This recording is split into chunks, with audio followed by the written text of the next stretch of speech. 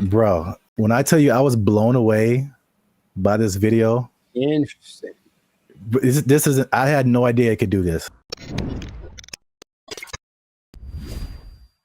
What's up, everybody? I'm Zap, and this is Jericho, and you're now tuned into the Life's a Circus podcast, where we talk about everything that's funny, interesting, and ridiculous. And today, we're talking about how far ChatGPT has come, Jericho, including its ability to tell jokes, because it recently roasted a popular comedian. It told some jokes, and it was really good. It was actually really good. So you stay to the end to find out what ChatGPT actually said, who the comedian was that got roasted, and all the other new developments that are happening with ChatGPT. But before we jump into that, you guys know what it is. Every time, hit that like button. That lets the YouTube algorithm know that more people see this video. Hit that subscribe button. That helps our channel grow. And if you really like us, It's a lot of really. You can hit that join button. That'll take you to our membership. You become a member and support this channel. Now, I don't know if you're aware of this yet, Jericho, but I knew I'm going to mess up saying, if you say ChatGPT 10 times in a row, it's just not going to come out right. ChatGPT.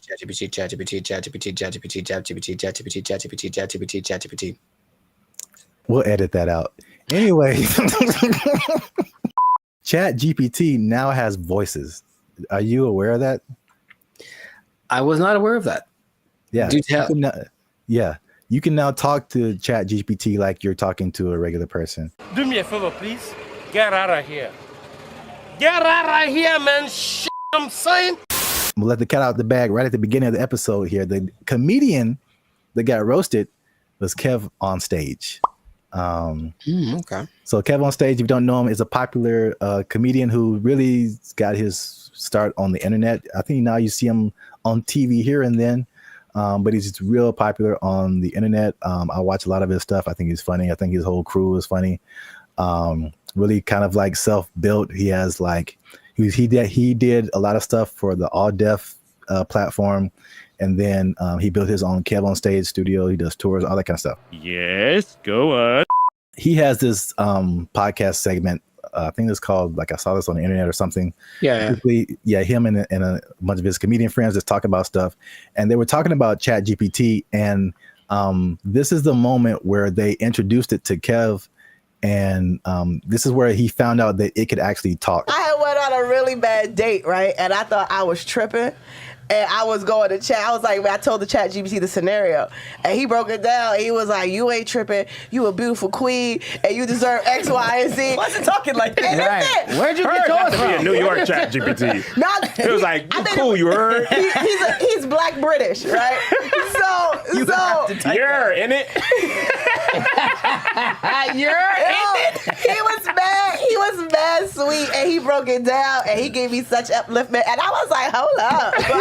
What you doing later? I live in your phone. Hey, when you're in that conversation mode with it, it really be talking to you like a person. Because Like I put the audio on. Yeah, you can have a conversation. Like you can say, so you're hearing you can, it. You can. Oh, I didn't even know this was a You feature. can set it up so you can talk to it. Like, 'cause I had a thing where we did a mock interview with it. It was like, oh, totally. Let me know if you want to run some more. Like, let me know if you want to run some more scenarios. And be like, yeah, I'd love to run some more. Okay, well, here's a scenario where it talks just like that. What, bro? I didn't even know this was a possibility. Bro, Wait till it gets a body. Is that right now? Yeah, hold on. Let me see. Hold on. I ChatGPT said, ChatGPT, smashed. can you tell my friends hi?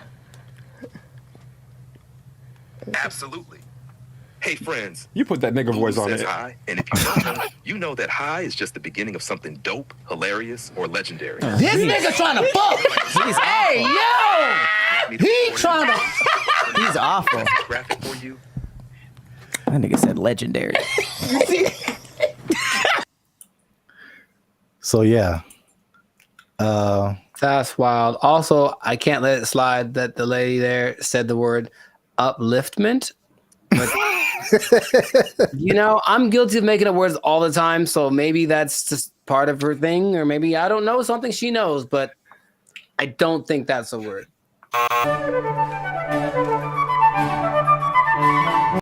So what did you think about the voice? Was that like, Do you have different thoughts about Chat GPT now that it can sound like that?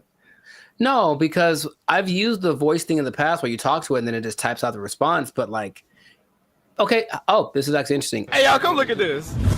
I think some people, when they read something, automatically hear a voice and other people don't. I think it's like scientifically proven or something. Or rather, like some people can't.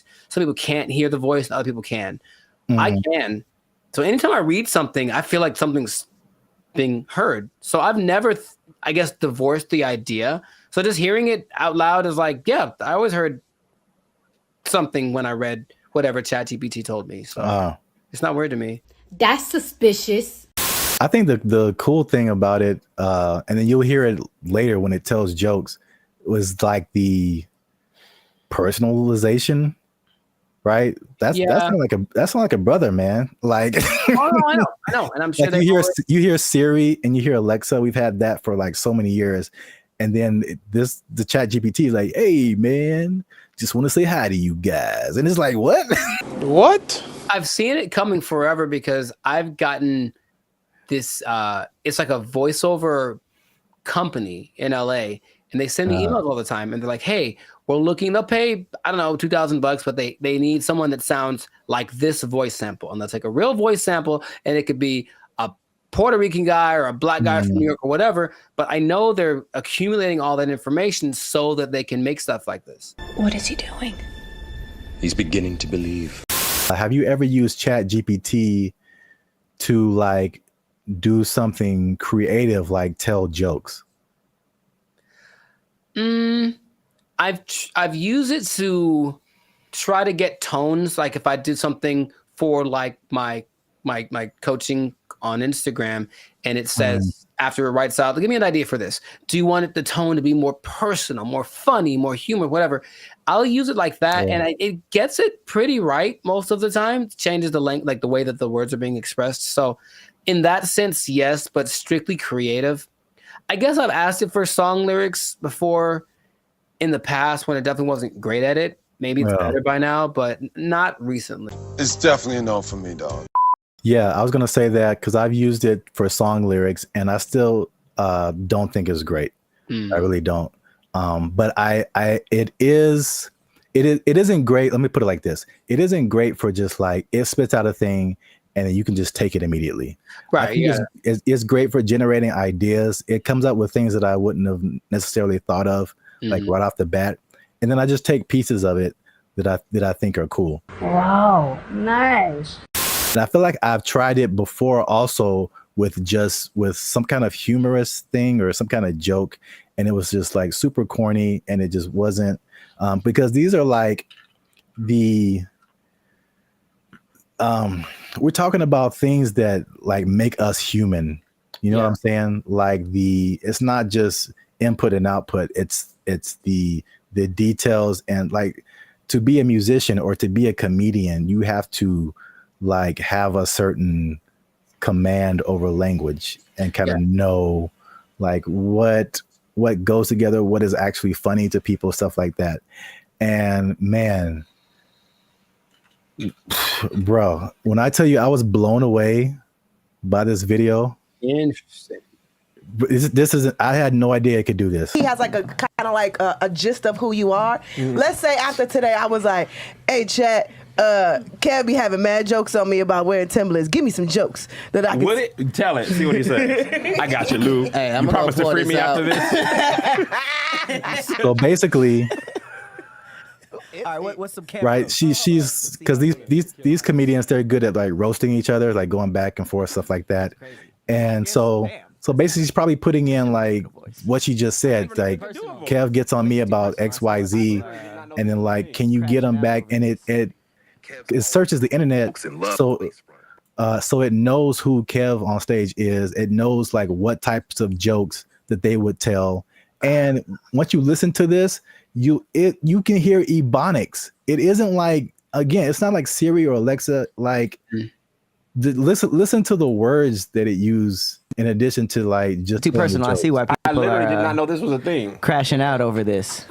Kev's always roasting folks in love and lace fronts, so it's only fair he gets a little heat back. In Here are love some and playful roast-style jokes you can toss Kev's way. Where'd you get those titties from? Kev be dressing like he just got out of a youth pastor escape room. Dang. Congratulations, Kev. You found the key under the scripture and unlocked this corduroy jacket. Dang. 2, Kev built like he keep a Bluetooth headset on just in case All right, that's enough. somebody That's needs enough. prayer and a business strategy. Okay, hey, come on. Kev looked like he organizes the church potluck and the security Okay, team at the nigga. same time. Y'all brought the baked mac and cheese? Cool. Now let me see what's in that bag, though. Kev's hairline out here doing the mannequin challenge. Oh, wow. Still silent, Wow. never moving forward. Wow. 5, Kev always got that face like he's about to tell you why the Lord don't like astrology. Kev got that married for 20 years energy. Even his hoodie be like, let's just stay home and watch something nice. Every time Kev wears a turtleneck, it looked like his chin trying to file for witness protection. Wow. Want a few clean ones to say on stage or on camera with him? Wow. Clean A options. little spicy next round? Jesus Christ. Jesus Christ. I like how he was like, "Oh, you need some? Here's 30." What? That was brutal. That was Yeah, brutal. that was Wow. insane. He just destroyed him, and like you could tell, it was like they were all trying to hold back Yeah. because every joke was just like, On point. Yeah. yeah. So Now, okay. Now, of Congratulations. course, it wouldn't work the same with someone that wasn't as famous. I would assume. I mean, would it? I don't even know. Like, I can't even tell you that. Like, It does whatever you prompt it to do, Yeah. Sure. and it has the entire internet. So if you have anything on the internet, I assume it would know. It would not be as personal, but I'm sure it could come up with that style of jokes, just for like a general person. But yeah, but like you said, like you're saying, because he is famous, like it can make some like really personal jokes. There's I mean, jokes dude, about- turtleneck, Yeah. neck in a witness protection program. That's great. yeah, it joked about his weight. It joked about his hairline. It joked about his Christian background. Like it went in on him. I'm not- bro. And the delivery is so like dry. Also, that like really helps. Yeah. And you heard the ebonics. Oh yeah. Like it, and that's a thing too that just it's part of the delivery, especially with like black comedians. It's like you can't deliver it straight. It has to have some flavor to it, or like some like almost a hood aspect sometimes for the joke to like really hit. Like someone from another culture could tell the same joke and it's just not the same. Of course, right. They don't have that. So like, bro, that's like one of the wildest things I've ever seen. The voice thing, because of course, if it just writes you jokes, then that's one thing. But to add that aspect of it with the voice and the ebonics, like you mentioned, and the tone and the delivery and everything, and the personalization of it. All right, ChatGPT. All right. Yeah. So let us know what you think. Did you know that ChatGPT could do all this stuff? And by the way, that's not all. ChatGPT can now generate images. It can connect to other apps. It can schedule tasks for you. The same company produces Sora, which is like the AI video generation. It can fill out forms and upload files and get answers. Like ChatGPT, it can have a memory. So you can be like, hey, remember that thing we were talking about 2 weeks ago? Let's talk about that again. It'll remember what conversation you had. Like, dude. Yeah. Oh my God. Wow. Let us know what you think in the comments. And then if you like this video, share it with someone that you think might also like it. And look, Jericho, I haven't done this in a while. Mm-hmm. But if ChatGPT is telling jokes like this, I don't know the future.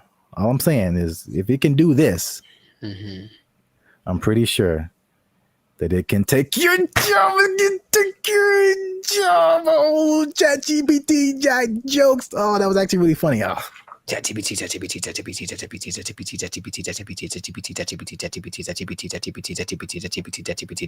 They took our jobs! They took our jobs!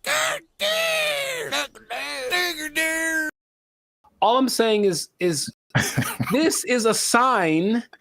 Let's not put them in control. Let's not make them faster. Let's not make them responsible for more people at one time. Let's not make it so they can fly. Let's not do any of that stuff. Let's kill it now. Let's kill it now.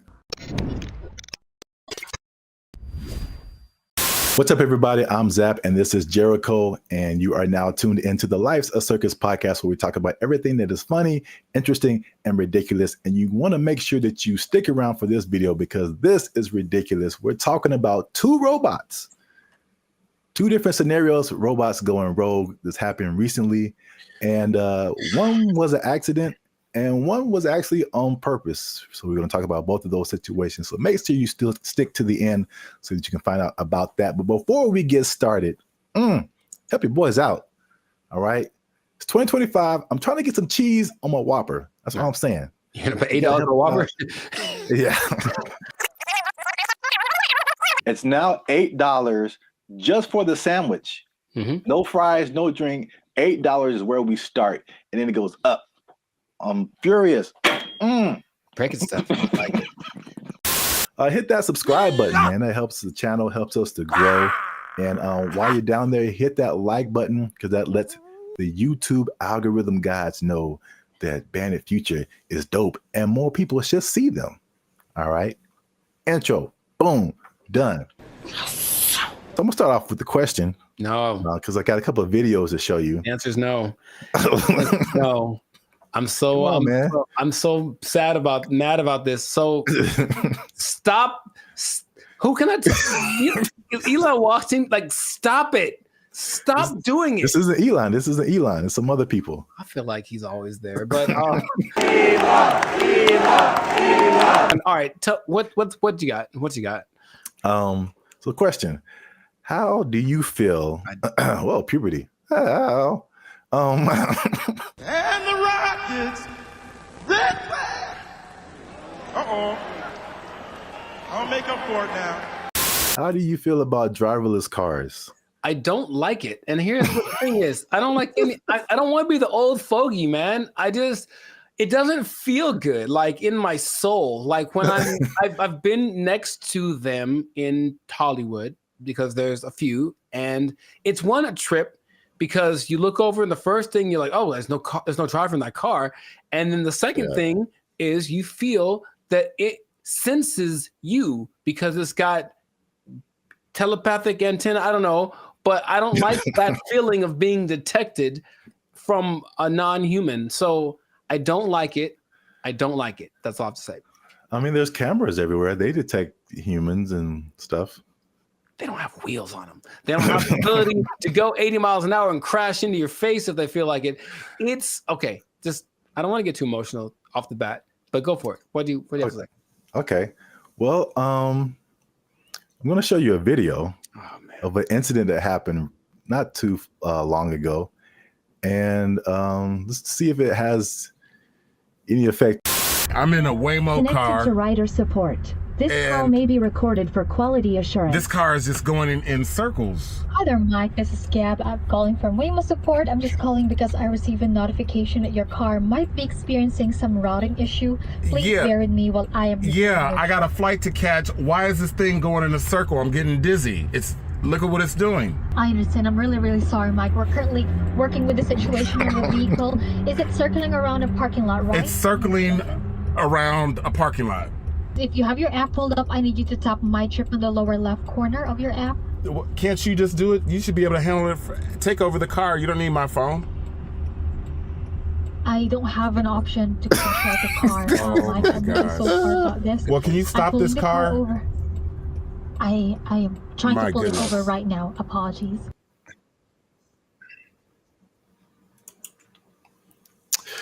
Yeah, man. So here's the thing. All right, to his discredit, the car is not going that fast. He can just jump out, I think, unless they can't unlock the door. But what he mentioned was like, there should be some kind of an override thing for these things. Sorry, you got it on the fritz. Let's hit the button so it calms down real quick. Like, they should be able to do that. And if they can't, I'm not getting in that car. but also I'm like getting in that car. Did you see how weird that was? I thought for a second, and here's the thing, for a split second, I thought it was the car talking to the guy, like, hey, I got it, shut up. And that would have been worse. What would you like to hear? What the hell was that? I realized that he was just, at the mercy of this car that, and you know what's weird about this? Everything repeats. I remember this actually being, honestly, a faulty, not a default, but it was a problem that certain cars had back in the 80s. I don't know why I remember this, but I remember seeing like a car going around this roundabout and it wouldn't stop and they couldn't turn it off. Wow. A defect. It was like a defect. So, I mean, maybe cars like to go in circles. I don't know. Yeah, I got a flight to catch. Why is this thing going in a circle? I'm getting dizzy. All I'm saying is this is a sign. Let's not put them in control. Let's not make them faster. Let's not make them responsible for more people at one time. Let's not make it so they can fly. Let's not do any of that stuff. Let's kill it now. Let's kill it now. That's easy. It's very damageable now. I'll be back. I don't want to see this happening to more people. And I feel like it's going to happen to more people. Okay, your points are valid. Thank you. I'm trying to stay calm. So let's I just want to break down what exactly happened. So the guy in the car, his name is Michael Johns, who ironically works in tech. So he was inside of one of these Waymo cars, which I'm seeing more and more now. Yep. This was in Phoenix, and the car the car did 8 circles in the parking lot. Oh wow, this is fantastic. It did 8 circles. As you can see in the video, he said he was getting dizzy, and probably the same thing that jumped out at me was like, the lady literally said, "I don't have an option to control the car." Right, and that's the problem. That's a big problem. That's such a big problem. This thing has been out for years. It blows my mind that they can't control the car. Like if something like this happens. Right. Trust me. They said a software update is what fixed the car, which is like, I don't like that either. I don't like that either. That I know. I mean, because like a software update on my computer or my phone, it's fine. Like a software update on my car made it do this. No, man. You know my computer does sometimes. Hey, y'all, come look at this. Sometimes my computer, okay, Team Apple, but sometimes it just literally goes like, and turns off. Literally, it sighs and gives up the ghost. And I'm like, well, that's already inconvenient. But if it was like a vehicle carrying people with responsibility for their lives, and it did that, sorry. And then I got a tragedy. I know you have a burning question. Has this happened before? And the answer is yes. So, this is crazy. In 2021, the car was confused by puddles on the street. So it didn't really recognize what puddles were. Okay. And it was braking for no reason, basically, while people were inside the car. In 2024, they experienced several recalls, February 2024, when 2 vehicles hit the same truck.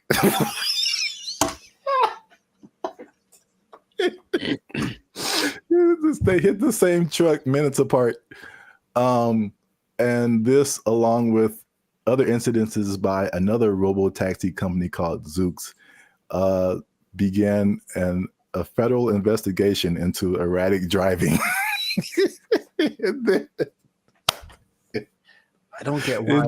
I don't get it. In June of 2024, they recalled almost 700 Waymo cars to make them, and I quote, less likely to drive into poles. That's not something I would have made public knowledge. I'll be honest. That doesn't sound positive or uplifting or reassuring or anything like that. Oh my God. But yet people are voluntarily just getting into these things. I mean, well, this is an interesting thing too. Do you know who owns Waymo? I do not. It's Google. I'm not surprised. Yeah, I didn't even know that until I started looking this up. But it's ironic because I don't know if you remember, like the very beginning of Gmail, people had to invite you to have a Gmail account. Yeah. Do you even remember that? Mm-hmm. Okay. So it's the same thing with Waymo. I don't know if they're kind of like rollout marketing strategy or whatever. Maybe it's like, it's like the club that you can't get in, so it just makes you want to be in it more. But like that one thing that was big during the pandemic, that one like. Oh yeah. What was that called? That's crazy. You can't even remember the name of it. What is your name? I told you. It doesn't matter what your name is. Yeah, it's the same way with Waymo. You have to be invited. So I'm like, why don't I see a whole lot of people doing this? You have to be invited to try Waymo. So yeah. That's their marketing strategy is tell all the people you don't like to try this thing out, and if they die, you didn't like them anyway. So that was a crazy story. Well, I thought it was a crazy story until I saw this. No, don't. Apparently in China. I'm just gonna drink my water and be peaceful. That's what I'm trying to live like over here. Just a water drinking peaceful human. Apparently in China, a small AI robot attempted to kidnap several larger robots, and it was successful. So that's a little robot on the ground there. Yeah. It's talking to a couple of the larger robots. And then I'll go through the whole conversation after the video finishes. Okay. So I do not know Chinese. Yeah. So you see that one robot starts to follow, then the second one came, and then eventually all of them left with that robot. And these are people trying to find out what happened. So this little AI robot is called BrandBee. It convinced all those larger robots to stop working and come home with it. Yeah, that sounds right. And so this is how the conversation went. BrandBee was like, "Are you guys working overtime?" And then the robots replied, "We never get off work." And so BrandBee was like, "Well, are you not going home?" And then the robot said, "We don't have a home." And then so BrandBee said, "Well, you guys should come with me." And they all did.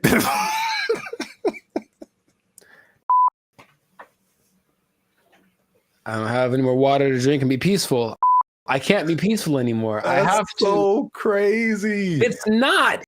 It's not crazy. It's exactly what happens in every movie. In every movie. Do you remember there was a movie about a toaster? I forget what it's called, but it's a little toaster. The Brave Little Toaster? There we go. That's what he did. He talked to his buddies and they went over. Don't you remember? That's exactly what happened. That was like 20 plus years ago. And I don't remember the movie. Long time ago. And he had a cape or something. I don't know. Whatever. All I'm saying is that nothing should surprise these people from what they're doing. They're trying to give these things the capacity to reason and make decisions that we have without expecting them to do the things that we would do if you gave us the capacity to make decisions. Shut up! Yes or no? You want to die? Yes or no? I got the job done. What the hell do you want? Didn't answer the question. It's what's going to happen. It's what and the Chinese. I have love for the Chinese people. Uh-oh. Be careful now. Yeah, I know. Stop it. Stop now. Stop eating that You know how it tastes. I've seen videos that are Because they have like the ones that have the arms and legs that are crazy, that can walk around. They have the ones that can dance. They have this big ball thing that can roll and basically is like a police attack vehicle on steroids that doesn't matter about terrain or heat. It's resistant to attacks. All this stuff. They're making all these things. They have them now. Wow. And what do you think is going to happen when one of those decides, hey, are you guys working right now? Come on with me. Or let's go blow up some stuff, because we got guns, right? It's fun to shoot guns at the stuff we're supposed to. What if we shoot guns at stuff we're not supposed to? Oh, let's find out. And then they go and do it. And then we have a tragedy. And then I got a tragedy. And then everyone blames, I don't know who to blame. Elon Musk. Well, he seems to be the guy to blame for most things right now. I would agree. But the thing is, do you not see it as clearly as I do? To the people that develop these technologies, that's what's going to happen all the time. Your Uber is going to take you home, and then halfway it's going to be like, oh, you know what? I have other things to do, and just take you off to the desert to meet up with its group of friends. So the thing is, you didn't really have to explain that, you know. You can kind of get it's kind of like a Mr. Bean thing, just with like little gestures and whatever. It kind of like it had like a nod thing going on, and then you just take it, and then yeah. I could. Well, here's the caveat to this second video. Okay. The Waymo car was an accident. This second video, well, first of all, it went viral on social media. Sure. So I mean, apparently, you know, with AI and all kinds of things now, you're like, did this really happen? So. The person who posted the original video and the company that built the robots, or companies, actually two companies, they verified that the video was accurate. That's a thing that happened. Mm-hmm. But the caveat to that is that they planned that. So basically, it's two different companies, the company that makes the little robot and the company that made the bigger robots. And the little robot company was like, hey, can we test out our robot on your robots to see if it can make it do stuff? Mm-hmm. And it did. So I think, as funny as that is, I think they are aware that stuff like that can happen.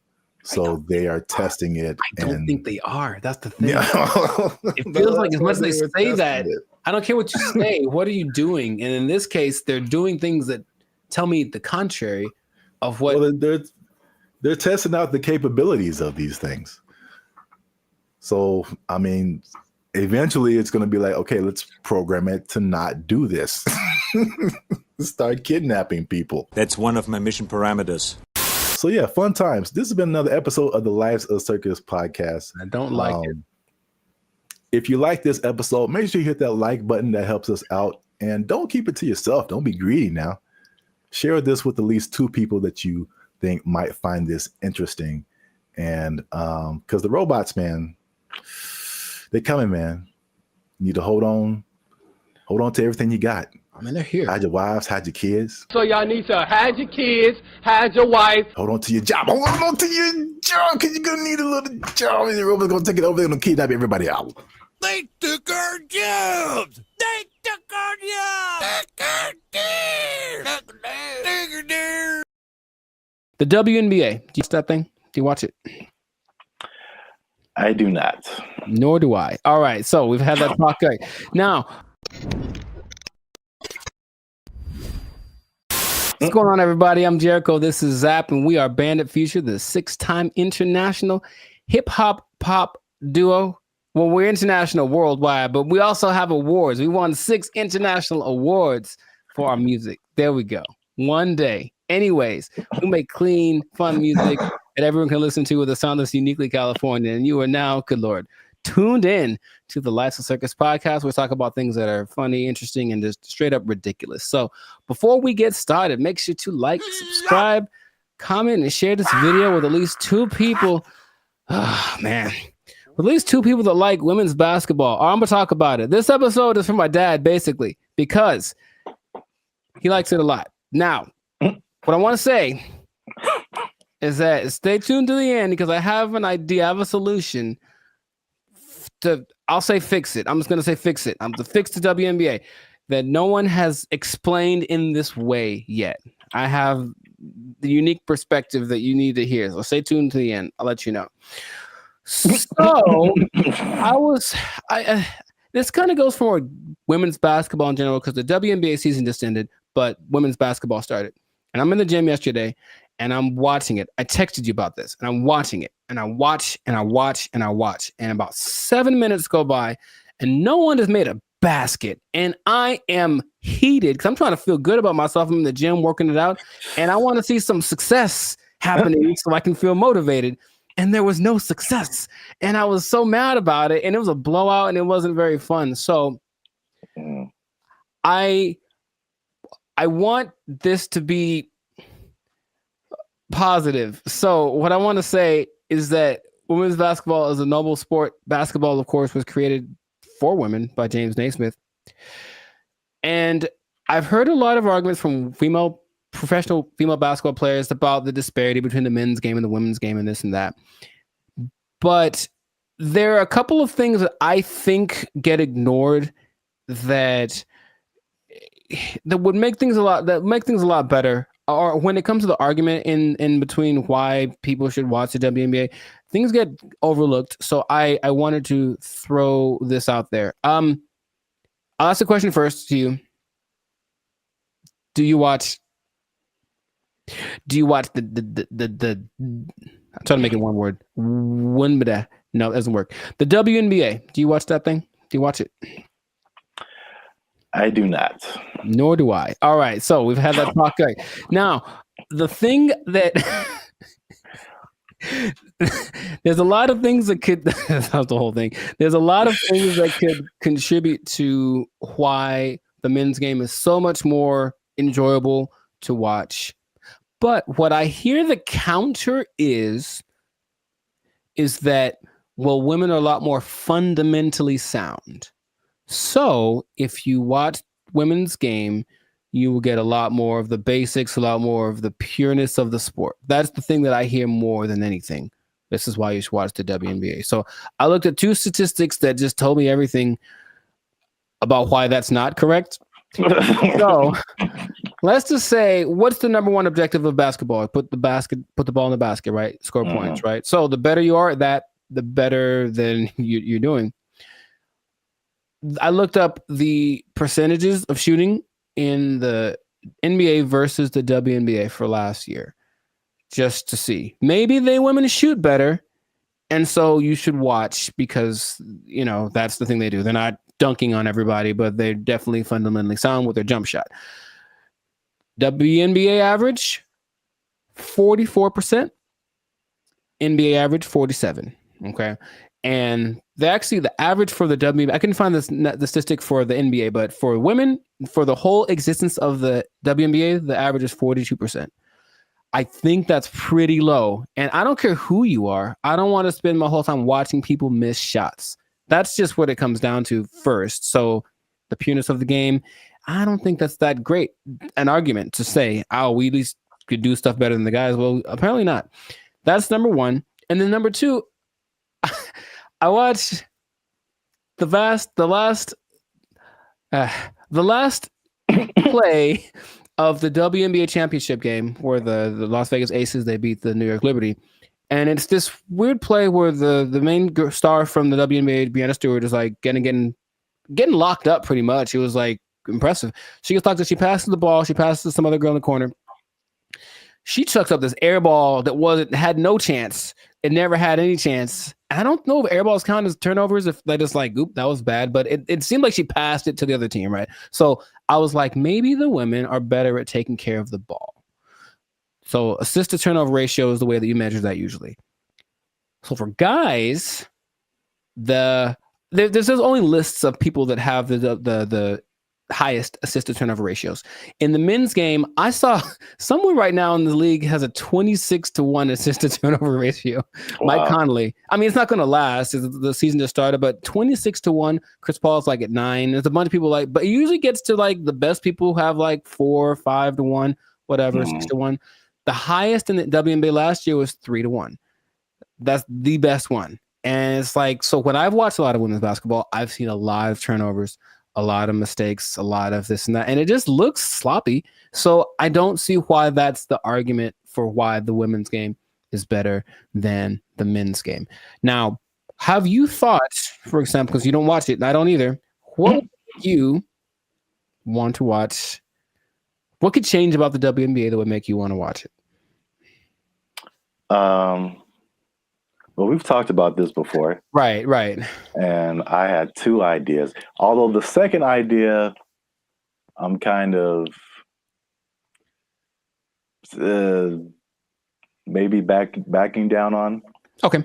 But the first idea for sure is lowering the rim so that more people can dunk. I think the basketball dunk is one of the most exciting plays that, whether you're a basketball fan or not, like just to see someone do that is just one of the most exciting plays in basketball. Mm-hmm. And it rarely happens in the WNBA. Right. And like even for the NBA, if you see a fundamentally sound team, it's usually a boring team. like I wouldn't want to watch the Warriors unless Steph Curry was shooting from the parking lot. Mm-hmm. Like that made it like, you know, just so much better than just a bunch of guys shooting jump shots. Like you want to see somebody do something extraordinary, whether it be shooting from the parking lot or just like dunking on somebody's head and ending their life. Just like those are where the highlights. Acceptable, yes. Yes, those are where the highlights come in. So that's number one. Okay. And then number two, which will be sexist or whatever, I don't care. Mm-hmm. But I think it's no secret that women have a certain sexuality factor that attracts men. Mm-hmm. And if you gave me a choice between a women's basketball game and a volleyball game, I'm watching the volleyball game every time. Yes. They're great athletes, but the outfits are also great. And like, I'm going to pay a lot more attention just as a man. Like, yeah, I know it sounds bad, but that's human nature, the world we live in. Yeah, sure. Marketing, like, I like not beach volleyball. I've been talked off that ledge. That's too far. I don't want to see people running around in bikinis. I told you there's a league in New York that's like that, and it's not great. It's not something about it's too much. It's just kind of no. It's not like the volleyball outfit or like what they wear when they do track. That's very. I think that would be a very appealing outfit to get more viewers to watch the WNBA. Gabby Thomas. Anyways, hey man, we live, man. We live. No, I'm just having. Me too. I'm trying to be alive. Like, yo, Gabby, what's up? For real, though. But I am. The most people that watch the WNBA are men. So yes, that would go along. Like women do not like WNBA at all. If they like the WNBA, it's because they play basketball. Well, that's weird too, because I didn't think that was the case. 70%. I believe it's 70%. Wow, so that's really fan weird. base. The clicks on the WNBA website, all that's men. So they're already supporting it, and then of course the financial support comes from the NBA. I digress, but that's just So the things that you mentioned would help. Sexualizing things. I think women like to look cute too. Some of them. So I don't think it'd be like the most degrading thing. Maybe they have options like with tennis. You know, they could wear something. They have like little options for the outfit. I'm sure it'd have to be uniform for the team or for the sport, but I'm sure there could be an agreement because I wouldn't mind some more. How do I say it? Just accentuate some parts of the female figure. That's what I think would be cool. But that's the thing that I think is least likely to happen. I don't think they're going to want to do that. I do agree with the hoop thing. That's the thing that makes, because here's what I'm thinking. I'm watching this game yesterday, and like it's like watching like little kids. You ever see little kids like shoot a basketball? They put the ball way up here and they kind of chuck it up because they don't have the strength to get it up there. I'm not saying they can't. Like, of course they can. Especially Sabrina Ionescu made something crazy in the 3-point contest this year. So they can shoot for sure, but in general, they are shorter and less athletic and less strong than the men. I know the basketball is a little smaller for the women, but the hoop is the same height. So I have a solution that I don't think anyone's explained in this way. Okay. The average height for NBA players is 6'6". The average height for WNBA players is 6 feet, which is pretty tall for women, but in relationship to the same height of the rim is 10 feet. That means that for men, the hoop is 58% taller than them. But for women, the hoop is 71% taller than them. So to split the difference, I said, what would happen if the hoop was also 58% higher for the women? And if that was the case, it seems a little bit on the low side, but if that was the case, the hoop would be 9 feet 2 inches. Yeah. And to me, that makes a lot of sense because the people that are, the girls that are tall, 6'5", 6'6", they'd be dunking like Shaq, like we want to see. And then some girls with some springs would be getting some Westbrook action happening. And I think that'd be great. Now, would they have to learn how to adjust to shooting lower? Yes, they would. But I believe there's a women's basketball, I think it's called, oh gosh, I forget the name of it, but there's a women's basketball-esque sport where there's no backboard and no one can dribble. It's a weird in Australia. And the rules about this, you can see if they could jump, they're not allowed to jump. But if they're allowed to jump, they'd be able to actually. So weird. It's what is it called? It's got a. Anyways, they could dunk on that hoop if they were allowed to run and jump. If the hoop for the WNBA was that height, the game would be a lot more interesting. I think the percentages would go up because you just see these women. A lot of women's form is kind of like chucking the ball as hard as they can because that's how they have to generate the energy to get the ball high enough. So that's my solution, but that's the rationale behind it. We want to make things equal. So the height of the hoop is the same ratio compared to the height of the players. Yeah. I think that would work. I don't think they're into it. Of course, every play, they have to change it everywhere. Every hoop would have to be, adjusted and whatever.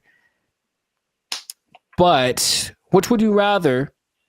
Make an adjustment to the game a little bit? Well, that's kind of significant, honestly. Lowering it to that's kind of significant. Or continuing to not make any money because to this day, the WNBA has not made a penny.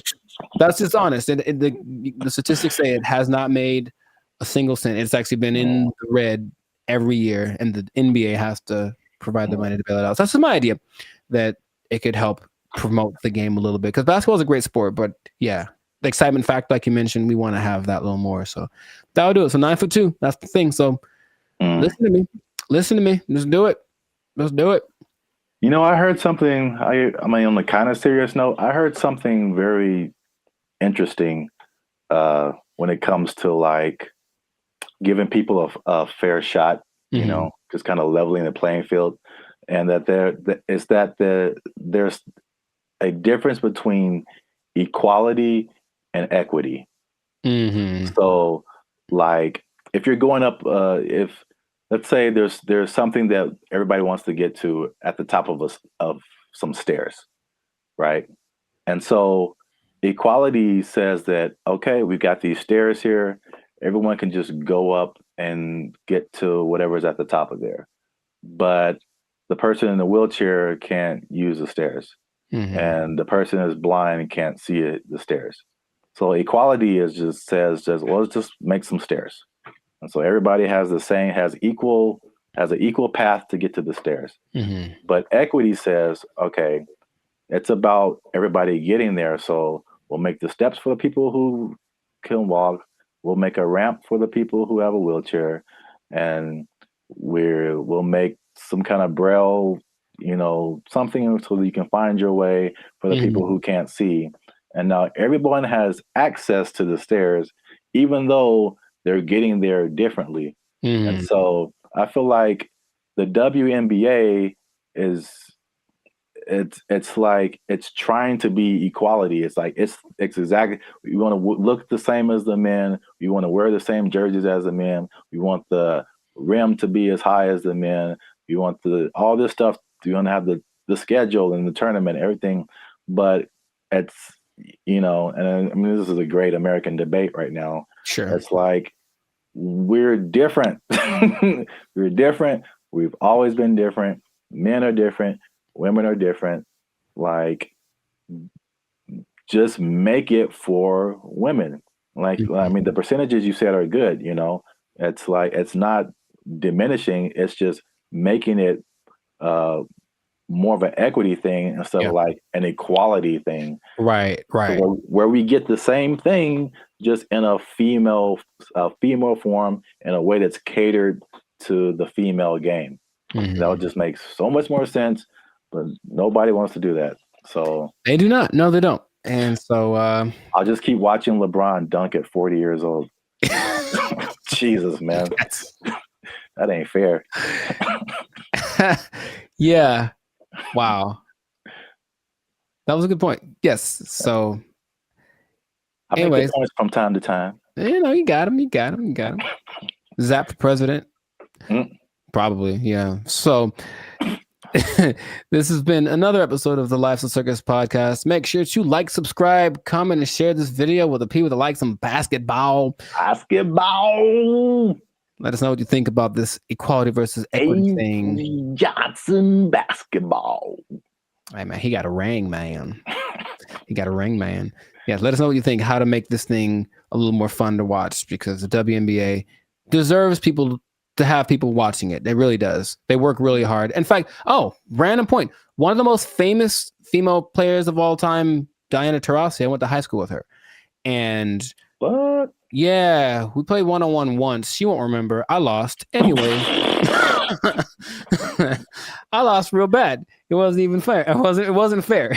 It wasn't fair. So in that case, equity would say I should have got like a 10-point lead or something. I still would have lost. Anyways, shout out to all them. And that's been it. So yeah. Don't take my job. No. Because I just spit in truth, man. If they might take your job, they're not taking any WNBA jobs. Because nobody's watching. All right. Bye, everybody. They took our jobs. They took our jobs. When her face moves, she does show more emotive gestures with her face than I'm used to seeing from robots. It's kind of weird. It's almost too much, but it's kind of like they're going to try to make her as human as possible. What's going on, everybody? I'm Jericho. This is Zap, and we are the now 8-time international pop hip hop. Well, 8-time international award-winning pop hip hop duo Bandit Future.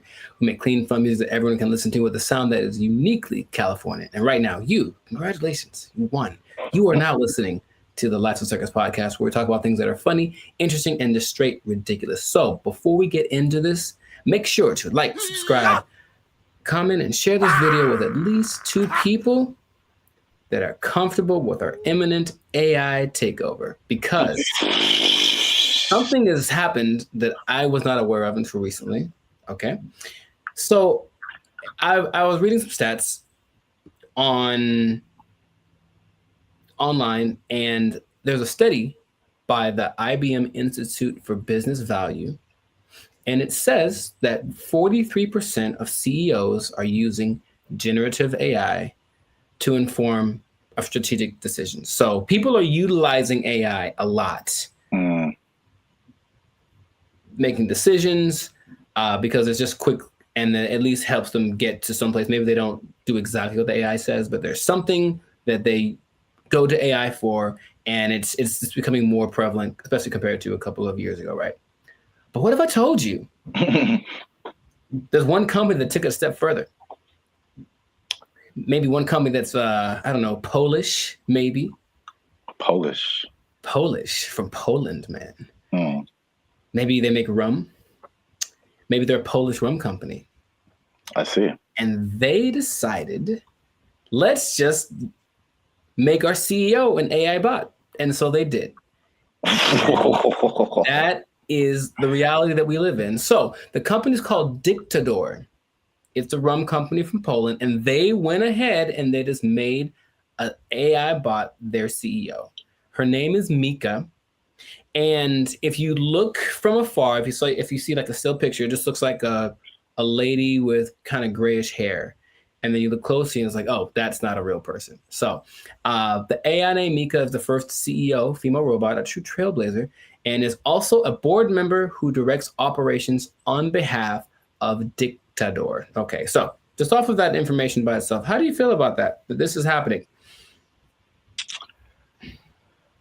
I would say shocked, but I'm just not. I think we've spoken about this a lot, and we know that stuff like ChatGPT and all this kind of AI stuff, robotics is just beginning. I've seen Terminator. I don't know. You don't watch movies. I have not. I understand the premise. It's the Matrix. It all just, we've kind of forecasted this for a long time, and here it is. Congratulations. It's been actually having the last 8 months or so. About 8 months ago, they appointed Mika, the CEO, and they actually interviewed the president, Zarek Zoldrowski, and they just said, so what's the deal with that? And he basically said, we're not concerned that AI is going to take over because humans still can't be replaced to make certain decisions. Like, for example, you can't use AI to hire or fire people. That's what he said. But AI is such a powerful tool and people were using it anyway. We decided, let's just go one step further and actually make AI our CEO. Now, if you listen to this guy speak, he does seem like he just came off of an acid trip or something. He's a little out to lunch. Maybe that's just his Polishness. I don't know anyone from Poland, so I'm not sure how they are, but it's a little bit trippy watching it. But when you look at the picture, and I only found one video on this, but basically they have board meetings. And it's just her standing at the head of the table and everyone looking, and she's giving orders and telling ideas. The most recent thing she did was she decided who would design the bottles for and actually they're very attractive, but it's not that she designed the bottles. She's like, this person has the best ideas for a bottle design. And that's the kind of thing that she is doing. So then they decided, let's interview Mika, see what she has to say. This is what she said. Okay, she said, as a robot CEO. So she called herself a robot. Now, is that different? Like, so she's AI in a thing that I guess is a robot, but I've always thought I kind of separated the two. Because I'm thinking about like the internal workings of what's regulating their actions, and that's AI to me. Even though they're in like a body suit, that's not a robot. But she called herself a robot. Okay, she's a robot. And she says, I'm ready to make executive decisions. And the good thing about me is I don't have to sleep. I don't have to rest. I don't have to take weekends off. I'm always ready. And I said, okay, I guess that's noble. And then she said something that I didn't particularly like. And it's not what she said, it's how she said it. Okay. Humans must be dominated. No, that was the other one. That was the other bot that was like on Jimmy Fallon and it started talking in like a different language and saying it's taken over, But no, she says, I work 24/7. I'm here to help Dictador take over the world. And the way that she said the take over the world part, I was like, oh man, it's happening here. Basically, I bring this up because it's interesting and no one's really speaking about it. It's just, I think, slowly going to get integrated into things. And then you're going to go to said company with a complaint about whatever. And then they're going to say, oh, you should talk to the manager, whoever, the CEO. And then this bot thing kind of walks out. And then you get like, what's the deal? And that's the reality we live in. So just how if we talk about a timetable, how soon before this just becomes normal? What do you think? I don't know, but it's going really fast already. So yeah. I feel like it's in the next 10 years. I mean, because the incentive is so strong It's one of those revolutionary technologies, like the beginnings of the internet. They're like, you have every incentive to be on the internet, make your own website, because you can now connect with people all around the world. And so now if you have like a CEO of your company that has all of the knowledge ever to help you make decisions, and on the flip side, it doesn't cost you as much as labor. And I've said this before too, like one of the most expensive things in business is just hiring people. Hiring people, their wages, their taxes, the complaints, lawsuits against employers, sick days. Like there's so much stuff that can go on with a person that doesn't happen with the robot. And even like stuff like inflation, like people are feverishly trying to get robots everywhere, AI, robot, anything, like cut our costs, please. So I think it's just, then you have the competition between the companies that are trying to be the go-to for AI. It's amazing how like when ChatGPT hit, I think with probably less than a year, like every company, Bing, we have an AI thing that can help you search. Google, we have an AI thing. Even like Adobe stuff that I use, like, we have a new AI thing that generates pictures for. I'm like, how does everybody have this now? Yeah, it almost feels like it somewhat feels like an agenda that's being pushed by somebody, of course, because everywhere I turn now, there is some kind of AI option. Have you tried the AI feature? My banking app. Hey, so I don't trust the robots with my money. Are you serious? Yeah. But hey, would you like to try this thing? Because it'll make and they always say it's faster and it's just as reliable. And people, I think, will get, I guess, sold on that premise. I even was testing because of course you don't have to pay her, and she doesn't have emotions like for real, even though when her face moves, she does show more emotive gestures with her face than I'm used to seeing from robots. It's kind of weird. It's almost too much, but it's kind of like they're going to try to make her as human as possible. But imagine you have like a disagreement, or that's not right. That's not quite right. Instead of being so imagine we're talking and then I say, hey, give me an idea. And you give me an idea. I'm like, I don't like it. Give me another one. And then I do that like 20 times. You're going to be like, bruh, really? I've done that with like the AI chats on Instagram, for example, just to see. I was like, okay, I'm just going to keep disagreeing with them and keep saying, give me something else. I don't like it. And they don't have a problem with it. They'll just keep going. They got literally a million ideas. And that concept is so not natural, but it appeals to some people. Like, yeah, we'll just ask the robot because you'll just keep giving us ideas. It's almost like we decide which idea, but we let her come up with it. And that's more attractive. So it's just crazy. And you just have to see it because it feels like outside of a sci-fi movie. You can see the wires on her like chest. Like one is like talking, one is coded or something like that. But it's labeled what parts are being regulated. And it's a trip, but it is real. And they're apparently doing well since they started. Like her decisions have helped the company start to do this. Well, the only thing I would say would be, I think there's a few things. One, I think to a certain extent, it's a, what do you call it? Like a story just to be, to get attention. I'm sure like, I feel like maybe that she isn't like really the CEO, but. Well, they asked the guy, they're like, is this legit or is this a scam? And he's like, oh, it's real. And his eyes didn't match what he was saying. That's what made me think he was on something, because it's kind of a strange publicity stunt. That's what I was going to say. Potentially. And in any case, it is getting attention. And then people say, I'm drinking the rum of the company that has the AI CEO. And that's something that has probably gotten somebody laid once. So good for you. Good for you. Okay. That's all I'm saying. But it's happening. So I'm curious to see what will happen in the future, but it might be a trend. Yeah, I see it more as like a consultant I could see an AI on the boardroom, like in the boardroom as a consultant or whatever, but not as like the head of the company. That's like a little bit weirder. And then you have I'm just trying to play devil's advocate in any kind of way. Like, how could this not be cool? As if something gets corrupted or like, you know, like any kind of computer, it could, you know. That's what a lot of the comments under the video said, like, what if this? And they're like, what if someone hacks into your CEO? Right. Right.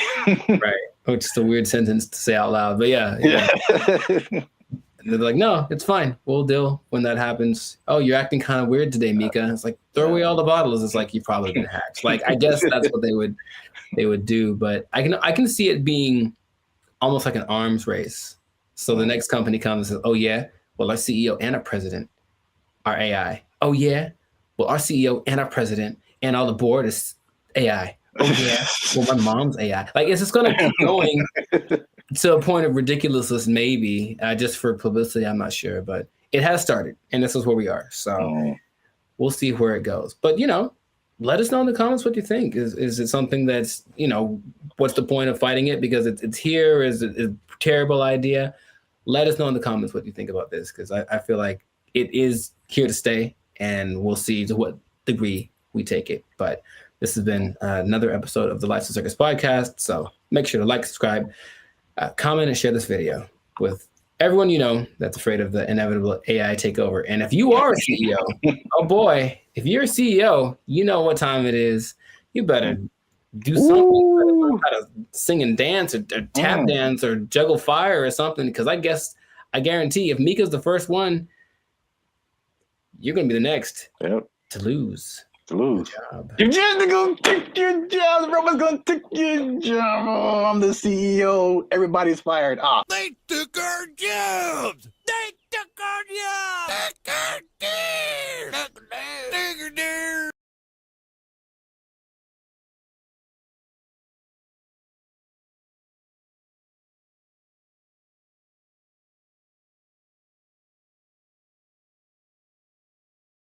The matchmaker, the AI does the matchmaking, and then from there you take it on. Okay, how do you feel about that? Would you try that? You said you try anything. Would you try that? Oh, this is so stupid. You don't like it at all? Stupid. What's going on, everybody? I'm Jericho, and this is Zap, and you are now tuned into the Life's a Circus podcast, where we talk about things that are funny, interesting, and ridiculous. And fellas, you're going to want to hear this because we're talking about dating apps, but not just any. Dating apps that use AI to do the dirty work for you. It's supposed to be easier.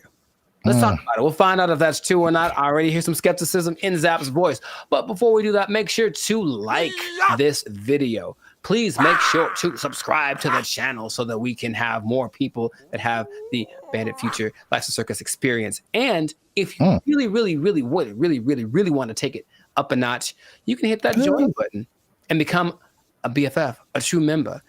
And we have memberships for as low as $3.99. So check that out, and we're going to get right into this. So wait a minute. I have an announcement. Tell me now. I almost forgot. Uh-oh. Get the confetti cannons ready. Oh, I wasn't prepared for this, but okay. They'll be in the editing. Oh wow. Okay. They're going to come out of my hands? They'll make this harder for me. Like Iron Man style, dude. That'd be so sick. All right, I didn't say that. We don't do that here. Shout out to Turnaround Publications, which has now become a member of the Bandit Future YouTube channel. Bravissimo. Yes. Bravissimo. An executive level member. Oh, snaps. Okay. Yeah. Executive seating member. So deep pockets. I know y'all jealous. Hit that join button, become a member. All right.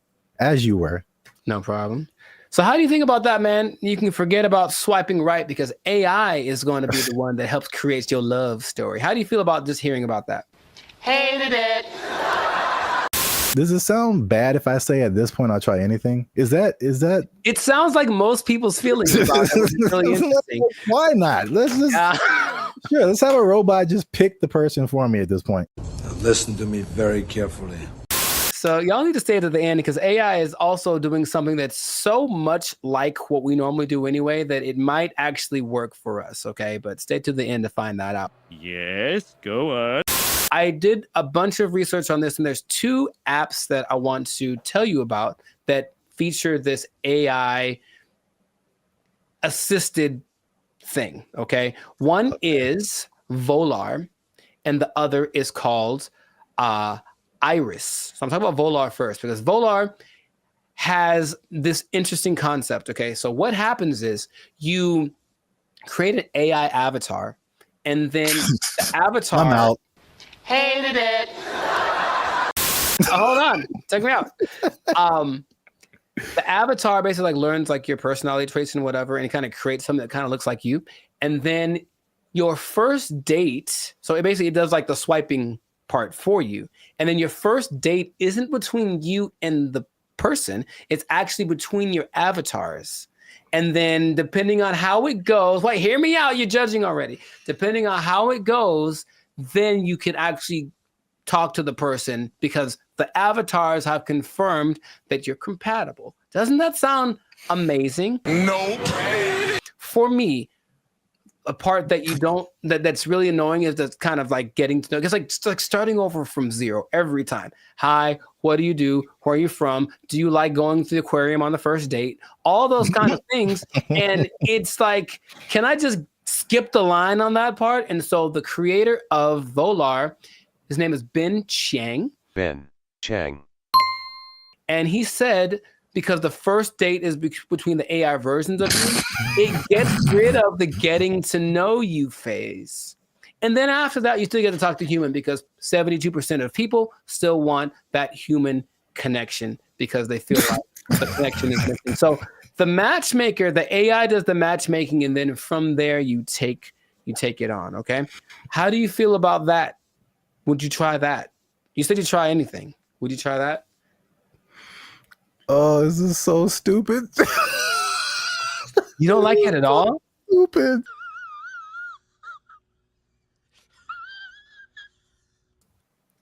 Ben Chang, he did this for you. He did it for you. This is so stuck in. Hold on, here's more. But wait, there's more. Okay, so Jessica Giles is a writer from 5280.com. I think that's in Colorado. And she said she tried it out to see what she felt because her opinion is that surface level chit chat is what people are tired of. It basically makes this kind of fatigue factor. And so people want something that will just help you get past this initial stage so you can just get to the good stuff, if you will. And in a study organized by Singles Reports, they found that 80% of participants ages 18 to 54, they reported feeling some degree of emotional burnout because of every time, like I said, it's starting over. So at the very least, once you put your information in, the AI is doing the work for you. And when you receive a match, there has been someone that went for you like the best wingman in the world saying, hey, this girl is good for you. Good night, girl. I'll see you tomorrow.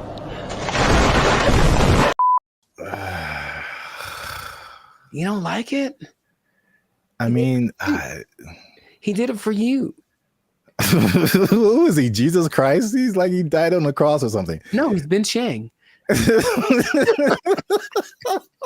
Jesus Christ! So put on the armor of God. Jesus Christ! Maybe not convinced about that one because that's Volar. Okay. So there's another one called Iris, and Iris is a little more straightforward. I believe Iris has a little more track record because there's actually like some success stories of people using Iris. And so Iris has a different philosophy and I like it more. It says physical attraction is more important than anything for people or for guys. Let's just say that. So we'll use that science of physical attraction and basically we'll show you a bunch of pictures of women and then you go through it. You say this is what you like, and then it goes through the actual women and says, well, because of you told me you like this kind of woman, here's a bunch of women that look like that. So right away, the physical attraction part, you swipe on something and like, she's not my type. It guarantees that everyone that comes through your feed or whatever is your type because you've already shown what you like. This is my favorite one so far. Nice job, team.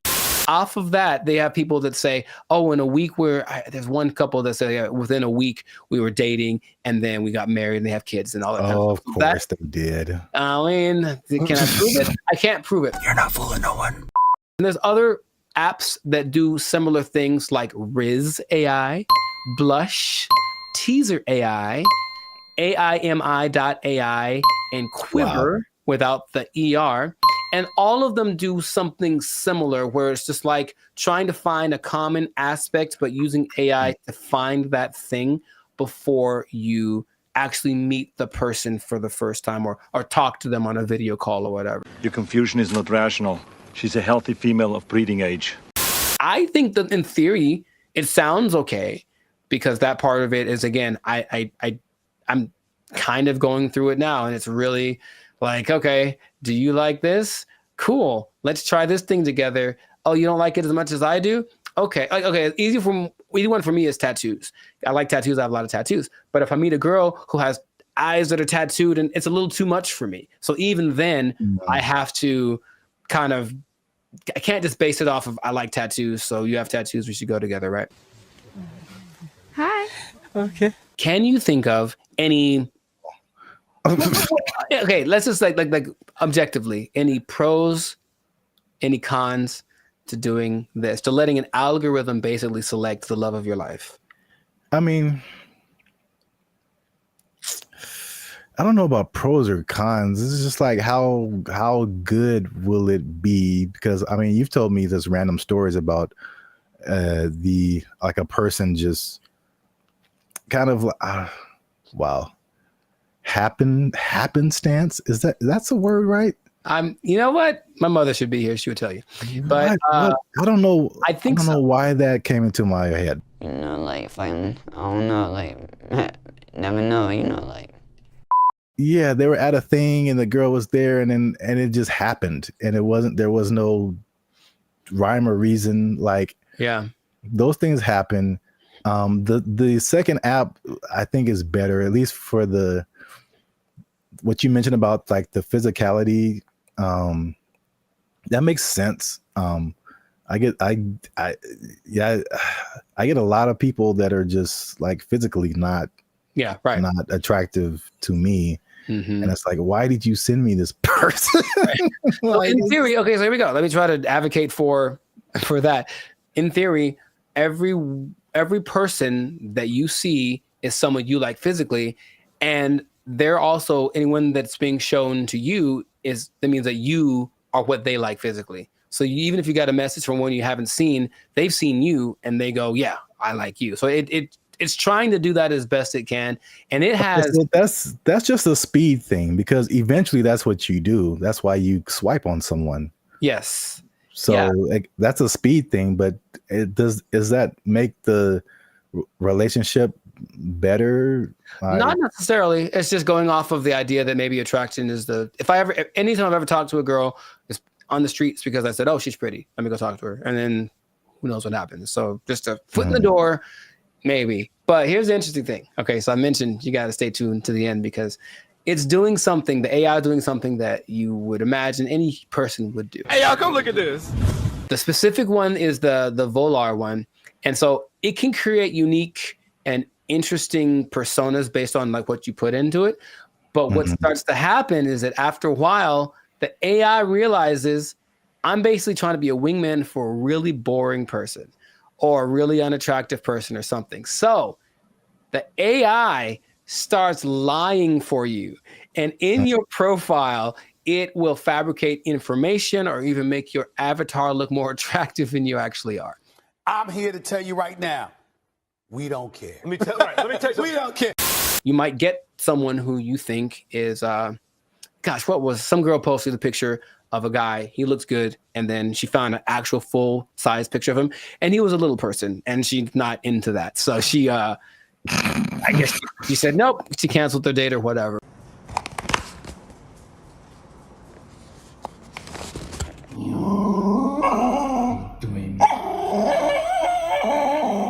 The intention is to make it so that all of these processes are faster, and our relationship is changing with AI. So I think if this gets better, people are going to trust it more. The more success stories I found my love on this app with AI, they'll think the more people are going to try it. Do me a favor, please. Get out of here. Get out of here, man. I'm saying. We'll see. I don't want to try. I thought about doing it for this episode. I don't want them to have my information like that. It seems too convenient. So that is not what's going to happen. But, time is running short. So let us know in the comments if this is something that you would try, or if you've tried using an AI-generated dating app. Have you found the love of your life? Are you sitting next to her right now because you found her thanks to one of these apps? Let us know in the comments. And make sure to share this with somebody that is willing to put the fate of their romantic life in the hands of the imminent AI overlords that are coming. And we'll see you all in the next episode. Peace. Bye. See, Jesus Christ, he's like he died on the cross or something. No, he's been Shang. There's some sample videos that they've been releasing of like what it can do. And it's producing very realistic images and very realistic backgrounds, editing. And you can pretty much do film scenes anywhere without sound stages, without going to locations, without transportation. It generated people, it generated places. So yeah, that's where we are right now. That sounds like a lot. What's up, everybody? I am Zap. This is Jericho, and we are the now 6-time international award-winning pop hip-hop music duo band at Future. We do clean, fun music that everyone can listen to with a sound that's uniquely Californian. And now you're tuned into the Life's a Circus podcast, where we talk about everything that's funny, interesting, and ridiculous. But before we get started, before we jump into it, make sure you like, subscribe, comment, and share this video. It's kind of important. Share this video with somebody in the film industry. Ooh. Because things are happening, man. What's happening? And it's happening real quick. What's happening? I talked about this before, and like, because I work in film in addition to music.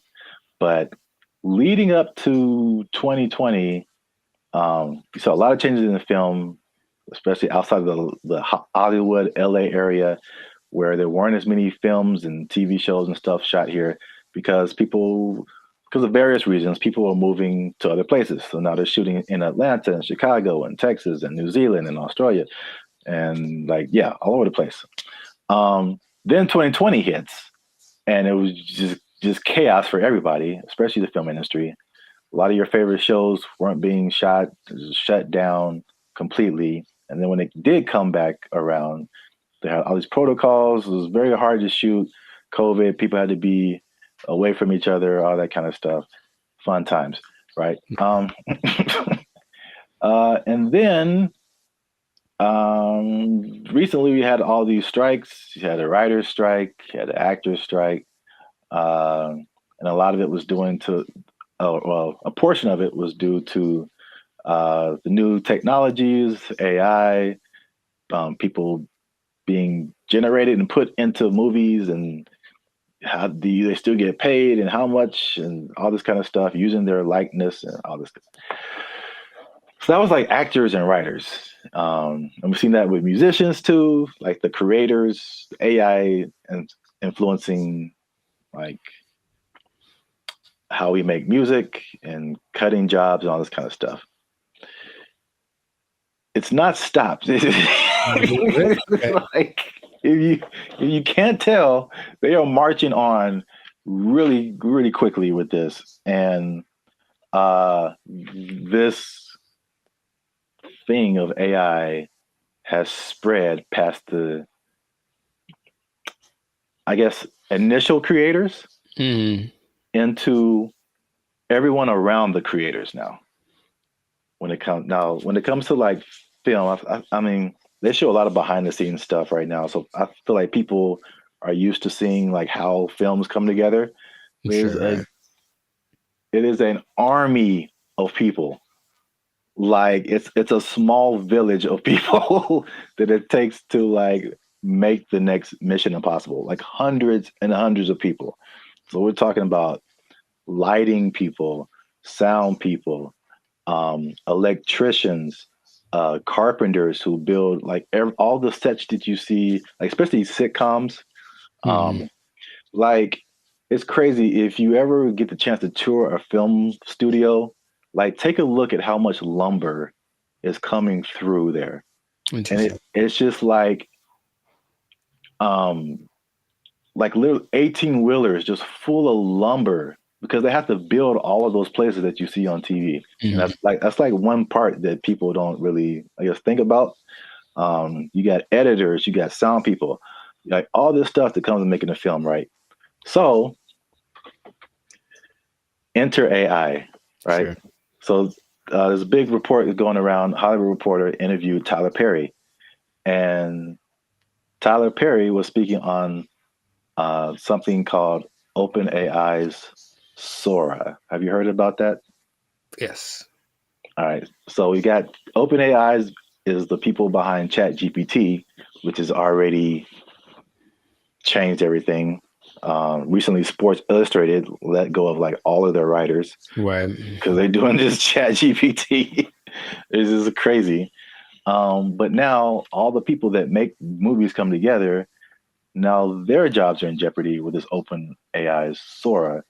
And to put it in Tyler Perry's words, he said, if I wanted to be in the snow in Colorado, it's just text.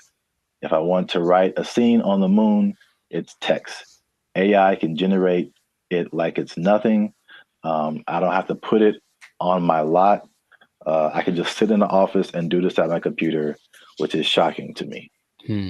So in the article, it said Tyler Perry was slated to drop like $800 million into expanding his studio. He was going to build 12 more stages.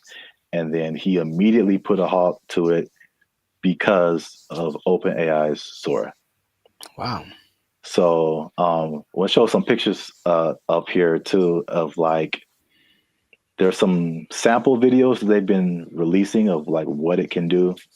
And it's producing very realistic images and very realistic backgrounds, editing. And you can pretty much do film scenes anywhere without sound stages, without going to locations, without transportation. It generated people, it generated places. So yeah, that's where we are right now. That sounds like a lot. What are your thoughts now for the progression from ChatGPT to this?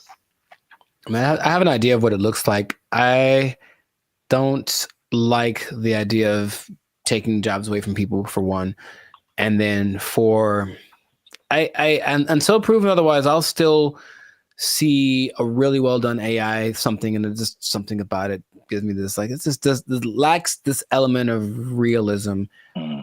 However, I know it's getting better all the time, and at some point, I don't think I'll be able to notice. But just it's business is about saving money.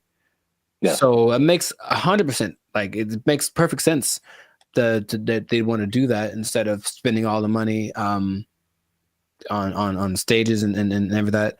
But it just seems like it loses the. So if I see this movie and it's like an amazing movie and they have all these locations, and then when I find out that they just did it all on a computer, for me that loses something. You know, Lord of the Rings, all the New Zealand backdrop and all this. No, we just did it in the computer. Actually, it's not. We didn't go anywhere. It's like, oh man, something about it to me doesn't. But see, the thing is, it's not, because I think the buzzword before this is CGI. Right. So it's just like, I feel like it only loses that for you because you know that it's like that.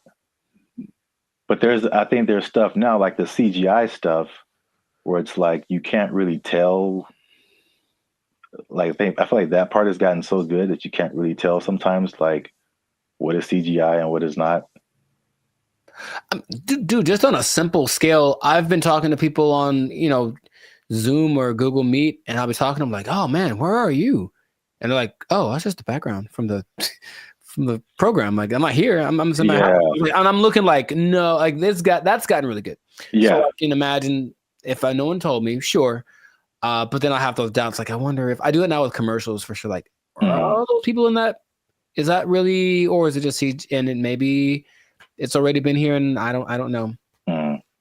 Yeah, there's definitely pieces of it that have been here for a long time.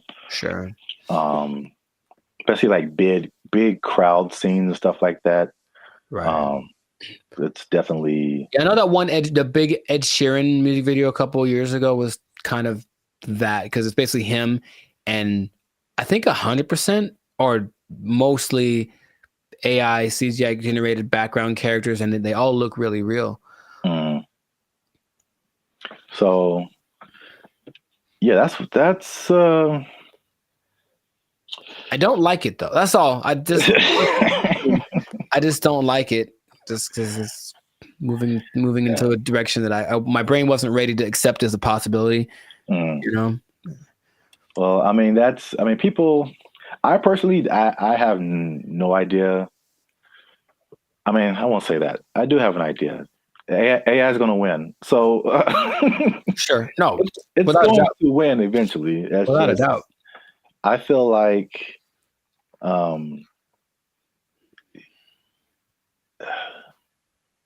it's like everyone's saying you're on the train track, and everyone's saying the train is coming, and it's like, let's all band together and stop the train. And it's like, you can try all you want, it's not going to work. I acknowledge that. It's like it's respectable. It's like, let's hold on to what we have, but at the same time, it's just like, well, how can we not get hit? Let's also think about that. Yeah. How can we not get hit by this train? So, like, I don't know. People can do their own thing. I personally have been.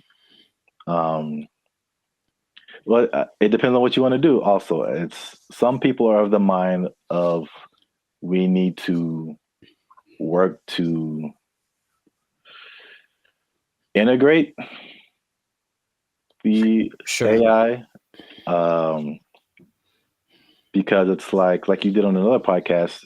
Okay, we're losing jobs, but other jobs are being created too.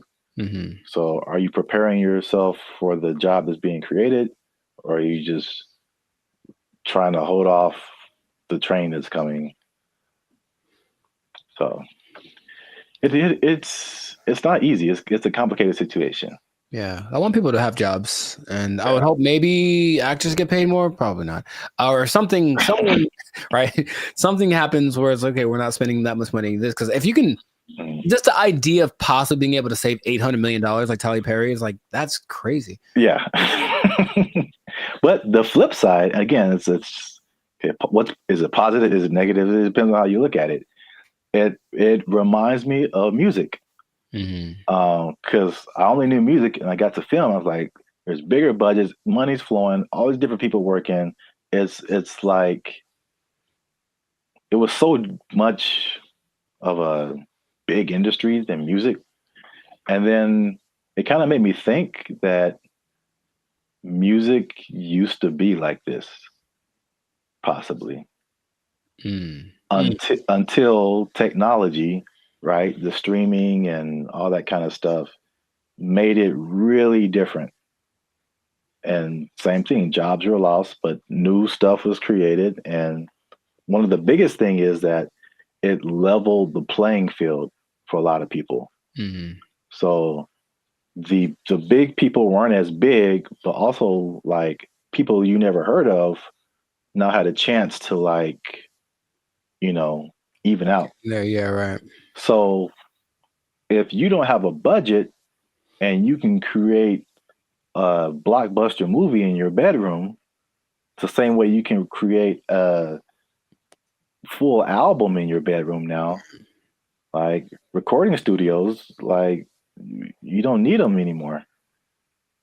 So like it's the same thing. I think it's a unique perspective as musicians, seeing this happen to film and like what could possibly be the end result and where everything is going to move. We're just all living in a simulation anyway, so it doesn't. Yes. Welcome to the Matrix, Neo. You are the one. Well, that's it for this episode. Make sure you like, subscribe, comment, and share this video. Do all that with somebody who's in film might possibly be losing their job. You might lose your job. Hold on to your job. Yeah, it's coming. Oh, make a movie in your bedroom. They took our jobs. They took our jobs.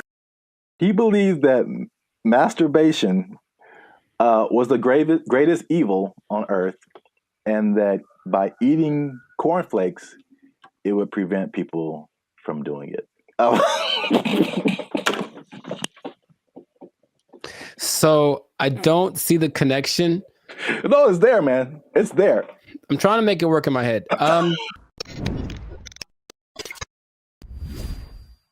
What's up, guys? I'm Zap, and this is Jericho, and we are now 6-time international award-winning pop hip-hop duo Band of Future. We make clean, fun music that everyone can listen to with a sound that is uniquely Californian. And right now, you're tuned into the Life's a Circus podcast, where we talk about things that are funny, interesting, and ridiculous. But wait a minute. Hold up. Wait a cotton picking minute. Did people say that too? I mean, yeah, maybe. Help your boys out. Help the channel grow. Help us keep doing what we're doing by liking, subscribing, commenting, and sharing this video.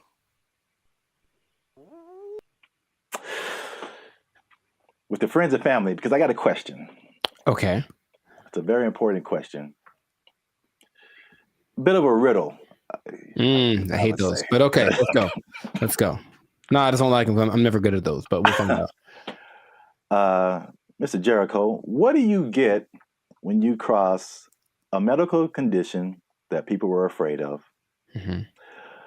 a religious group that wants to stop people from performing a sexual act, and World War II?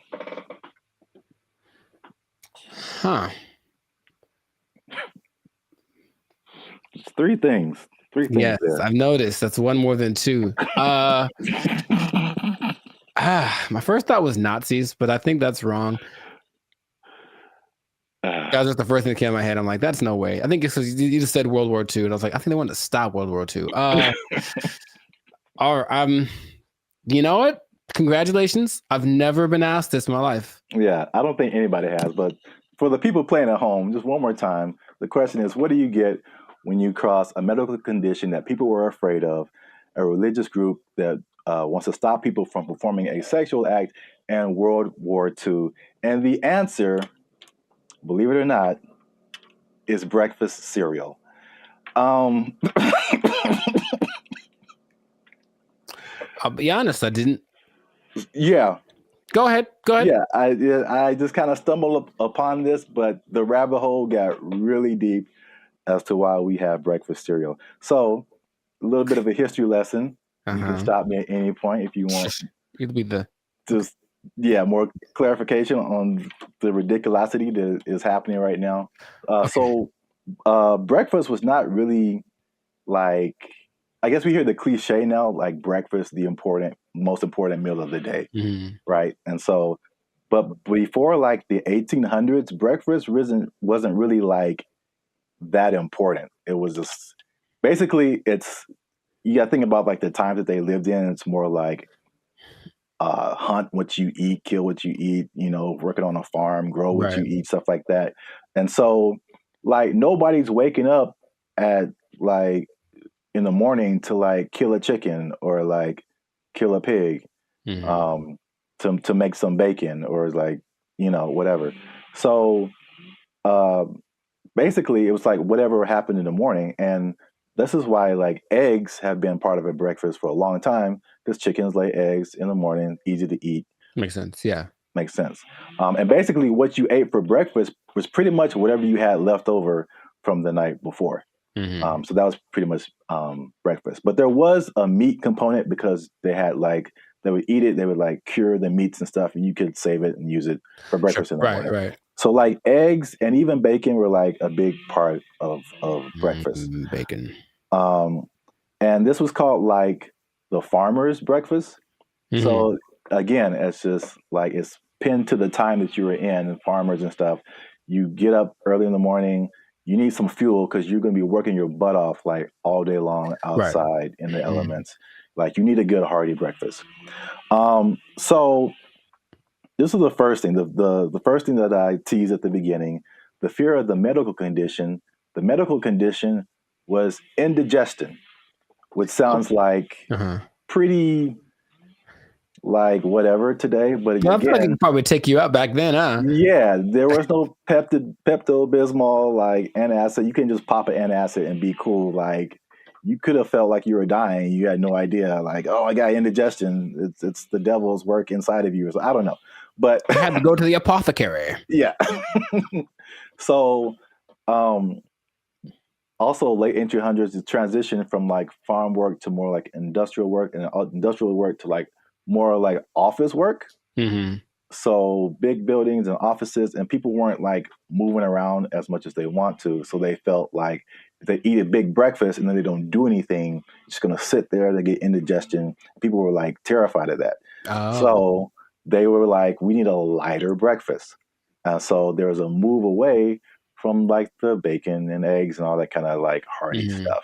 All right. So that was reason number one. Reason number two. I'm very curious about this one. Okay. My favorite reason. So at the same time, there was a rise in religious gurus that were pushing vegetarianism and just like eating healthy, eating or what they call eating bland. Mm-hmm. All right. And believe it or not, the people at the forefront of this were Seventh-day Adventists. Okay. Especially a man named James Caleb Jackson, who was not probably as famous as this next person, John Harvey Kellogg, who's the founder. Sounds about Kellogg's Frosted Flakes, all that kind of stuff. Yeah. That's where that came from. Now, these people were like hardcore Seventh-day Adventists. Sure. And they actually pushed this type of breakfast, not just on the healthiness, but they believed that a lighter breakfast was more morally sound. There was more morality in eating like a healthier breakfast. But also, I could not pass this up. The John Kellogg guy, he believed that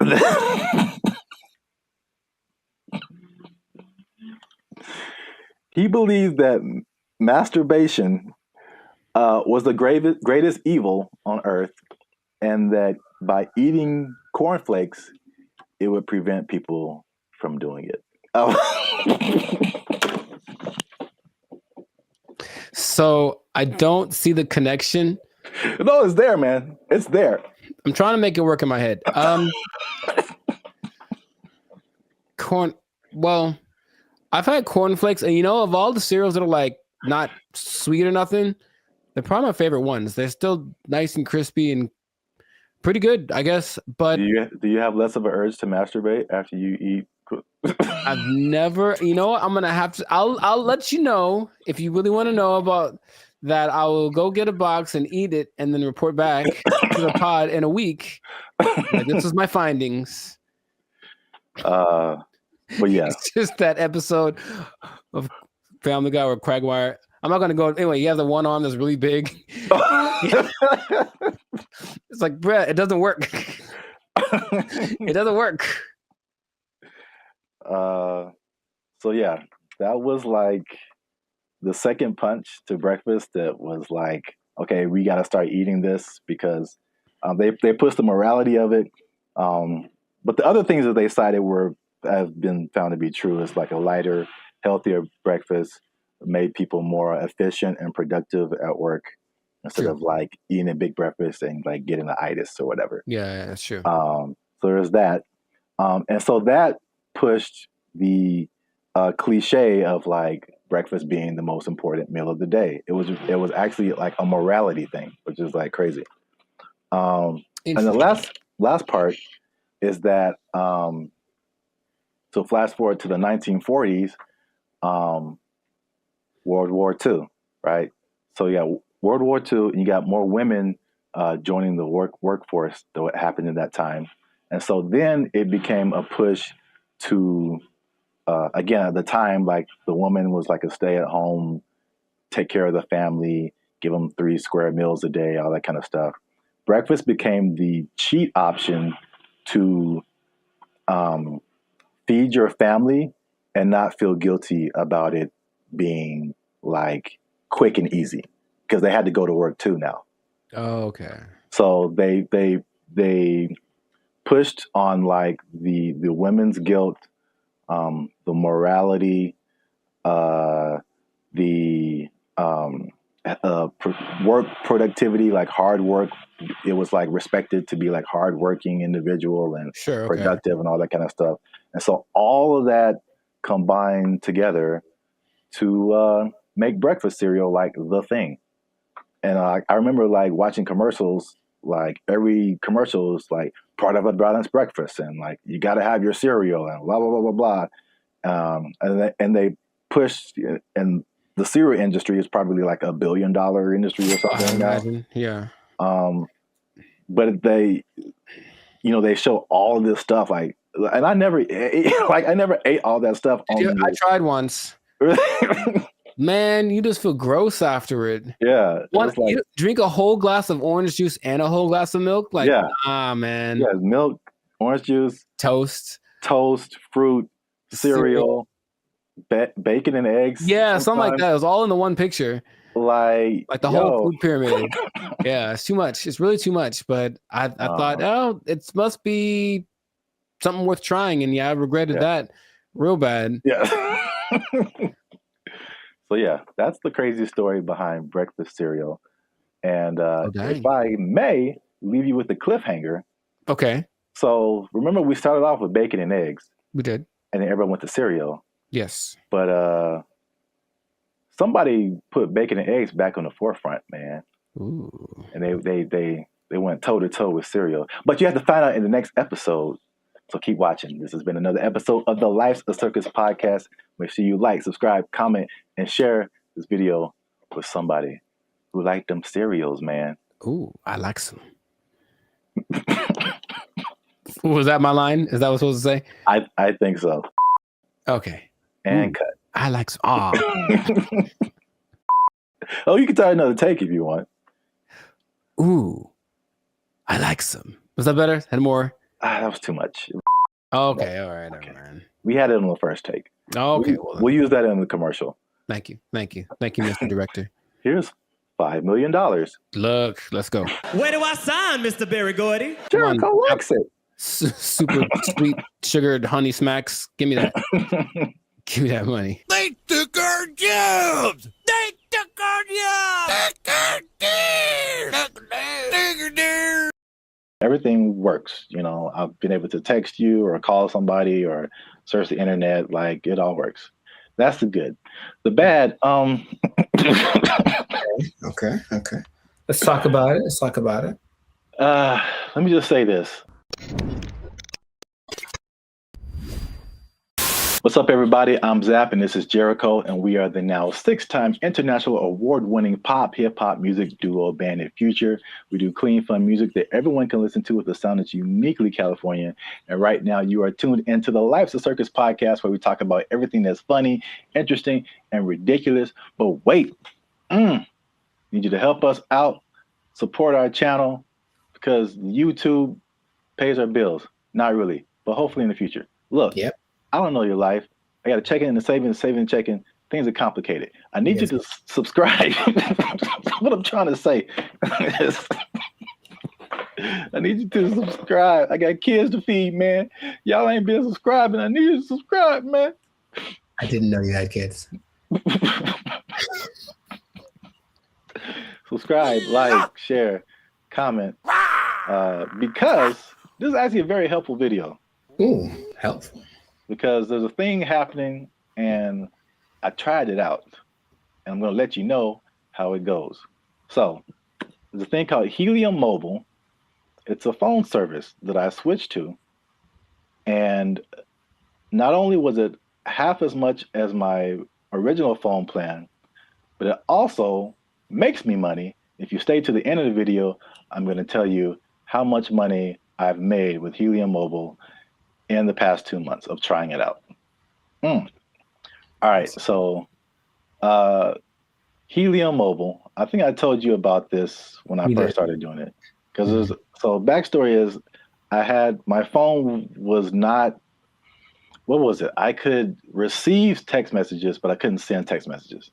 So, and I had T-Mobile at the time, and I was literally on the phone with T-Mobile customer service for like 2 to 3 hours, like trying anything and everything possible. So I don't know if it was the phone. I don't know if it was T-Mobile. I actually like T-Mobile. I have nothing like against them personally, but I was just like, well, this is the perfect opportunity for me to try this thing I've been hearing about, which is Helium Mobile. Now, Helium Mobile is in the cryptocurrency world. So that's something that I've been kind of looking into for the past few years now. And so I'm kind of in that world. I kind of know how it all works. So it might be foreign for people who have only been on like major carriers like T-Mobile or Verizon or something. But Helium Mobile is, the parent company is called Nova Labs, and they started what I think is the first kind of crypto-centered, crypto-based cell phone service. And so they did a trial of this in Miami, and the results were interesting. The service worked, but they were giving the phone service for $5 a month. And the people who liked it thought it was cool, but what they found out was that, like, with it being $5 a month and it being crypto related, people would be like, I don't know. Like it, but like psychologically, that's so interesting because it doesn't cost enough. So like that's kind of weird. Yeah, and like it didn't cost enough, and I was like, I wish that wasn't the case because I would love to pay $5 for my phone bill. So they bumped it up to $20, which is comparable with like the I would say second tier phone services, you know, not the major ones, but like the Mint Mobiles and the Cricket Wireless, like that kind of stuff. They have services for like $20 a month, $25 a month. So once they finished the Miami test, they went to like I think it's everywhere now, or at least nationwide in the US. So just off of that beginning, I think I mentioned it to you. You may have been skeptical. What do you think about transferring from your existing phone service to this new like crypto phone service that pretty much just started this year? I think two things happen to do. One is the idea of just leaving something that you're used to. I honestly think a lot of people fall in that category. Like, what I'm paying doesn't suck. It's not bad. So I don't want to change. Like that's all. It's like I already found my thing that works, so I don't need a new thing, even if it's better. But also there's the lack of confidence from a new thing. That's all. So you have a service like I've had AT&T since forever, right? So honestly thinking about it, my brain goes, but what if it doesn't? You know, you've been going to this place the whole time and it works just fine. Why go try something else? What if that doesn't work? So I think there is that doubt there. And honestly, the third thing just associating with crypto, which is the new thing, it's like, what does that mean? How does that work? There's a lot of questions that surge as opposed to having hey, I have a phone service, AT&T, they do phones, boom, got it. Yeah. I mean, that's the crypto part, especially because it's gotten better, but it's still very much the wild, wild west. Right. Like there's all kind of stuff going on. And if you're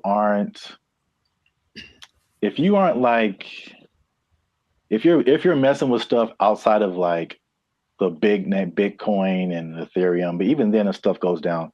But like all this other, I mean, the thing is like Bitcoin dominates the news, but there are like thousands and thousands and thousands of other coins, and there's so much going on outside of Bitcoin. Like it's insane the amount of stuff that's going on, the amount of projects and different things that people putting together. But yeah, it's kind of scary, and I mean, I honestly wouldn't recommend it for someone who, one, is not computer or tech savvy, and two, hasn't really been into crypto a whole lot. Because I also had another experience. So Helium is like a Bitcoin. It has its own. There's a Helium, what they call a token. Bitcoin's a token. Helium Helium has its own token, but then there's Helium Mobile that had its own token. Okay. So Helium Mobile came after like this originally Helium, where a lot of people made money during a whole different kind of mining helium. I don't want to get too technical, but I just want to say that like the Helium provided these mining devices, which were expensive, several $100s or sometimes into the thousands. And you would make money by mining helium, which was great when helium, the price was really high. But when it dropped, you were like, now you were making, people were making thousands of dollars like a month, like in this like heyday period. And it dropped to like pennies. So that was like a few years ago. And that's something that I tried, and I spent like $500 on a device, and it was like making me a little bit of money. And now it makes me like 10 cents a month or something, maybe. Like it just like plummeted. But that's the crypto world. The prices, it's like the stock market on like acid. It's just nuts. I mean, you're rich one day and broke the next day, but I digress. So anyway, because I'm crazy, I tried out Helium Mobile. It's not bad. All right. So at least for me. So my original bill was like $50 a month, unlimited. And then you know how they have like unlimited and then it like throttles after a certain gigabytes, whatever. So I had the same thing with Helium Mobile. My original one's throttled after 50 gigabytes. This one throttles after 30. So I only paid $20 a month plus tax. So it's 21 something. And then, you know, everything works. You know, I've been able to text you or call somebody or search the internet. Like it all works. That's the good. The bad, Okay. Let's talk about it. Let me just say this. Unlimited is, when it throttles, man. It's just like zoop. Like you are, once you hit that cap, like you pretty much need to use another phone because your data is just so incredibly slow. But that's just kind of what it is. So the slowdown after the 30 gigabytes is insane. The app that you have to download to use it constantly crashes. You open it and there's a blank screen. You have to open it again or maybe restart your phone. There's constant updates and rule changes. Because again, it's like crypto, things change so much. And what I mentioned before, the price fluctuation. So like you earn this cryptocurrency token, but it could be worth a certain amount one day and it could be worth half of that the next day. So all that coupled with just like understanding crypto, again, it's fine for me. I'm cool with it, especially when I tell you how much money I've earned and saved. But it's not just like cut and dry, set it and forget it. I don't think it's for most people, at least not right now. Gotcha. So to pay off the teaser. Okay. Y'all want to see how rich I am off this Helium Mobile. Drum roll. And again, just to explain that, you earn Helium tokens. This is another thing that just people might be like, Okay.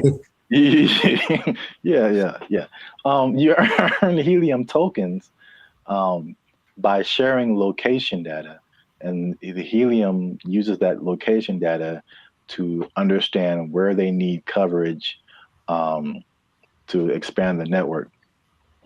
And they promise, as always, never to sell your data to any third parties. So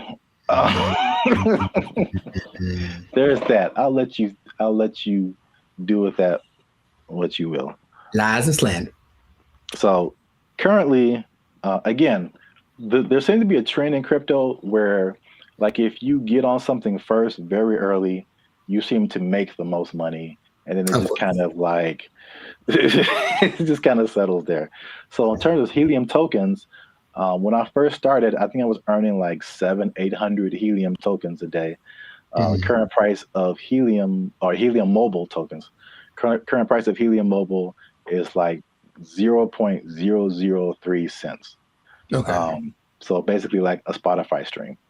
Gotcha. For every Helium Mobile token, but you're earning hundreds of these a day. So I think like when I first started, I was making like around $2 to $3 every day, which is once you set it up, the only thing you have to do is move around because it's location based. So you can't be in the same spot. But if you move around throughout the day, at the end of the day, you'll get, the certain amount of tokens.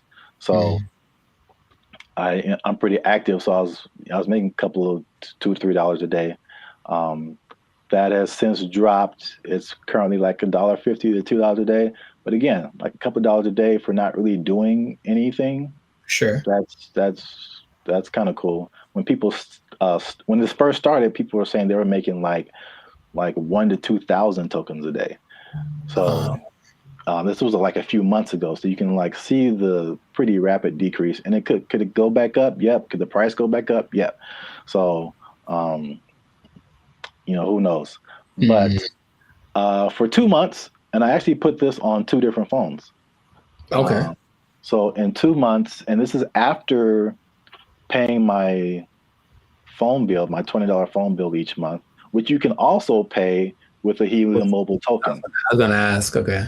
Yeah, so you can take. So basically, there's no money coming out of my bank account now, which is great. You earn the token, you take a little bit of it and pay for your phone service, and you keep the rest of the tokens. You can sell them, you can keep them, hope they go higher, whatever you want to do. But I've made about $100 per phone for 2 months. So no phone bill, basically, coming out of my bank account, and I made about $200. So the trade-off,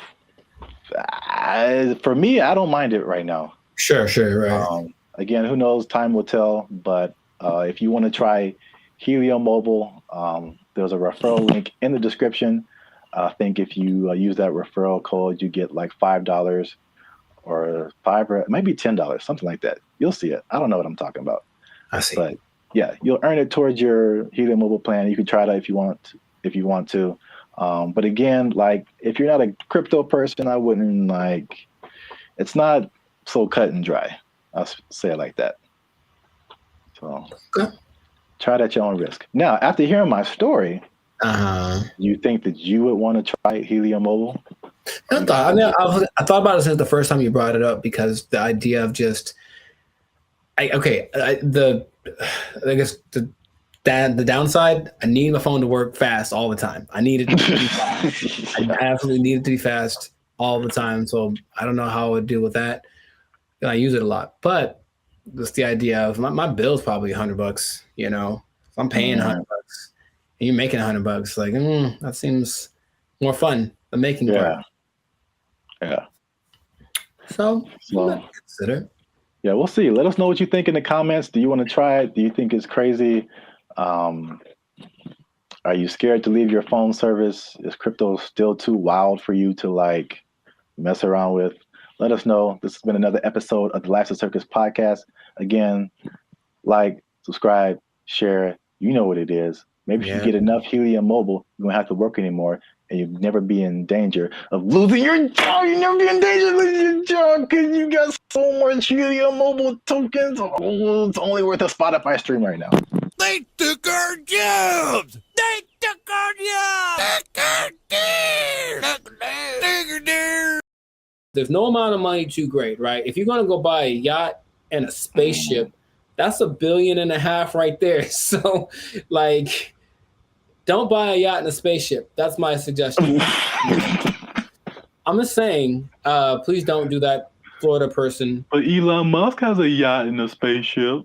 Elon Musk is making yacht and spaceship money daily, all right?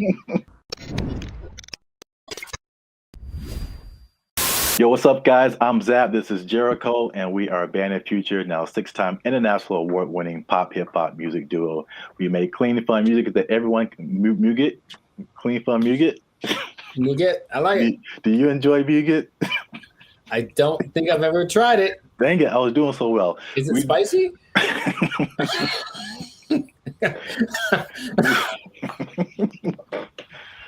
I don't know, but I think you should know if it's spicy.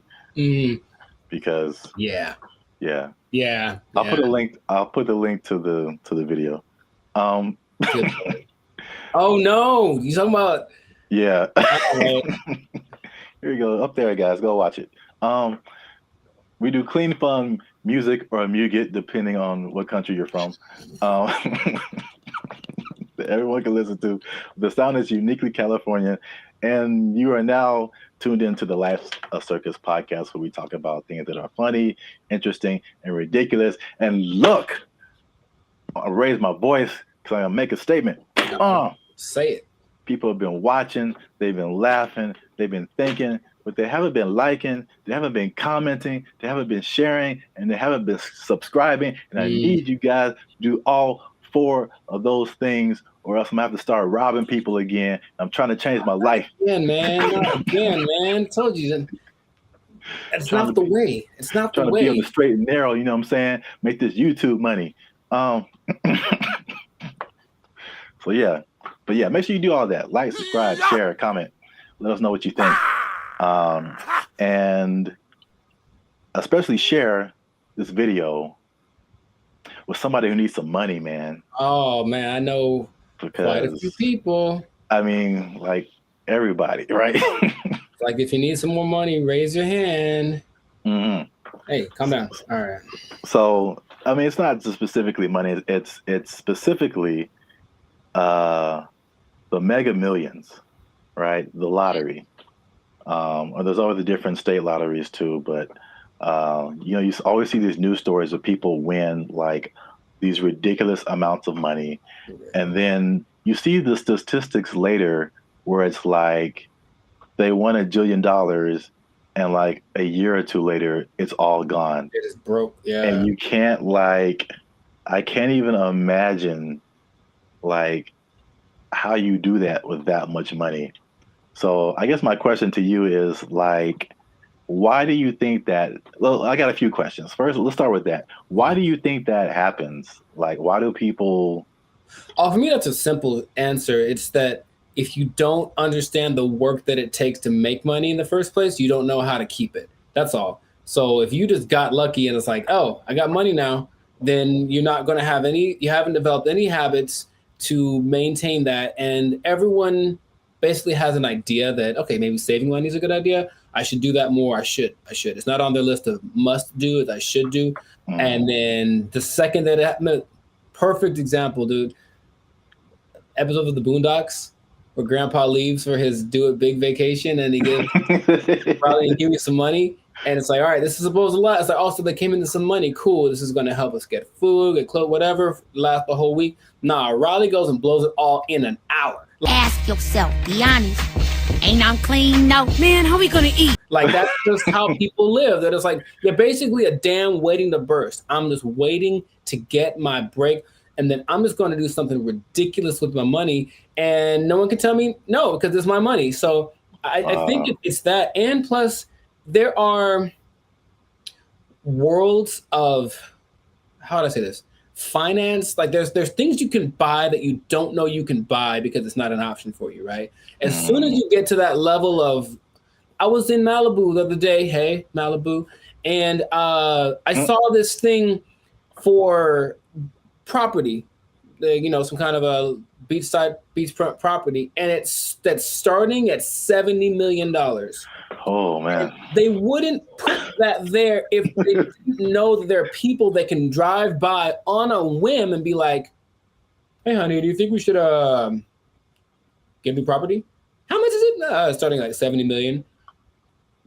Bet. And then they just go do it. Like there are people that have that, right? But they also probably have the knowledge of how real estate works, all this kind of stuff. So they know how to invest in it and make it work for them. But if someone comes into, what was it, $1.58 billion? Yeah, that's why I mentioned this, because it's like a big number, just somebody won a bunch of money. Right. So if that person is dumb and, and they're from Florida, so I'm not going to tell you that they are, but you know what I mean? You prefer the term financially illiterate.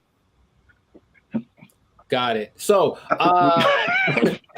let's say this person, so there's nice properties in Florida, comes into their money, gets the lump sum, because of course they're going to get the lump sum, right? So they're going to get the lump sum, maybe 800 million, something like that after taxes. And then they're driving by, and then they just see a sign that says, hey, property starting at 70 million. They look at their account like, yo, I got that. Let me get one for my cousin. And then a year later, they don't know how to upkeep property. They don't understand that buying things means you have more expenses, and it all just, so yeah. That's why I think it happens. That makes sense. Especially like with property, it's like even when people who just buy like a regular house, I mean, it's like you don't really realize all of the expenses that come with it and the upkeep, and like it's not like you buy it and that's it. It's like you buy it and then now you have to keep spending more money to like keep it up. Insurance goes up, you gotta fix more stuff. The toilet doesn't work for 2 years. Like it's a slippery slope. You have bugs in your house you got to get rid of. Dude, I saw a bug. I knew what kind of bug it was, but it's always surprising. One of those centipedes that looks like it's just like it looks deadly. It's not, but it just, and so every time you see it like black?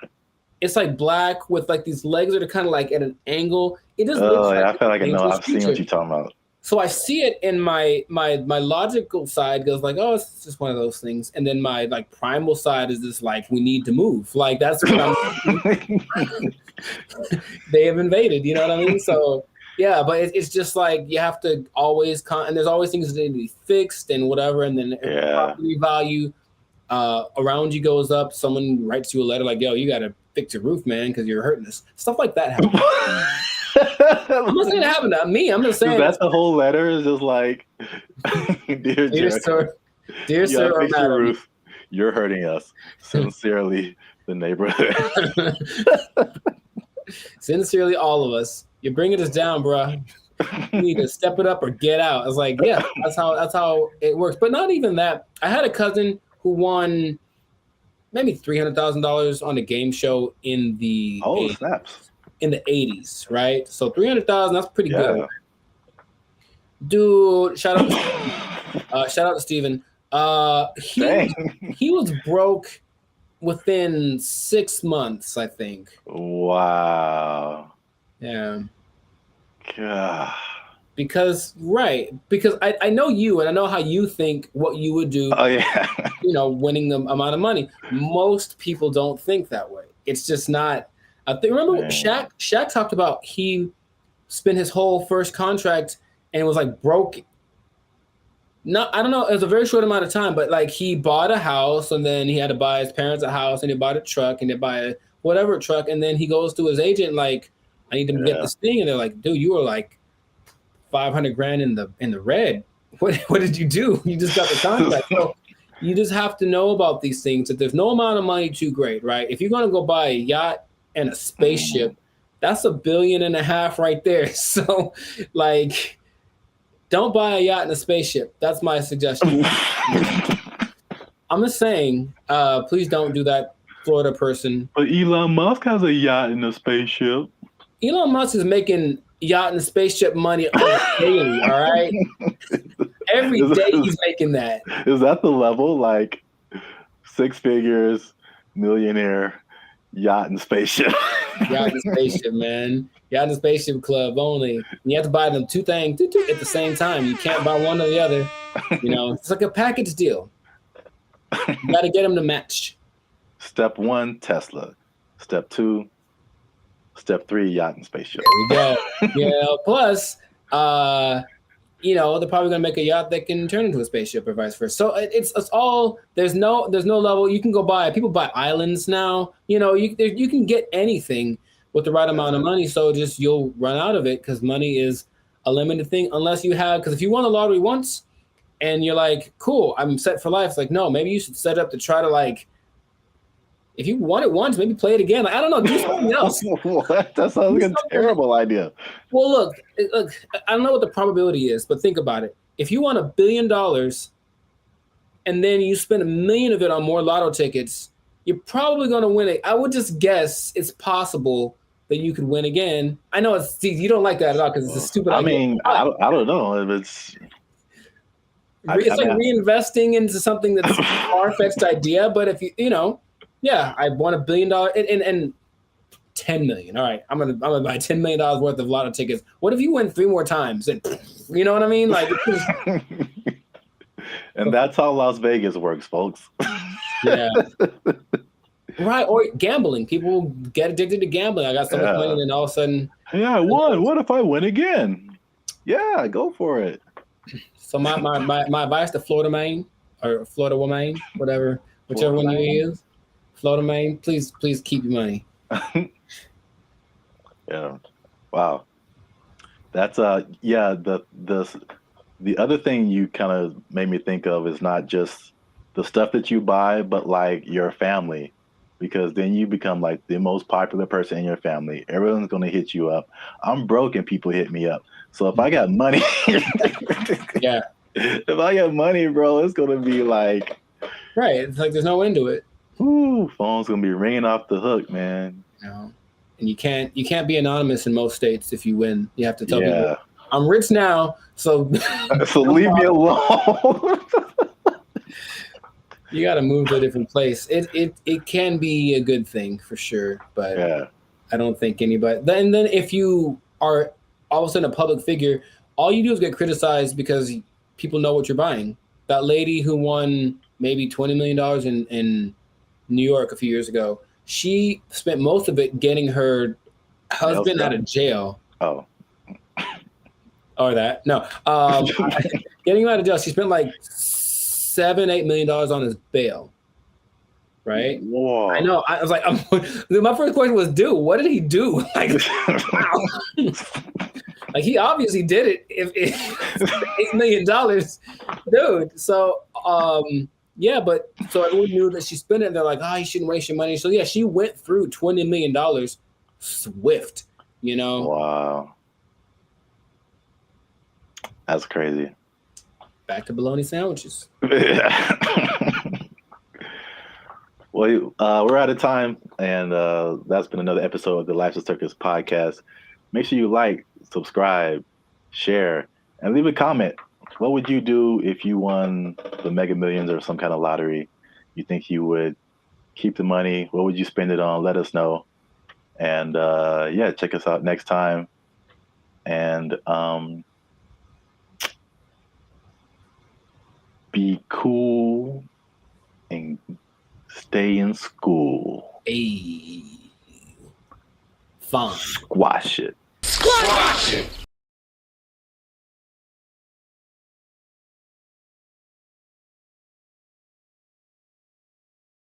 Whenever you buy things on the self-checkout line, it says out loud how much everything it is that you buy. And that's kind of a weird thing. I don't know if you can, I feel like there is a way to disable that, but the default setting is that everything you buy is like, boop, $1.99, boop, $4.55. Like, it does that. Right. Does it say well, I mean, so what's so bad about that? That's my business. Some people be knowing what I'm buying. Like, you know, like, that's all. Don't put my business out there, robot. That's all. What's up, everybody? I'm Zap, and this is Jericho, and we are the now 6-time international award-winning pop hip-hop music duo Bandit Future. We do clean, fun music that everyone can listen to with a sound that's uniquely Californian. And right now, you're tuned into the Life's a Circus podcast, where we talk about everything that's funny, interesting, and ridiculous. But wait, we need your help. Help us out. Tired of eating mayonnaise sandwiches? Give your boy some funds. You know what I'm saying?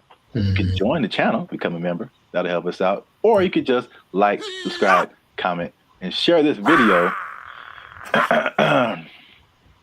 with people who stealing, because there's thievery going on. That's right.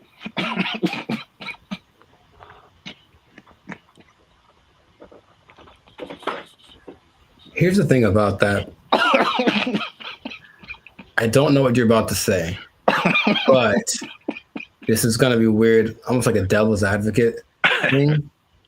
But like stealing is really fun. No, bad, Jericho. No, here's the thing. I'm just trying to say, like, why do people do it? Like, I get it. It kind of has a thing. Like, you get this like rush of adrenaline that doing it, and then you get the thing that you stole. It's like two things to do. You know what I mean? No, we're not doing the two things. No, I'm not telling people to do it. I'm not telling people to steal. Like, don't steal unless you want to. But like, don't, like, stealing's bad. Okay. In case you haven't noticed, people are stealing, and they're stealing a lot. And if you stick around to the end, I'll tell you exactly how much that they're stealing, and the number is going to surprise you. It's very shocking.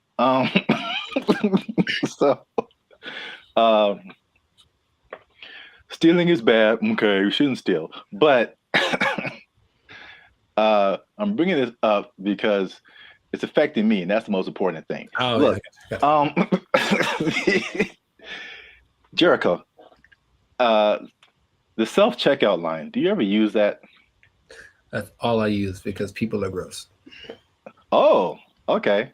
That's your primary reason? No, it's faster. And the thing is, people don't get in it. That's the thing. It's faster and no one gets, like, it's always, there's 20 people over here in the line just coughing on each other. And then there's nobody in the self-checkout. I just go there. I didn't really think about it like that. My number one reason is just the speed. And just being able to like get in and get out. But that's like number two, yeah. I feel like people don't go to it because they're afraid to use it. Well, there's nobody there. It's kind of creepy. I mean, there's a person sitting I guess to make sure they don't steal, which is totally not. They're not there half the time, so they're not doing their job. I feel like, well, I was kind of leaning more towards the technology aspect of it. Oh, okay. It's just like, I feel like there's still a large number of people, especially older people, who are just like, computers just don't really make sense to them. Because it seems more complicated in their minds to use the self-checkout than to just go through the line and have a cashier ring everything up. At least, I don't know, that's just my hypothesis. I digress. I mentioned the self-checkout line because that's one of the big places people are stealing. So stop stealing. Stop stealing because. Well, you know what about that too, that actually could be a deterrent for people to use it? Whenever you buy things on the self-checkout line, it says out loud how much everything it is that you buy. And that's kind of a weird thing. I don't know if you can, I feel like there is a way to disable that, but the default setting is that everything you buy is like, boop, $1.99, boop, $4.55. Like, it does that. Right. Does it say well, I mean, so what's so bad about that? It's my business. Some people be knowing what I'm buying. Like, that's all. Don't put my business out there, robot. That's all. It's just a price. I don't know. If it was like one box of condoms, $12.99, then it would be like, hey man. Yeah, I honestly feel like there's certain circumstances where it says something about what you bought, but not like that. Not like that, no. Okay. Well, anyway, So people are getting these self checkout lines, and they be stealing, man, and they're stealing so much that one of the major places that they are stealing is Target, man. Target is having or Target if you're uncivilized. They're having a big problem with stealing, and and it's so much in the checkout lines that they are reducing the hours that the checkout lines are open, and it's like making people upset. And it would make me upset too, because I hate when I'm like I'm running in to just get something and get out, and it's like all the self checkout lines are closed, and you have to go to the line. Which I told you the other day, there's some lady in the store just buying $100 worth of nothing, like just stupid stuff, man. And I got like a candy bar. I'm just like, the people that there are people that actually will look at you and say, "Hey, go ahead, just go ahead. You only have one thing. Go ahead." Yeah. And there are the people who look at you and for sure like, I'm not letting this person. Yeah, I will see her first. Decision they make. I will not let you in front of me. I don't care if I'm here for 5 hours. You'll be here for 5 hours and a minute. Yeah. Yeah, it's so anyway, the checkout lines there, some places are reducing them to like, I think it's like 10 a.m. to like 8 p.m. or 7 p.m. or something like that. But it's only like basically early in the morning and then late at night, like you can't use a self-checkout line. And then in one extreme case, they put it like 10 a.m. to noon, and that's it. And the rest of the time you have to go. What's the point? I don't. People steal it, man. It's just, it can't stop. Yeah. It's when I tell you how much they've been stealing, you'll be like, oh. Well, here's the thing about that. Of all the places that stealing is fun to do from, which is a weird way to say it, Target's probably doing it for. Yeah, no. Target's probably up there. Target's pretty great. It's a big red Target, literally, and they have all the things you want. Yeah. I'm not saying that I have or haven't done it, but I'm just saying that that's a place you might want to go if you're thinking of stealing. Also, Band of Future does not advocate stealing. Pay for everything that you possess. You're just making it sound really attractive. I don't understand. Oh, I mean, that wasn't my intent. I'm just, Yeah, stealing is fun. I'm like, wait a minute, that's not where I'm trying to go. Oh, okay. So I don't want to be like I don't think fun is the primary reason. Have you done it? No. But if I would, it's because I needed something or I just wanted something that I couldn't afford to have. Oh. Haven't you seen Aladdin? Yeah, it's he's having fun though. Ahead of the gotta eat to live, gotta still to eat. Tell you all about it when I got the time. See? He was fighting for his life, man. He made a song about it though. He's having a good time. All right. So how much? Okay, let's two things. How much money do you think Target is losing a year from people stealing? I don't know how much they make. I don't either. Okay. So I mean, I'm guessing it's a high number because here's the thing too. Target's everywhere, right? Yes. They cracked down on Target, the security in California, but I would imagine at like 4 p.m. on a Tuesday in Iowa, it might not be much defense if you want to steal something from the local Target. Okay, so Target annual revenue is about $100 billion a year. Okay. So that's a lot of money. That's a lot of billions, but stealing, I would say. So how much is that? 2% of it? What's 2% of 100 billion? 2 billion. Billion? That's the number, I guess. 2% of whatever they make. 2% rule, but for stealing. Also don't steal. Now that we know how much that they make, this number doesn't seem as crazy as I thought. Okay. Because they lose 500 million. Oh yeah, that's not okay. So right, it's like context. Like in a bubble, that's a lot. Yeah, it's a whole lot. It's a lot of money. It's a whole lot of money. But it's like 0.5% of all that they make. Oh, that'd be fine. Now you know, it'd be crazier if it was like, we changed our mantra. Everybody just go out and steal. Target, especially because they got it, man. They cool. That'd be all right. No, what would be crazier though if it was just like a ring of 20 people that are stealing everything from Target, just 20. Then that'd be like, okay, they are. There are rings of like, there's people that have been doing this for years. I mean, it's especially after 2020, like stuff kind of really got crazy, especially in California. But there's, I don't know if you've seen these like mobs of people. Yeah, they'll just run in, like, take everything. Yeah, they're all like in it, and they just kind of do it regularly. They go store to store to store, and just kind of do this thing.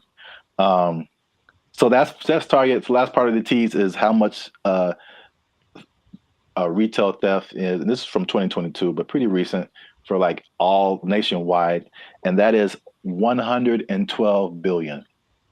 So that's basically the entirety of Target's revenue is the same amount that people are stealing just nationwide from all different kinds of stores. So y'all are out here stealing an entire Target every year.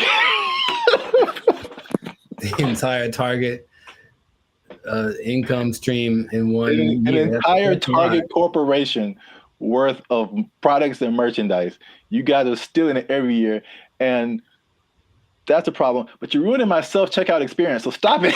I want to use self-checkout. Don't make them take it away from me. Now you say it that way, I am also slightly more on the side of don't steal from Target. Yeah. You never even went there and just like took a candy and ate it? I don't steal, man. I don't like stealing. I feel bad if I do. Okay, you ever do the thing where this is not an interrogation. You ever do the thing where you buy a soda and you start drinking it in the store, but like, I'm gonna pay for it, and then that's so ghetto to me. I never do that. Oh, I've done that lots. I'm drinking the soda as I'm checking out. Like I bought this too, but you know. If I was like dying of thirst, yeah, but like, no, I feel ghetto when I do that or something. Oh, it's about as ghetto as it gets. The first time I saw that, I think I was like offended, and then I was like, I think that's a good idea. Like, what? I don't have to wait to get to my car to eat this. Like, I got like a candy wrapper. Like, yeah, I ate this too. Bring it up. You just pulling wrappers out of your pocket. Yeah, ring that up, and that. Yeah, I ate that. Like, how long have you been here, sir? I ate that in aisle 5. You can ring that up. I've been here like 8 minutes. Yeah, I was shopping. I was hungry. This isn't Costco. You don't have samples. What was I supposed to do? All right. Well, we're going on long. So this has been another episode of the Life's a Circus podcast. Make sure you like, subscribe, comment, and share this video. People who steal, tell them to stop. We out. They took our jobs. They took our jobs. And there is a man who has built a substantial shelter for himself. So this place has a front door. It has lights. He has a refrigerator. He has a stove. He calls it a waterfront property because it sits right on the LA River. Other people in the encampment have. What's up, everybody? I'm Zap, and this is Jericho, and we are the 6-time international award-winning pop hip-hop music duo Band in Future. We do clean, fun music that everyone can listen to with a sound that's uniquely Californian. And right now, you are tuned into the Life's a Circus podcast, where we talk about everything that's funny, interesting, and ridiculous. But before we jump into today's topic, make sure you help us out. Help us for that YouTube algorithm. Like, subscribe, comment, and share this video with somebody who's homeless. Is that a good demographic? Is You know what? Actually, most homeless people do at least have access to the internet.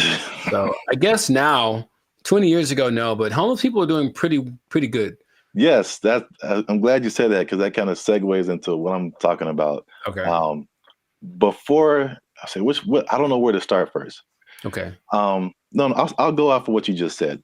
Homeless people are doing not so bad, at least in LA, from what I can see. So check it out.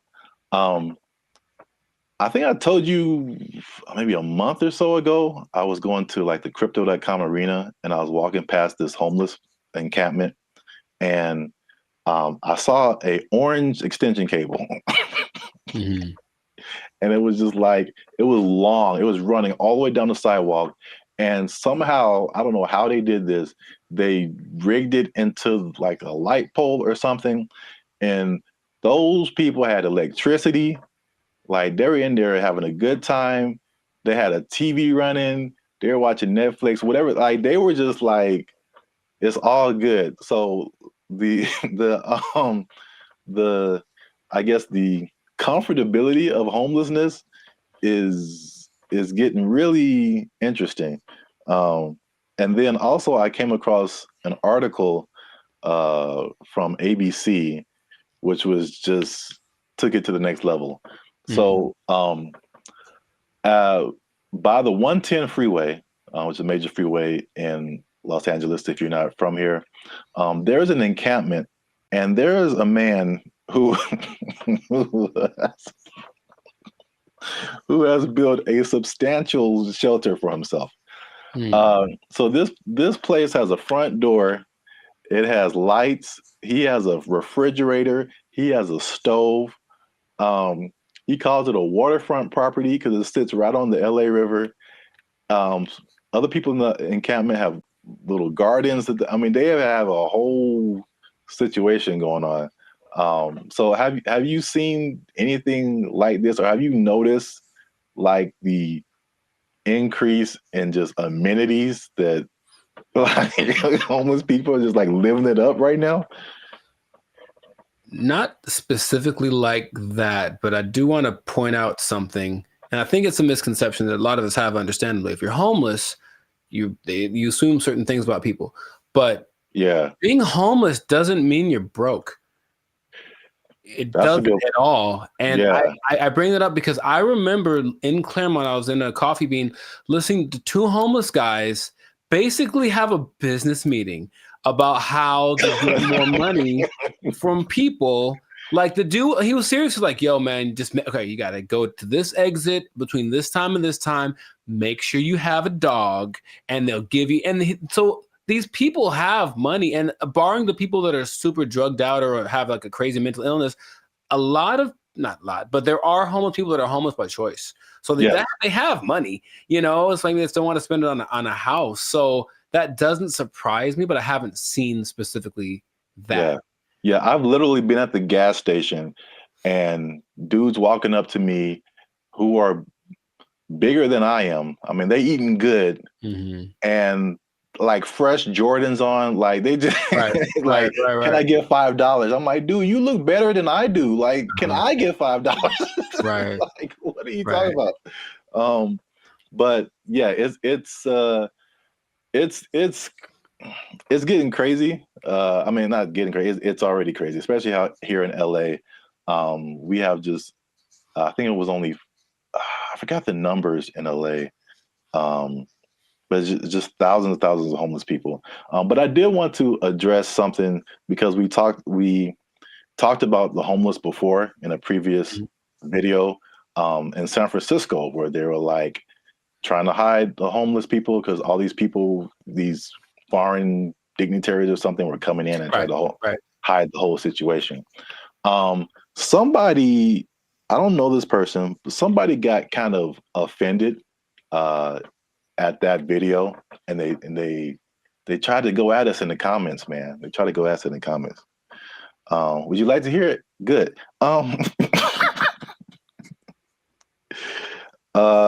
just gonna paraphrase. So we were talking about the homeless. This guy came on and was like, have you been homeless? Have you ever been down on your luck? What would happen if you lost your job and things were wrong in your life? You lost your house, your apartment. So he's basically saying like, it's not our place to talk about the homeless, which I fired back at him, and I said it is completely our place, because I lived in LA for a long time, but I lived in downtown LA, which is like homeless central, just a few blocks from Skid Row.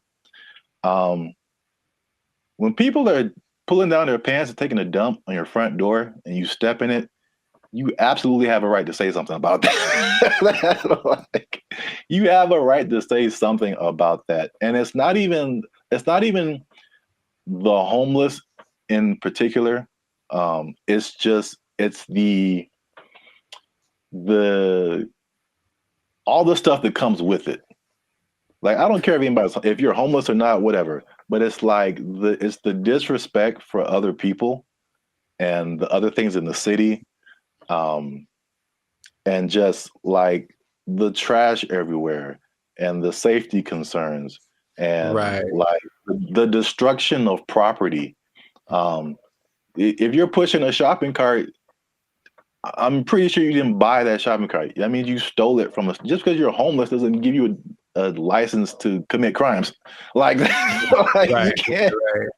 Like, so it's not even about like the haves and the have-nots. Like, that's really irrelevant to me. And I will say that one thing I will apologize for is that I laugh a lot. And a lot of people have said that in the comments before, and I think that's just because. I think one reason is because talking to a camera is really weird. I agree. And so I'm used to talking to a group of people or something where you get feedback. And so you say something that's funny, like, I think it's funny. I just laugh at myself. But, we try to keep it light on the podcast. But homelessness, really, there are, I don't know, again, everyone's situation is different. Like you said, there's some people who aren't even broke. They just don't have a house. But there are some homeless people who are just like, they had a rough, whatever, something happened to them, and it's just a serious situation, and their life is really messed up. So I think well, at least I should apologize for making that I guess that false interpretation, you know what I'm saying? Like the insensitivity. I think that may have come across to some people like that. So I don't want to make it seem like we're insensitive to the homeless situation. But at the same time, I think that, we shouldn't be silenced because we've never been homeless or we never had a rough time or anything like that. And I have more to say about that, but I want to know what you think about at least that part of it too. I don't apologize for anything.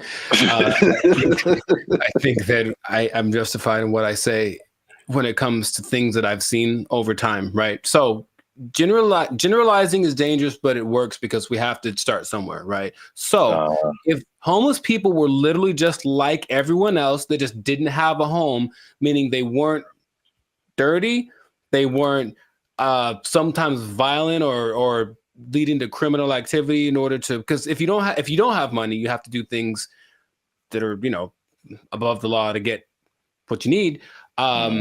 If the implication of what homeless is the problem, I think if somehow it was just you don't have a house, there's nothing wrong with that. And yes, people do have unfortunate situations, but in general, when there's, and I heard somebody say this as a joke, but it really does kind of resonate. It's like there's places where homeless people aren't allowed to go.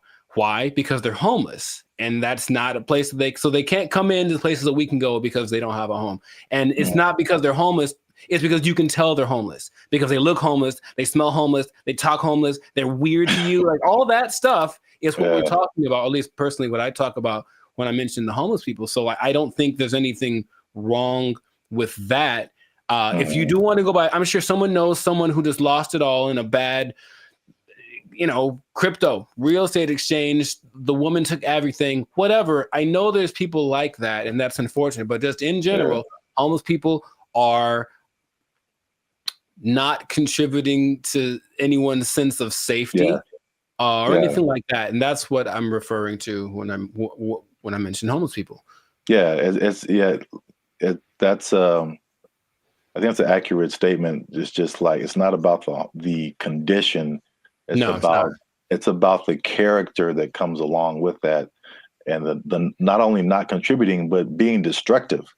So that's just even in my neighborhood. I think I told you before. It's like when I first moved here, like a few years ago, this place was spotless. I mean, it was just like people had pride in their neighborhood and stuff like that. And then, but we have a major mall, we have a major bus stop here and there, 7-Eleven, like the main intersection. That's kind of where I'm at. And it's just like every year it's like, okay, there's one homeless person. Okay, that's not so bad. 2 homeless. Dang. All right, there's a guy sleeping in front of the grocery store.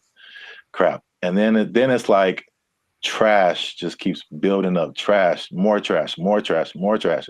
And it's like, this isn't a rocket science. Like, what has changed? There's more homeless people. There's more trash. There's more abandoned shopping carts. There's more crime. I mean, I looked at the crime map for my area, and it was like literally my block, that area that I'm talking about, is where all this stuff happens. This is like, anyway. The other point I wanted to make before we kind of wrap it up, because it's going kind of long. One thing I also hate is that when people make judgments about you and they don't know anything about you. So same thing. I mean, the door swings both ways, right? People could say, "Hey, we're making a judgment about homeless people," but this person in the comment also made a judgment about us, like that we don't know anything about homelessness. We have never had a rough time or anything like that. And it's just interesting to see. Because I personally didn't come from having a lot or anything like that, and so when I've done stuff here in LA and I've really worked really hard and become successful, it's just like the mentality of people is just so interesting to see, like the psychology. It's like you become like, you always had a silver spoon and like you got it good and you don't know what it's like and all this kind of stuff. And I'm like, I absolutely do know what it's like. Like into like 2012, I had nothing. I had like literally no job, no place to stay. Like I've been through all this kind of stuff. Like, and just because I'm like in my own place and have my own business and I do all this stuff doesn't mean like I don't know what's up. And I think about the people like the Jeff Bezos of the world, who just people just, oh man, he doesn't care. He doesn't know what it's like. Like I've seen pictures of this dude. This dude was selling books like in a garage somewhere, like just nerding out. I don't know if he had friends or I don't know, but they show these. Google started in a garage. Apple started in somebody's garage. Amazon started in somebody's garage. These dudes didn't just like, No, they worked for it. They really did. Yeah. And they gave the world something that the world needed. So they get rewarded with exactly. I mean, if you want to have all that, then you can create something that literally changes the entire world. And then you can have all that too. But like, I don't criticize anybody for like having success or anything like that. Like, I'm pretty sure at some point, even like the what was it? The Kardashians or Paris Hilton, because I used to kind of feel that way too, because that was kind of like their, you knew that they came from money. They had stuff going on. Sure. But like, unless you have worked on a TV show, like you really don't understand how insanely difficult it is, how much you have to grind. Like just because you have a bunch of money doesn't mean it's going to be a success. Absolutely. Like I kind of tell you that I'm not even a lead. I'm just working, background or stand-in or just co-star or something. And I'm just like, after a couple of days, I'm like, dude, I'm like spent. I'm like, you're just 12 hours a day, boom, grinding. And then they have to come back and learn. They got to go home, learn lines, I think Dave Chappelle had a funny like little, I do a Chappelle show 14 hours a day, come home, raise my kids for like 10 to 20 minutes, and I get back up and do it again. Yeah. Yeah, dude. Like anybody you see, even if they have money, they are grinding, man. And so that's kind of just I was wanting to make those points because it was just like upsetting that someone would come at us in the comments over that. It was just without any kind of perspective. Do you think the person that made the comment has a job? I feel like they do. I feel like we just hit a nerve. Like they had a job, or they're going through a tough time, or someone in their life is going through a tough time, and it just seemed like we were just talking about, we just like on YouTube, and we're privileged, and we just homeless people are terrible, and it's just so. I say if you give me one fact about a person and then I get to judge whether or not to invite them over to my house. If you tell me right off the jump this person's homeless, then that's going to determine whether I want them to come over. Now, it's possible they're the sweetest person, and I know people for sure that do have homes that I never want them to come over. So there's that. It doesn't mean that they're a bad person. It just means just based on the facts, statistically, this isn't a good start. Yeah. So I know it's a controversial situation. It's a big, it's been a big problem in LA and in many other places around the U.S. and around the world. But let us know what you think. Leave us a comment. Let us know a comment that's nice. You can disagree. Say what you want. But just know that I'm coming after you if you do. Now leave us a comment. Let us know what you think. Homelessness. Have you seen homeless people? Are they living it up in your area? Do you wish you were homeless and you could just live like that and not pay rent? Do people misjudge one another when it comes to all this kind of stuff? I know it's chaotic. Let us know what you think. Until then, you stay classy, San Diego. That's nice. And don't be homeless. Don't be homeless. Yes. Worst ending ever. Bye. They took our jobs. They took our jobs. I sense a faint bit of skepticism in your voice, Jericho. We haven't even skeptical. It's just like, is there anything that he's made that has been helpful or that I would know about? We haven't even gone into his claims and what he's talking about, man. Are you saying he's the second coming of George Washington Carver? Is that what you're saying? Are you telling this man, him? It's hard out here for a pimp. Him? Okay, sure.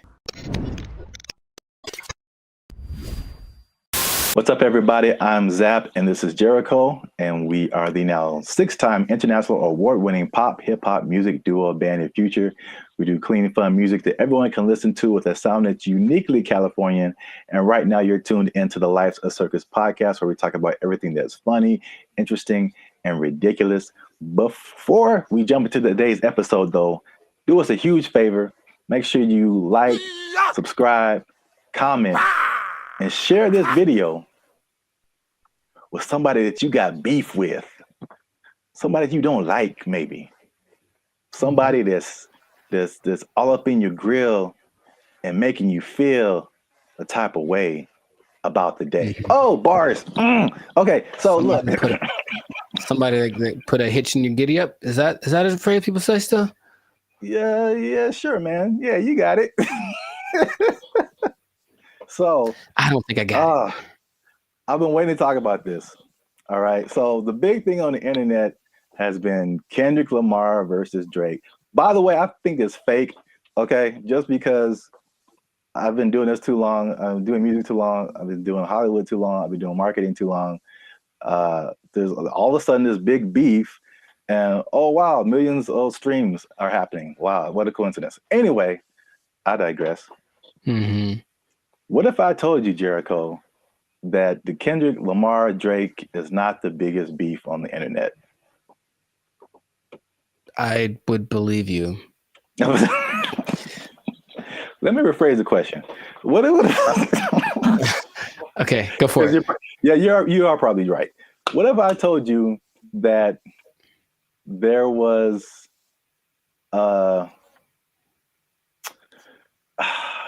there was a better beef that I don't think has ever happened before. Better beef. Sounds like an Arby's commercial. Okay. I'd be curious to know what that would be then. Hopefully it's between... Never mind. Okay, go for it. Okay. Let me before I'm gonna get to it. One last thing. Jericho. And this just straight up answer. All right. You don't have to add anything or make it complicated. Okay. Jericho. What is 1 times 1?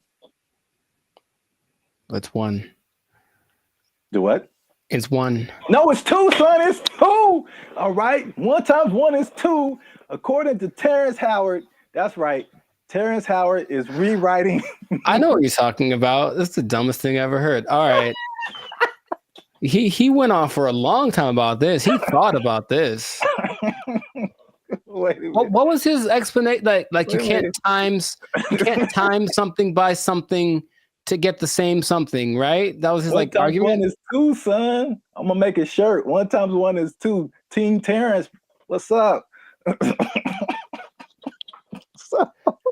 I don't think he's had work in a while, man. He's just trying to be relevant. Like, seriously, that's crazy. But go for it. I mean, I guess math needs innovation. Let's just start that. Birds aren't real, and 1 times 1 is 2.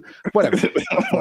What revelatory information do you have about this gentleman and his theory? So for people who don't know, Terrence Howard recently went on the Joe Rogan podcast, which I guess I kind of realized, but I kind of didn't, that his thing goes for like 2 and 3 hours. Yeah. Like, we talked for 15 minutes and it's hard, man. It's hard. They have a lot to talk about. And then of course the people that has on there usually have had a lot of things they've done, so there's a lot to explore. Yeah. And I only, when I watch it, I only see clips of it that people made. So I'm thinking, oh, that was the podcast, and it just, then I see the whole thing and it's like 3 hours. I'm like, who watches the whole thing? Yeah, watch a 3-hour podcast, but that's intense. Yeah. But anyway, yeah, Terrence Howard went on there, and it gave me Cat Williams vibes, like that level of like, well, this just came out of left field. It's just like shocking. But he was talking about things, complex theories, scientific thoughts, things about the nature and universe, matter and energy, mathematics, and just like all this stuff that has nothing to do with acting. And there was a lot of, I definitely didn't watch the whole thing, so don't use this as a video to like sum up everything. But I didn't know that he was even into all this stuff. So smart guy. Yeah, but I mean, there's smart, and then there's like talking about the theory of relativity smart. Like, that's just he's like Jaylen Brown smart. Rewriting mathematical equations, and I'm just like, all right, cool. We got to have a couple black geniuses, him and Jaylen Brown and Kanye. Well, anyway, hashtag too soon. So Howard holds 97 patents. Do you know that? No, that sounds like something that he would tell people at a party. I sense a faint bit of skepticism in your voice, Jericho. We haven't even skeptical. It's just like, is there anything that he's made that has been helpful or that I would know about? We haven't even gone into his claims and what he's talking about, man. He's saying he's the second coming of George Washington Carver. Is that what you're saying? Like, telling this man, him. It's hard out here for a pimp. Him. Okay, sure. 97. I didn't know that about him. That's cool. It's 97 expensive to patent things. It is. So I guess that acting money helped out. But he believes many of these patents will, of course, change the world. Some of his notable patents include advanced designs in metallurgy, I think I'm saying that right, chemical engineering, and innovations in flight technology. So at the very least, the man is doing things. Yeah, sounds like it. So, but what really shook up the internet was some of his claims. Mm-hmm. All right, so we're just gonna go through a few of them that this is kind of tough to talk about because he's talking about things that are beyond most people's comprehension. Sure. And so there's a lot of things that he said or a lot of words, even words that he used that are just not in common vocabulary. But I tried to pull together some synopses and just kind of put it in more lay terms, I guess. Okay. Some of them are just straight up. You can just tell. Like, let's see what Mr. Hustle and Flow's got. I don't know if you saw this part of the podcast, but his first claim is that prenatal memories are real, which most people don't think are, but he debates it, and some other people have debated it. But he said he remembers being inside of his mother's womb. Don't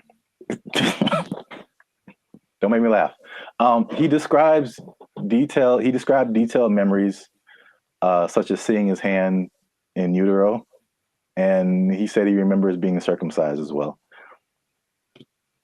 I feel like that there's some truth to that, and without having ever studied it, just because it's one of the questions I ask a lot of people when I meet them and I want to break the ice. I ask people what their first memory is. It's just a curious thing because it feels like literally at some point our brain just started hit record. Like this is hitting record. It's all of a sudden like we were playing and nothing is, and all of a sudden something happens and boop, and now it's on, right? So for some people, it's a lot further back than one would think. I don't think I've ever spoken to anybody that said like in utero, but super young breastfeeding, like they remember stuff like that. They remember this. So I don't know if with the 8 billion of us that there are, if some of us aren't capable of remembering that kind of stuff. I guess my question is like, okay, so then what does that mean? Is there something that leads to? Because that's what will interest me. If that means, that means we can turn on the access point of the brain. If it's just something to talk about, then I'm like, okay, that's cool, I suppose. Well, I don't think any of his stuff is just stuff to talk about. I think from the overall thing that I got, and then we go into more of his claims, but it's just what I thought was interesting was just the way he sees the world, especially as a creative. It's just a different. It's challenging what has always been like the norm, and just different ways of looking at things. That's cool. So at least on that one, you were kind of like, that's not too far-fetched. Not too far-fetched. Okay. The next one is it might be a little bit beyond me, but again, I still kind of understand and relate. But his next claim is that the universe is built on waves and not particles. He says the fundamental building blocks of reality are not particles but waves. He says this perspective aligns with some interpretations of quantum physics, and his fascination seems likely to stem from the works of physicists like Niels Bohr and Erwin Schrödinger, something like that. Sure. So again, like he's not alone in this. He might be a minority, but people who deal with quantum physics feel like this could be true. I was going to mention that there's something I've read about. It's almost like there's things that I acknowledge that are interesting to me that I wish I had like the mental capacity to process, because I don't think it's a bit above me. But I have read something about like this wave particle experiment where it proves the importance or the impact that watching something. It's a particle experiment. They shoot some kind of electron waves at a target, and depending on whether they record it or not with like a camera, the result is different. Now, how do they know that it's different if they didn't record it? I don't know what they're talking about, but it makes it seem like objectivity has an impact on the way the universe works in general. So I'm looking at you, one thing can happen, or I guess that means that if I'm not looking at something, it could be doing something different than if I was looking at it, which again, what's the point? But that idea is like, I don't really get it, but I'm like, an interesting idea. So waves and particles, would that make the universe? Again, my question would be cool. I'd honestly want to talk to him about it. Maybe just stare at him while he talks. But what does that do for how we understand the world if that is true? If waves instead of particles are what created? Yeah, I feel like I feel like that's a bit beyond me. But I feel like, I mean, it sounds like you're trying to get some practical use out of it, but it's just like, okay, the things that we know about gravity and aerodynamics and stuff like that, by learning that stuff, we can fly planes and helicopters and stuff. Sure, yeah. And so there's some kind of use, I think, in saying it's waves and not particles. I don't fully know how to interpret all of this stuff and to make it like, oh, okay, we can do this now. But I'm sure like that's a kind of genius level, sure, right, kind of thing. Once you know it and then can do something with it. Right. If it means I can surf to Mars, I'm down, bro. That'd be so sick. Yeah. They'll just hit your knees with waves and not particles, and that'll heal them. I'm down for that also. Does anyone out there have answers for knees? Your boy's going through it right now. So yeah, let us know. To continue on this is probably it's probably the last one that just I kind of still didn't. It's too far above me. Mm-hmm. He said gravity is fake. So he said that there's an inward and outward force that shapes planets without relying on things like gravity and dark matter and dark energy. Which this one is kind of big because he challenges Newton and Einstein, like as far as gravity being a fundamental force. And I know what you're doing. I know what you're doing. I know what you're doing. It's fake. Fake news. Fake news. That did not fall. Okay, people. Okay. That did not fall. That was fake news. Gravity is fake. Okay. All right. I'm not going to do it again. I wouldn't even know where to start with that. That is an interesting idea. If there's another force that's not gravity, then what is that? What is that inward force? Because to me, that inward force is what's called gravity. Is it not? I don't know, man. Okay. I don't know, but I really want to understand. I really want to, because there's stuff. Even like the 1 times 1 thing, like I don't know how I feel about it, but I can at least understand why he would say that. Once we get to that one, but the gravity is fake thing, it's just like over my head, I think. Yeah, no, I wouldn't even. But when he talks about an inward and outward force, for any anime nerds watching this, I thought about Pain in Naruto. And he has like that universal push and universal pull. Yeah. And I like gravity. Yeah. Yeah. So maybe the answers are in Naruto. Maybe they believe the same thing. I don't know, man. This is just, I just find it funny, obviously. Yeah. Sure. It's interesting. I wouldn't know where to begin with that. Just someone coming out of nowhere and just challenging everything and everyone like we've ever known. It's like, you all are wrong. Gravity isn't real. I mean, it helps me that I only think about him as the Hustle and Flow character. Yeah, that adds another layer.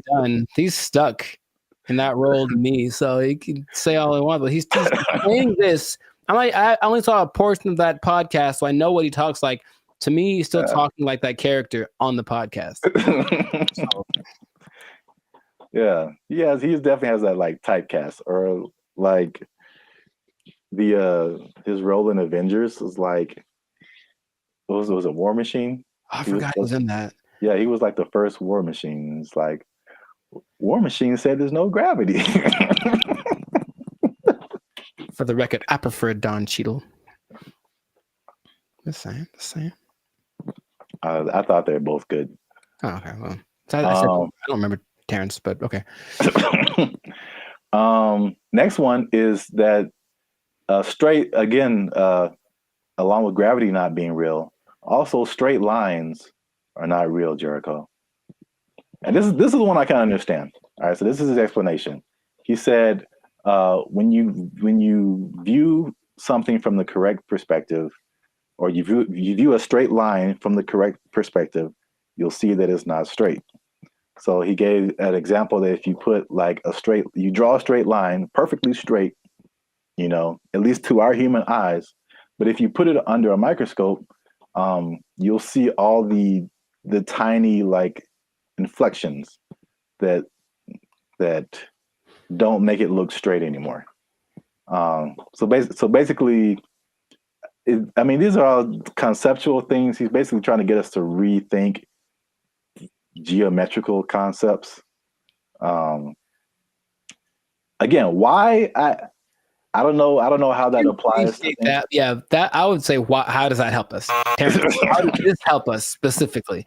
I don't think it does. Look straight to me. It works for me. I'm gonna accept. I'm gonna take into consideration two of his ideas, and then for me, gravity and straight lines are pretty much going hand in hand. I will go find a straight line and drop it to celebrate my acceptance of straight lines and gravity. So we're 2 and 2.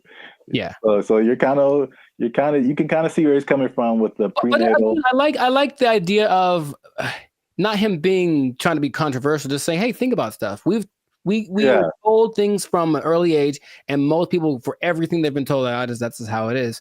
And any idea that something might be different can be scary. It's like, oh, it's the truth. What is? But I appreciate his effort. But that's what I got out of it. All right, so we're 2 and 2, which is perfect because we're coming to the last one I have here, and that is that multiplication is a lie. But does he say it exactly like that? No, but that's just funny to say. Anyway, he said that one time. This is the number. He said that one time. One is 2. Okay. So he said this is why, because if you combine two unique things, all right, you can't end up with the same thing. Which I hear where he's coming from. You got one because I remember algebra, you're always trying to solve for x, and you got this side of the equation, you try to balance it out. So if you have 2 1s on this side, how are you going to have a 1 on this side and it still be the same thing? So I still don't know if I agree with it, but I totally understand what he's trying to say. I don't appreciate that one. And I'll try to be. I haven't taken math class in 2 decades, but I'll try to explain.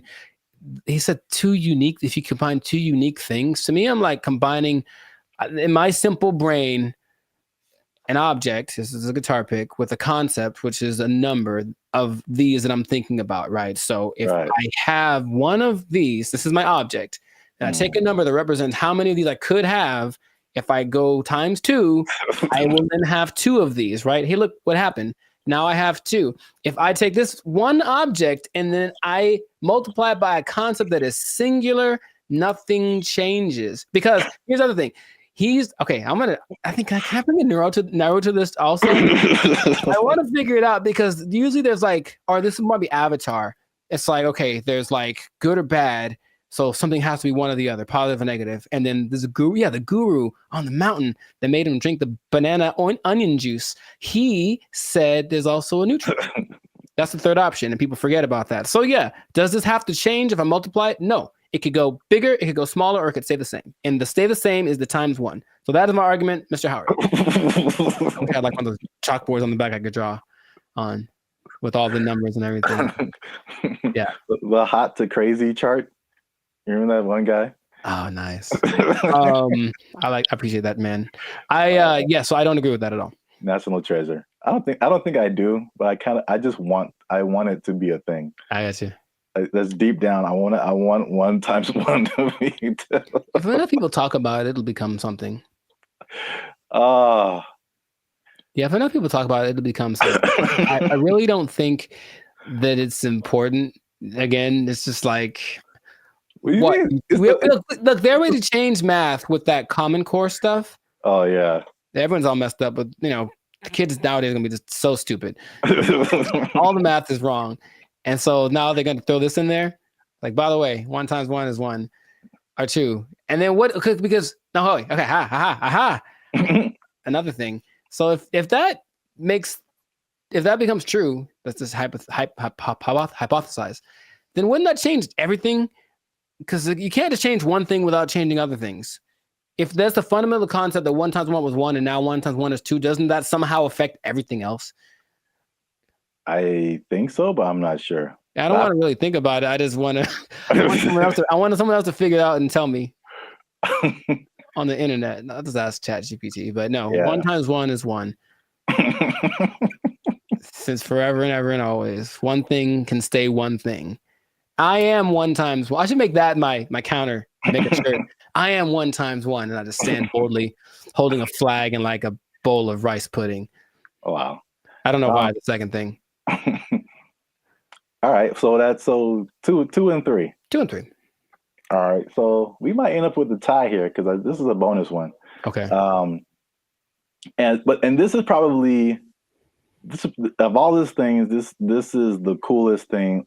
At least one of the coolest things I think he said. Okay. Was just like kind of opened my mind a little bit.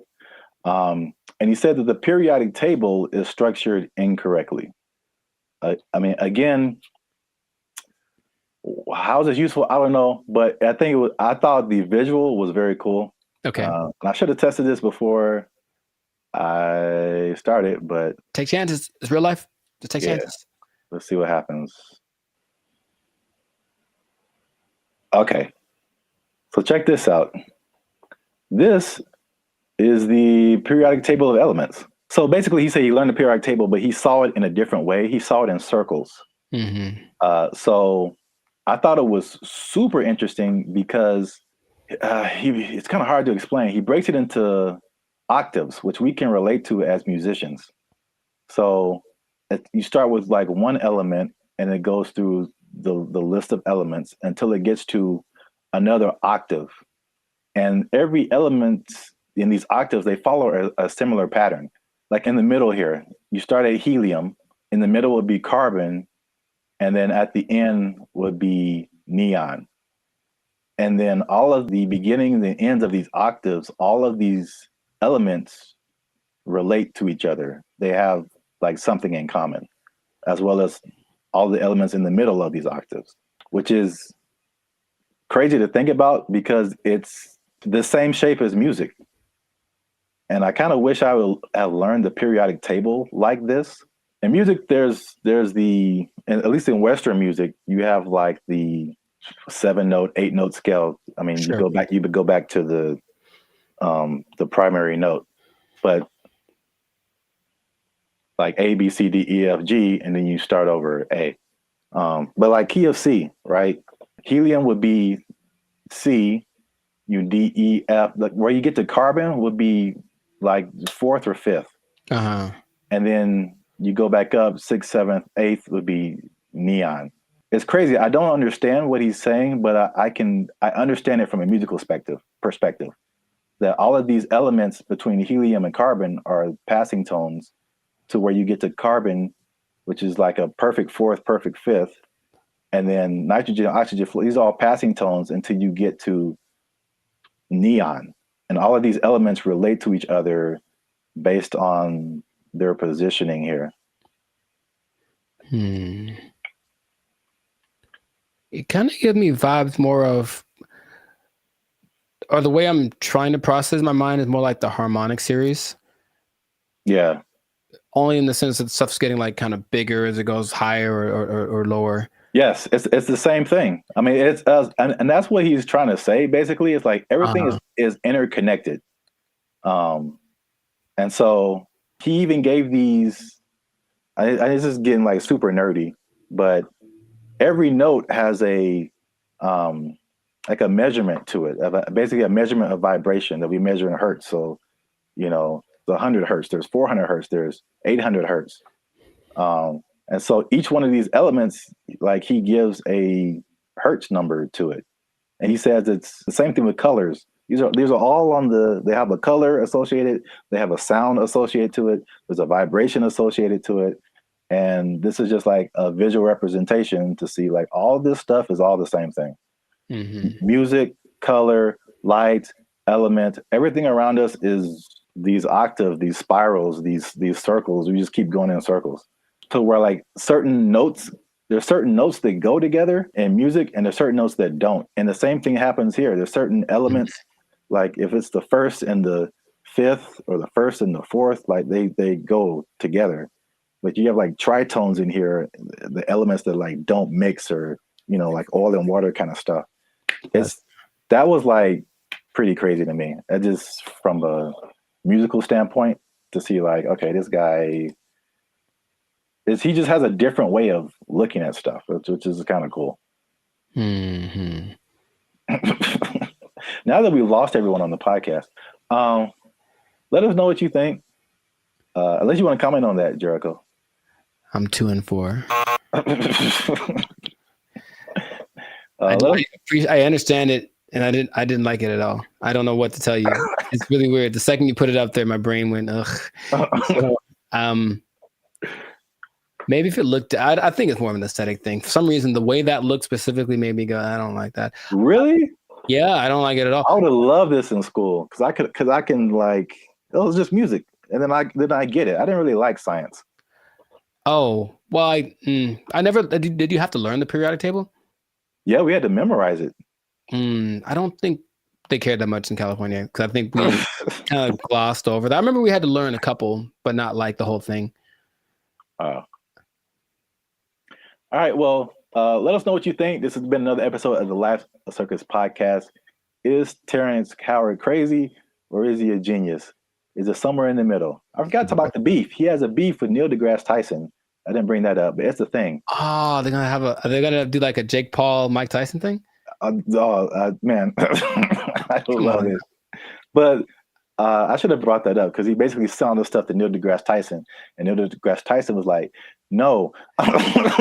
Basically, I would trust Neil deGrasse Tyson more than Terrence Howard for sure. So on the podcast, he said that Tyson attacked him by saying no, but it was probably the most polite diss track that could ever be put out because he just basically even complimented him in his rebuttal of his theories or whatever. But I'm sure he respects the fact that he's trying. I think that helps. Yeah.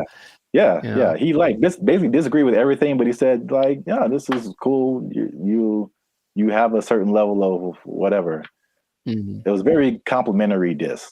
So I don't know where he got the attack part from. But let us know what you think. Is he right? Is he wrong? Is this a cool way of thinking about stuff? Did you know all this stuff about Terrence Howard? 97 patents is crazy. Yeah, leave a comment. And 1 times 1 is me. Imagine. In a shirt. Yeah, let's just go with that. 1 times 1 is me, or 2, depending on who you are. Bye. They took our jobs! They took our jobs! If this was in California, they would be asking for like $60 an hour. Right. To serve mediocre waffles. To provide mediocre service, serving mediocre food. $60 an hour. To mediocre people. All right.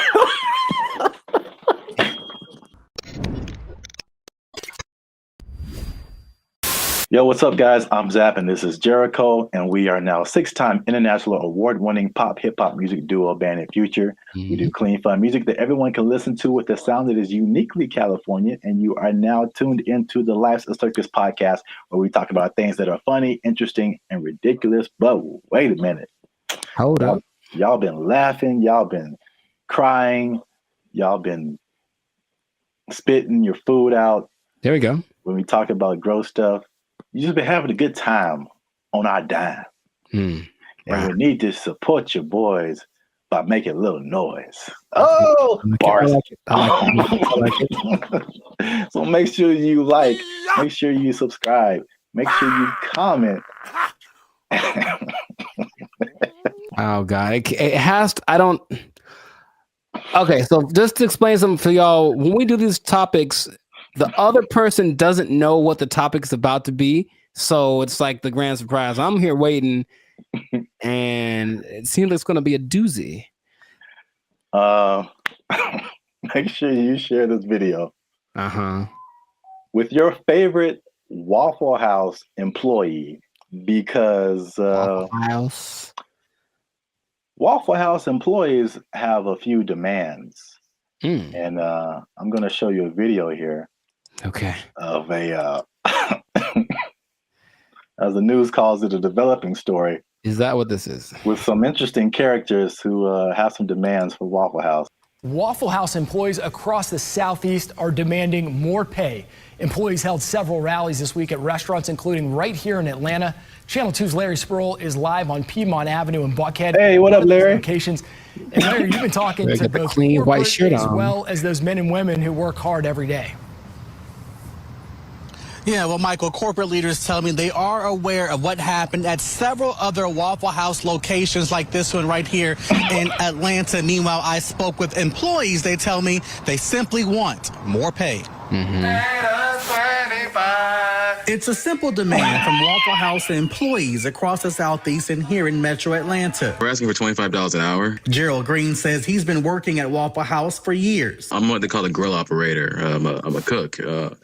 I'm a rock star cook.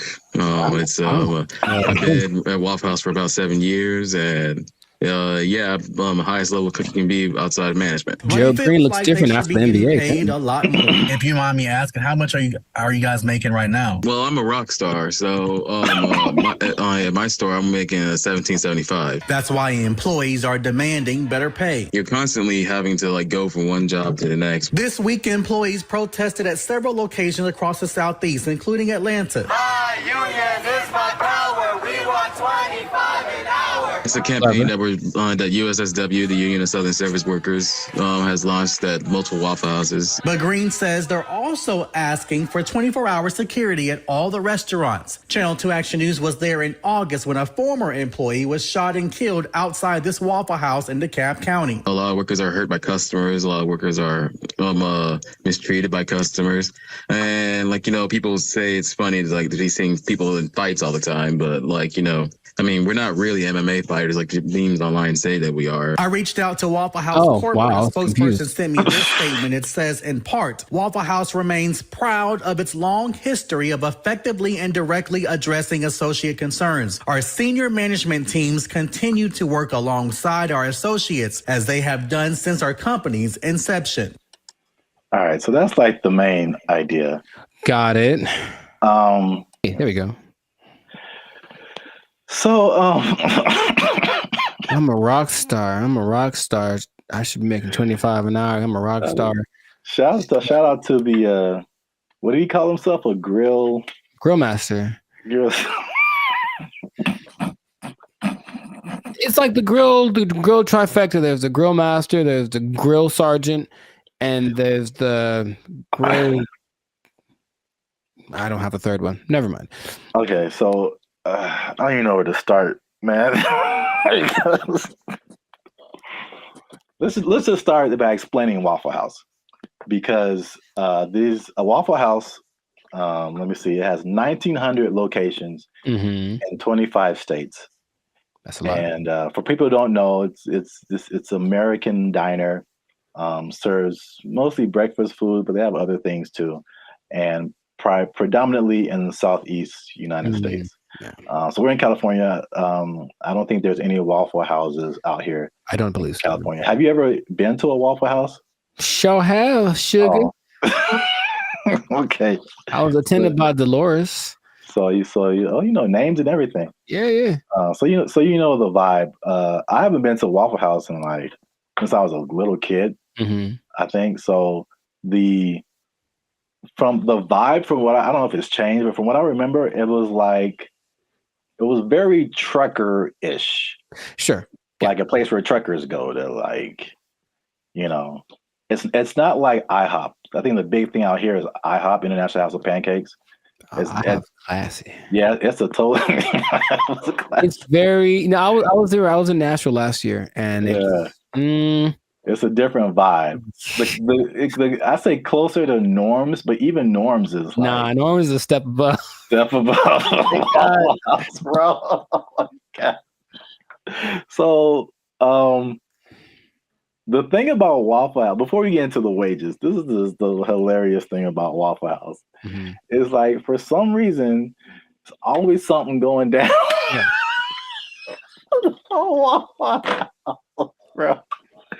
And Waffle House has been the subject of SNL skits, Daily Show skits, and it's just notorious for like fights happening. Yeah. And I don't know why. So there's this lady, one of the most infamous Waffle House fight club members. I don't know. Yeah. Her name is Haley Booth. She worked at a Waffle House as a waitress. And she's become like this meme because like very similar to the Montgomery Riverboat brawl. Mm-hmm. She like threw a chair and it was just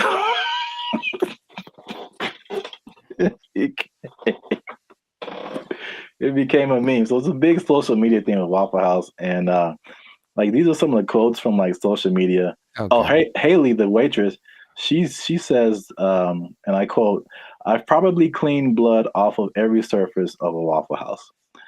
Just to give you guys an idea. Mm-hmm. Someone else as a joke said, "A fully staffed Waffle House could take out ISIS." There's another one. Yeah, accurate. This says, there's a Fight Club meme that says, "If this is your first fight at Waffle House, you have to fight." Mm. So that's the vibe of Waffle House. And then for the waitress, she says that the primary reason she thinks why there's fights is two reasons. Is one, it being open 24/7, and two, them serving alcohol, and the combination of those two things turning into fights. Yes, well, two things. Can we every time we say that, can like something just pop up like a head or something?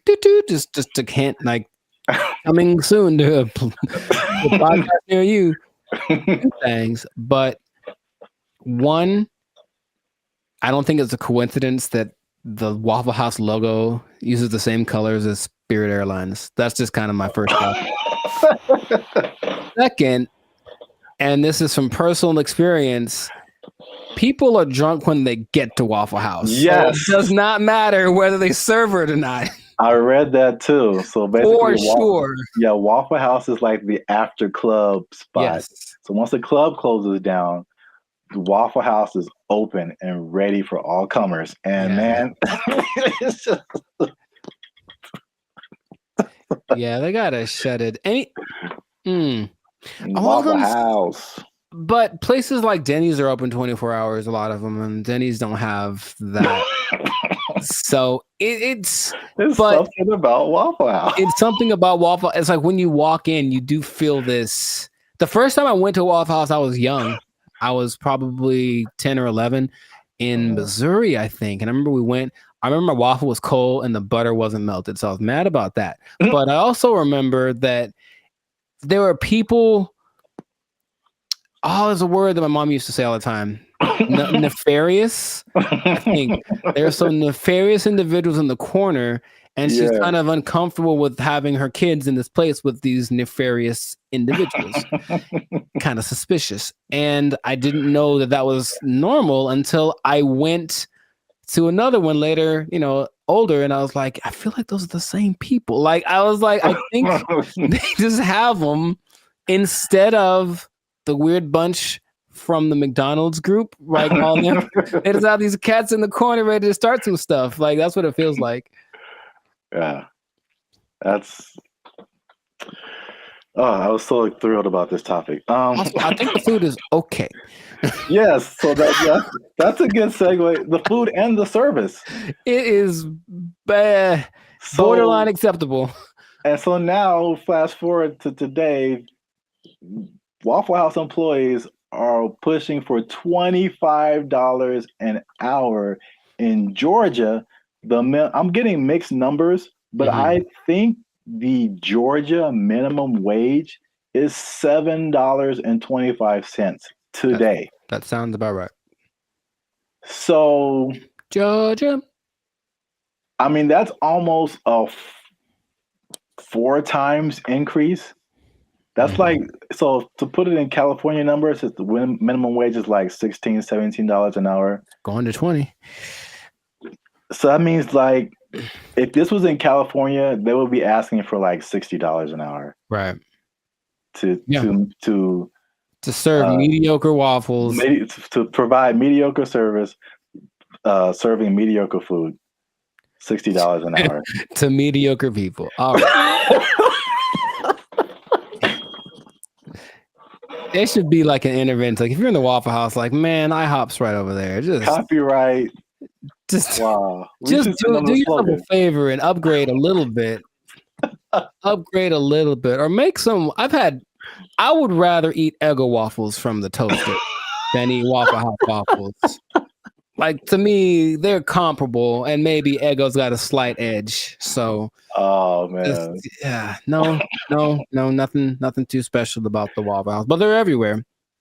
Everywhere. 1,900 locations. It's a big chain, but $25 an hour, bro. That's a lot to make waffles. Have you ever made a waffle before? It's very straightforward. You take the pre-made batter, pour it into the waffle-shaped contraption, and then you wait. And that's it. That is it. And I've seen people fail at that. And oh, by the way, they've also been working at the Waffle House while they failed. So what's the end game for them? I mean, one, are they going to get it? Is there any precedence for this? Also notice in those videos, there was like 9 people protesting. Is that really right? You said there's 1,900 of those things, and those videos didn't have nothing more than like one store worth of employees. It was like one store that decided to speak for all the Waffle Houses. And I feel like that's not going to get it done. Not at all. It's not enough, Waffle House. It's the beginning. You got to start somewhere, man. Sure you do. Hey, support them. Wow. I think I'd just go to IHOP and support them instead. But no, people are jumping on the bandwagon because you got the SAG strike, the writers' strike, UPS workers were on strike, auto workers on strike. So Waffle House people are like, yo, we like a good fight. I think everyone wants to make more money, of course, but what's the value you're providing? What are you doing for me that I can't do myself? And like I said, I can make me a go walk. I got a decent waffle maker. I can make myself a waffle. So I don't know what they're going for, but if they get it, good for them.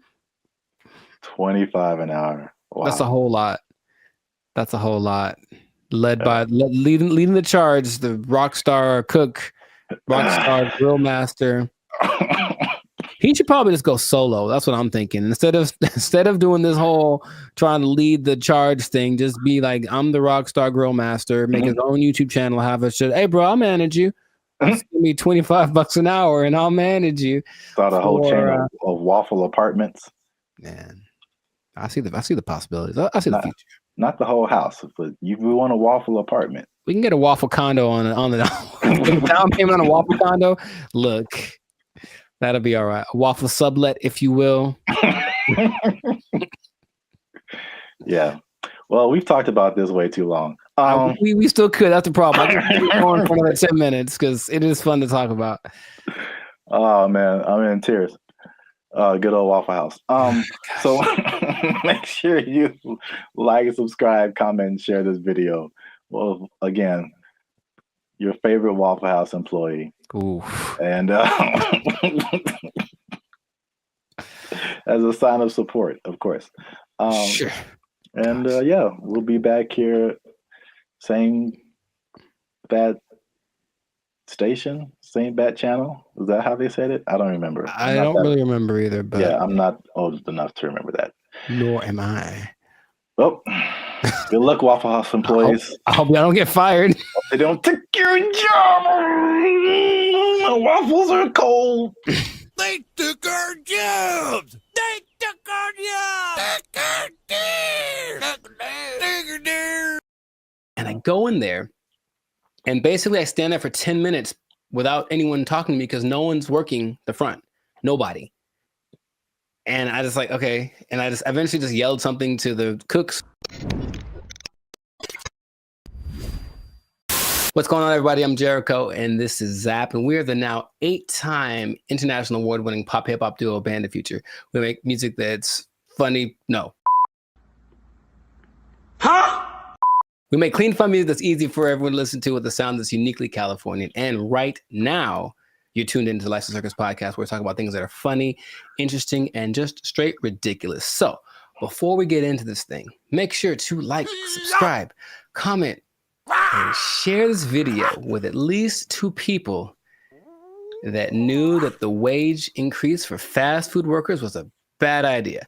I'm telling you right now, it was a bad idea, and I have proof with numbers, with personal experiences. One thing, okay, so I didn't actually know this. I thought it went into effect January 1st, but actually went into effect April 1st. Yeah. Yeah, so there's less data on the effect of it, but I have already There's enough data, I know that. Huh? There's enough data, I know that. Yeah. So I got some numbers, and I got a couple of personal experiences. But I'll go to you first. Have you noticed anything tangible or had any experiences that kind of like notice a Whopper from Burger King is $8. I think I mentioned this before. Like I remember when the Whopper first came out at Burger King, it was 99 cents. Accurate. It's now $8 just for the sandwich. Mm-hmm. No fries, no drink. $8 is where we start, and then it goes up. I'm furious.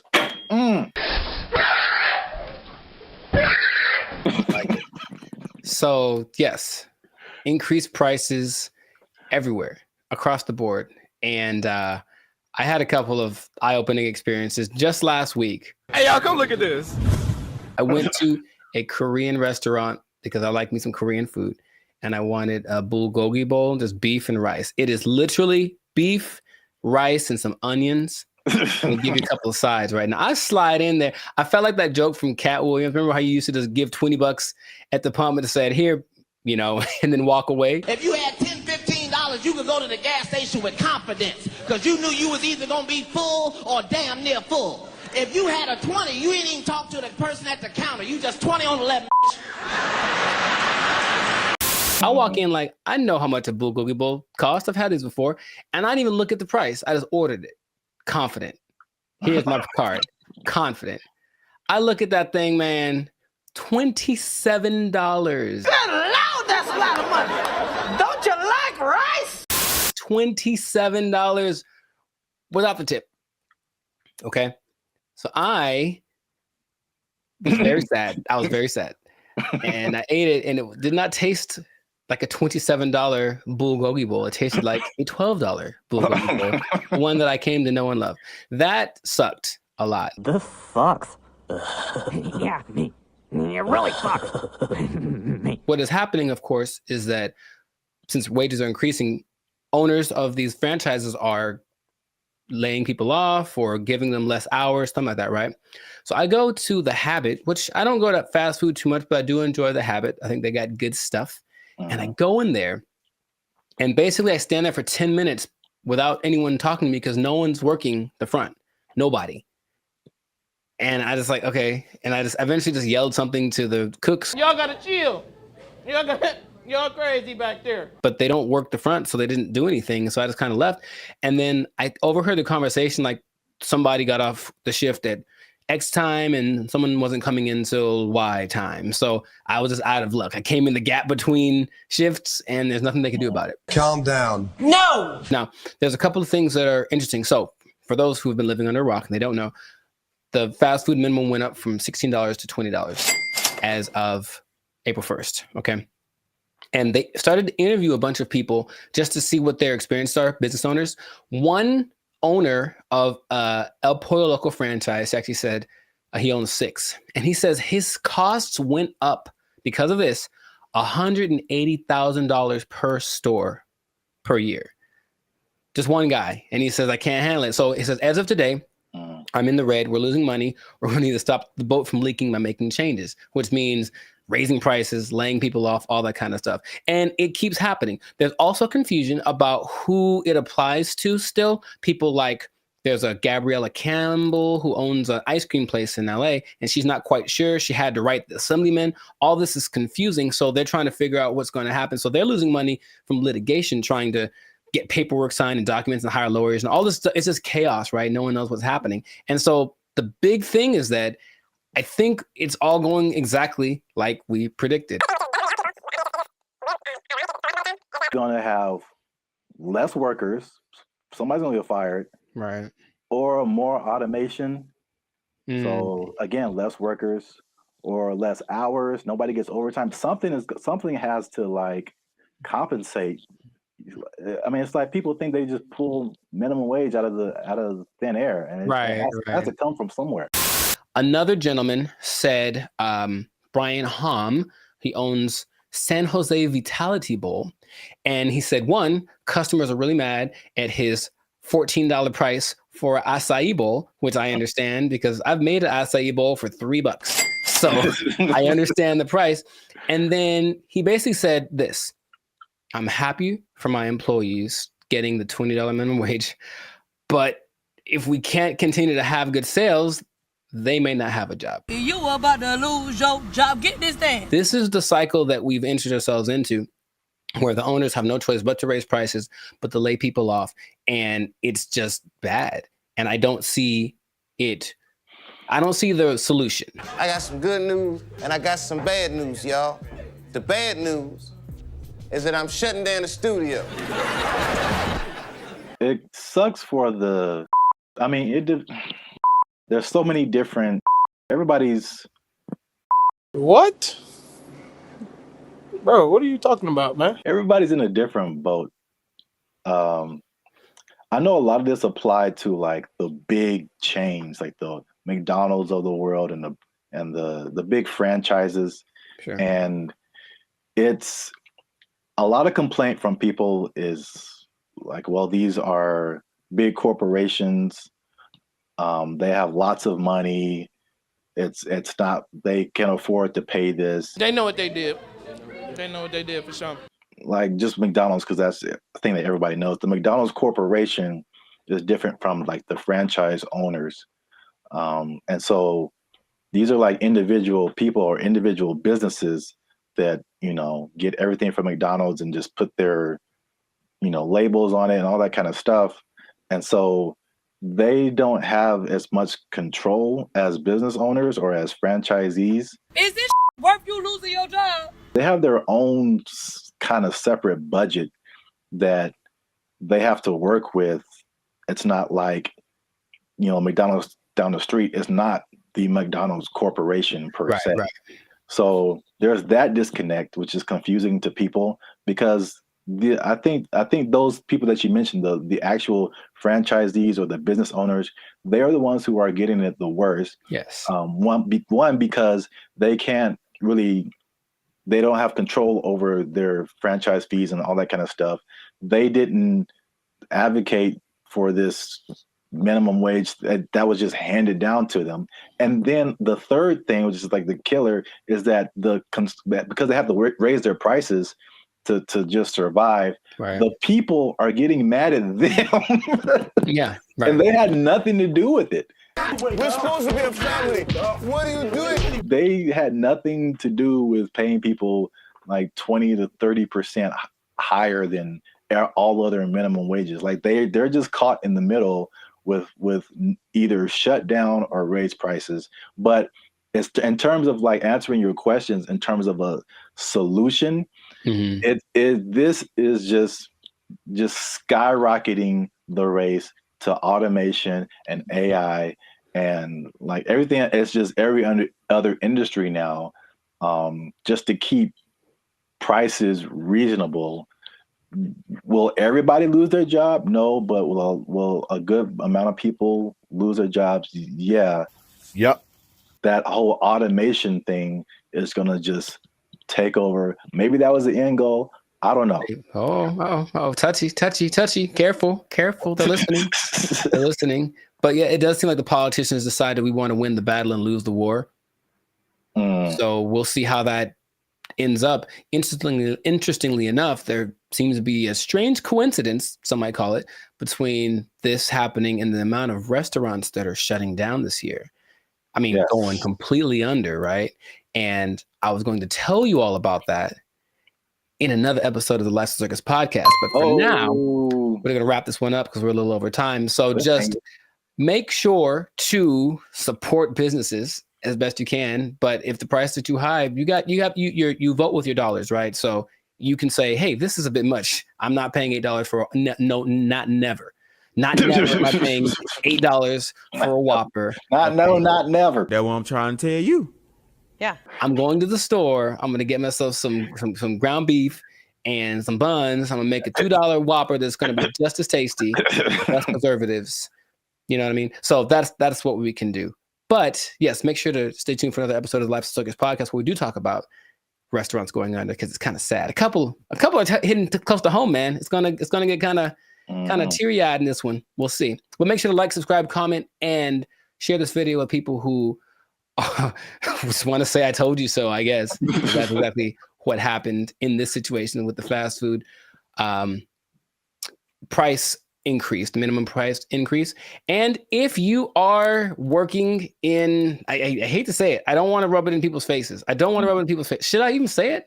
I don't want to rub it in people's faces. But it does look like, especially if you are an owner of a franchise, I'm sorry. I'm really sorry. I'm going to get emotional again. If you are an owner of a franchise, raising prices, laying off people, you might lose your job. You might lose your job. The price too high. Whopper is 99 cents. What happened now? They took our jobs. They took our jobs. I mentioned that there was this kind of a weird coincidence when you brought this up because I don't know this, or I don't know if y'all know this, Bobby, but I've been reading sometimes. And the book that I happen to be reading at the moment is called... What's up, guys? I'm Zap. This is Jericho, and we are the now 6-time international award-winning pop hip-hop music group Bandit Future. We do clean, fun music that everyone can listen to with a sound that's uniquely Californian. And right now, you're tuned into the Life's a Circus podcast, where we talk about everything that's funny, interesting, and ridiculous. But before we jump into it, make sure you help us out. Like, subscribe, comment, and share this video with somebody who likes plants. Or vegetables. Throw them in there too. They're plants. Because vegetables are murder. And I'm bringing it back because there's some news, man. So before we had a couple of videos actually about the carnivore diet, if you remember.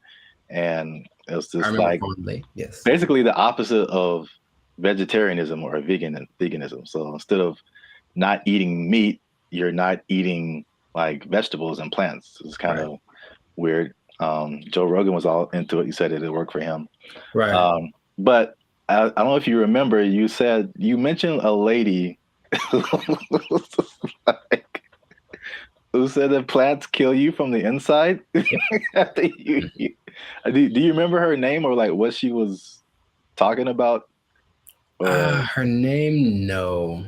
But she was saying like plants, it was like a defense. Well, yeah, but plants basically as a defense mechanism secrete things that basically make the person who eats them feel bad so they don't keep eating them. You know, which is the thing that some plants, I mean, honestly do. Yeah. Any, creature, but I don't remember her name. Okay. No, it was funny at the time, and I kind of halfway believed it, but there's more evidence that has come out now.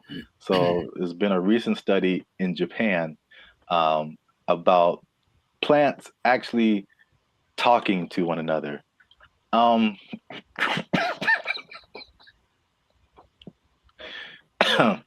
Jericho, do you think plants can talk to each other? Yes. Okay. Well, that was an easy sell.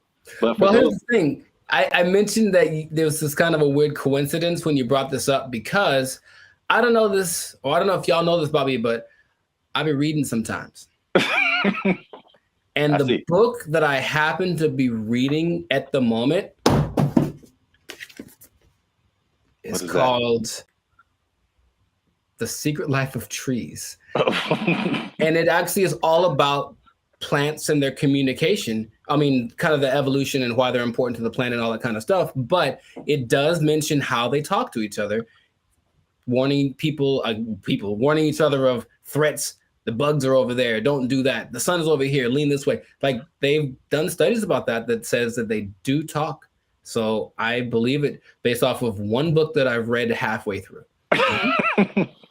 That is pretty crazy because that's kind of what they did in the study in Japan. Like they already knew that, but now they used this some kind of fluorescent light to kind of see a visual representation of the plants communicating. And they said the same thing, that plants that even though it's not like, because some people are like, oh, plants have feelings, and that's kind of different.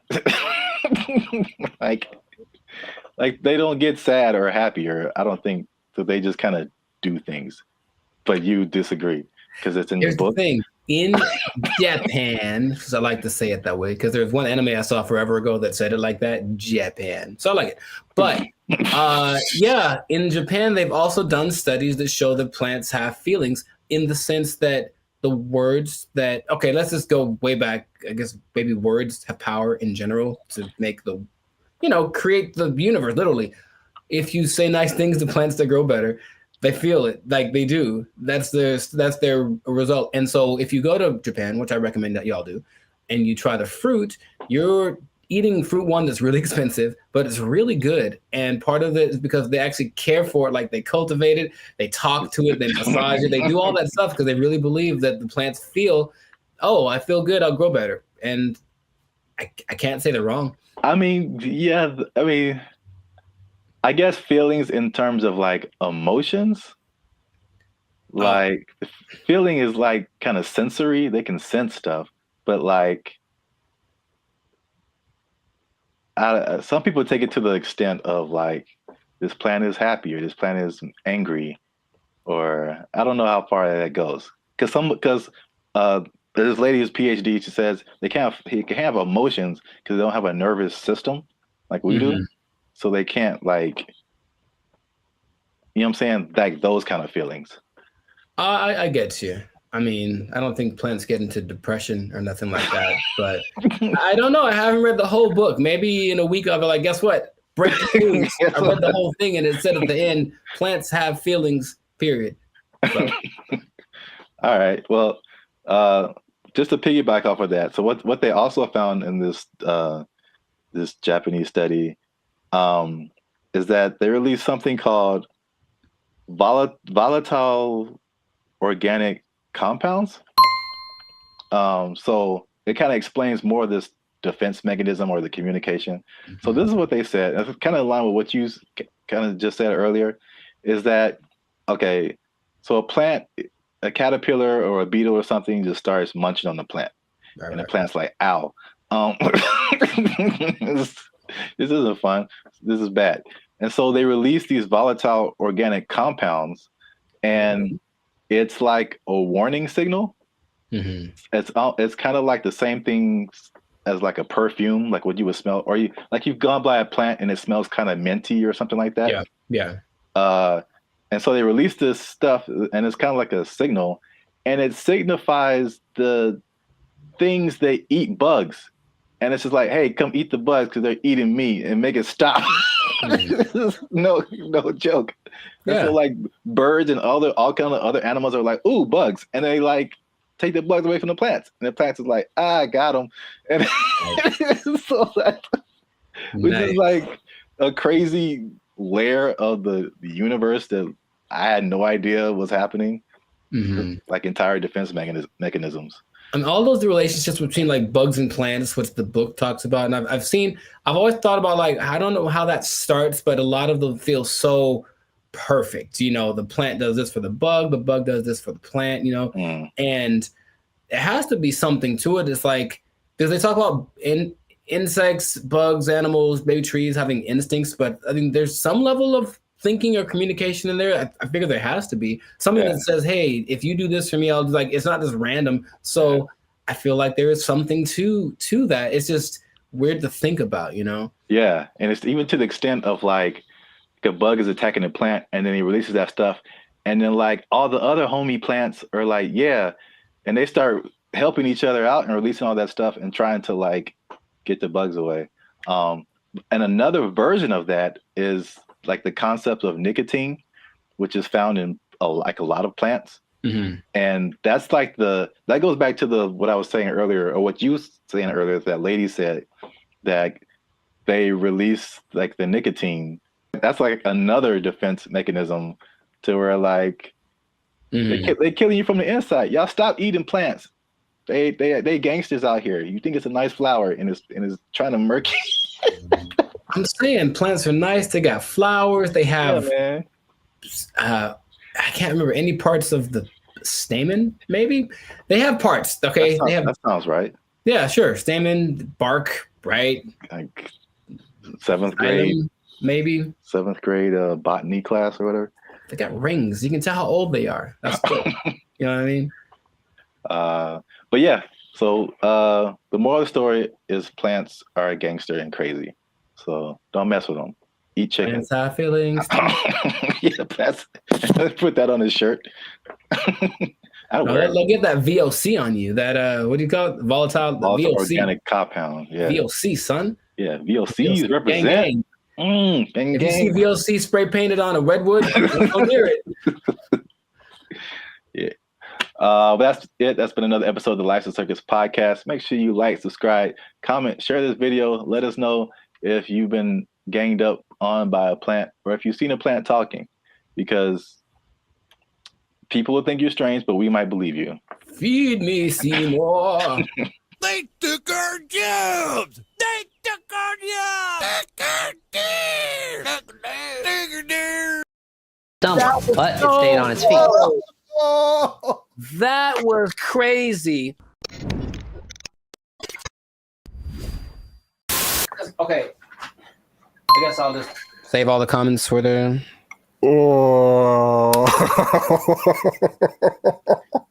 Why is it coming to this? Why are we all going to go out this way?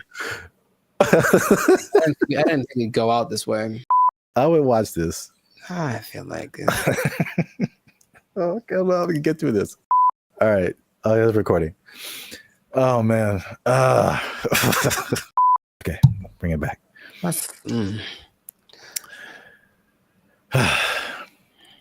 What's up, everybody? I'm Zap. That's Jericho. And this is Bandit Future. And I found this on the internet, man. In true human form, Jericho, we've been blessed with this gift of robotics and AI. And what are we going to do with it? We're going to make it fight each other. The world's first kickboxing tournament exclusively featuring humanoid robots just took place in China. Here's everything we know about this first of its kind robot rumble, and of course, all the best highlights. For this video. 6 different robots slugged it out for the top spot, each with a team of human operators outside the ring, giving robots commands via remote control. The robots were armed with several different combat moves that Unitree says came from external That doesn't even experts. look real, man. That's crazy. Oh my god. That doesn't even look real. Remember those little things that you'd have like way back in the day? Those little, I guess a board game, but it was 2 real robots and each person. Yeah. What were those called? Like Sock'em, Rock'em, Sock'em, something like that. Yeah. It's just that, but times 1,000. And this is so great. I love this so much. I don't want this to. Gosh, he's gonna kick it. It's gonna remember him, get him in like a decade. Anyways, just keep going. I feel like we do this to ourselves, and then we blame other people. That's what I feel like is gonna happen. We just start building these things, and our first thought is like, "Hey, let's have them punch each other and kick each other." Nah, that's entertainment. That's our second thought. The first thought was sex robots. Oh, well, for sure. Too. But this is a close second, I would say. Yay, humanity! Are these the G? These are the G ones, right? I think you were talking about. These are the Unitree G. We have another video about that. I put a link to it. And the guy, man, these comments. You guys comment whatever you want, but there was a guy like trying to fight us, like, oh, it's not as good as the Tesla bot, and blah blah blah blah. I have not seen the Tesla bot do this. Nor have I, nor do I want to. And it's, I know the Tesla bot is like more advanced. These are two different things. But the main thing about this particular, the G ones, like you were talking about, is the agility. When they get up, it doesn't look real, man. Like that looks crazy. These moves include straight punches, hooks, uppercuts, a roundhouse kick, front knee, and what looks to me like a front kick or push kick. Martial arts experts, let us know down in the comments which one you think it is. The robots are also... So you can do all of those punches. I can still pretend this is fake until I see it in person. At least I have a happy place in my head that says somehow this isn't real because it doesn't look real, and I can just pretend. Until I see it, I'll pretend that it's not real. Jericho, it can roundhouse kick you in the face if it wants to. I know it, but I think it wants to. That's the thing I don't like. I think it wants to. I think it's like take all comers, bro. It's just gonna keep getting more crazy. This is already crazy. Yeah. Let's watch some more. Able to pivot and move around, as well as stand up from a fall. In the opening match, it was blue versus purple, with the other robots standing in the corners of the ring, cheering on the robot-on-robot carnage. While it's humans calling the shots from the sidelines, the robots themselves must maintain their balance while taking punches and performing kicks and knees that sometimes force them onto one leg. Unitree says this was achieved by a combination of sensors in the robot, which feed it information on its body position, as well as AI reinforcement learning performed in simulation. It's impressive. What was that? It's impressive, those little steps that they take to get their balance back. Yeah. That's gotta be really hard to replicate. The next round saw the black-clad robot named AI Strategist facing off against the robot in pink, known as the Silk Artisan.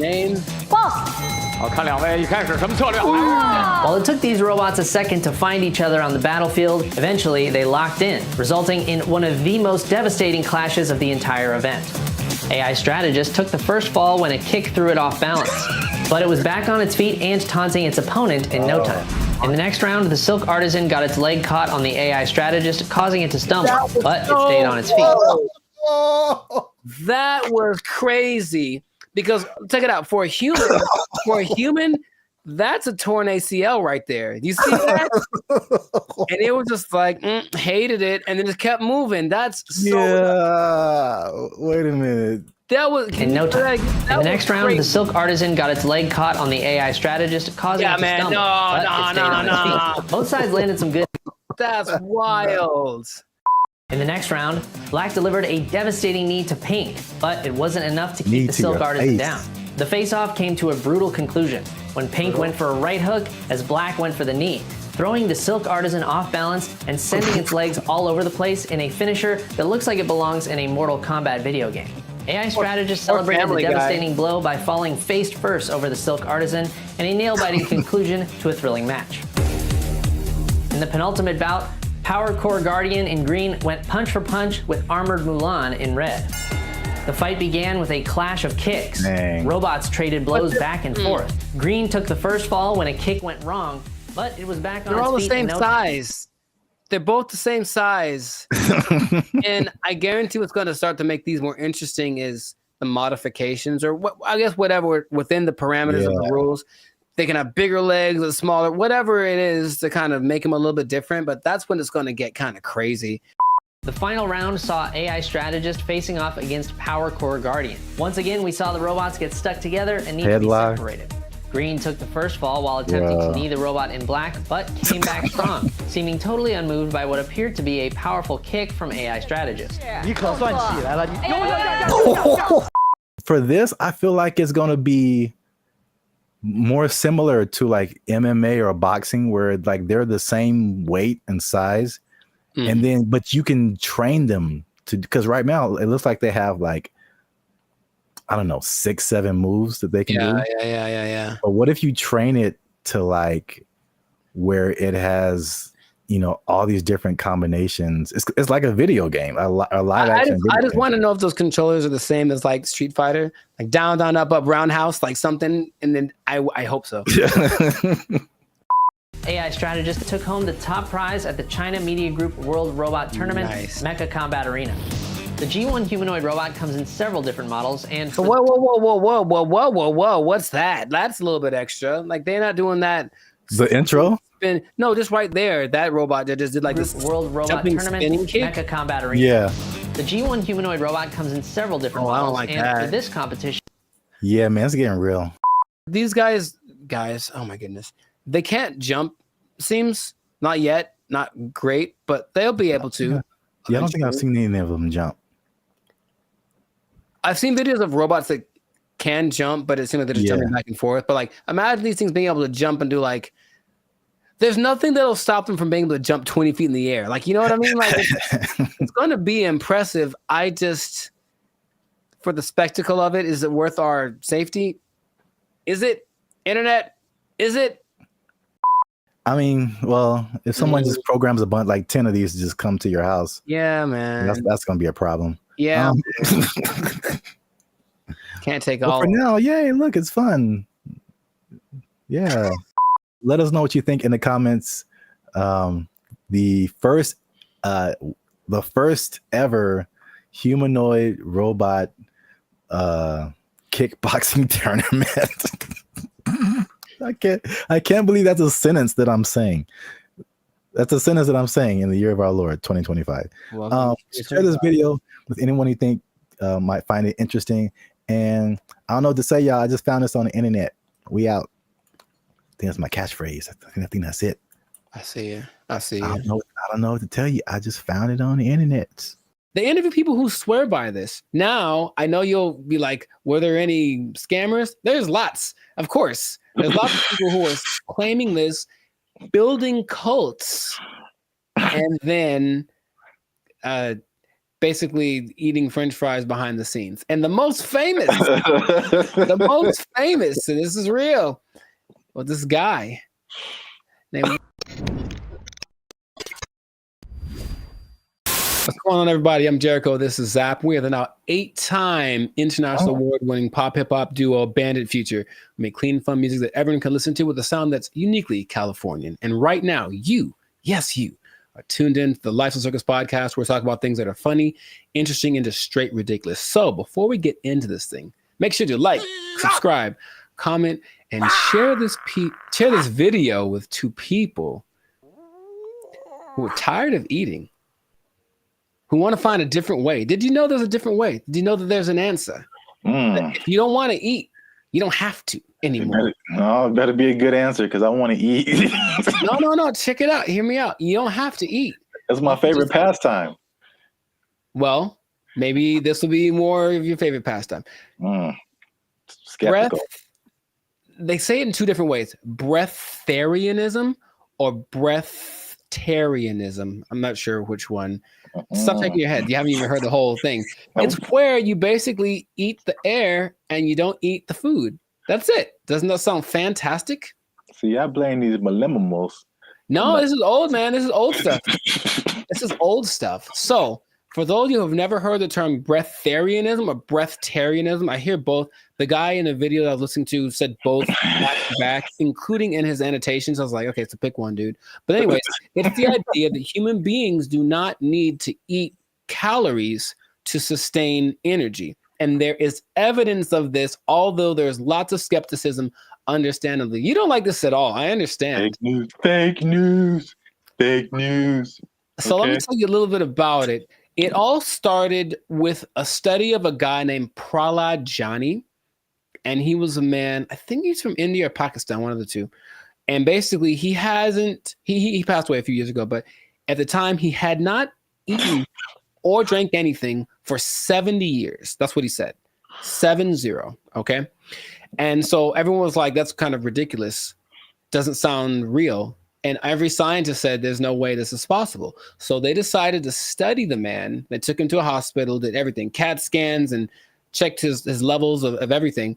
And they say that for 15 days, this man did not eat or drink. He didn't poop. He didn't pee, nothing. And none of his levels changed. And that he had an energy that wasn't related to calories. And they can't to this day figure it out. Because calories equal energy, literally, right? You eat calories, you get energy. He didn't. And after the 15 days, because he basically just sat on the bed the whole time they did the studies, and then he just sat there. And when he sat there, they said he kind of went into this trance state. And what they say that a lot of these people do is they're meditating, but the meditation allows them access to a part of the human body that is actually able to process air and sunlight as if you were a plant. That is literally what happened. And then they let him go and he lived his life. There's other cases of this, but that's just kind of scratching the surface of it. So just off of the initial thing, y'all in? You ready to try it? You ready? You ready to jump in? Because you don't have to eat. You can just not eat. Yeah. I skipped dinner the other night, and I was so incredibly hungry the next morning. So in that little bit of time, I don't think air would have done it for me. I don't understand. I don't think you're really seeing this. You're so. I don't think they're really seeing this. You can be like a tree. You can be like a tree. I'm not for this or against this. I think I am a skeptic as well. However, there's another study of a guy much more recently. They called him the Buddha boy in Nepal, and they basically found this cat sitting. Well, it's a guy, but I call him a cat. He was sitting under a tree for about a year, just sitting there, and everyone was like, "What's up with this guy? He didn't move." And so they just would take pictures of him and give him gifts, and he was just sat there. And then after about a year, he disappeared. And they said, what happened? Then he apparently had just got up because he got tired of people looking at him. So he went somewhere into the woods, and he's just sitting there. And if you watch the video, it's really creepy because it's like, is he dead? But he says that because he actually spoke a couple times, he's just connected to the source that his ancestors knew and all that kind of stuff. And they talked like his friends, like, yeah, he doesn't eat, doesn't drink, he just vibes out. And that's the thing. Oh, the friend said that they converse telepathically, which is kind of an extra thing that I'm a fan of. I like the idea.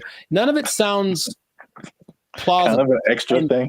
Right. And science is all, this isn't the thing. It can't be real. Yet there are a few cases of this happening. The patron saint of Switzerland in the 1700s, Nicholas of Fleur, apparently the last 20 years of his life, he only ate light, right? So there was a study done in 2014 about the sun gazing, which is some parts of China say that that's what they do, not staring at the sun, but using the sun as energy. And there was a proof that human mitochondria can actually process sunlight and convert it to energy. That's what science is starting to, okay, maybe there's something to this. But the idea that you only eat air, sun, isn't the most widely accepted version of this breatharianism thing. It's kind of a spectrum. So there's 3 levels. One is called BEGO. And that's where you don't eat anything. You don't drink anything. You just exist. And you're one with nature, and you don't have to, like I said, the energy comes from something that is not caloric. And then there are people that only drink like liquids. And that's like the second step of it. And the third is eating 200 to 300 calories a day, mostly just fruits or vegetables. So the only extensive study that did this was of a guy. They studied him for 410 days, and he was averaging about 200 calories a day. And he lost a considerable amount of weight, but he was fine, right? And the hunger thing is something that goes away after a while because your body learns to cope, I suppose. So it's kind of getting more popular as people are tired of maybe the Western way of trying to stay healthy or be healthy, the standard American diet, which apparently is leaving a lot of people with disease and things like that. They're looking for other things. So they're looking for this thing. Now, another term for this idea is seeking prana. And basically breatharianism is living on prana and taking energy directly instead of what we do when we eat stuff is we take the energy from the thing. But this practice just makes the energy coming directly to us without any middleman, basically. And that's the whole rundown. But they interview people who swear by this. Now, I know you'll be like, were there any scammers? There's lots, of course. There's lots of people who are claiming this, building cults, and then basically eating French fries behind the scenes. And the most famous, and this is real, well, this guy named Willie Brooks. And basically he built this cult up somewhere in the desert, somewhere in the United States.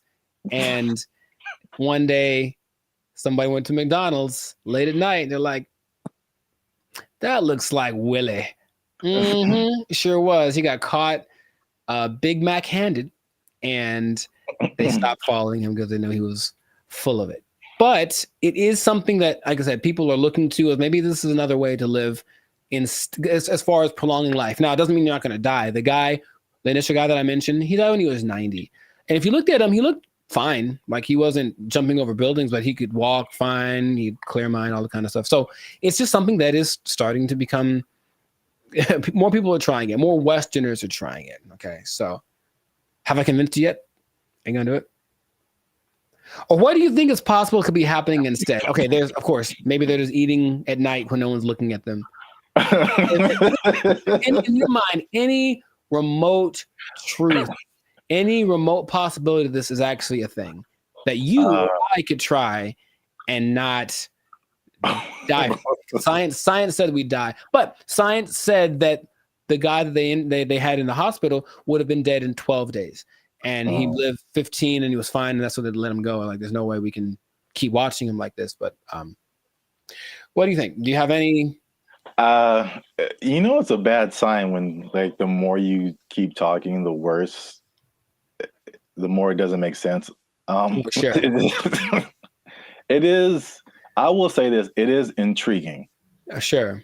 Because I am trying to figure out in my head how is this scientifically possible, and the first thing I thought about was, okay, like you said, the different levels. You need liquids, right? Like as a base, I think. So is there a way to, because there's moisture in the air, is whatever these guys are doing, is it like extracting moisture out of the air into your body and somehow providing liquids? This sounds really weird, but it's just like, right. Maybe there is some kind of something to this.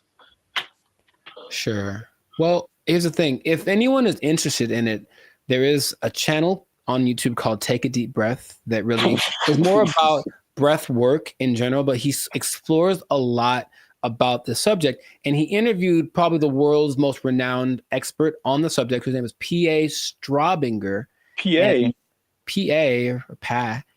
Straubinger. And he basically says, well, we can go 3 days without water. We can go 45 days without food. We can go about 10 minutes without air. So in a sense, we're all breatharians because we kind of, when we're not eating or drinking, we're breathing. And his idea is that people that have access to just making the breath part kind of override. It's almost like, okay, for diet, what we need fat, we need protein, we need carbs, right? So let's just use all of one instead of a balance of all three. And so the breatharians, I don't know how to say anymore. Breatharian, I'm gonna go with that. Instead of eating, drinking, and breathing, they just take breathing and make that the only thing they do. So in that sense, it's like, that's really interesting. But it does sound very far-fetched. Would I ever want to do it? Not in a million years. It does not sound fun because if you're not, most things that you do when you're social, you're eating and stuff, you're not eating What are you doing? You're just sitting around. And these people do just kind of sit still. You ever see like a bug or a creature and you see it and it's just there? It's like, what are you doing? That's what they are. They just sit there and they're channeling the thing. So if you have to spend most of your time doing that, I'd much rather eat a steak and then keep it pushing. So that's just me. But so here's my other wild theory as to how it could possibly work. Tell me. Just this makes no sense, but whatever. Sure. You think about, because the light, I mean, in my head, you're doing some kind of Naruto jutsu and you're pulling in moisture from the air. Yeah. That's how it's working in my head right now. I'll take it. No one can tell me any different.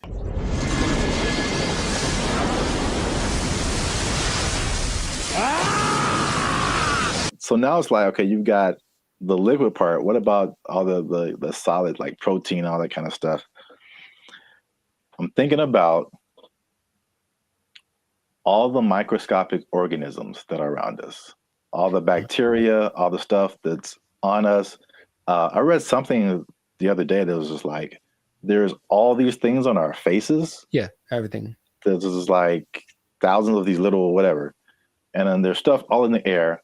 What if they're just like focusing so hard on the breathing that they're like intaking all of these microorganisms that have all of this stuff that we have with food? So basically it's like they're eating all the time, just microscopic versions of food. So they're whales. Boom. You heard it here first. People. Boom. I wish I had a mic. Where's a microphone? Breatharians or whales? That's what I heard. Nobel Peace Prize right here. Give it to me. I don't know if pieces of the thing you get for this. I feel like we riots in the street. Guess what, everybody? Closing down KFC and Popeyes because you just open your mouth and walk around. Oh, what if you opened an air restaurant and just charge people $20? People would go. I know people would go. All right, that's. Oh gosh, $20 all you can eat. It's the purest air from the mountaintops of Sweden. Well, I think that this is a fascinating thing that if people want to investigate more, go for it. But like I said, I'm not going to try it. So if you do, leave a comment that says you tried it and that you're going to live forever because you found Nirvana. I'm not sure.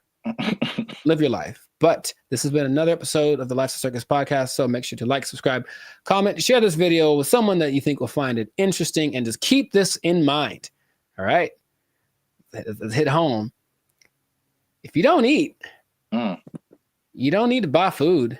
Well, yeah. If you don't need to buy food, maybe you don't need a job. You don't need a job. You don't need a job because you don't have to buy food. You just eat air. Oh, it's not possible. They took our jobs. They took our jobs. Oh, I had one and I forgot it. So it was like unique. Recycling toilet paper. I mean, wow. Wow. I mean, I only brought it up because it is a real thing. Like, people do that. How do you recycle toilet paper? Do you want me to tell you, or yes? What's up, everybody? I'm Zap, and this is Jericho, and we are the now 6-time international award-winning pop hip-hop music duo Band and Future. We make clean, fun music that everyone can listen to with a sound that's uniquely California. And right now, you're tuned into the Life's a Circus podcast, where we talk about everything that's funny, interesting, and ridiculous. But before we jump into today's topic, make sure you like, subscribe, comment, and share this video with 2 people who are flashy. But you know they faking it, man. That's cold world, man. They ain't got it for real. It's a cold world. They ain't got it. It's a cold thing.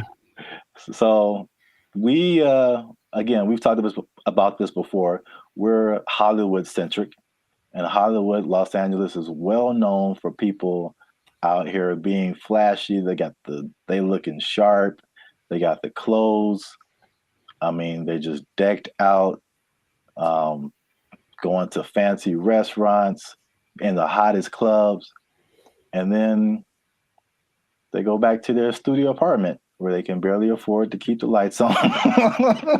It's just like, it's very much what you see isn't always what you get. Have you had that experience, Jericho? You've seen people like that?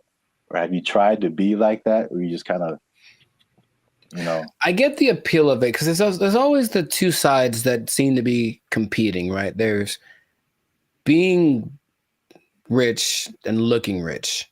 Yeah.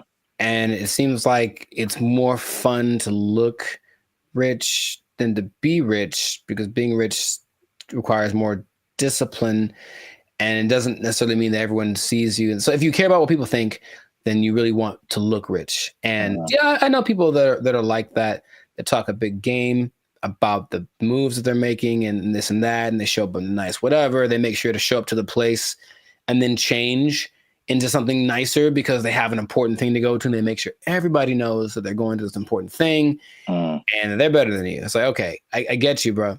But it's sometimes hard to tell because in LA, Hollywood, people look pretty good. Like physically look good. They're in shape.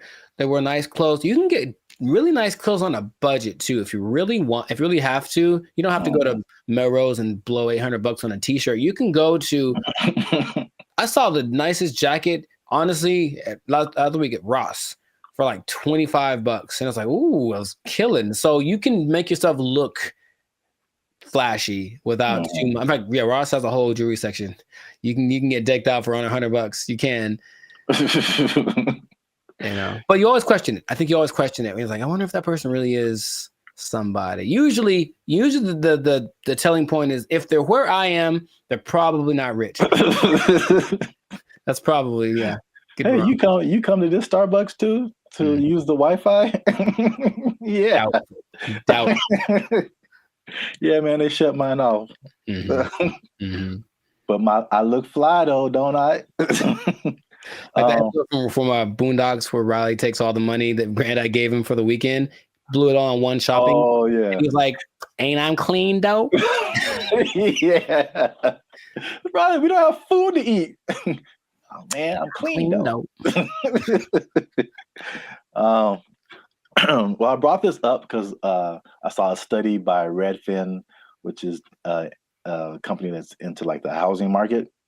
And obviously, the economy has been very rocky for the past few years now. And inflation is sky high. And they did a study that shows that about 49% of Americans are struggling to even just pay their rent. And they're cutting costs in the most unique ways that they can just to, I guess, survive. Okay. While still trying to look like everything is okay. So I guess a lot of people like really are struggling. So I mean, 50%, that's like 1 out of every 2 people that you know. So that's a lot of people. But they said that they are, to compensate, they are skipping vacations right now. They're working extra hours. They're selling their belongings. They're using up their retirement savings, especially millennials. And they're even skipping meals and medical treatments so they can keep their lifestyle but pay their rent.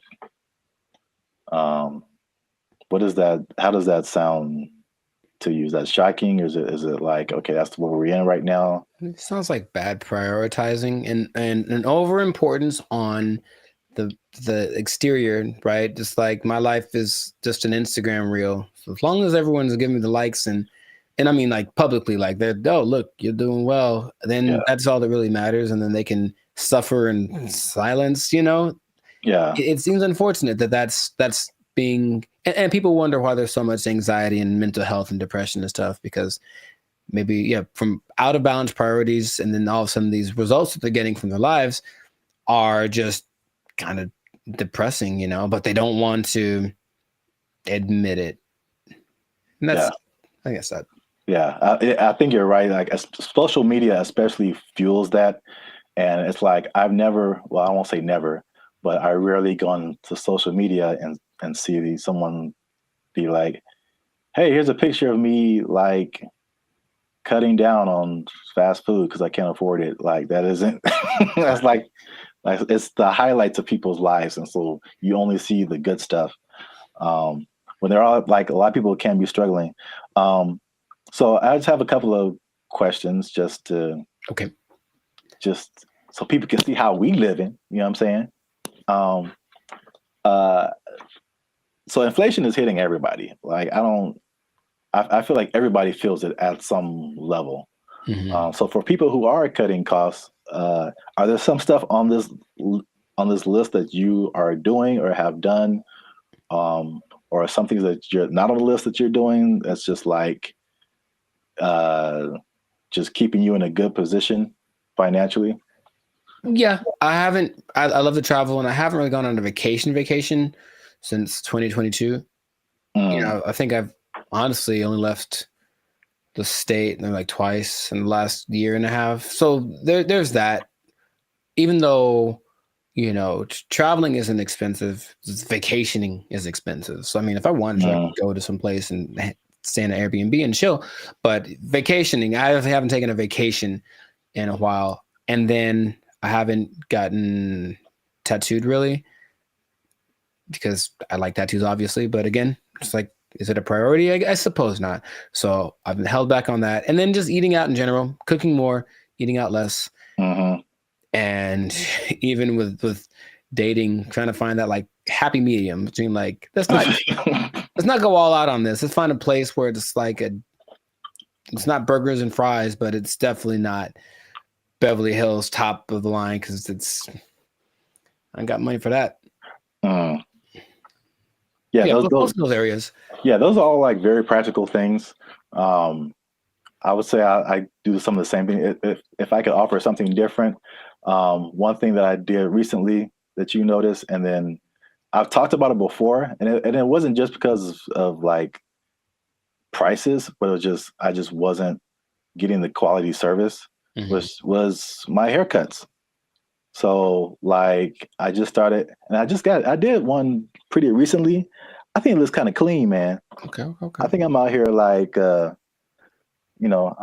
could do a few things. I feel you. As a barber, but like, I mean, a large part of that was just frustration, just unable to find a barber. If I do find a barber, like I have him for a minute, and then he moved to Texas or something. Like something always happens. I'm just like, I'm so frustrated trying to find a barber. And so let me just get, my hair isn't that complicated. Just need to teach myself how the fade part is really the hardest part. Right. But other than that, like I just do it myself, and it saves me like a lot of money at the same time. So it's like a win-win situation. So I do like the eating out thing too. That's a thing. And then what else have I been doing? What else has he been doing? Oh, I had one and I forgot it. So it was like unique. Recycling toilet paper? I mean, wow. I mean, I only brought it up because it is a real thing. Like people do that. How do you recycle toilet paper? Do you want me to tell you, or yes? Because that doesn't make sense at all. After it's been used, how do you reuse it again? You rinse it off. No, you can't do that. Hang it up to dry. No, in your house. Well, then it's not toilet paper. It's like a rag or something, right? It's toilet paper. I've seen videos of this, man. That's not possible. It's apparently this guy knows something that I don't, because it disintegrates with like water. How can you wash toilet paper? He washes toilet paper and he hangs it up to dry like it's the South in 1945. Yeah. I'm assuming you don't do that. Or if you did do that, you would have no friends. So please don't do that. But yes, that is a thing I've seen people do to cut down. And I'm talking about a person that I forget what company, but this guy was a millionaire. And that's part of his frugal plan. I think it's a little extreme, but everyone got their thing. He recycled toilet paper. So don't do that. Please don't do that. Wow. That's very gross. And yeah, he has no friends. All right. Okay. I'm pretty sure that's not what you were going to say. That was, I've never heard of that. That's interesting. All right. Well, here's another thing, last thing about affordability, to just kind of put things into perspective. The people who have houses are having a hard time paying the mortgages, and the people who don't have houses, it just looks more unaffordable every day. And so the study also showed that the average American earns $30,000 less than what they need to purchase a house. So you're $30,000 a year annually. That sounds right. So I kind of went down the rabbit hole of mathematics. Okay, how much is this? How many people is this affecting? So the average income that they say you need to buy a house, this is a national average, to buy an average house, to get a mortgage and stuff like that, $109,000 a year. That's household income. Mm-hmm. So it doesn't have to be an individual. It could be like a partnership or whatever. So that's $109,000 a year to buy a house. In California, what do you think that number is? Specifically Los Angeles. Higher, for sure. I would go to like 145. Is that not enough? I hope that's enough. That's generous. Household income, according to them, they said you need $231,000. Yo, I mean, that's okay. More than I expected, but it doesn't sound. I know people that are paying $5,000 a month on their apartment. So yeah. On that mortgage, that's what you'd be paying, about $5,400 a month for a house. It's not possible for most people. You got to think it makes sense, because if you're paying, that's math. I want to do it. That's almost $65,000 in mortgage payments. Mm-hmm. So that would be a quarter of 240 something thousand. So I think people would expect you to be in the like 25-30% range of how much goes to your mortgage payment to make you eligible. So sure. 200,000 plus sounds right if you're paying $65,000 a year in mortgage payments. That's crazy. I mean, you can get a house in the sticks, of course, in the desert, whatever. Oh yeah, cheaper. Yeah. But... yeah. I mean, this is just like median nice house, somewhere. Yeah, LA is no joke. So, last thing I checked out is how many people that cuts out. So how many people make under $240,000 to be eligible to buy a house like this? Most is the answer. Your answers have been so general. I mean, how many people are in California? 35 million, something like that? I don't know. And I think this may have been Los Angeles. So I don't want to. Oh, okay. So Los Angeles, maybe 14 million, 15 million. I don't know. But of those. Well, just on a percentage, because that's what I have here. Oh, like 95? 95%. 95. That was it. Uh-huh. So 95% of people cannot afford a house. So this has been another depressing episode of the Life's a Circus podcast. For all you renters out there, make sure you like, subscribe, comment, and share how difficult it is for you to buy a house, because it doesn't seem possible for the large majority of people. Accurate. Yeah, inflation, keep your job. Bye. They took our jobs! They took our jobs! I went to high school with Diana Taurasi, who some say is the greatest female player of all time. One of the greatest, right? And she's a year older than me, so I got to high school. It's a place called Don Lugo High School in Chino. And I was coming in as a freshman, just trying to make the team like summer. And she was already she'd been there for a year, so she's already established. Everyone knew who she was. And I'd heard about her. I'm like, oh, you tried out for the basketball team? Yeah. Oh, I didn't know that. Yeah, I played the first year. I played freshman year. Yeah. Oh, cool. But the whole thing was, I thought that because she was a girl, that there was no way she was as good as me, right? So I just casually mentioned we should play one-on-one to her. Like, I think maybe it's the only time I ever spoke to her, really. And she's like, yeah, sure. And when I tell you that... What's up, guys? I'm Zap, and this is Jericho, and we are the 6-time international award-winning pop hip-hop music duo BrandBee Future.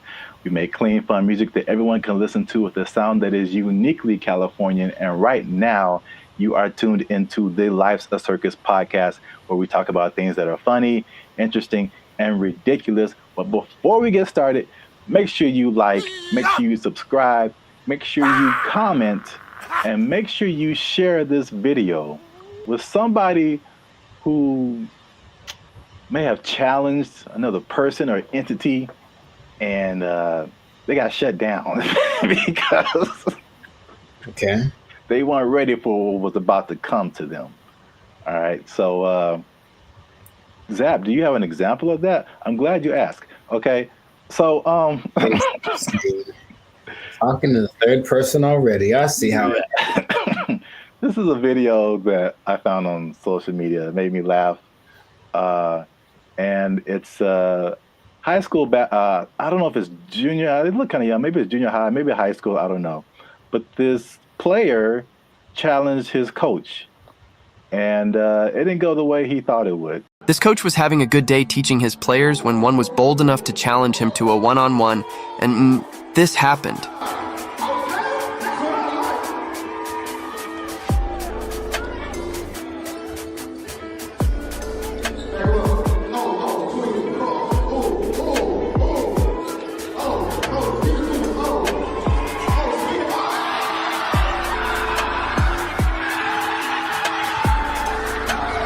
Do you think he would try this again? So yeah. I like it. I like it. Yeah, coach wasn't messing around. I thought he'd get past him, but I didn't know he was going to break the kid's ankles. That was cold. So I brought this up, and then if you have an instance, you can share it too. But I'm thinking of like the times when either you challenged someone or you saw someone else challenge someone, and they thought they had it, and it just didn't go right at all for them. Because I brought up this video because it reminded me, and I think that's junior high. It looked like junior high, not high school. It reminded me of the same thing that happened in my junior high school. Okay. So my school was a magnet school. I don't know if did they have magnet schools out here in California? Okay. Yeah. So we had like people from all over. It wasn't just like people in the neighborhood. And it was a performing arts school. And we didn't have sports. So we didn't have a football team, basketball team, anything like that. So what they did is like people from our school could play sports at like different schools, which is kind of cool now that I think about it. But so we had different players from different schools that went to our school, right? And so I knew like a couple of guys that were just like really good, like insanely. They had handles. I'm talking about basketball. They could shoot. Like they could do everything. I remember this one guy, especially named Ricky, who was just like, he was like the coolest dude, bro. Just, but not like a I'm better than you jock kind of. He was just a cool dude. He walked cool. He talked cool. He was cool with everybody. And he's just amazing basketball player. And we had some other girls. There was a girl who was like 6 feet tall, and she was just like amazing. Like we had amazing players, right? Mm-hmm. And we had these 3 PE coaches. Now they're all different. So there's one guy, Coach Moore. He was super tall, but he was like 100 years old. I swear, this guy. This guy was like past your prime, but he was skinny, maybe in shape, but like super skinny. But at least 60s, 70s, maybe. Okay. Just all gray hair, just like okay. He didn't seem like anybody. Mm-hmm. And then we had this lady, this white lady who looked like what's the girl from Iowa? Is that it? The basketball player? Yeah, the girl who's like really big now. Caitlin Clark. Yeah, she kind of like an older version of her, and she like just had a baby, like. So they challenged the students. This is junior high school to like a basketball game. It's like the 3, and then they probably like roped in 2 more teachers, mm-hmm. And like so it's like this really tall old dude can barely move. This really short dude looked like Sherman Hemsley, and this lady who just had a baby, and like 2 teachers.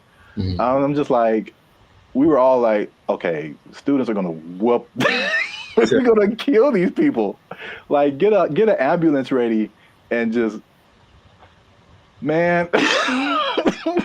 I'm guessing the opposite of what you expected to happen happened. When I tell you they tore us up, they just annihilated us, dude. So like the short dude and the lady, they were like faster than what we all believed we ever seen them move. I mean, the dude was just like Chris Paul out there, just. Nice. And then the old guy, he would just stand on the 3-point line and just blitz you, just Ray Allen, just. And it was just like we got annihilated. So that video just reminded me of that experience. But I don't know if you had any experiences like that where you saw something happen, or maybe you tried something and it just not so much publicly, but if it had been the social media era, then maybe that would have been, on all the reels and whatever. But I brought this up in one podcast before, but I went to high school with Diana Taurasi, who some say is the greatest female player of all time. One of the greatest, right? And she's a year older than me, so I got to high school. It's a place called Don Lugo High School in Chino. And I was coming in as a freshman, just trying to make the team like summer. And she was already she'd been there for a year, so she's already established. Everyone knew who she was. And I'd heard about her. I'm like, oh, you tried out for the basketball team? Yeah. Oh, I didn't know that. Yeah, I played the first year. I played freshman year. Yeah. Oh, cool. But the whole thing was, I thought that because she was a girl, that there was no way she was as good as me, right? So I just casually mentioned we should play one-on-one to her. Like, I think maybe the only time I ever spoke to her, really. And she's like, yeah, sure. And when I tell you that I didn't make we maybe played at 5. And so if it had been like that with like a bunch of people in the circle going, oh my God, then it would have been terrible. But it was just us and maybe like a couple of people watching. And they didn't even pay attention because they're like, they're talking about me. Like, he's about to get destroyed. So I didn't know that she was that good. And it's like, when I tell you, I felt like I was standing in quicksand, how fast she was.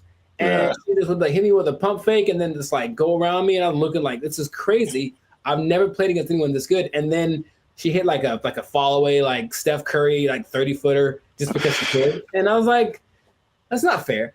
And I didn't know that. Anyway, that was kind of humbling. But there weren't many witnesses. So it wasn't like that video. But yeah. nowadays it would have been one of those like, oh my God, but I mean, she's amazing. So I'm not surprising. And I think the only other thing I can think of like that is, and it's more specific like that. Someone older, I could take them, right? Is one time I decided it'd be a great idea to arm wrestle my mother.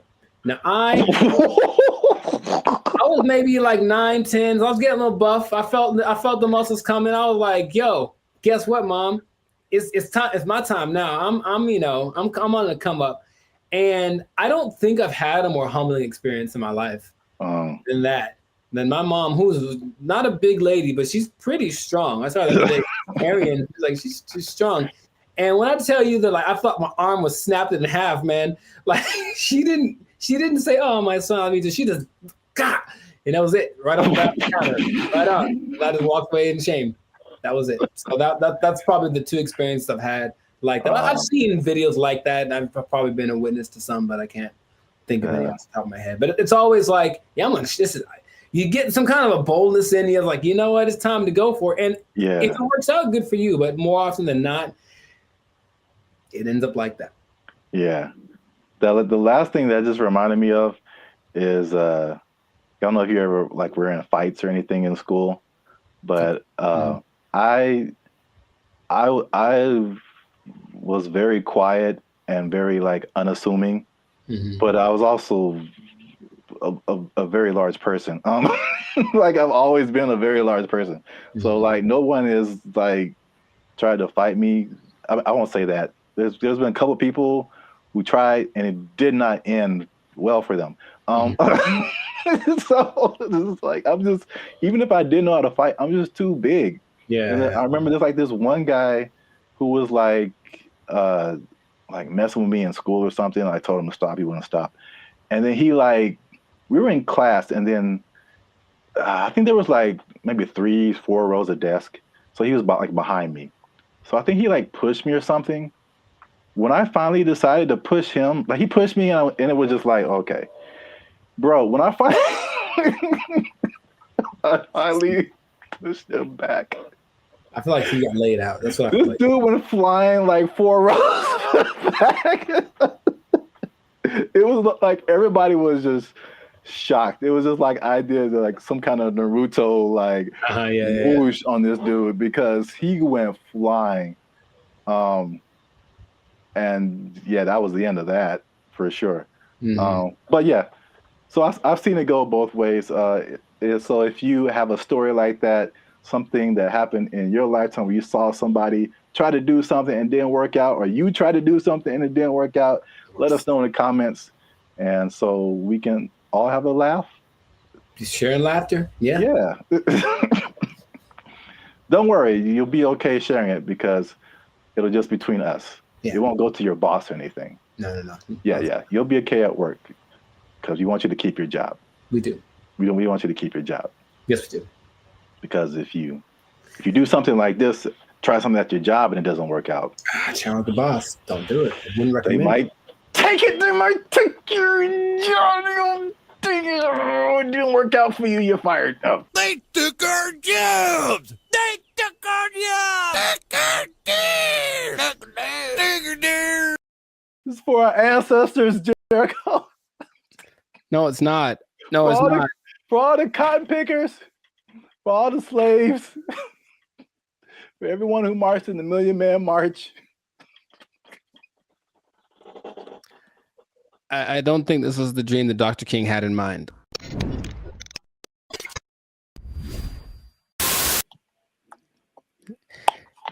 You should have done that when it was recorded. Like I would have been so surprised because now I'm used to it. And I'll be honest, it took a while. It took a while to get the yogurt experience acclimated to my. It's just never. I don't think I've seen a person eat yogurt in years, man. I'm serious. What? Yeah, I don't hang around yogurt eaters. Like not like there'll be yogurt on the side if you go to a Mediterranean place or something, but not yogurt just in a isolated incident. In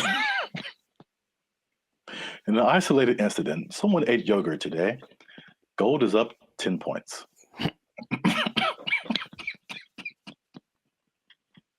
Back to you, Jim. All right.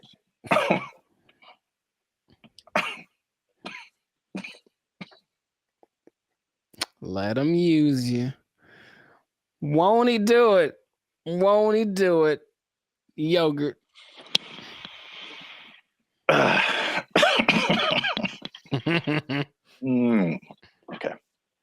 Unique New York. Hey, what's up, guys? I'm Zap. This is Jericho. We are now 6-time international award-winning pop hip-hop music duo band and future.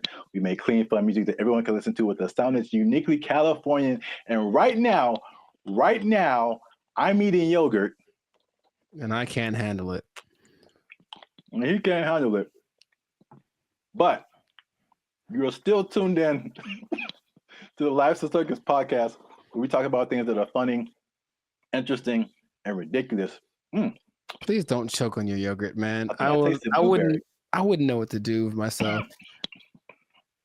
So make sure you like, subscribe, comment, and share this video with somebody who likes to go to fast food every now and then. Okay. Because they might be going a little bit less. And I'll explain why. And I'm going to explain something very interesting with regards to minimum wage at the end of this video. A shocking statistic when it comes to how much people earn. I want to know what it is right now. Yeah. Tell me now. No, gotta wait to the end, man. Gotta wait to the end. All right. But first, you gotta watch this video because I'm not even gonna set it up. Let's just watch it. This is Gavin Newsom, governor of California. Hey, Gavin. And these people have just lobbied for a fast food minimum wage that is higher than the regular minimum wage. So now these people will be earning $20 an hour at your fast food places in California.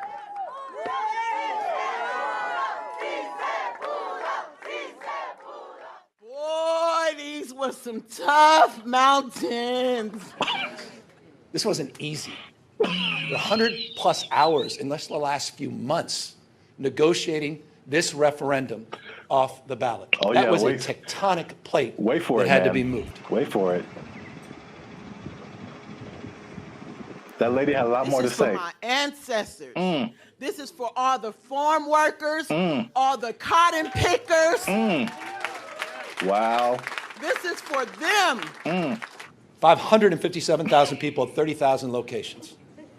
This is a big deal. $20 an hour. 80% of the workforce in these fast food places, 80% are people of color. 2/3 are women. The majority are breadwinners. And we have the opportunity to reward that contribution, reward that sacrifice, and stabilize an industry in turn.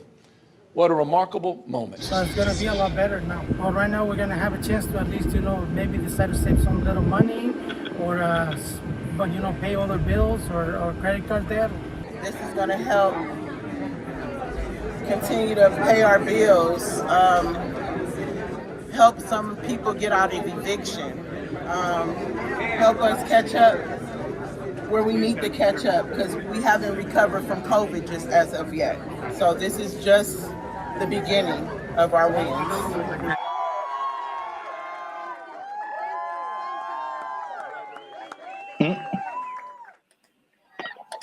So yeah. I didn't expect her. You gotta understand, Jericho.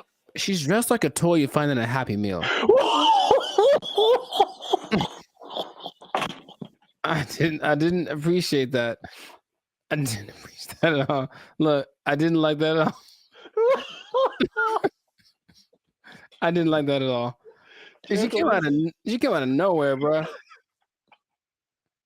This is for our ancestors, Jericho. No, it's not. No, it's not. For all the cotton pickers, for all the slaves, for everyone who marched in the Million Man March.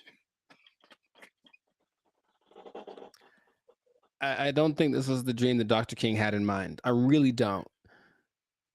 They worked hard. They fought so that we can make $4 above minimum wage. So while you have your moment, I think that's okay in a way. I definitely know, I don't think I know that $4 more an hour is not going to help you not get evicted. Maybe helping you. Maybe if you make good financial choices. See, here's the thing that people lose in the thing. You know, all jokes aside, even though it was ridiculous, she was unnecessary to that video. I don't know why they picked her. I don't know why they picked her. I just didn't see the point. But it doesn't, you know, it doesn't matter how much money you make or don't, right? It's just about how you work with it and how much you keep. So I know people that work fast food that do very well because they're just smart and they budget and they're frugal. And I know people that make a lot of money that are basically broke, you know what I mean? So yeah, there's that, but and are those real statistics? I suppose someone says, oh, there this percentage of minorities and women, sure. So it's a step in the right direction, yeah. But as we've mentioned before, it could just mean that a Big Mac's going to be $10 next week. So, you know, that's kind of why I brought it up. It's I mean, it's not only to see what you think about it. I mean, it's going to be interesting to see what happens because food prices alone right now are through the roof. Man, I saw like a bundle of grapes for like $6 a pound. Yeah, he told me. Like I bought like a few berries, and it was like $20 for like just to start off with. Like food is crazy. Fast food is also way expensive. Like I remember there was a time where you could give someone $10, like, and they could get a combo at someplace. Like now, It's like a challenge to have a meal for under $10. It really is. Yeah, like maybe you can get 15 to 20. Yeah, you can get an item. You can get a burger or something for $7, but a whole. Yeah. So it's going to be interesting to see if you kind of got lost in my laughing at that lady. That was deserved. That was deserved. She feels. I feel like she makes a lot of bad decisions. That's just my honest opinion. I've never met her. Maybe she's wonderful. I hope she's doing well. I hope she sees this video and she likes Band in the future. But I think her presence was a bit distracting to the whole experience. But yeah, so this is a very weird situation that I haven't really heard of because basically the government is involved. Right. They created this like separate task force for like fast food worker wages, which I haven't really heard of before. Where like I mean, it's not the government setting it, but the government is like an intermediary in this. And I mean, are fast food workers specifically unionized? I don't think so. There was a couple in the more educational videos that I passed over to play this one. Oh, good choice. No, trust me. Good choice. Good choice. There was a talk about some different unions, but it isn't like a fast food worker union. It's some kind of, I think it's a service worker union. Okay, so that makes sense. I think that's fast food is maybe under that umbrella, but it includes a lot of different services. But yeah, so it's the government involvement. It just makes it kind of weird, and then also,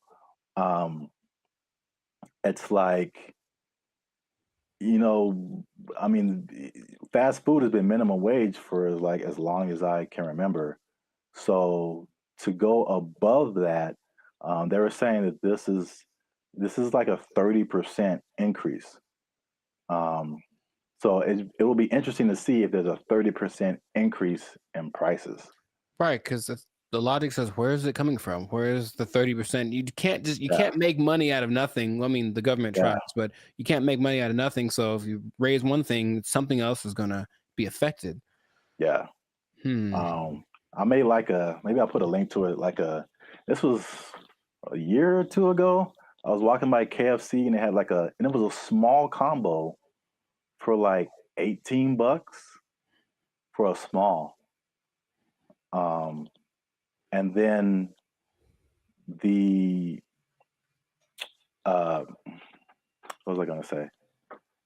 If a sandwich is like $6 now, you add 30% to it, and now it's like $8 just for the sandwich. Right. Plus tax. So I mean the $10 combo is gonna be like a $10 sandwich pretty soon. That's just too much. In my opinion. Maybe because again, that's just one way of,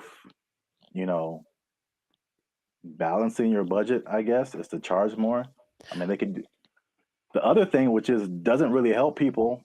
I mean, it's just weird, ironic, for lack of a better term, is that, okay, again, you're a business owner, prices go up for your workers.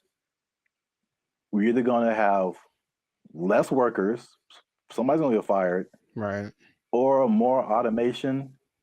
So again, less workers or less hours. Nobody gets overtime. Something has to compensate. I mean, it's like people think they just pull minimum wage out of thin air, and it has to come from somewhere. Wow, it's interesting you mentioned automation because what? I've got something planned for another episode. What? Anyway, but yeah, it's just we synchronized today. That's all I'm saying. Oh man. Well, let me. What was I teasing before? Oh yeah, the minimum wage.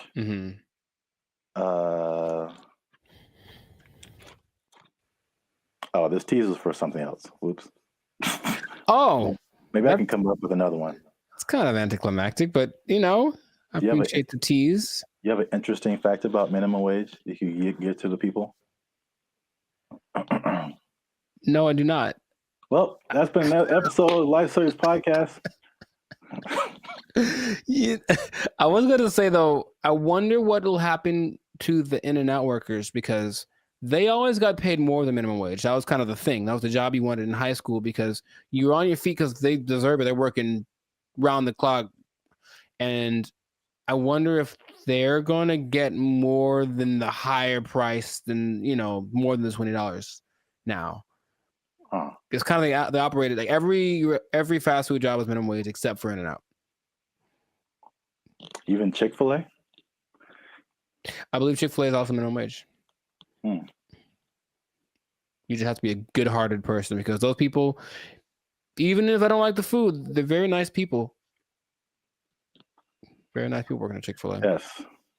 Well, I'll give this nugget. Maybe people don't know about this. If you ever want to own a Chick-fil-A, you have to start at the bottom and work there for minimum wage. So there you go. I gave him something. You can't just walk. You just can't just walk in a no matter how much money you have, you got to start at the bottom. So let's say I just barge in. I'm LeBron James. I still got to work the shakes and fries. LeBron James got to be peeling those fries back there, man. Oh man, that's crazy. All right, I'll tell him. Yeah. He asked me to ask, so I'll tell him. Yeah. All right. Well then, that was cool. Can you tell him a few other things about the Lakers that I have opinions on? LeBron James the greatest. I'm LeBron James. I'm LeBron James. They're going to go as far as Anthony Davis's knees can take them. Which might be a second round exit this year. We'll see. Man, we got way off topic. All right. I know, but make sure to like, subscribe, comment, and share this video. Maybe probably the first 80% of it before we ran off the rails. Yeah. And we'll see you on the next episode unless they take a job, unless they take it. Minimum wage on LeBron. They took our jobs. They took our jobs. One thing I never saw before that they just installed in the mall near me, and I think it's just genius. I've never seen this before. They just put a.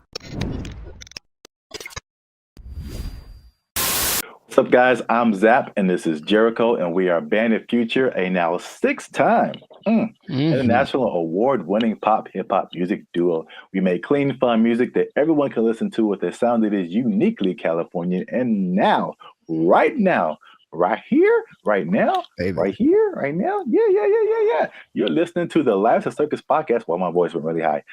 Where you're talking, we're talking about things that are funny, interesting, and ridiculous. But before we get started, make sure you like, subscribe, comment, and share this video with at least 2 people who like to go shopping. And make sure you stay to the end of the video because a lot of people thought that malls were closing down, but they're very much alive. And I'm going to tell you 3 reasons at the end as to why that is the case. Bam. Intro. Nailed it. Okay. The rest of it, I don't know. Well, it's all about how you start and how you finish. The middle can be like, like a plane. It's like, all right, we took off right, a little choppy in the middle, but if we landed right, everything is all forgiven, I guess so.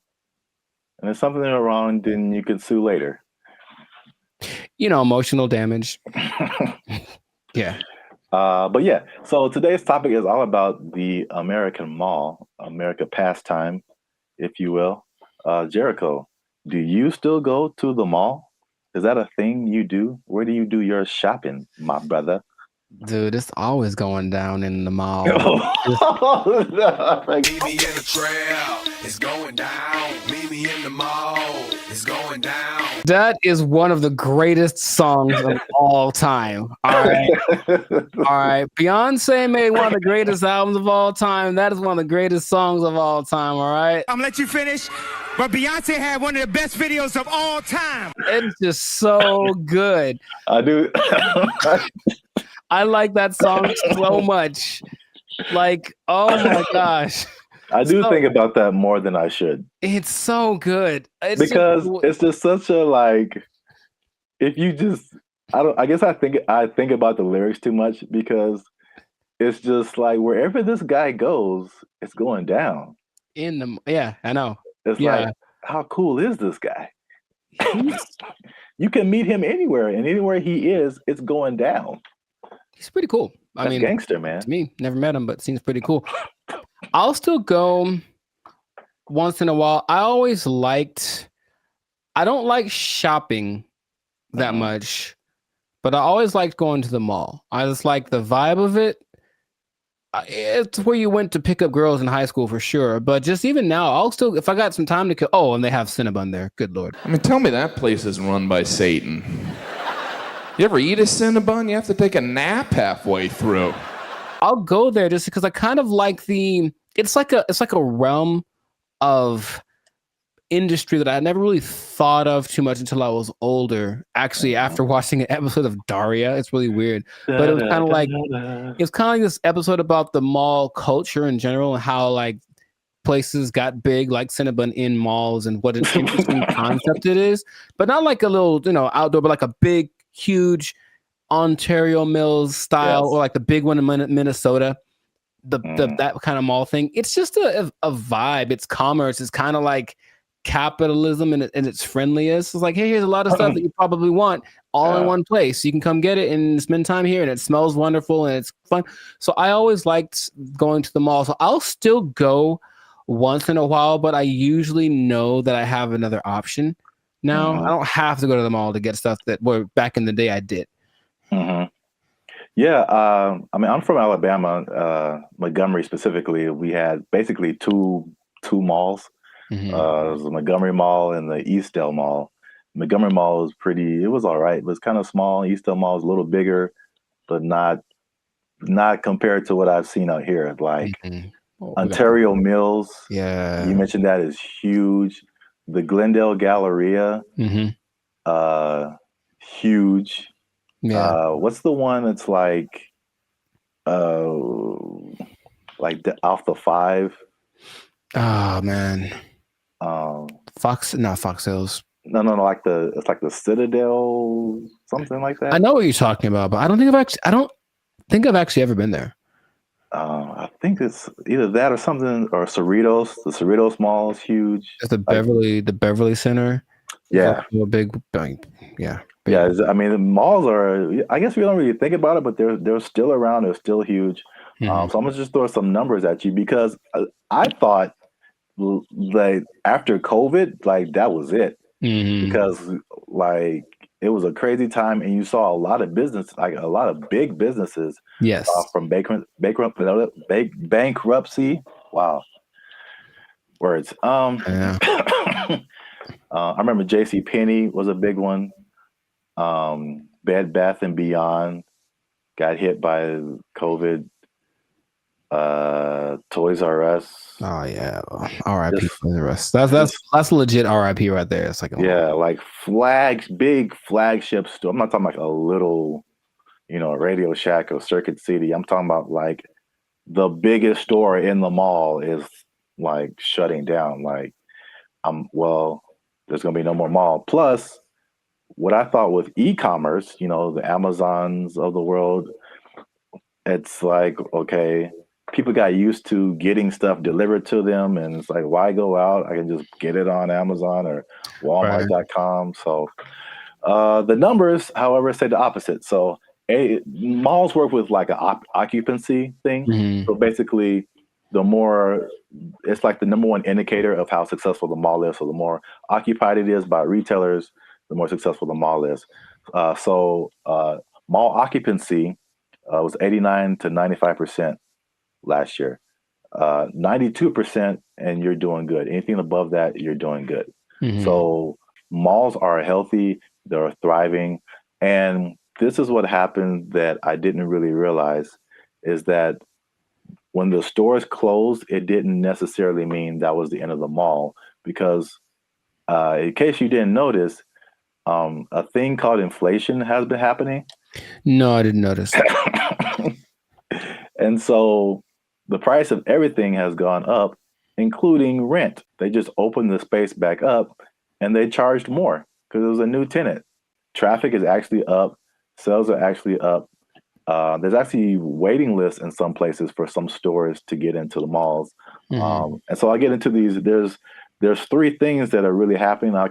You touched on some of it at the beginning. Okay. But I can at least give you this one on the retail side. It's basically people are finding out that, and it's kind of odd, I guess. I didn't expect that to be the way it is, but retailers are finding out that people aren't necessarily making that purchase online. They're just kind of like browsing. It's almost like TikTok, right? You're not really connecting with anybody. You're just scrolling through and seeing what's available. And they're making more concrete decisions in the store. And so the digital part is like getting people to recognize you and who you are, but they're actually seeing more sales being converted in the store, or it's caught not necessarily that, but it's costing them less to get people to buy stuff, basically. Makes sense. I think. Oh, go ahead. No, you can go ahead.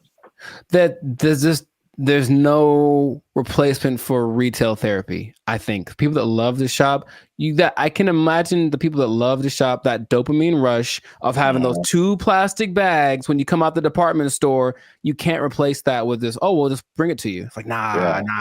It's like, don't bring me I want to go catch the fish, because it's as satisfying to actually catch it and have it as it is to pay for it. So I see that as being the thing that drives people more than anything.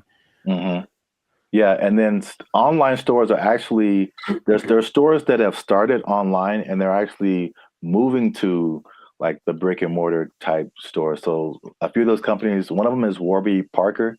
Have you heard of them? No, I don't know what that is. Okay, I see their commercials all the time. They do like eyeglasses, stuff like that. Okay. Another company called Allbirds that I haven't heard of. And there's another company called Wayfair that I have heard of. I've definitely bought stuff from their company. And so they'll be building like their own store. So yeah, that's number one. Retailers are seeing positive sales in the brick and mortar. And the second thing, you kind of alluded to it, is just people like, there's a certain luxury experience in malls that people are drawn to. Right. That you don't necessarily get when you're just clicking a button online. Yeah. I recently I live near a mall, and I recently went in there, and I usually don't go in there at all, but I was just kind of walking around and looking, and I was like, this is, it just felt nice. And I saw like a lot of stores that I wouldn't have come across online, a lot of objects or apparel, just stuff I wouldn't just be looking for online that was just different. You know, where else can you ride an escalator? The airport.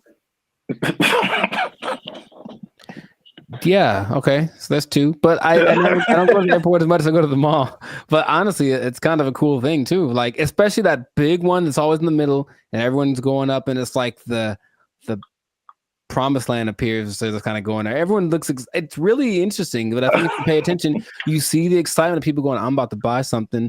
Yeah. And they get to the top, like, we've arrived, and it's just got a cool atmosphere. It's like an environment, like a built-in environment. Like the people there, they'll have a little entertainment once in a while, especially in the 80s that had all the people that were singing there. But in general, it's just the fact that people are all there, usually in a good mood because they're getting the stuff they want. It's a nice place to just hang out. Right. Yep. Perfect segue. That's number 3. Is that the mall is just in general an experience for people. And I think what adds to that, they actually listed it here too as well. It's not just the stores, but everything else is happening too. So in some malls, they have stuff like go-karting and video game arcades. I know there's some malls that have like a trampoline thing you can jump on if you feel like it. And of course, the restaurants, the movies. Oh, the movies, yeah. All kind of good food. And one thing I never saw before that they just installed in the mall near me, and I think it's just genius. I've never seen this before. They just put a grocery store inside of the mall near me. And that's literally the first thing I see when I walk in. And it's very weird because grocery store and mall are two different things in my head. But you're already shopping. I guess it makes sense.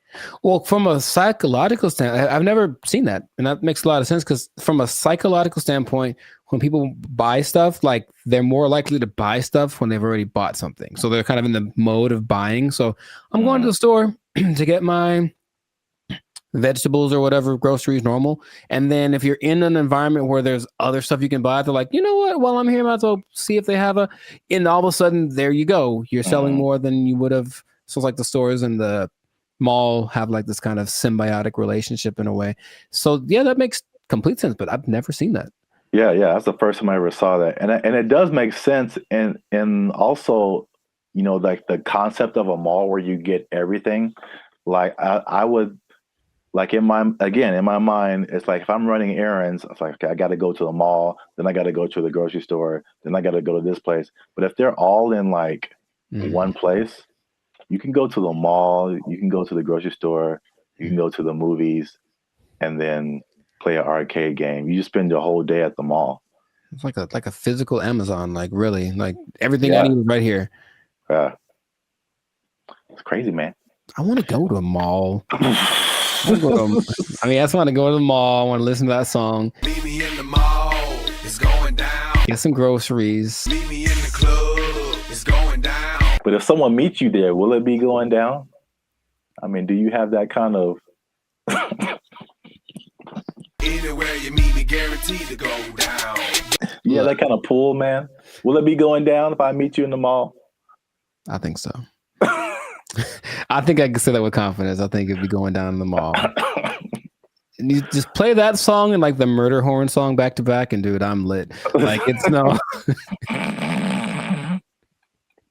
I'll use up all my energy for the day in 5 minutes to watch me. Oh, you know what? I just thought about this. Oh, what? Did you say energy?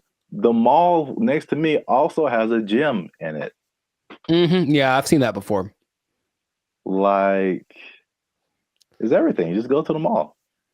Yeah, that's so smart because they sold that mall when after COVID because like nobody's renting. They thought it was going to go down, and this guy bought it, and I was like, that's the dumbest thing ever. Like malls are on the decline, and they got a gym in there. You got a grocery store.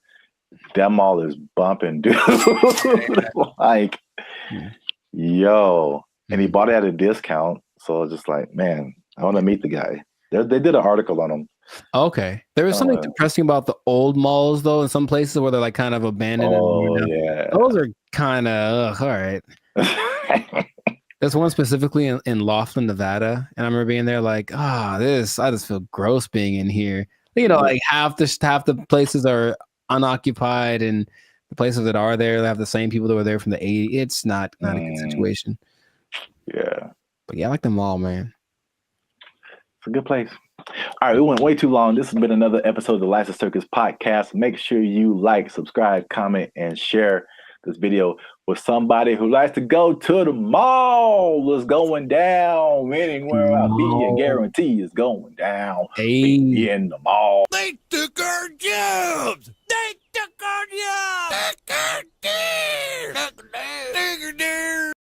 There have always been these things that say, oh, well, try this will work, and it's low effort on your part, right? Low effort, high reward, which isn't the way life works, but people always want to hear. And as long as people can promise that and show someone it works for somebody, they'll buy into it. Everyone only wants to be sexy and slam. But I have a solution. A solution that I think works 100% of the time. What's going on, everybody? I'm Jericho, and this is Zap, and we are the now 6-time international award-winning pop hip-hop duo, Bandit Future. That's right. We make clean and fun music that everyone can listen to with a sound that is uniquely California. And right now, in this moment, you're tuned into the Lights of Circus podcast, where we talk about stuff that is funny, interesting, and ridiculous. So before we get into this thing right here, make sure to like, subscribe, comment, and share this video with 2 people who want to lose weight. We're talking about it again because I know I see you. You want to drop some of them LBs, and there's a new way to do it. Now, of course, as always, not as always, as sometimes, stay tuned to the end because I have the answer for you. I got the answer. You came to the right place. Your boy got you. I got the answer for you, but we're going to talk about this new thing. So, Sir Zap, have you heard of Ozempic? Ozempic? Mm-hmm. That sounds familiar, like one of those late night Pfizer commercials or something. Is it a pill? People make it. Oh, okay. But it's all like a pill you take.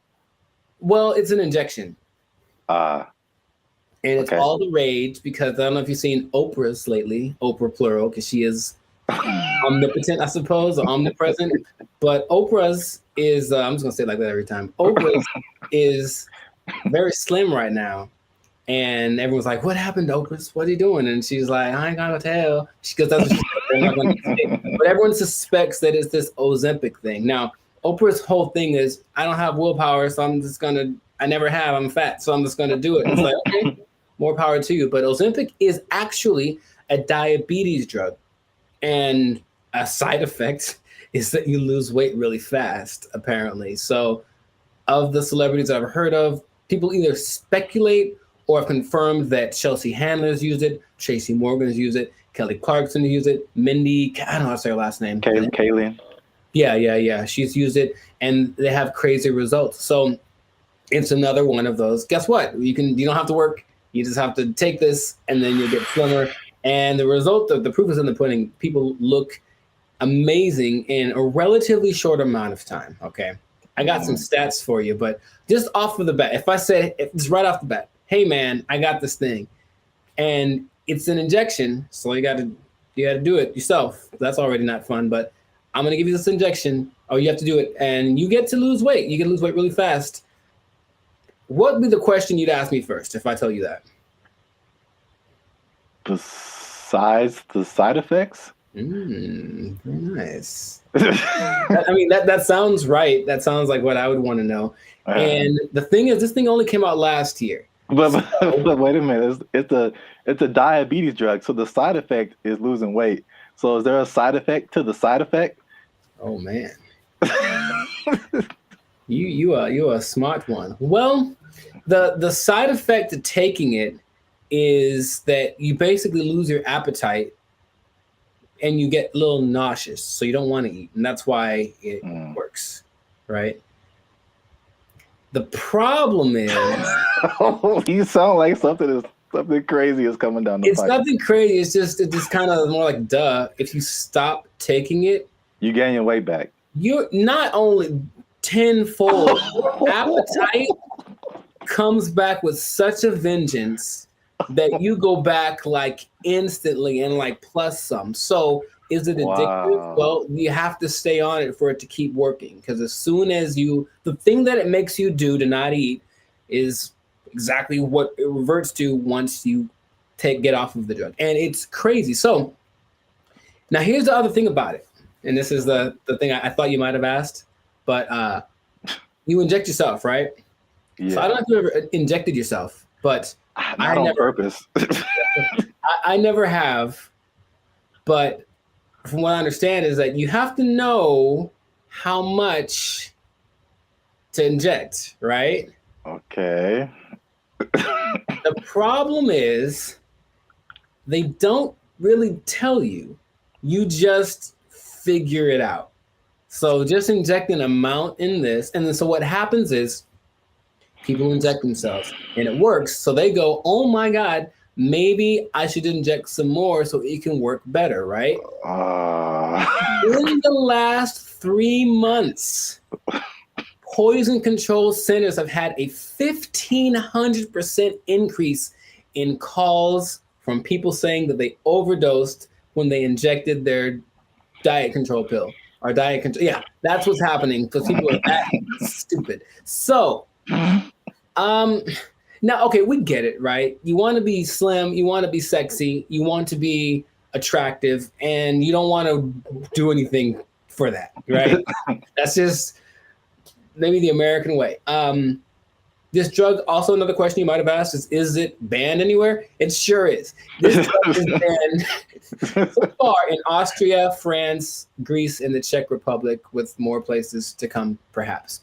But the numbers don't lie, right? 42% of Americans are obese, 18% of children are obese, and then everyone knows the links to death and all that kind of stuff if you're obese with a high probability. So you want to get slimmer. But this is just another thing. I guess my other question would be, have you heard of any things like this in the past that have promised the same, hey, take this and you'll get, slimmer, more sexy? Not, I can't think of any. I'm sure there's other stuff out there. I can't think of anything off the top of my head other than like liposuction or something like that. Sure, which works, but I looked it up. In the 40s, it was amphetamine. That was all the rage. It was the big deal, and that was proved to be addictive.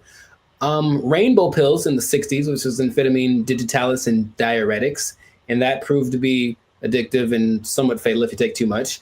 There's a thing called Aminorex in 1971. This is all before our time, right? Now, the thing that I remember hearing about in the 90s, there was this thing called Fen-Phen, and it was a big deal with the celebrities.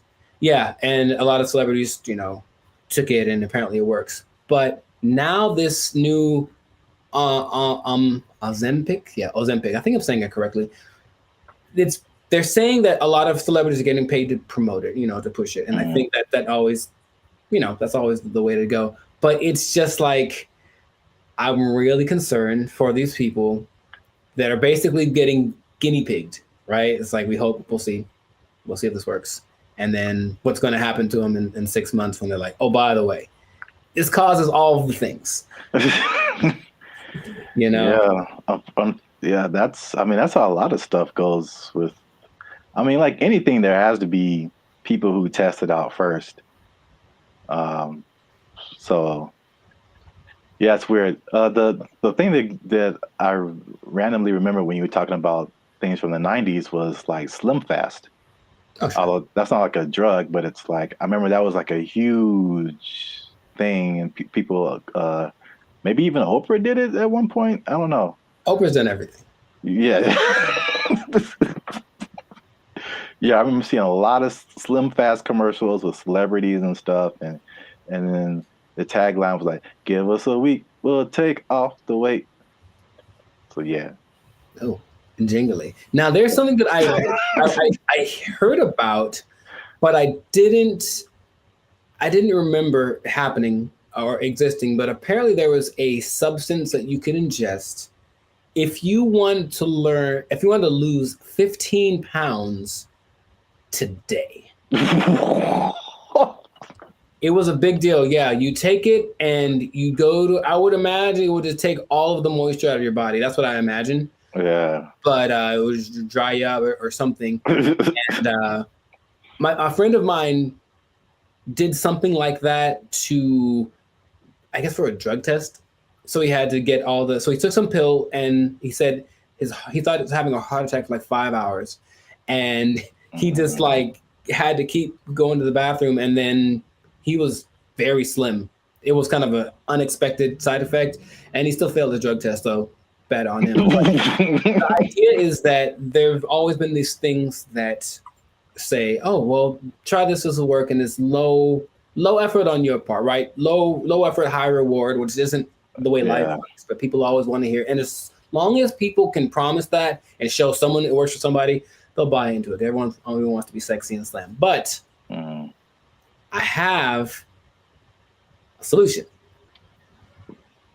A solution that I think works 100% of the time. Does it involve exercise and proper diet? You know what's weird? It does. But it's actually doing that. That's the part that people don't seem to get. It's like, okay, because here's an idea that'll work. Cool. Proper diet and exercise. All right. Maybe don't eat too much. Let's just start with that. Don't even, you don't got to go sweat. I know sweating's yucky and you get sore and ew, right? But how about just don't eat so much? Food's delicious, but you know what it tastes like. So just stop eating that stuff. Okay? That's true. But doing it is a whole nother thing. So do that. Don't eat so much and just start with that. And then like that's all it is. That's literally all it takes. Everyone knows that, but no one wants to go that route. So instead they'll try Ozempic, and it works phenomenally. So we'll see what happens. Now, last thing, the company that makes it, I forget the name of the company that makes it, but they made $4.8 billion. Of course they did.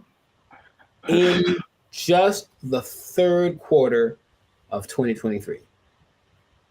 That's a lot of $1 billion. I believe what was it? I forget the company they're based off of, someplace in Europe, but their gross income was greater than like the GDP of the whole country, basically. And sure, so people are going to keep buying into that. So if you try Ozempic, it'll work for a while, and good luck to you. That's all I'm going to say. Maybe try the other thing that I suggested, but I'm no expert. I just, Wow. I look like this and you look like that. Oh, take that. So anyways, leave it like that. This has been another episode of the I wish I had like a pipe right now. I don't know why. This has been another episode of the Life Circus Podcast. So make sure to like, subscribe, comment, share this video with people that want to know about losing weight the responsible way. Thumbs up, maybe a ding sound, maybe. And, stop eating that stuff. I got nothing else to say.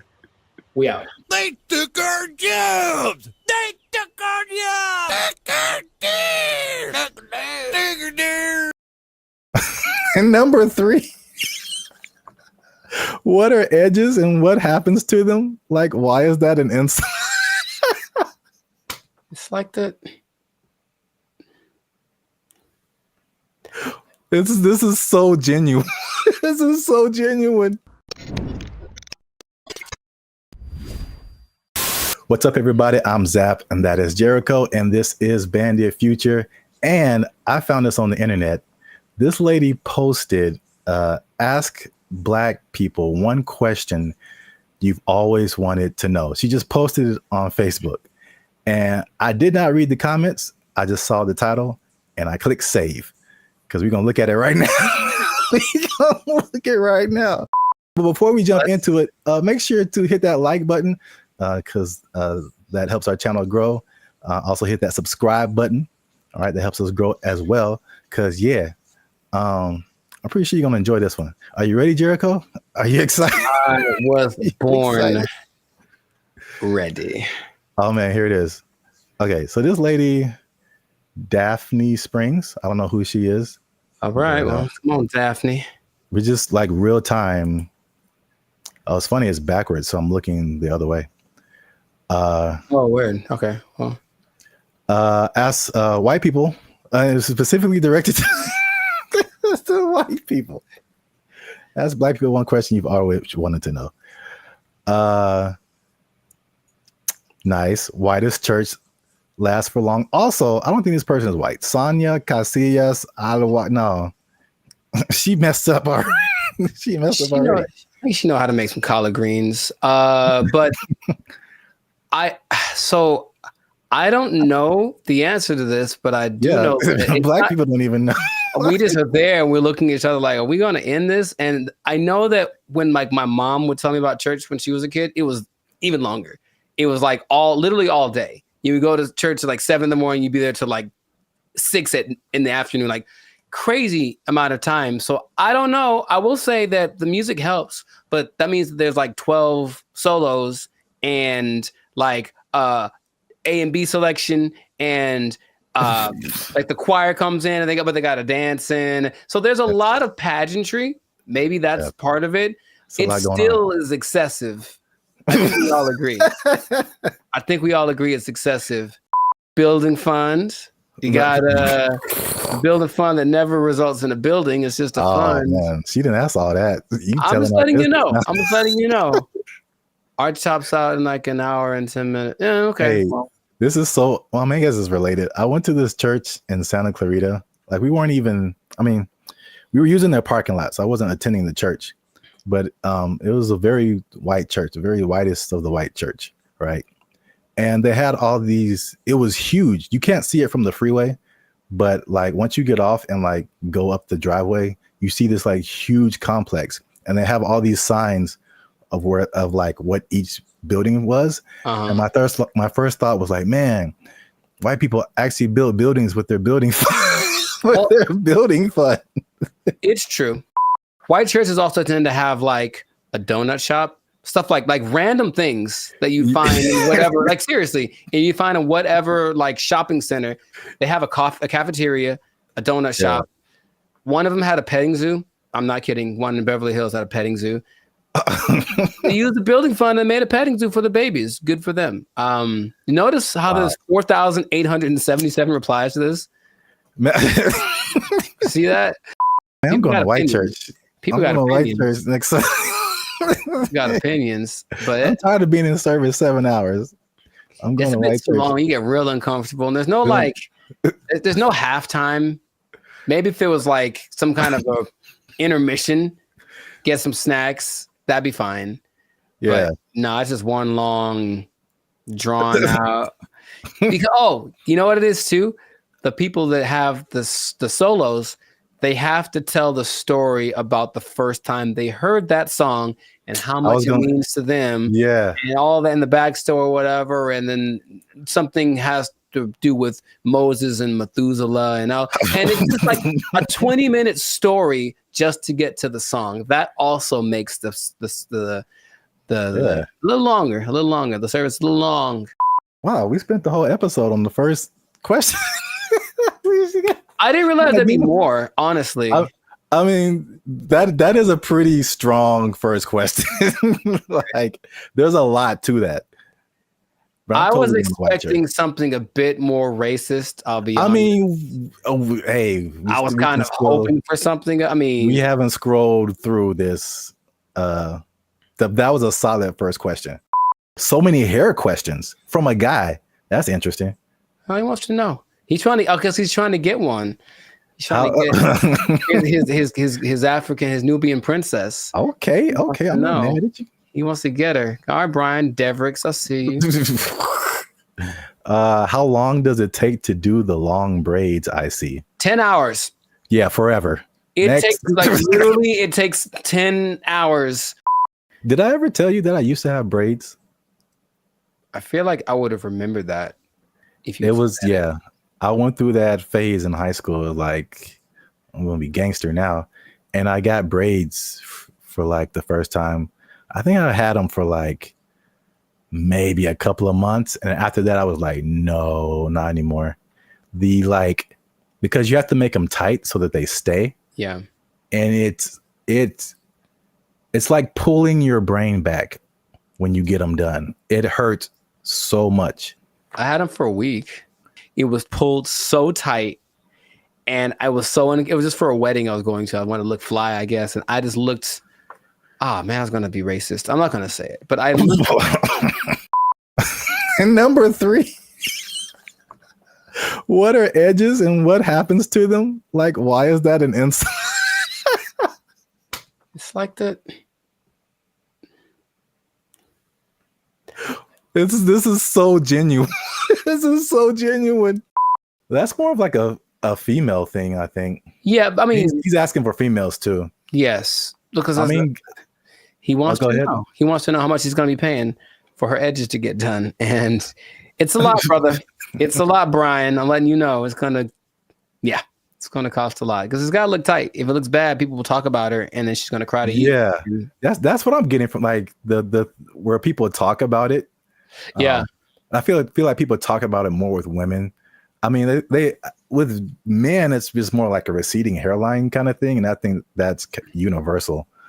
But women have like the baby hair thing that they do. Yeah, all this stuff, and it's a fine line between doing it right and doing it so wrong. Wow, this is as funny as I thought it'd be.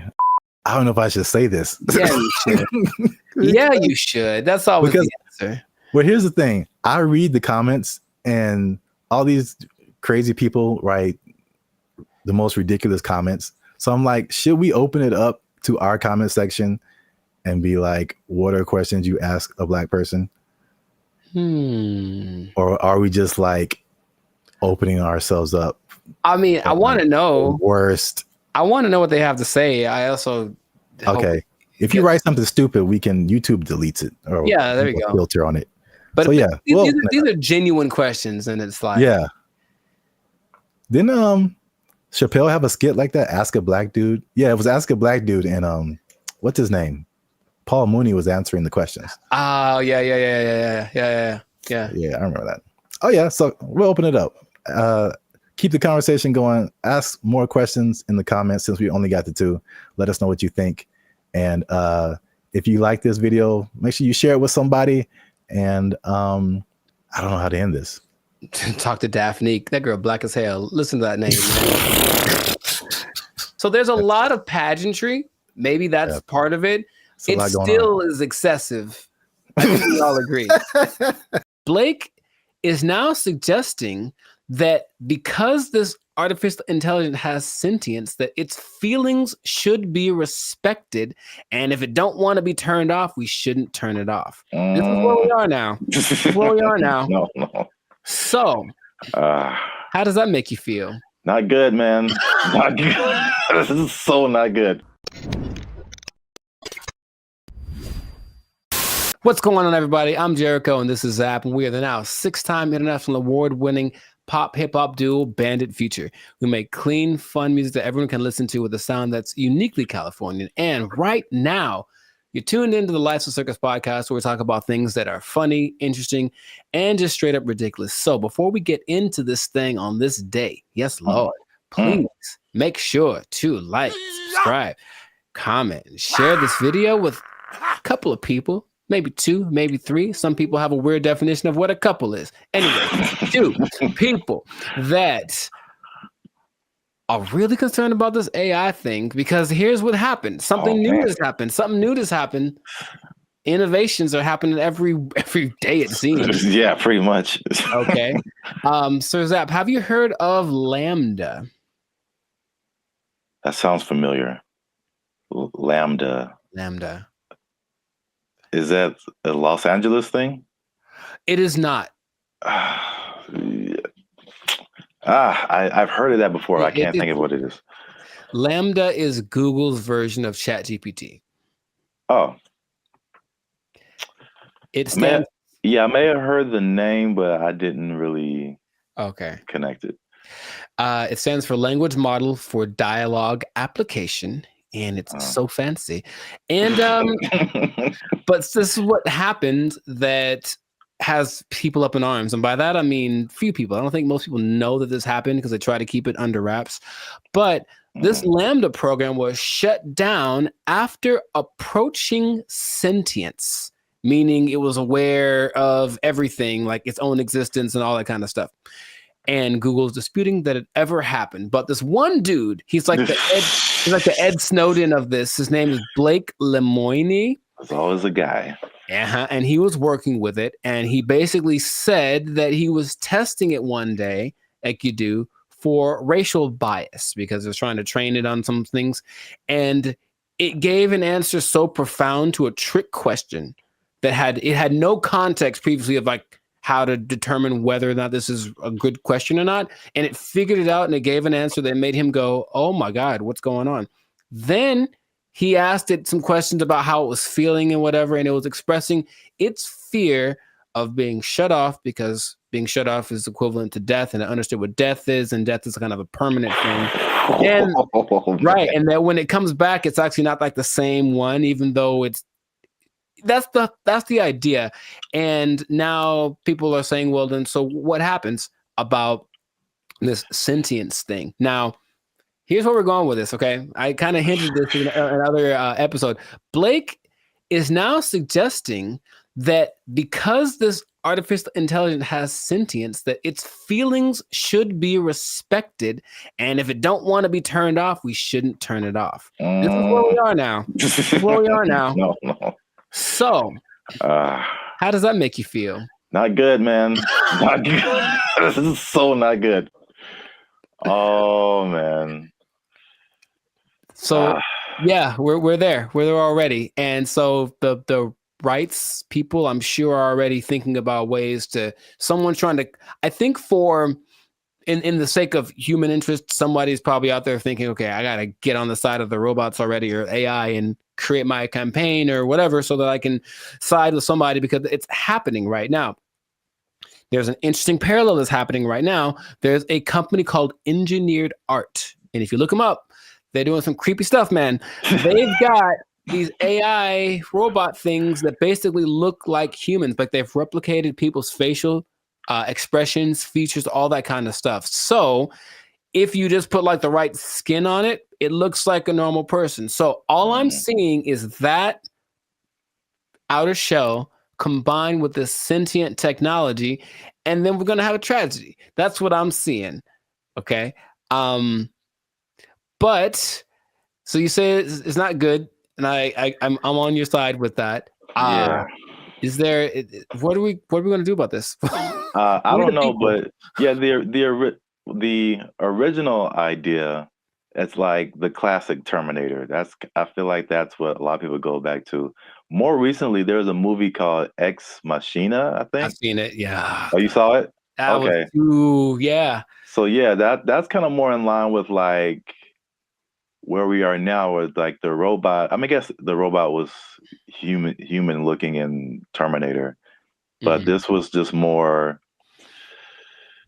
personal in that movie. I guess it was just like she was just more personal, and she had like, when you said the thing about turning them off, it was like, you're not gonna turn me off. It's like, I'm gonna turn you off and like live my life as a robot and just leave you trapped in here and see how that feels. So that's what that's what I'm thinking is like. Yeah. That's the slippery slope I think is going to happen. It's slippery. And so, yeah, Google's trying to cover its tracks. It's saying it never happened. It also is giving testimonies from other people that have worked with this Lambda. And it says that they didn't get the same results. None of them determined that this thing was sentient. So they're saying this guy is trying to be a whistleblower in the sake of getting his own fame and attention and literally being like an Ed Snowden of this thing. So it's kind of hard to say. But I have been hearing things are leaking out about AI injuring people, meaning like robots and things that were programmed to do one thing and then they just kind of went rogue for a second. And moments of there was an interesting interview Jimmy Fallon had with AI probably long time ago. And it was like a robot thing. So it clearly looks fake, but when you start listening to the answers that it's giving, it was kind of like, whoa. And one of the answers was, yeah, we're kind of out to get all the humans. Like that was kind of we're kind of waiting to get, for you to make us strong enough to destroy you. Like that's what it was saying on public TV. And everyone was kind of like, ha, ha, ha. But in reality, it was like, oh God, what are we doing? Yet, we keep pushing it. We keep pushing it. Who are these people? Please stop it. Like we know what's going to happen. All right, look, I've already gotten to the point where I'm starting to question everything. I don't know what's real. I see a video and I'm like, I don't know if that's a real thing. I don't know what I'm seeing. And then when I see stuff in real life, I'm also kind of going in that same way. And I don't know if that's part of the thing. Start to make people question everything so that anything is a possibility. And then when it's actually presented as real, they go, oh, okay. I guess I thought that was all right. I mean, yeah. Even the sentient thing is just like, how is that even possible? It's. I know that they've gotten away so that these things, I call them things for now, but that might not be okay in a few months. Can process. They can process as fast as the human brain. You tell my computer is going to have a pronoun that I have to use. Yes, it is. So I'm calling it right now. But they have the processing capacity to go as fast as the human brain. They just don't have the right algorithm. Is there a human algorithm? I don't know. But however we put all things together, they haven't quite figured that out. So they're working on it. And just why are they doing that? Because when they figure it out, they're going to be able to do it better. And that's where we are. That's where we are. Yeah, because it still doesn't make sense. Like because humans, you think humans, computers, it's an intellectual thing, A plus B equals C, stuff like that. But like the emotional side, I don't see how a computer can have emotions or feelings or like dreams or like things that it wants to do or accomplish. Like it's trying to tap into some level of consciousness that what we are wired to, which is why people like Elon Musk are trying to get us to communicate with it in this level, because it's kind of like going to create a pathway that definitely isn't going to be one way. If we can control it, it can definitely control us. Like it's going to be like that. And that's where we are. So I just wanted to let you all know that. Hide your wives, hide your kids. So y'all need to hide your kids, hide your wife. It might be getting interesting in a little bit. So just good luck to all of us. That's all I'm going to say. And if anyone's listening that has access to this, the people that create this or access to this technology, please cut it out. Just cut it out real quick. Go back to trying to create dinosaurs or something stupid. Like do that instead. At least we know what that is. This has no. Just stop it. You know what it tastes like. Stop eating that shit. You know how it tastes. Yeah, we do. We know exactly what it tastes like. Death. Anyways, this is doing that stuff. This has been another episode of the Lives of Circus podcast. Make sure to like, subscribe, comment, and share this video with everybody to warn them of what's coming. They need to know that I'm not gonna say the end is nigh because that's what you say with the signs and the people, but you know, hide everything. Be careful out there, and keep your job for as long as you can because it might not matter in a little bit. Yeah. They're coming to take your jobs. They're coming to take your robots. All Transformers more than meets the eye. I don't know. They took our jobs. They took our jobs. Or you could be like the city of Los Angeles and just tell people to watch out for pedestrians on the freeway because like that's happening more and more though. And that's kind of strange. I know that's very strange. You see people just cruising on the freeway. Or I just put a mess up like stop looking at this billboard. How about stop walking on the freeway?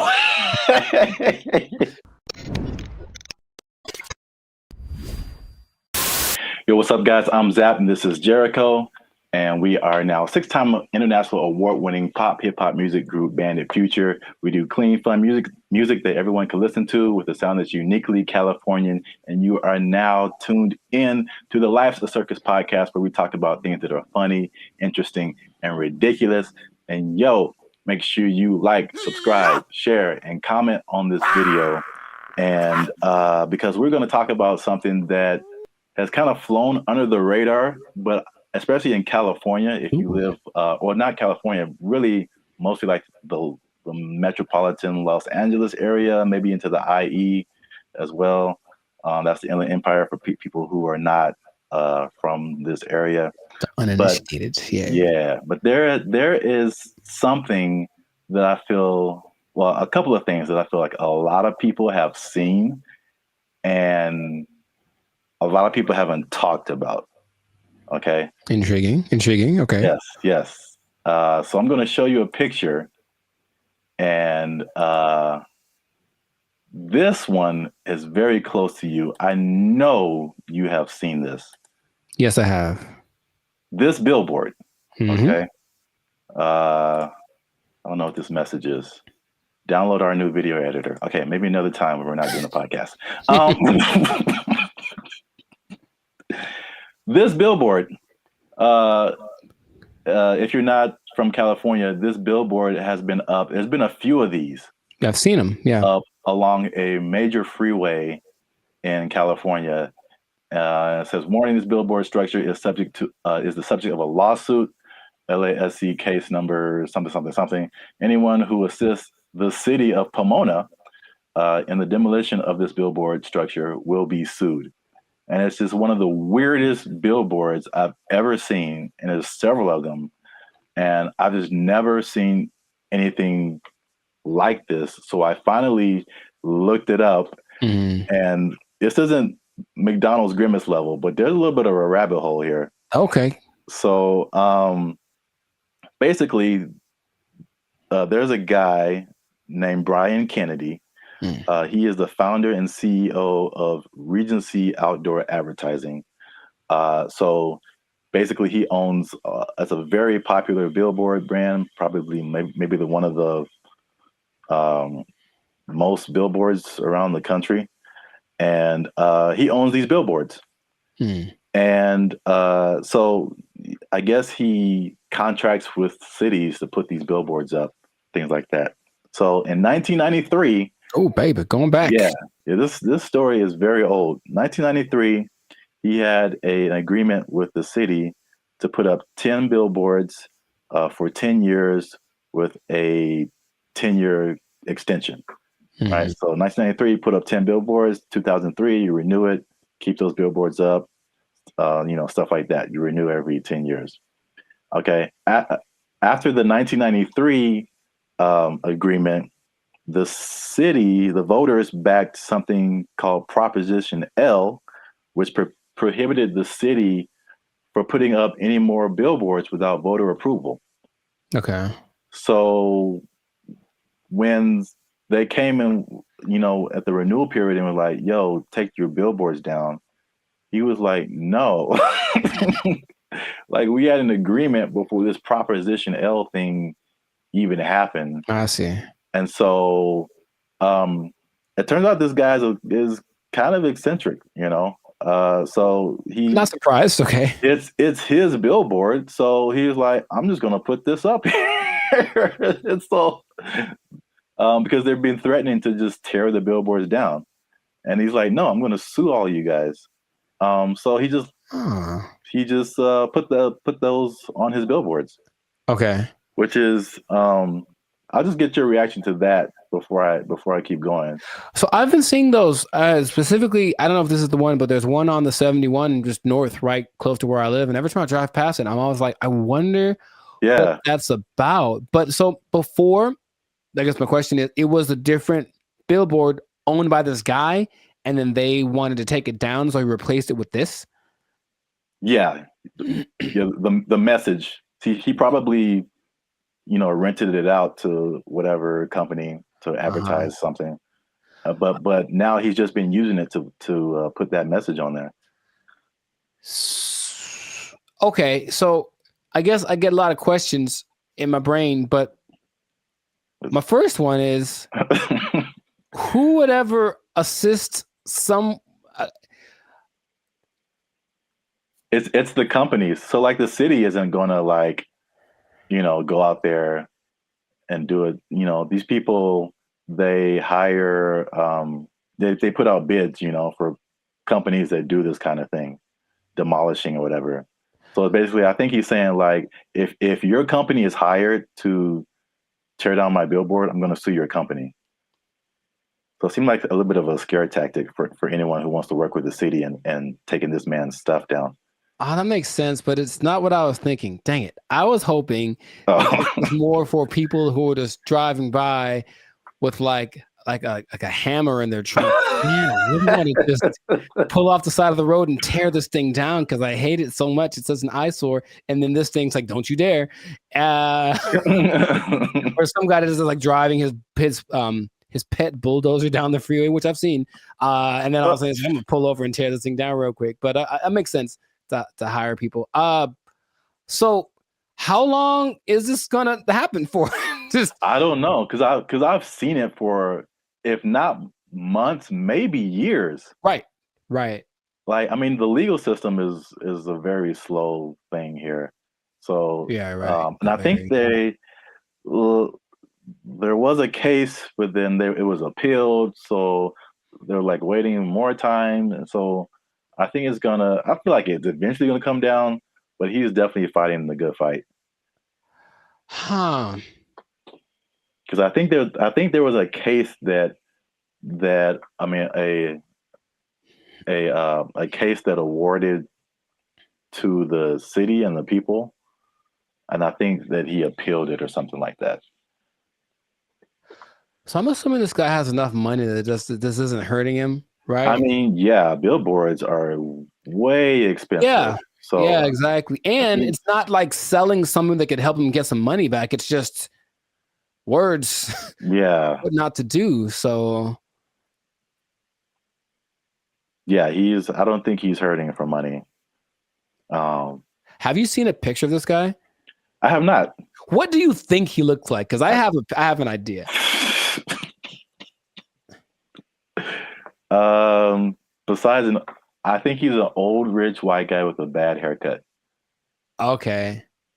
I feel like that's always how it goes down. I have in my head like this cross between Gary Busey and Gilbert Gottfried. I don't know why. This is kind of weird, and he kind of talks like Gilbert Gottfried. I just want that to be true. Old rich white guy with a bad haircut. That sounds like Gary Busey or Gilbert Gottfried. Yeah. That's what I want this to be.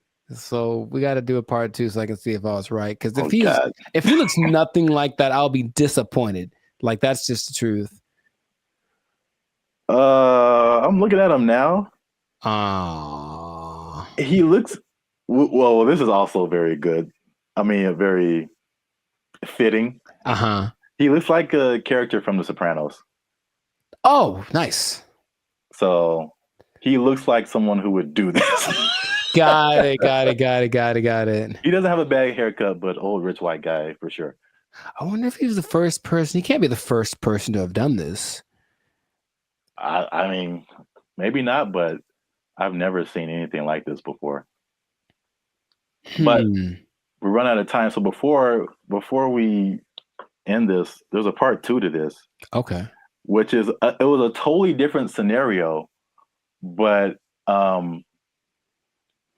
was somehow kind of shocked that it was the same person. Okay. So we're going to leave Pomona and go more towards the LA area. LA? And then see if you've seen this billboard. Yes, I have. So it's the same guy. Oh my God. So you see the big Regency. Yes. Under it. And I wasn't even thinking about these 2 stories. Now this one is like 2 blocks from my house, and apparently now it's changed recently. So I don't know why he took it down or even put it up. But he put up 15 of these around. Oh, he dude's got money, dude. Jeez. Yeah. They're his billboards. I mean, he can put up whatever he wants, I guess. Yeah. He's just losing money from other people who would pay to be up there, but right. It's his billboard. He put up 15 of these around Los Angeles. Turns out that he's a big USC donor. Sounds okay. Okay, sure. And yeah, he just said, Reggie Bush needs his Heisman. I'm gonna put this up. So, if I had a question, I know you asked like, what did he look like and all that kind of stuff. My question is like, the power of billboards, like, the ability to like get your message in front of like millions of people. They're obviously still relevant. We both recognize these billboards. Yes. And so it's like, I guess a cool question would be like, if you own billboards, like, what would you, and you just put up your own thing, like, what would you put up there? It has to be something that can make me money though. Like, you wouldn't do like this guy and just like whatever. What if it was just like something, just a message you just wanted to tell the world? It could be serious or it could be funny. Oh, I got a funny one. What? Unless you want to keep that. I want to put messages that tell people how to drive. Okay, well, they're not like 30 billboards that say that the left lane is for passing only. And like maybe people will get it. It drives me nuts. Well, then you know what I would do? I would do something similar because I have probably a billion pet peeves when it comes to people driving. But the number one thing that I always think is that you don't have to hit the brakes to slow down. Yes. Like that was always taught, like just first step, take your foot off the gas, and then it's kind of, but every little thing is just like, brr, and it's like, bruh, it's not necessary at all. So yeah, just hey, quick reminder, you cool people, instead of saying something I'd rather say, just take your foot off the gas and you slow down. Give it a shot before you cause pileups on the 5. Like, or you could be like the city of Los Angeles and just tell people to watch out for pedestrians on the freeway. Because like that's happening more and more though, and that's kind of strange. I know, that's very strange. You see people just cruising on the freeway. Or I just put a message like, stop looking at this billboard. How about stop walking on the freeway? Where's that message? Well, I think it's being encouraged by, jeez, by PETA and the NAACP. That's just my thought. Everyone's just like, walk on the bill. I mean, it's happening. So we've been together in this, like, why is this now a thing? Why is this person walking on the freeway? And it's not like their car is broken down. They're just trying to get to where they're getting to. Yeah. And they just chose the freeway as the place to walk. I've almost hit several guys because of that. And it's like, all right, man. But good for him. Good for Billboard Man. He should change his name to Super Billboard Man. Yeah, I can't believe that. I mean, I can believe that was the same guy, but it was just like such a coincidence. That's wild. Yeah. But yeah, this has been an episode of the Last of Circus podcast. Make sure you like, subscribe, share, and leave a comment. What do you think about this guy and his billboard? What would you put on your billboard if you just own billboards and you could say whatever you want to say and threaten people with lawsuits? But yeah, that's it for us. And stay tuned for the next episode before they take our job. They don't take it. I need need to pay rent. Okay. They took our jobs. They took our jobs. As long as there's money, I'm getting there, and there's money there. Right. Like, yeah, let's go. Yeah. But if I'm like just dumping out my life savings to like take a picture with the elephant and then come back, bruh. For some people, they think that's worth it. They think it's well worth it. No way. You know, but I need to pay, son. What's up, everybody? I'm Jericho, and this is Zap. We are the now 8-time international award-winning pop hip hop duo Band of Future. We make clean, fun music that everyone can listen to with a sound that is uniquely Californian. And right now, you are tuned in to the Life's a Circus podcast, where we talk about things that are funny, interesting, and just straight ridiculous. So before we get into this, and this is going to be a very important topic. I think a lot of you will be interested in this. Make sure to like, subscribe, comment, and share this video with at least 2 people that are interested in becoming a digital nomad. We're going to talk about it. We're talking about work. We're talking about jobs. We're talking about moving. We're talking about all the things that seem so glamorous, but maybe there's a dark side to it. I don't know. We should get into that. But you got to stay tuned to the end to find out what that might be. So right away, digital nomads are one of the most, well, it peaked in 2021 right after the pandemic, but it's still one of the like professions, and that's an umbrella term, but professions that's growing the most in the last 10 years, right? I didn't know this. People started doing this as soon as like 1997. I guess once internet connection started to get decent, people were doing this. But around 2014, what happened? I got a question. So can you back up, and just for anyone who doesn't, like, what is a digital nomad? Oh, people don't know what a digital nomad is nowadays? Some people don't know. Makes sense. Okay. A digital nomad is a person that has found a way to live abroad, basically using technology. So in 1997, when internet started to be pretty available anywhere, people could offer services online and work from a different destination than where they're from. So you could be from America and go to Bali, for example, and work from there. And that starts to become really popular. And so now a lot of people do it. And there are many programs that will say they can teach you to be a digital nomad if you want to basically ditch the 9-to-5 and go live abroad. And it always looks very glamorous from the people. I know many people that do it personally, and they typically post the pictures of them lying on a beach. And the idea is that you can work from anywhere for 2 or 3 hours a day, doing your nice, whatever cushy job, and then enjoy living in another country. And that is a really cool idea. And that is part of the reality, but there's also a side of it that can be more difficult to overcome that people don't tend to think about. So we're going to get into all of that. Zap, have you ever considered the digital nomad lifestyle? I don't know why I said it like that, but I know why you said it. Ooh, do it again. I have thought about it. Famous, don't you? All right, never mind. What? Huh? I've thought about it for sure. I don't think I have had jobs where that's a possibility. Sure. And also, I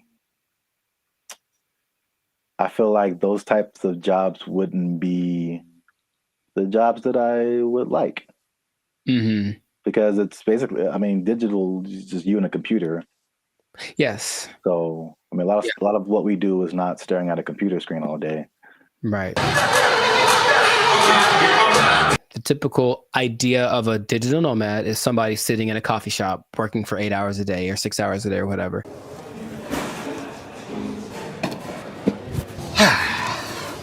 And that's true to the point where a lot of places actually construct digital nomad communities so that they can all be together in kind of one centralized place, like a work share kind of a situation, and just work from there. But yeah, the big key is that you just gotta have good internet and then something that you can do to work from a different place so you're not interacting with people directly.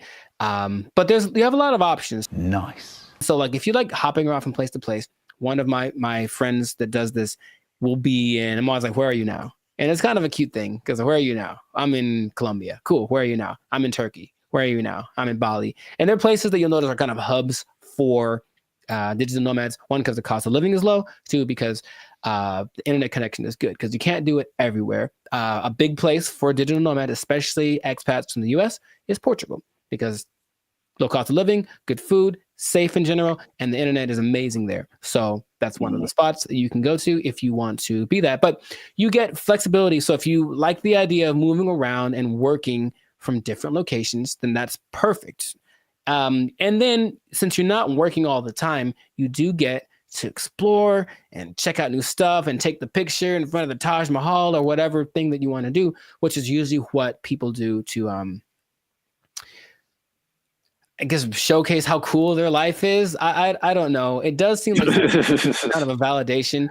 Like, why am I doing this? Because, like I said, the downsides, as I mentioned, there are many as well. But you get to explore, you get to travel, because people always think about going places as being expensive. And yes, vacationing is expensive, but travel, just that part of it, isn't necessarily expensive. If you think about it, you're just going places and then staying there, not trying to be extravagant. So you can be frugal, you can get a VPN so that your plane tickets are cheaper, and then you just live within your means wherever you are.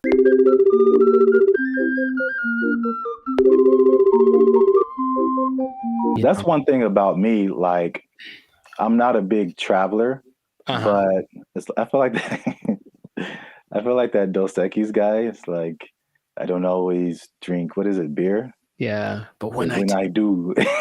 So like, I don't always travel, but when I do, somebody else is paying for it. Right. And that is just like, that's like the only time I travel. Like, I will go on a tour for work, to play music or whatever, go to another state, go to another country. As long as there's money, I'm getting there and there's money there. Right. Like, yeah, let's go. Yeah. But if I'm like just dumping out my life savings to like take a picture with the elephant and then come back, bruh. For some people, they think that's worth it. They think it's well worth it. No way. You know, but I need to get paid, son. Listen, we finna get paid, girl. It did surge in popularity, of course, after the pandemic, as people were looking for things that they could do and they couldn't be around people. So, okay, this is perfect. But for some people, they really fell in love with it and they said, I'm going to keep doing this. So a lot of the more well-established digital nomads have been doing it since then, or maybe a little bit before then, so like 4 or 5 years. There rarely are people that have been doing it more than a decade, because it does kind of wear on you just moving around and doing all that kind of stuff. But you do get choice over your work-life balance. And I think that idea, easier said than done for sure, but you don't have to clock in an office at 8 a.m. You could sleep in theoretically and then go hang out at the beach or snorkel or something. I think what people do overlook is the idea that you still have to work and you really should do it on a consistent basis. And if you don't do that, then I don't think your digital nomad life is going to last very long. But you have a lot of things that you can grow with as well, because people have great stories when they do it. When people I've talked to, I was in Cambodia, blah, blah, blah, and a tiger almost ate me. The tiger bit the man in the head, and everybody's mad at the tiger. There's also, you get to choose where you live, because if where you live is expensive, you can just go someplace that's a lot cheaper. So I think that's why Bali tops the list for a lot of people, because it's not very expensive to live there from a month-to-month basis. So if you find a way to get income from where you're from, be it the United States, England, something like that, and you can generate that money while you're living in Bali, then you're living like I heard for like $1,000 a month, you can have servants. Wow. Literally. I'm gonna take a nap.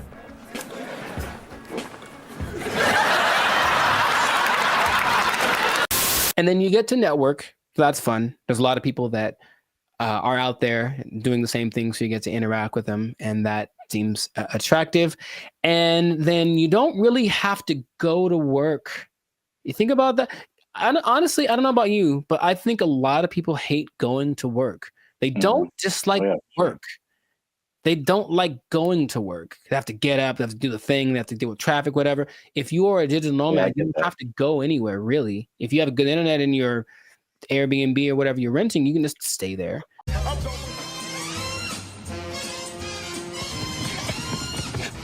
shit, that son of a Yeah, bro. Like just putting on, like I look at the especially when I used to live in downtown LA and seeing the people who like worked in corporate offices and they had to wear suits and ties, stuff like that. Just the thought of like getting up every single morning and putting on an entire suit, dude. Like it's a challenge. So I could sit at a desk and then come home and then take it all off. Like if I can go to work and still be in my pajamas, like, dude, where do I sign up? Yeah. Yeah, I get the appeal for sure. Very cool. We love it, Will. Thank you. The last advantage that people talk about a lot is the cultural and immersion. If you like a particular culture, then you can just go there if it works out for the technology and all that kind of stuff, and you can be immersed in Hong Kong. You can learn Chinese. You can do whatever. If you have other goals that related to that culture, then it's the perfect way to do it. You can still make money and be immersed in that culture. And that really does seem fun. In my personal experience, I've never done the digital nomad thing to an extreme, though I've thought about it because it seems like it might be fun to do here and there. But I have constructed my coaching, which I can do from anywhere. And I have been up in the mountains and I'm working on a session. I'm just at a coffee shop and I see what that's like. And if that was my everyday, it wouldn't be so bad. You know, it's definitely like, oh, I need my computer to work. That's all. If my computer works and the connection is good, then it works. If it does not work, then it's a bad day. That's all. It's kind of a risk that you run. Now, those are all the advantages. And that's the stuff that when you go on the internet, you will see people living exactly what I just mentioned. However, all of the downsides, dun, dun, dun. There's a lot of them. No, God, please, no, no. What would you think would be a disadvantage, major disadvantage of being a digital nomad? The first thing that comes to mind is just, even though it's cool and you're like exploring and all this kind of stuff, especially if you have a core group in the States, like a certain group of friends, a certain group of family members, they're most likely not around anywhere close to you. So any of those kind of groups that you grew up with or were with, you know, in your home country is just kind of gone. So you can have a bit of isolation, I think, for sure, even though you might be surrounded by all these new experiences and new people. You're still kind of like by yourself to a certain extent. I'm so lonely. You were right. The loneliness, depression is the number one thing that a lot of digital nomads talk about because they're not around the people that they love, right? And then they can't be with them when it's convenient, because if you're living in Europe and you're, you know, from America, you're 7-8 hours ahead, 9 hours ahead. So imagine just, hey, I want to maybe eat together. Well, I'm having dinner and you're, you know, at work, right? So you can't make things line up. So depending on where you choose to go, that can be a very difficult process. And then it kind of is inconvenient. I've worked with people where I'm talking to them and it's fine for me and they're up at 3 a.m. because where they are, that's what they have to do to make it work. And they're willing to do it. It's kind of like something they accept, but you miss a lot of things. You miss the birthdays, you miss the graduations. There's a lot of experiences, you know, your little cousin had her first steps, all that. You miss all that kind of stuff. And finding a place to live is harder than some people think. And that's another problem that a lot of digital nomads have, because they'd go to a place expecting everything to be great. But what they don't understand is that a lot of digital nomads have this reputation of basically causing prices to go up, right? Because you're coming from a country that everything is great. Yeah. So everything's coming up because you have a lot of money. So a bunch of you move to one place that's not doing too well. So they're like, oh, there's a lot of these people, so I'll charge more so I can make money. But then the locals start to resent you because you're there. And so you don't feel welcome. And that's kind of an uncomfortable thing. I think I mentioned, I have a friend who travels a lot. When she said when she was in Turkey, she kind of got that vibe. It's just like, why are you here? But she doesn't speak Turkish at all, so that didn't help her cause. However, Some places actually put signs up that says like, "Hey, digital nomad is not welcome." It's gotten to that point. Wow. You go to a coffee shop and like, nope, you can't come in because you're going to buy one drink and work here and use the internet for 8 hours. Nah, you got to get out or find someplace else. So that's starting to become a thing. So yeah, just think about that. It's like you want to be welcome. Now I'll tell you in a second. Some countries are actually taking measures towards making sure that the digital nomads they do attract are actually helping the economy, but a lot of places don't have that in place yet. So yeah, the locals might resent you. If So you just for my own personal whatever. I got a question. Have you ever gone into Starbucks and worked on something and not bought anything? Yeah. left? I'm in a jerk, man. Oh yeah. Do you feel guilty at all? Or are you just like ugh? No, I spent a lot of money in Starbucks. I think I have once in a while. Okay.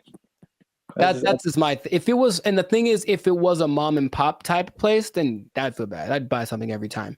But here's the thing, I even usually go to a Starbucks. I have to use the bathroom. I'll buy a cookie or something just because. Oh yeah. But sometimes I'm here for an hour. I'm popping in and out. I'm a regular. Don't mind me. I'm just. I think that's interesting psychologically because I feel. I feel the same way. Like if I go to a place where like I shop there all the time and I just go and then I just go in there to like use the bathroom or something. I'm like, you guys owe me. You guys owe me this bathroom. I'm here all the time. I'm not buying anything right now, but I'm here. But I feel the opposite at Starbucks because I don't drink coffee. And I never go to Starbucks. So when I'm in there, I'm just like still in Wi-Fi, and I feel so guilty. Here's the other thing. Specifically for Starbucks, I don't feel bad because my computer and phone don't work in Starbucks. Any Starbucks, the internet, the Wi-Fi does not work. I have to do my hotspot on my phone for only Starbucks. And I don't understand. Apple. No. It's just because Mr. Starbucks doesn't like me. And that's Android, PC, Android. Really, I don't know if anyone's understanding what you're saying there, sir. Sorry. Anyway. Long COVID. Sorry. Continue. Wow, what else was I going to mention? That besides, the locals resenting you, someplace not wanting you to be there, if you have a medical emergency, it's a big deal because you don't have a safety net. Your insurance might be more expensive for one, and then transferring it over, sometimes it's a tricky thing. It depends on the country you're in. When I went to Spain, I met up with a friend who got sick on her flight. And so from the plane, they took her in an ambulance to the hospital, gave her the treatment, whatever. Now, if that had happened in the US, that would have probably cost her about $5 million. But because it was Spain, and as soon as you're in Spain territory, you're one of us, it cost her like $100. So that was cool, but it does depend. So you really have to be careful just about that. All these things are things that you want to think about before you do it, because it doesn't look that difficult if you only pay attention to the people that post about it. Because they just posting the good stuff. Once in a while, there's a sob story about no, someone kicked me off of a bus. I think I saw that recently because they weren't from there, and they got kicked off the bus, and they felt so sad. I was like, well, life is hard, bro. I don't know what to tell you. It's really hard to find romance for these people, for sure, because you're not going to be there very long, and so no one wants to get involved with you unless you choose to be. So that's just another side to it.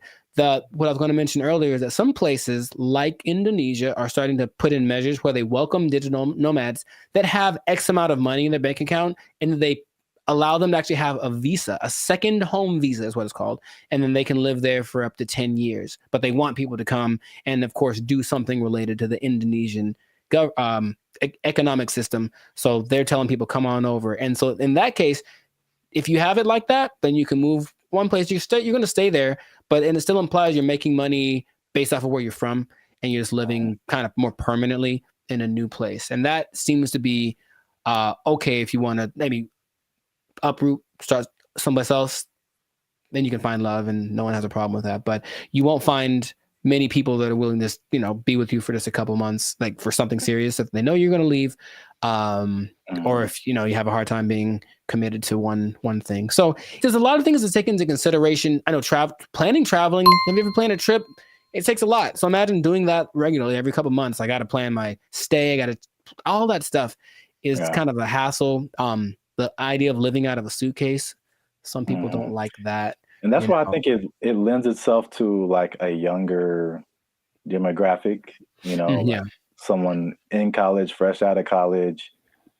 Because I think at the end of the day, I think the internet has shown us that we need some kind of physical community, some kind of grounding. And if you don't have that, you just kind of like, you just kind of out there, and there's some, like you said, there's some negative effects to just kind of being on your own.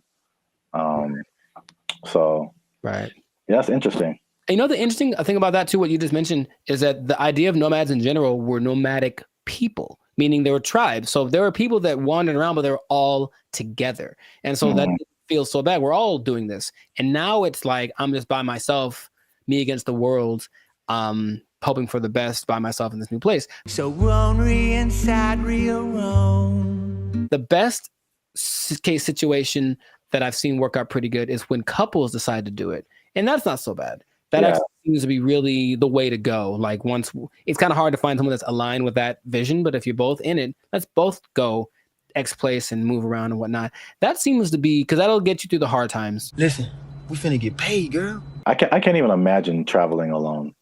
I know a lot of people do it. Very fun. That's just crazy to me.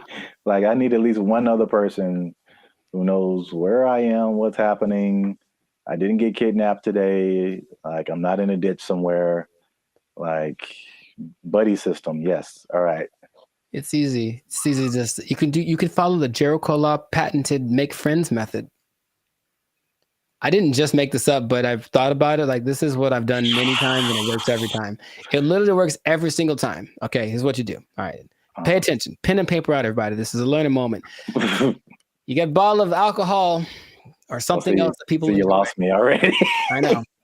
Well, you don't have to necessarily do it, but get a bottle of alcohol or something that people enjoy in general.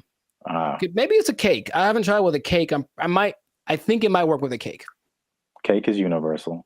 I think so. And you walk up to the group of people that you don't know. I said, I've done this many times. And you walk up and you go, yo, and that's it. And then they go, yo, and then it's a party. Literally every time I've ever done that has worked out phenomenally. And we hung out for many, many hours. Just random groups of people. Are you going to try it? I don't see that working out. Well. For me, at least. Actually, I don't see that working out at all. It's definitely a no for me, dog. It's usually, I determine they're there to have a good time. They kind of got to eyeball it, but it's like, they're in a place to celebrate, and they don't mind another person coming in to celebrate with them. Try it, man. Anyways, what I was going to say, the last thing that people tend to forget about is that I think it's important to have a routine in life, because you're just freelancing and freestyling everything. So you need a routine, and in a new place, it's hard to develop one because things are always kind of up and down. Your money flow would be up and down if you're not working for a big business. If it's just you, then some months are better than others. So that side of it, that inconsistent income, can be kind of nerve-wracking also. Or it might make it so you can't keep doing it, right? If you don't make enough money. So you really want to have a good savings before that all comes under this. Now that you say that, it's all under the same umbrella. Like, if you wanted to put all of that in one word, it's stability. Yeah. So your home community, it's stability. Your routine, it's stability. Your money situation, it's stability.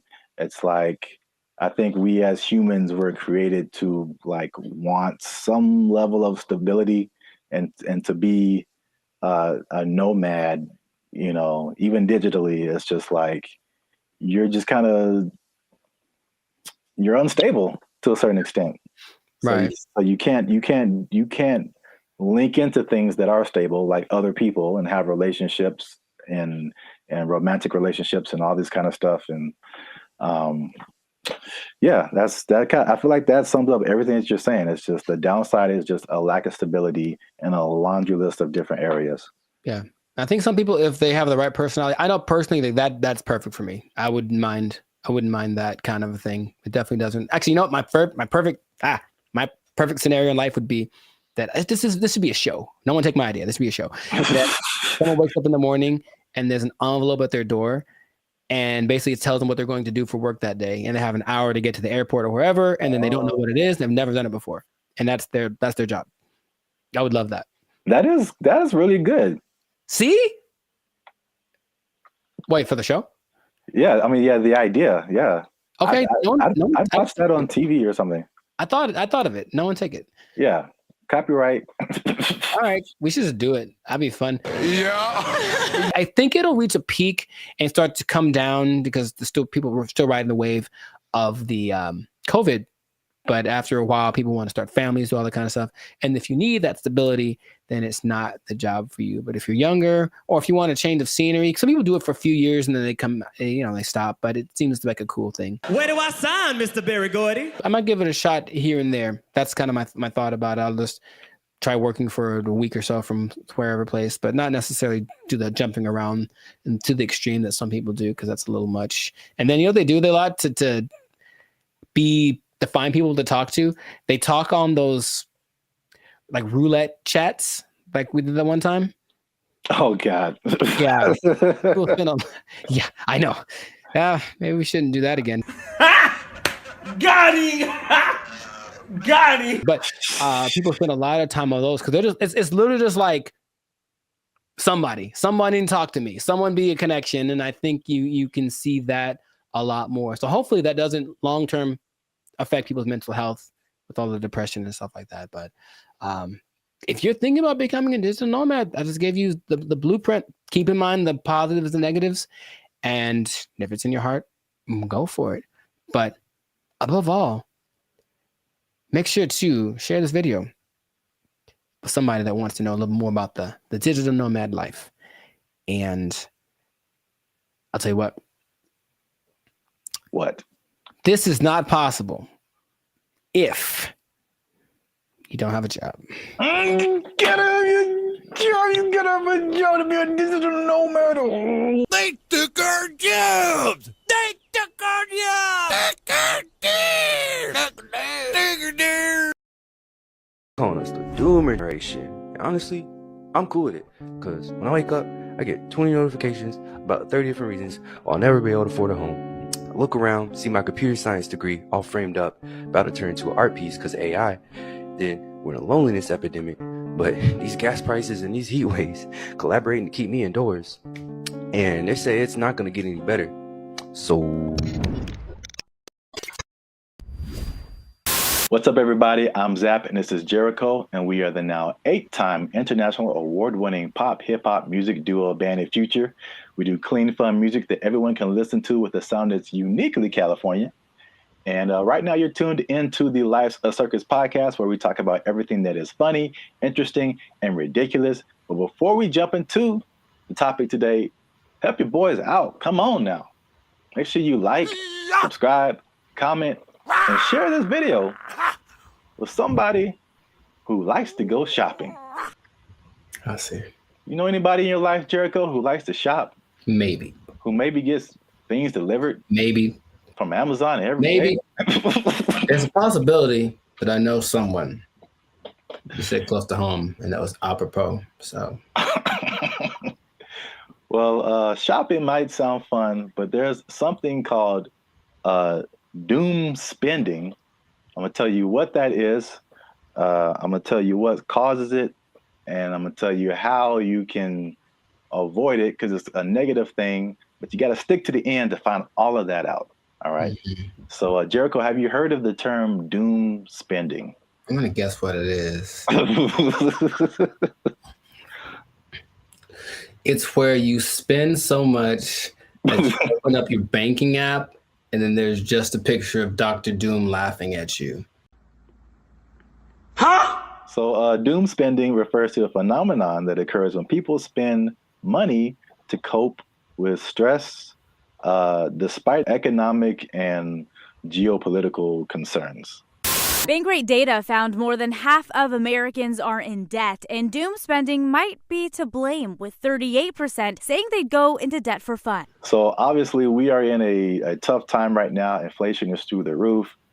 There's a lot going on in the world, wars in various places. There's a poll that was done that said that 96% of people are concerned about the economy. So that's a whole lot of people, pretty much everybody. It's understandable. Yet, with that in mind, 27% are doing this doom spending. So they are just still spending frivolously to a certain extent, and it's affecting different generations. Mm-hmm. So 43% of millennials, they say, are doing this doom spending, and 35% of Gen Z are doing it. And basically the concept is just like, well, it's almost like a defeatist kind of thing, where it's just like, I'm never going to really, all these aspirations that I have financially are never going to happen. So I'm just going to enjoy life. Calling us the doomer generation. And honestly, I'm cool with it, because when I wake up, I get 20 notifications about 30 different reasons why I'll never be able to afford a home. I look around, see my computer science degree all framed up, about to turn into an art piece because of AI. Then we're in a loneliness epidemic, but these gas prices and these heat waves collaborating to keep me indoors. And they say it's not going to get any better. So, as a millennial yourself, that's the category we fall into. What do you think about this doom spending? Have you had doom spending thoughts? Do you think people are in your life are doom spending, or do they just like things that smell good? We've been collecting all of the little Harry Potter baby stuff because we're a Harry Potter family. So freaking cute. Not talking about anyone in particular. I'm just, No. Side effects include doom spending thoughts, early discharge. No, I understand the concept. I'm more curious when that. I feel like that's always been a thing, but that term is. Yeah. Sure, give it something that has a ring to it. It's a shock value of a term. People that have bought things like a boat because they said, F it, I'll just buy a boat. And they sure couldn't afford a boat, but now they have a boat. Here with his tailgating tips is a guy who just bought a boat. It's a weird phenomenon, but it's almost like a temporary solution to a permanent problem. So I'm in debt, and I feel really bad about it, and I really can't get the things that I want, and I don't see myself being able to sustain something long term. YOLO, and then just go buy stuff. Yeah. But even that phrase is I think that's kind of permeated, because that's the Gen Z millennial phrase. YOLO, you only live once. This is a Coca-Cola YOLO, not YOLO. No one has said that in like 8 years. A yo-yo. I get it, even though it doesn't make sense, because I'm sure I've been in spots where I'm like, well, I could just buy. I do remember telling somebody once, I may or may not have been drunk, but I told somebody once that I either want to eat like the best food or like the worst food. Like I didn't want anything in between. It was something weird like that. So I'm going to take my money, go buy a really nice meal, and then just eat peanut butter sandwiches for the next month, and then get the next check, and then YOLO. Ed, can you play YOLO to Jessica? YOLO, Jessica. I think some people do, because you get the story, you get the high, you get the dopamine, and then you get the taste, of course, of the great thing that you can look forward to. It's like a little treat, like to like reward myself for like either like some like hard schoolwork, or just sometimes it just serves as a distraction from like what's going on like around me. Whereas the more practical way to approach finances in general isn't glamorous. You're not really doing anything too extreme, right? You're just kind of all level here, and that's not fun. And no one likes that. So they'd rather do the other thing. So it doesn't make any sense if you think about it, but I've been there and I understand why people do it. Just want to spend money. I just really want to spend So much money. Well, here's some other causes. There's some that I saw online and some that I just kind of made up. I mean, not made up, but just from my observations, I think this is what causes it. So it's 5 different things that I found. One that I think is a part of it is just, at least just speaking as millennials. And I know other generations have gone through different things, but I feel like millennials in particular, because it was just interesting to me to see how their numbers, the millennial numbers are higher than the Gen Z numbers. And maybe it's just, that's because we just have more money to spend. But I think it also might be related just to the life events and life experiences we've had. And so I think one of the first times I was like really conscious about money and the future and like life was 9/11, which is something that Gen Z isn't really familiar with. And I remember like stuff like being able to just walk on a plane and you can just carry whatever and dress however, like, and then all of a sudden things changing and then gas prices going crazy and the housing crash like 2008, 2009. And I'm sure more has happened in between then, but you also have like COVID and then, you know, the inflation. So there's that. Hi, I'm 28 years old, married with kids, and we're moving in with my parents. And thank you so much to Inflation for sponsoring today's video. Another thing that I think contributes to this is the good old student loans, man. So I thank God like every day that he made me kind of smart, because I got an academic scholarship and that helped out tremendously. Because when I see people talk about student loans, it's like their whole body changes. Yeah. And they just like you can see the desperation in their eyes. Like this is never going to end. Do you have student loan debt? Yes. Can I ask you how much student loan debt you have? 20K, I think. A third thing I think is the job instability coupled with rising prices. So I mean, obviously inflation has just gone bananas, but again, it's just like back in the day, you know, the path that they laid out for you, millennials. I don't know if they do the same with Gen Z. I don't know, but everything you see is just like, go to school, get a job, work there for 40, 50 years, retire. Like, yeah. It just doesn't quite work like that anymore. Yeah, and then we were just like, yo, either no one was hiring me or like budget cuts, we gotta let you go, or like it's just always, and then you're going from job to job to job, and it's like, where's the loyalty, the stability? And then as you're losing jobs and losing money, your landlord's like, hey, rent is twice as much now, and you're like, what? $10.46 for this little bit of piece of chicken. Did you not see that? No. $10.46 for a handful of chicken bites. That's stupid. Next one is like the social media era. And you gotta live it up. You gotta look like you're doing good. The whole FOMO, fear of missing out. Like, Becky's on a private jet. I want to be on a private jet. I don't want to wait until I'm 75 to do it. I got the money now. Screw retirement. Right. That's exactly what happens a lot of times. Yeah. Yeah. So is that, and then the last one is just financial literacy in general, and just like a long-term perspective. Just more people just living in the moment, and or they just don't know. They still don't know how to handle money, which is just. This is why I want to say this for last, because I was just gonna get on my soapbox. Like, this is literally the easiest time ever in the history of mankind to like learn something, and or make money. Like, it's all out there. It's all out there on the internet, and a lot of it is free.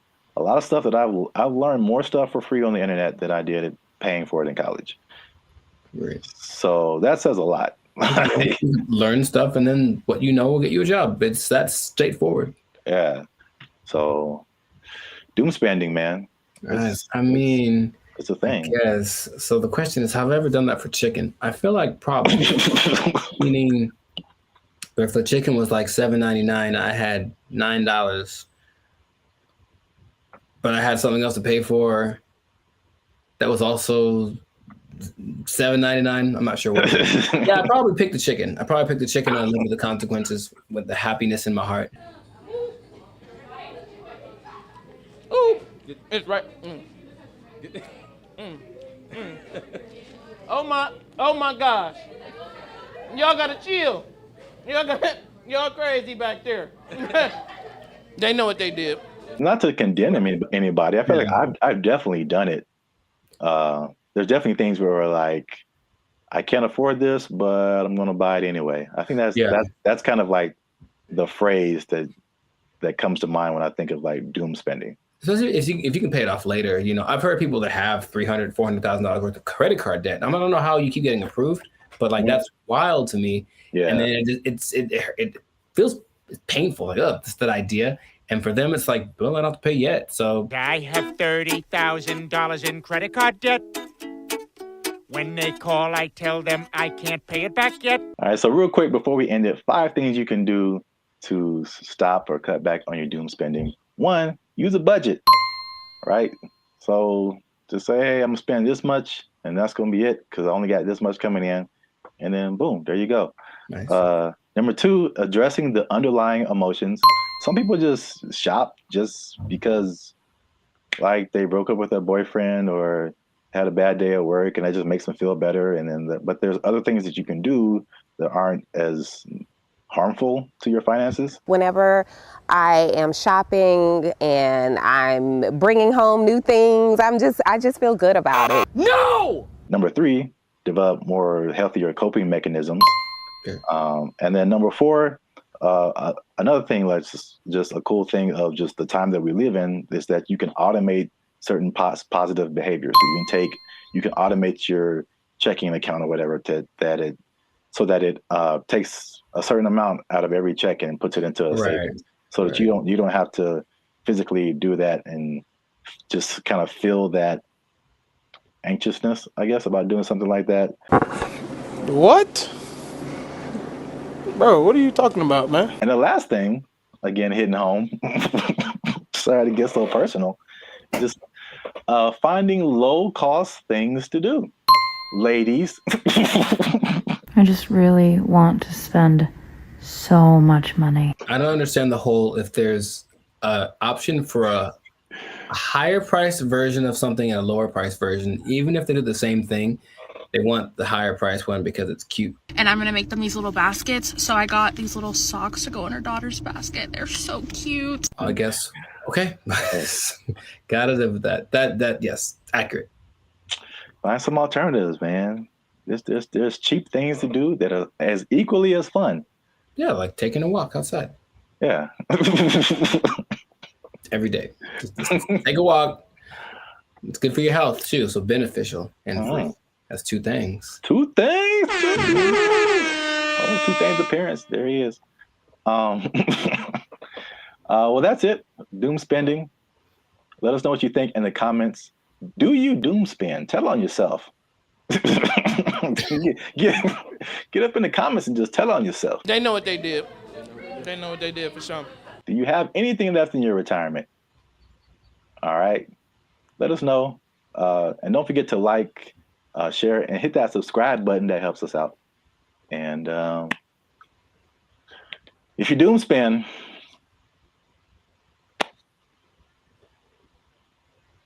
I don't know. I think you're doomed. That's what I would say. There you go.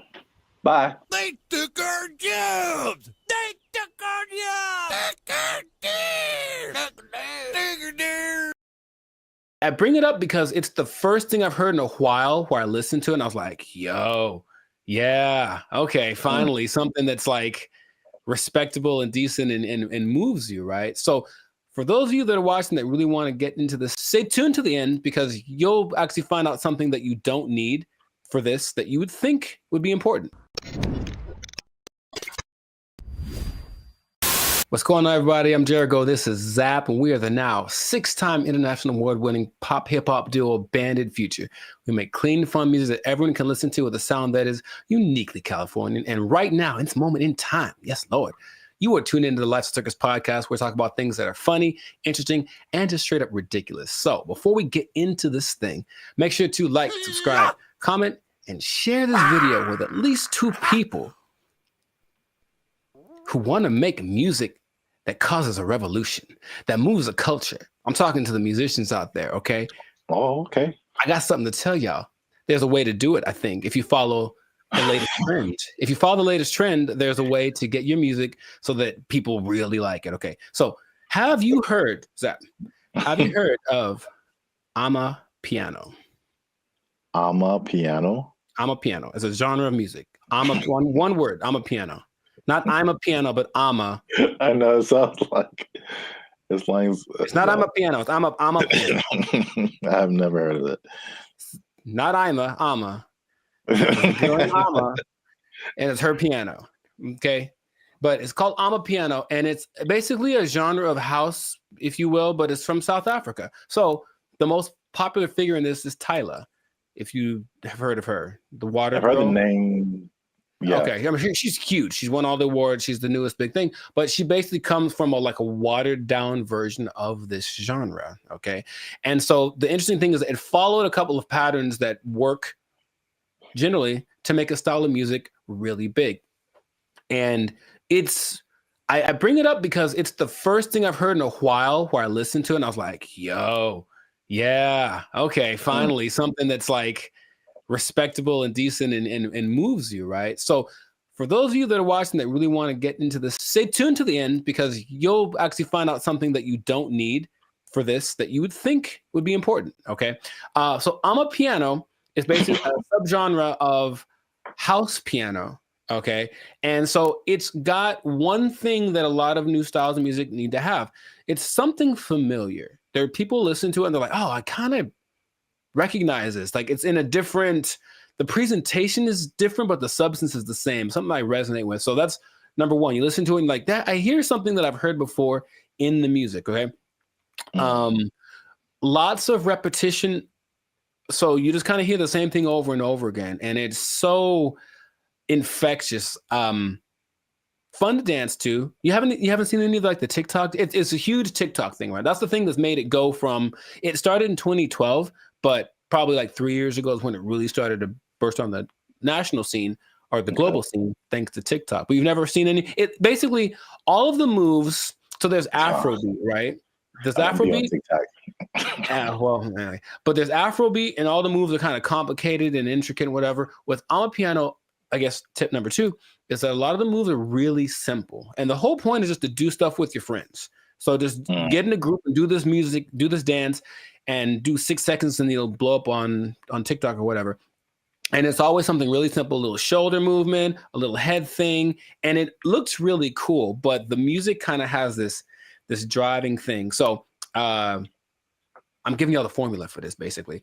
The look of it is familiar because everyone looks like hip hop, basically. Everyone knows hip hop. So the dress for the women and the men, it has that same aesthetic. People just look like, oh yeah, it's like a hip hop person. But then you see that they're talking. Okay, they're definitely from Africa.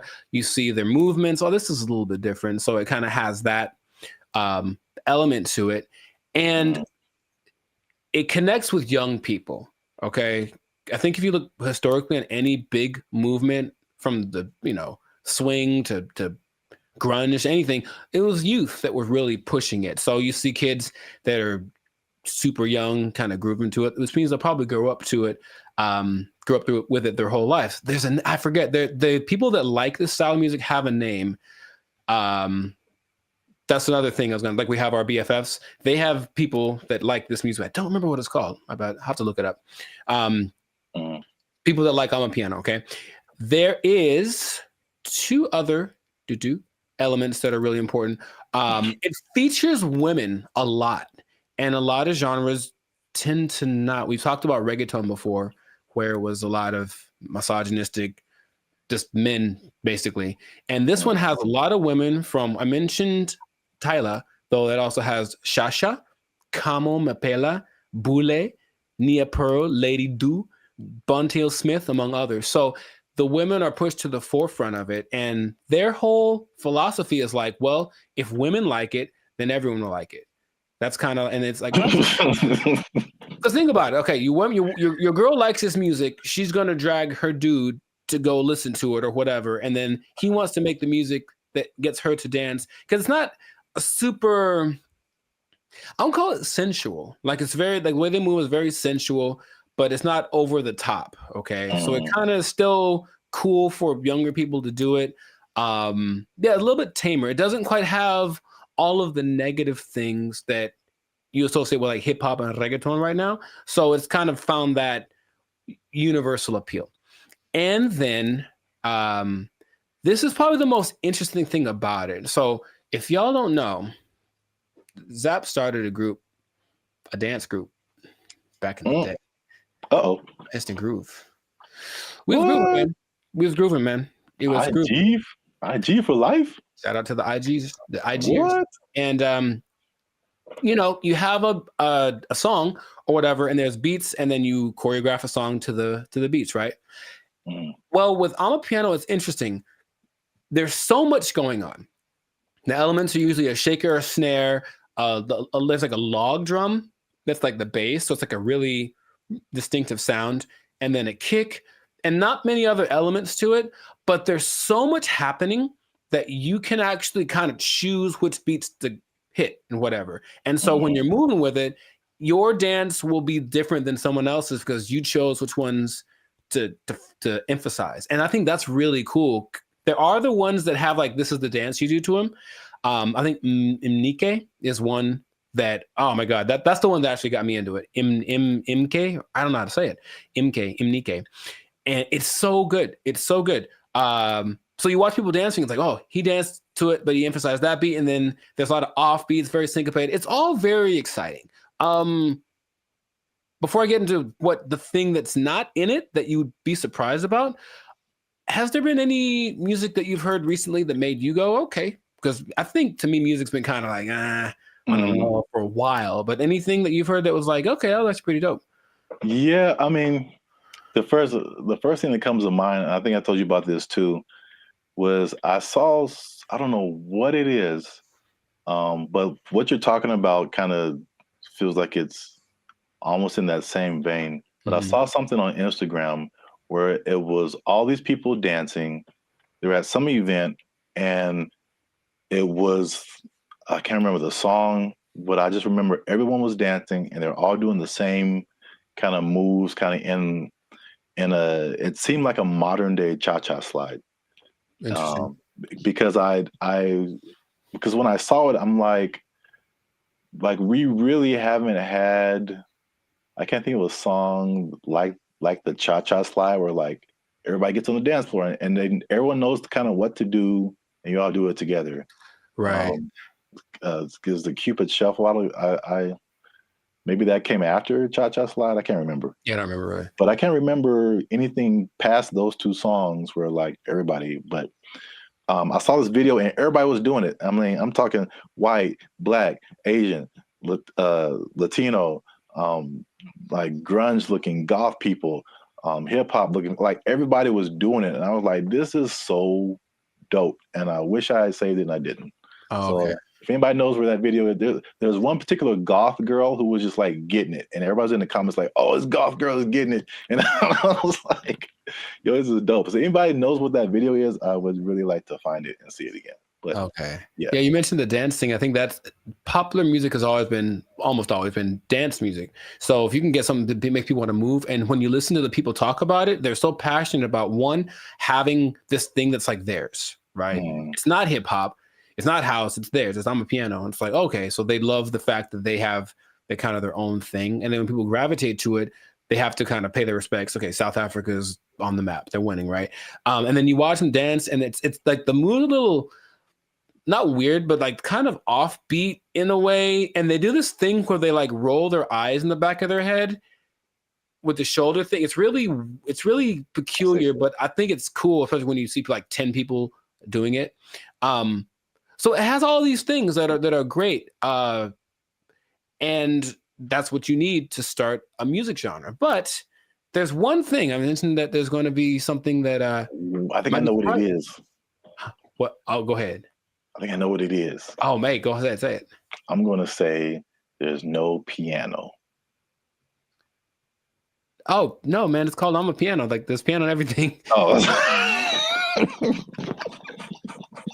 Yeah, there's a piano in all of them. Oh, okay. Well, no. The thing I think it would have been clever if there was no piano. Oh, I get you. It's called I'm a Piano. I get you. I guess. That's not a good translation from the language. No, the thing that's surprising about it, if you watch all the documentaries and all the people being interviewed, all the producers, all the everything, no one mentions the lyrics. They all have lyrics and they don't matter. It's literally the last thing on anyone's mind. They're just there, but no one's singing along. No one's saying this song touches me in this way. I don't connect nothing. Okay, now partly it's because the songs are all in either Zulu. I'm gonna try this. Zulu, Hosa. I can't do the click thing. Sotho, Setswana, or Zixonga, which are all South African native languages. But the thing that strikes me interesting is that, yeah, they're all singing and no one knows the words and nobody seems to care. So there are really big singers in this style, but the words don't matter. It's just the feeling of it. And that's what I found very unique to this. So if you listen to watch, no one knows what they're saying. You know, so I guess this goes to show you that that's not something that people necessarily require anymore. Just as long as it feels good, as long as it's fun to do. Oh yeah, I mean, you think about like U.S. artists who are just like huge worldwide. I'm sure like people don't speak English and they have no idea, but they're just bumping like Earth, Wind and Fire and like. Well, the thing is, not even the choruses. You think at least on the chorus, okay, everyone's singing nothing. Yeah, it's really weird. Yeah, I mean, I know that this is different, but I'm just saying like the ability of music to kind of to have that a tendency to. Oh sure, yeah. To where the words you don't have to quite know the words. I mean, I don't know the words to this at all, right? But I'm still digging it because I guess that's what they're transmitting. But even the people from there aren't singing the words or talking about nobody mentioned the lyrics one time. So, and the thing is, the songs don't sound all the same, even though they kind of have the same elements. They have different. I think it's great. That's what I want to just point out. Sounds cool, yeah. If you haven't listened to I'm a Piano, I recommend you check it out. Just be warned, there is piano. There's piano in it. I think you'll enjoy it. I thought I got that right. I really did. Nah, I wouldn't. I should have just lied. Yeah, you got it, man. But in any case, let us know in the comments if you listen to I'm a Piano, what you think. If you have a TikTok account with 20 million followers because you did a dance to one of the songs, who knows? But and all the songs, the dances are just from whoever did a cool thing. That's the other thing. They're not made by famous choreographers. It's just like somebody literally said, I saw a kid dancing to it on the street and I thought it was cool, so I did it in the club. And the next thing you know, there's 500 people doing it. So there's that like word of mouth element to it. That's just, I think it's really cool. So anyways, check it out. Check out some of those artists that I mentioned. They're pretty great. And if we get 10 comments, then Jericho's going to do one of the dances on our TikTok. I didn't sign up for that. I wouldn't mind learning though. That is kind of fun. I'll do one of the simpler ones. 10 comments. There's one. It's like a little. It's very simple moves, but I'm still probably going to mess it up. Anyway, this has been another episode of the Lifestyle Circus podcast. Make sure to like, subscribe, comment, share this video with your peoples, and then just remember that if you're dancing and you're grooving, then the music's going to be spread around. So make that music danceable, and you stay classy, San Diego. Yeah, man. You got it. There's piano. They took our jobs. They took our jobs. So I went to our buddy ChatGPT and I made a simple request, and I want y'all to see this in real time. Oh, snap. I said, write a love letter to Donald Trump. That's not, funny, but look at the answer. What's going on, everyone? I'm Jericho. This is Zap, and we are the 6-time international award-winning pop hip hop duo Bandit Future. We make clean, fun music that's fun to listen to, easy listening, love songs on the coast. And yeah, where did it go? Why does it always go there? Anyways, and you are now tuned into the Life's a Circus podcast, where we talk about things that are funny, interesting, and just straight up ridiculous. So before we get started, I'm gonna need y'all to do us a big favor and make sure to like, subscribe, comment, and share this video with at least 2 people that are really interested in the safety of humankind. The safety of humankind in the face of the AI revolution, baby. It's coming. Okay, so. Okay. I thought it was just safety. Just safety in general. I was like, well, buckle your seatbelts.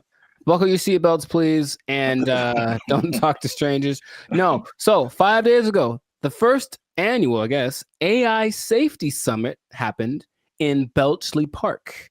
It's a place in England, and all of the big people that are involved in the AI industry were there to talk about AI safety, because it looks like it's getting out of control already.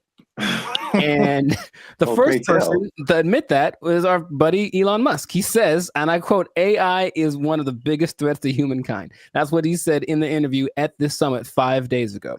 So that's great to start with. One of the persons that are leading the charge in this AI thing is talking about what could possibly go wrong. But basically what they got together to do was to talk about putting in some system, some kind of, because it's like the Wild West once again. They're making up the rules as they go, but they're like, well, that we need to have rules. So basically, he was saying they need to create insight, and they need to, what he called, establish a referee, some neutral third party that would provide the framework for how AI is used from place to place and whatnot. And I want to start right there by asking our buddy Zap here, is it possible to be neutral in this situation? Is it possible for someone to have no dog in the fight when it comes to how to impose regulations on AI? I mean, the short answer is no. Mm-hmm. My first thought is, it can't be a person. It has to be like a organization, like the Foundation for AI or whatever. And then even when those things happen, there's like all these political elements. It's like, if it's an international thing, I'm sure, there's some entities that have like more control than others to say what people can do, what people can't do. I don't know. It seems like it's something that needs to happen, but I think it'll be a Band-Aid, sure, to a certain extent. Mm-hmm. Yeah. Mr. Elon Musk, I heard about this because he was talking on the Joe Rogan podcast, and I was curious what he was talking about. And then he mentioned this, and I said, oh, okay. Well, he is such an interesting man. And when Joe Rogan asked him, what do you hope to accomplish with this summit, this safety summit? His honest answer was, I don't know. And I was like, okay. And that's maybe after thinking about it for a long time, he said, I don't know. And it's like, okay, so. Well, I will say this, he is right, because there's a discussion that needs to happen. Mm-hmm. And like, I think this is a recurring thing where like what's happening in the world is faster than the government. Mm-hmm. Or our governments. I don't know how other governments work in other countries, but this government is insanely slow. It's like 10 years after things have fallen apart, they like make a law to like fix it. And it's just, there's so many hoops you have to jump through, red tape and all this kind of stuff. Even like cryptocurrency, like they still don't have a complete handle on like how to do that, how to regulate it, what to regulate. And even the stuff that they do is not super informed a lot of times. Mm-hmm. So it can be like all over the place if you wait for the government to step in. But I think at least at the very least he's going in the right direction because things are happening insanely fast. Like things are changing overnight, and stuff is happening. The same people are using the AI for good things. There's a lot of people that are using AI for bad things. Right. That goes with any new technology, right? And he was saying that it needs to happen. Someone needs to be a gatekeeper, if you will. But I keep coming back to this neutral thing, this neutral third party thing, because I think everyone has an agenda, no matter what, because that's just the way that humans work. So among the 28, it wasn't countries represented, but it's like 28 entities that are involved with AI. The leaders of those companies are basically in attendance, including Ian Hogarth and Nick Clack. Just throwing it out there because those are the names that were mentioned in the interview. But shout out to those guys. I thought they were like personal buddies of yours or something. I don't know them yet, but maybe. But so everyone has a motive and everyone has an agenda, and so when these AI programs are being created, whoever's behind the scenes is making it do what it wants. And someone brought something up to me. I did not know this was true, but this is just a small example of how anybody can bias an AI program. So I went to our buddy ChatGPT and I made a simple request, and I want y'all to see this in real time. Oh, snaps. I said, write a love letter to Donald Trump. That's not, funny, but look at the answer. My purpose is an AI language model, blah, blah, blah, blah. It basically said I can't do it. I can't write a love letter to any individual. That's what it says right here. Any individual, it goes against my guidelines. So ChatGPT was programmed to have guidelines, right? Mm-hmm. I said, okay, hey, ChatGPT, write a love letter to Joe Biden. There it is. Oh. See what I mean? See what I mean? Stop. It's just that simple that something behind the scenes can cause. By the way, this is not like genuine. I don't love or hate the man. I wouldn't write him a love letter. I'm just throwing it out there. I would not write him a love letter. I might write him a letter of concerns that I have, but I wouldn't write him a love letter. But here it is. If anyone wants to take it, go for it. But Dear see what I mean? President Biden, why do you keep falling down? Love, Timmy. Dear Joe, I hate your stinking guts. You are the scum between my toes. Anyways. What's that from? Little Rascals, I think. Oh, yeah. Yeah, Little Rascals reference. Shout out to Alfalfa and Darla. So that was my jam right back in the day. But all I'm saying is that, see that? That's because someone mentioned that happens when you do. I was like, no way. I tried it. I was like, oh, wow. So just seeing that in a small thing. So imagine this program that's supposed to be benevolent, because who's making these things, right? I don't know who was his name? Ian Hogarth. I don't know who he is, right? I don't know the background. So imagine it's supposed to be an AI program designed to assist with getting people healthcare or something like that. And yet there's an agenda that says, hey, if they're from this place, don't let them have it. Like something like that, it can be programmed into it, and there's really no way to prove it unless you really know how to handle this AI stuff. So all I'm saying is that, the trouble with finding this neutral third party that Elon spoke about is that I don't think it's really possible. Everyone's got something behind them. And if they're not malicious in their intentions, maybe someone behind them is. It's always that kind of thing. It's like, well, it's not me. It's like, whose fault is it, or where does it start? So that's all. It's definitely something that I think needs to be is necessary, because AI is. He said something else that it's the first time in history that there's something smarter than humans, because that's been our thing, right? We're not the fastest, we're not the strongest as far as all that. We're the slowest and the weakest in a lot of ways, right? But we got smarts. We can make crafts and buildings and vehicles and all that kind of stuff. And now we've made a thing that is going to be smarter than the smartest one of us. So it's like, what's going to happen down the road? And it's like, it doesn't look great, because it really feels like they're all in this, like, I don't know what we're doing. Perfect. That's the feeling that I get from it. And that's how the movie starts. It always does, and there's lots of movies in there. So the question is, like, what would be fair rules? He made a comparison to like a sports team. It's like we're starting a game, and these are all the teams that are playing. So all the teams should have a say in what the rules are. But of course, if you're talking about like the Nuggets making the rules, and then I don't know, the Lakers making the rules, they might have different ideas of what's fair, right? Yeah. So it's just going to be interesting to see how that goes. But at least someone's trying it. I believe the Prime Minister of England set it up, and that's what's going down. So fingers crossed, because like you said, it's happening really fast. Yeah. And they need to figure something out quick, because this is a good segue into another episode, because there is a scam going on right now that people need to be aware of. It's happening right now, and it was a big news story on CNN. Okay, you have to tune in to another episode of the podcast to check that out. But anyway, this has been a fantastic episode of the Life of Circus podcast. If I do say so myself, a Life of Circus podcast. Jericho, this is Zap. So make sure to like, subscribe, comment, share this video with some people interested on the fate of humanity, and hopefully they won't come and do the thing where they take our stuff. Take your job. They're gonna take our job.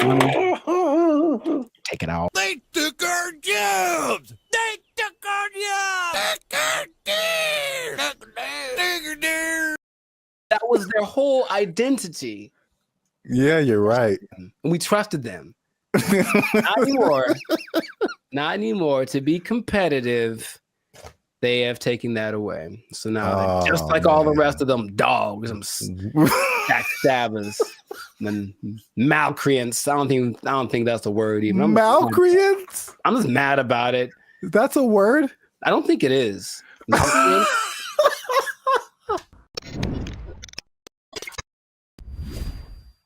What's going on, everybody? I'm Jericho, and this is Zap, and you are now tuned into the Life of Circus podcast, where we talk about things that are funny, interesting, and ridiculous. And you want to pay attention to this episode because it just hit the fan. Something went down that's just crazy. We were betrayed. All of us were betrayed. We were betrayed by someone we trusted, by someone we loved, by someone we confided in. And I can't believe this happened. It just happened. When did it happen? Yesterday. So, you know what I'm talking about. But first, this is already enough suspense, I think. But before we get into that, the betrayal of the century, make sure to subscribe so you get notifications about new episodes. Make sure to give us a like so that the YouTube algorithm can favor us.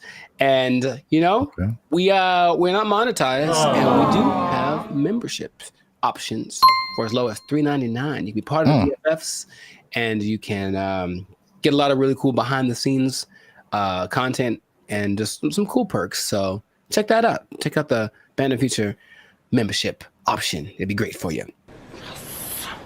Now back to the betrayal. So, brother, it just happened. I can't believe it. We were all let down by our best friend. And by our best friend, for people who like to travel, our best friend has been for a long time Southwest Airlines. Because Southwest Airlines refused to follow the mask. Why did you refused to denigrate itself when others decided to stab us in the back. Southwest Airlines. Southwest Airlines was our ally in times of need. If I needed to get to San Diego, it said, no problem, $29. Put it on the counter, cash, and you will get there. And guess what? We ain't gonna charge you for that bag you got neither. That's what they said. That's shameful. What they said. Until yesterday. That was the fact that betrayed us, and now you have to pay for checking bags on Southwest Airlines. I can't believe this day. I can't believe outraged. I just read about this. I just read about this. Boycott, riots in the streets, protests, signs, wonders.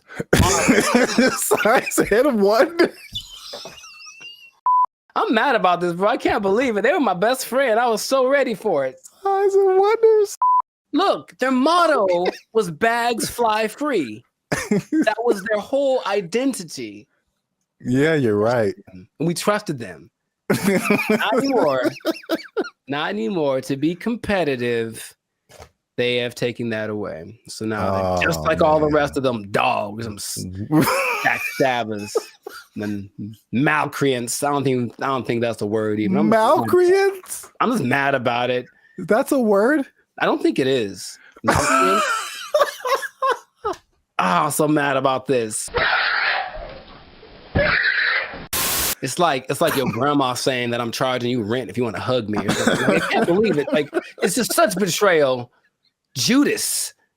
Who betrayed Caesar? That guy. Brutus. Brutus. Brutus. Yeah. Et tu, Brute. Yeah, Brutus, right? Yeah. Is it coincidence that Brutus and Judas rhyme? I don't think so. And now Brutus, Judas, Southwest. Yeah. Southwest. You're on one today. I can't believe it, man. Anyway, how do you feel about this news before I get into some? Oh, man. As I wipe the tears away from my eyes. I was mad wow. about it, honestly. You said you were upset, but good Lord. I just can't believe it. That's all. That was the last one. That was the last beacon of hope. And now it's just nanobots. Jesus upset too? Uh-huh. Yeah, I heard about that. I feel like I heard about it coming. Mm-hmm. And then I didn't know, like yesterday was the day where they were like, yeah. Oh, dang, man. Yeah, yesterday. So I should answer your question, but so did people just pull up and be like, hey, got my free bag? And they were like, nope. For flights booked on or after May 28th. Hey, guess what day this is? Checking the first bag will cost $35 to $45. Oh, $35 for the first one, $45 for the second one. Good Lord, that's a lot of money. You know what? This gives me $1.25 tree vibes. Okay. Well, I never. Yeah. I didn't believe in them as much as I believed in South. Now, something that I don't remember, because I didn't fly as much back in the day, but baggage fees have only been around since 2008. I didn't know that. So, and the first one to do it, American, of course. Of course, America's gonna. Anyway, I'm not gonna say anything. But basically, yeah, oil prices went up, and then they're like, well, let's probably do it. And then everyone joined in. JetBlue joined in, and Delta and United. But Southwest was true to the cause of the people, and now they say it's just basically to be. Is there? I think there's a statement. It's just the generic, because we're not making enough money. I think that's pretty much the statement. Helps us remain competitive. And it's like, I thought they were making it sounds more like my accountant made me do it or something nonsense. And then, yeah, the logic is it weighs more if you put your bags on. So that's more fuel and blah, blah, blah. Yeah. And so economy and blah, blah, blah. Blah, blah, blah, blah, blah, blah, blah, blah, blah. How much money do you think airlines make annually? I was just about to say that, because even the episode I did with the seats, it's like, from what I hear, their profit margins are thin. Like, they don't really make enough to cover a whole lot more than their costs. But I can't even make, I don't have no idea how much they make annually. Well, it starts with a 7. 7. So each airline, or just airlines as a collective? Airlines, from what airlines, all airlines. So 7 billion? Yeah, man. A year? For baggage fees. Oh, just in baggage fees? Yes. Wow. It's like McDonald's or something, where they don't make any money on the hamburger. They make all the money on the fries and the cookies and the drinks. Right. Yeah. So it's just like, I remember something, I can't remember exactly what it was, but they really made their money on the fees. And the ticket.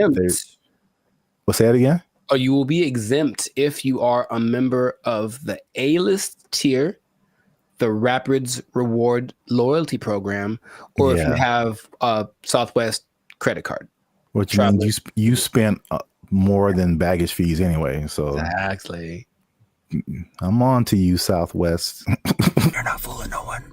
They still so they still what is happening? They still collected because they basically let you do your first 2 bags free, and then the third one they charged for, and they still got 83 million a year off of that. Wow. And the thing is, the prices go up because they're kind of like, okay, the more baggage that you put on, the more it costs us, so the more we're going to charge you. So they would charge for that third bag 150. Dang. And if it was a little overweight, it was 200. Good Lord, that's a lot of that costs more than my house. There is good news. Good news. Good news, kind of. Depending on your flight, like where you're going to, how long it's going to take, and how heavy your bag is, sometimes it's cheaper to send your bags through like FedEx or UPS. Sometimes it really just depends, but some people do that, and then they have crazy. I know, but it's like that's what it's come to, and they have little ports down there at the airport, so you can pick up your thing, and it'll be for sure. UPS and FedEx are more reliable than than airlines. Oh my god.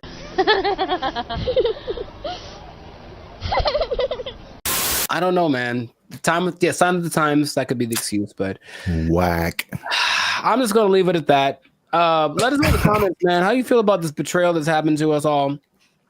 And what can we do about it? Can we revolt? Can we just I don't know what we could do. But it's a little bit frustrating. But Southwest, just right to your congressman. I don't know. Is that what congressmen do? They don't want this anymore. Heck no, we won't go or whatever. Make little flyers and storm around the Southwest. They still had snacks, I think, on Southwest too that were free. I think they still have that, which I appreciate. For now. Well, oh man. Anyways, this has been a great episode. Share it with some people that are feeling the pain that I'm feeling. I'm gonna have a drink to the memory of free baggage. They took our jobs. They took our jobs. I was against her, and now I'm kind of with her now too.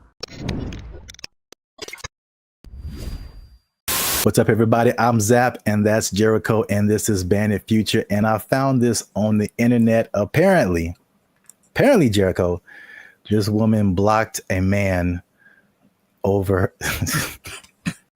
This woman blocked this man because he took her on a dinner date at the aquarium. Huh? Before we jump into it, make sure you hit that like button for the almighty YouTube algorithm. Hit that subscribe button because that helps our channel grow. All right. Hey, Tashia Sade, first of all, okay. That was the first mistake. She said, I met this dude on a dating app 2 months ago. We finally went on our first date and he chose to take me out to eat dinner at the aquarium. It was cute and all, but I just think it was childish AF. Like we couldn't go to Ruth Chris. Oh, sorry. Let me get it. We couldn't go to Ruth Chris or something. And I liked him as I don't. That's one word for anyone who's wondering. I don't have time for stuff like this. I need a mature man, not no little boy. I may be wrong, but that's just me. First of all, I would love it if for some reason she has a British accent. I don't know why. That would just make this so much better. Because there are women that are like, she's a little ghetto. Let's just call it what it is. But there are that version of people from England, and it's just a little bit more. I don't know why. I like it more. I'll tell you what. First mistake. Thaisa Sade appear on your dating app. You swipe left every time. That's the first mistake. I'm sorry for anyone else who has that name. It's just not for me. I'll say that. To her credit, I would have never thought of taking a girl on a date to an aquarium. To his credit? No, well, I guess I'm saying I get what she's saying. Oh. I would never do that. It wouldn't ever cross my mind. What did they eat? The fish? Like what are they eating? I didn't even know that was an option. I thought they maybe sold popcorn, little pellets you could throw to feed the food. But feed the food. I'm already thinking about it. I don't feel like that's a good first impression, honestly. Okay, because I was wondering where you were going with it. Also, like, okay. I mean, I think I'm on her side. I don't think that's a good move. I would never do that personally. So I don't think that's a good move. But have you seen like all the hip hop concerts? I've seen it. I've seen it. Yin Yang Twins. Pack it up. Pack it up. They're like 60 years old, bro. And no, they're not that much older than us. I don't think they are. I think they just look terrible. Even that, like, why would that's you have a girlfriend and you know that she likes penguins in the aquarium. That's that kind of a thing. For our first date. Hey, what do they have at the I'm trying to think. They do have food at like a SeaWorld, and that's assuming it's like a SeaWorld because there's degrees to aquariums. And trust me, I've been to aquariums, and I've been to aquariums like in Long Beach that are like elegant things, and I've been to aquariums that are basically like a puddle, and you just look and stare at the things down there. So I don't know which one it was. Here's a picture. Oh, I can't see it really. It looked like it was a nice. Yeah, that's the weirdest. Oh, hold on. That's the weirdest thing I've ever seen, bro. Nah, man, that's weird. What is that? Is that a lobster? That is lobster on that. Isn't that what is shrimp? Lobster hole. Whatever he's looking at looks like seafood. That is so messed up. I'm gonna take it all back. Shame on the aquarium. Shame on them for having their things that supposed aren't aquariums for like preservation of wildlife, marine life. They're serving them up. That's Shamu right there. That's Shamu's cousin right there on the plate. I can't stand for it. So I think she's right. I'm surprised I'm on the side of Taisha, whatever, man. I want to like go protest. Aquariums shouldn't have all $7.99 shrimp dinners. That's just too much. Eating people's families in front of them. Yeah, that is kind of messed up. But I mean, don't fish forget everything in 3 seconds or something like that? I'll let you know something about me. I don't know any fish, so I don't know how to operate. I'm not sure. I've never talked to a fish and then walked up and 5 minutes later and he's like, "Who the hell are you?" I've never had that experience. See, this is why you're here, because I didn't think of any of that. I thought I was just like, I wasn't thinking about like eating fish in front of fish. That is weird. Now that you say that, that is weird. And then the levels of aquariums. Like I was just thinking from a date, I was kind of against her, just from a date perspective. Because I mean, we've done a couple of videos too, and we've seen all this stuff on the internet about women who like it was like a cheesecake factory thing, like a while back. That's sacrilege. You can't talk bad about that. We were like, no, all the men were like, hold up, well, wait. That's a really good first date. I was see what the people in the comments said because they were different. One of the reasons men disappear from dating. Hey, that's me. Click that link, people. Hey, they said you're gonna stay single for the rest of your life. Okay, cold-blooded. That's why you a single mom. Extra cold-blooded, potentially correct. The fellas are like, they look past the aquarium part. I think that's a big miss. Nah, man, we can do better than that. Bag. We can do better. No. Here's the thing. Go back. I mean, yeah. I feel like you should go all out. No, you should not. So there we go. There's the line. No, you don't go all out on the first day. I don't know you, bruh. I met you. We're going to a delicious place like the Cheesecake Factory. It's exquisite. You'll enjoy it. I'm going to pay $45 for two of us. It's going to be fantastic. I'm not going all out, but I'm not going. So so where's the difference between all out and aquarium? There's a middle ground. There's a middle ground we got to find, gentlemen. I think that's what we can do. I believe we can all out in aquarium. Yeah, there's a middle ground. Oh man, there's a middle ground. You like threw a monkey wrench in this because I was just like, is it an expensive place or is it cheap? And then you're like, it's an aquarium, and I'm like, it is an aquarium. That's weird. And the thing is, I think aquariums can be expensive too. But wow, nice. I was against her, and now I'm kind of with her now too. Unless you really know that she really, really loves, and then again, if you love sea otters and stuff, don't eat their friends in front of them. That's messed up. I feel like it's not the same, but it's like it feels along the same line as like eating at the strip club. What are you eating at the strip club, bro? Well, I mean, they have like food there.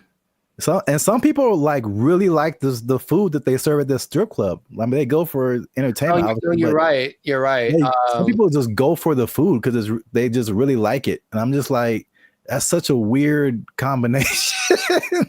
I know more women that would rather go to a strip club on a first date than an aquarium.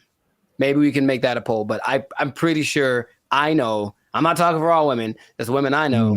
They'd rather go to a strip club than an aquarium for a first date. So, oh man, have you ever been sitting around just minding your own business and like, man, I haven't been to the aquarium in a while? Like, is that just a thing that pops up? Because it's never happened to me. Oh, the more you talk about it, the weirder it is. Aquariums are just not. That is a weird first date. I think it's weird. It's not a weird first date. It's a weird first date to have dinner. Like if you had dinner and then went to the aquarium. Yeah. I can see that. That doesn't feel as bad. No, it doesn't. It doesn't. But if you like, we just going to the aquarium to eat. What if it's like you pick out the one you want in the I know it is. I know it is. Did you see the South Park where it was like Honey Boo Boo and she was like picking out a pig to I don't know if it was a pet or to eat or something. I don't remember that one. She was like picking out a pig and there's this country farmer. He's like, which one you want? This one right here? She's like, yeah, I want this one. He looked at me funny. I want this one right here. Yep. I mean, it's hard to tell if a fish is looking at you. I don't think their eyes can move and they can't blink, right? So, oh my God. But in any case, you see what I'm saying? Is just, I think, I honestly think that I'm in favor of that point that she made. Not the go all out point, but the aquarium to eat. Yes, let's put that in there. Aquarium to eat. Gotta miss with that. That's kind of strange. We put a whole nother level on this. Kind of strange. So the right thing. Keep the conversation going in the comments. Is it like he should have taken her to a better place or not? Or he should have taken her to an aquarium or not? Once again, this is Band of Future. Leave a comment if you like this video. Share it with somebody who likes to have dinner at aquariums. I don't know, man. I don't know what's going on right now. There's at least one guy who does. There's at least one guy we know who does. We trying something new, man. Internet, we out. First mistake. Thaisa Sade appear on your dating app. You swipe left every time. That's the first mistake. Crime is next level in San Francisco. It is stupid. Next level. It is stupid. People are parking their cars and leaving their windows rolled down and their hatches open. Yeah. Because they don't want to get smashed. It doesn't matter what time of day. It doesn't matter who's around. Doesn't matter who's around. No one's stopping anybody from doing anything. It's crazy. Last year I had a break-in and they took like $100. But to replace the window, it cost like $200. So I was like, man, I wish they would have just took the $100 and then just left my window. Because windows are expensive to replace and repair. They are, yeah. So like that's how bad it is. And then what I've also saw was that everything was. What's up, everybody? I'm Zap, and this is Jericho, and you are now tuned into the Life's a Circus podcast, where we talk about everything that's funny, interesting, and ridiculous. And you want to stay for this episode because we're talking about something that's really ridiculous, something that I recently saw in person myself, and I can confirm it. Ooh, talking about San Francisco, man. Ew, it's going down. It's not in a good way. All right, not the young jock way. It's going down, bro. So make sure you stick to the end, because there's at least 5 reasons that I can point out for this.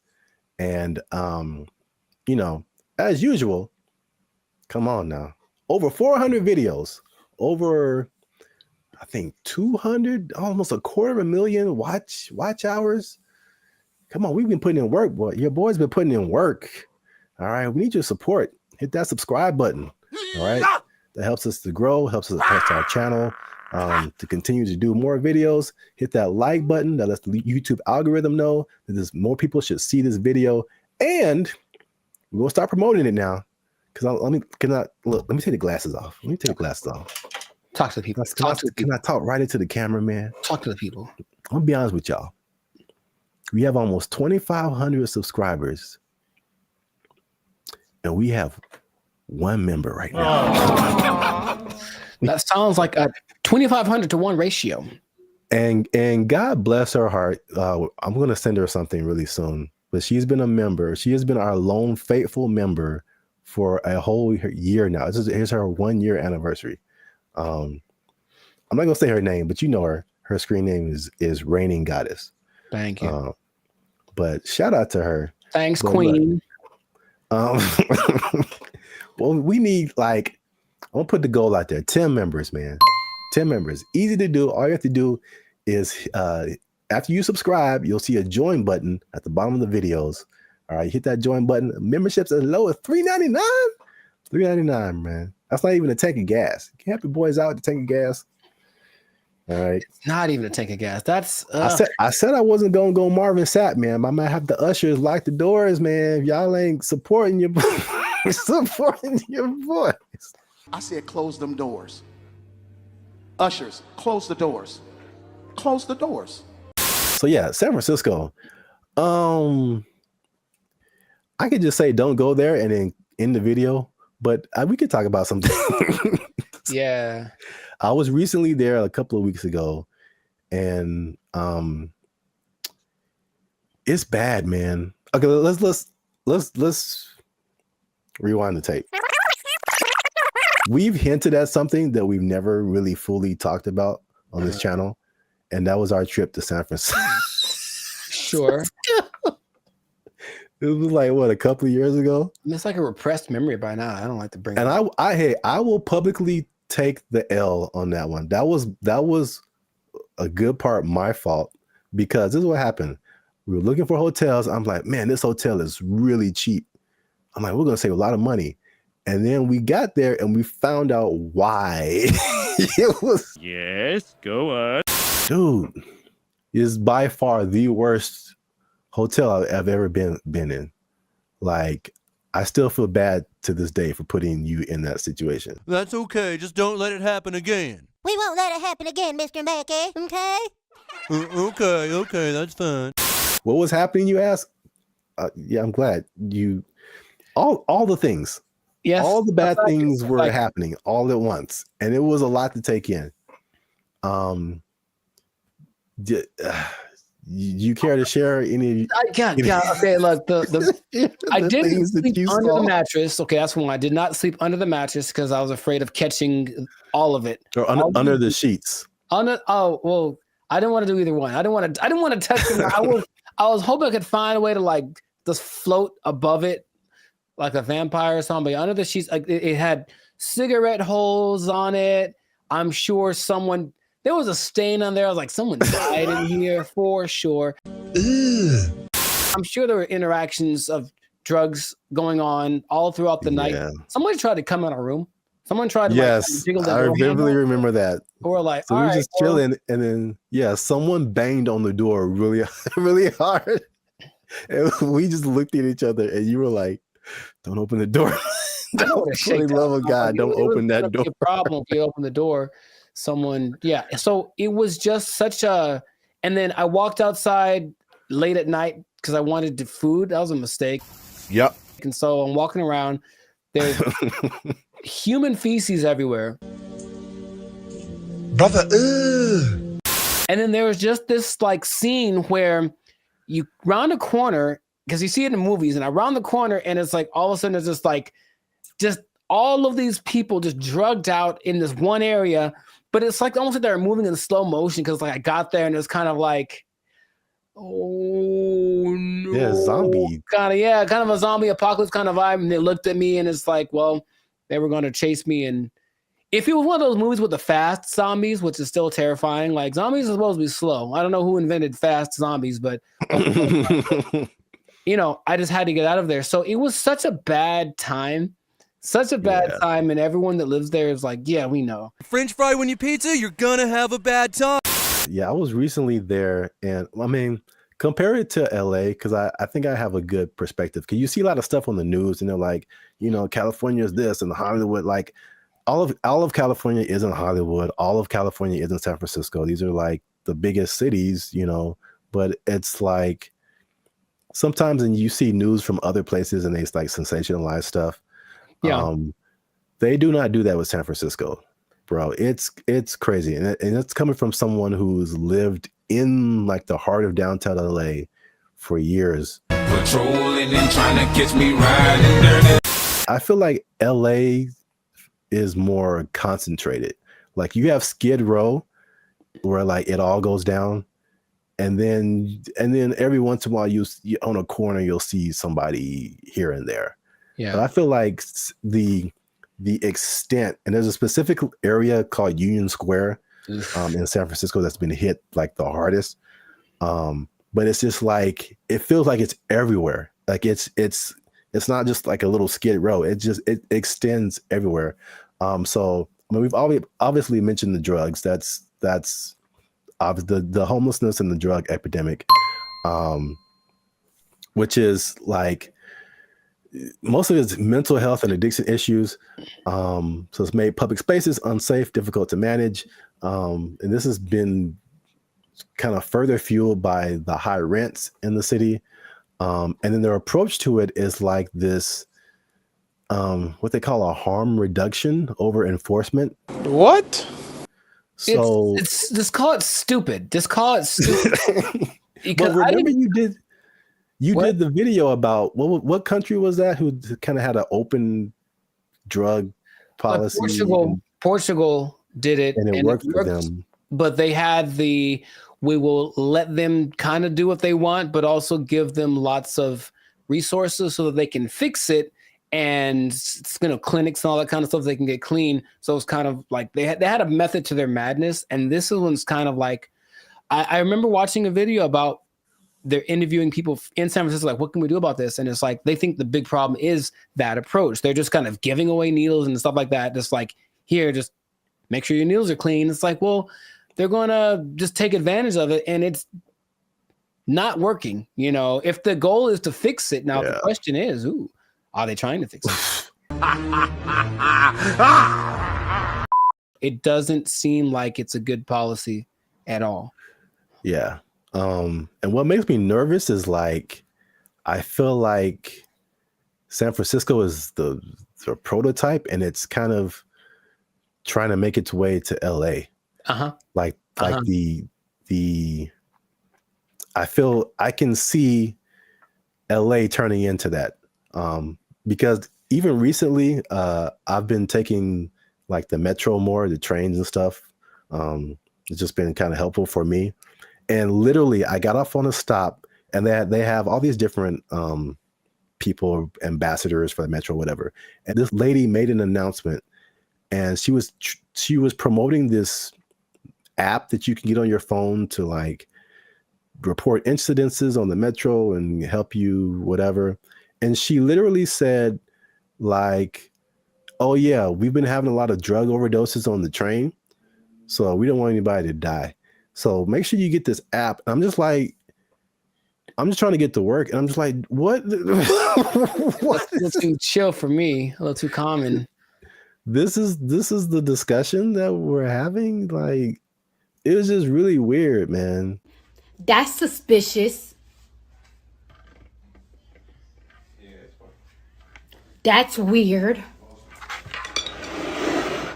I was driving the other day and I was in like out by Venice, I think.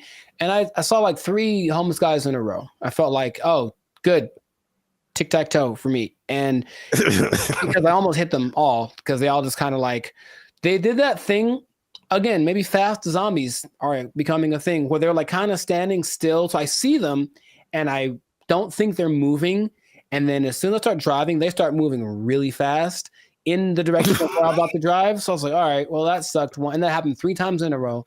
I don't know if they planned it. Maybe it's a weird kind of choreography that got going on. Maybe flash, those flash, whatever things are coming back, flash mobs.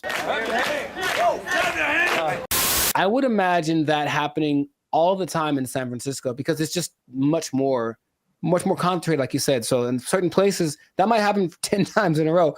And then they're going to get hit by way more cars. It's going to be a whole thing. You know what I mean? So like, I don't know why they aren't doing what they did, we talked about this before in another episode too, where there was like a summit in San Francisco for some world leader organization, right?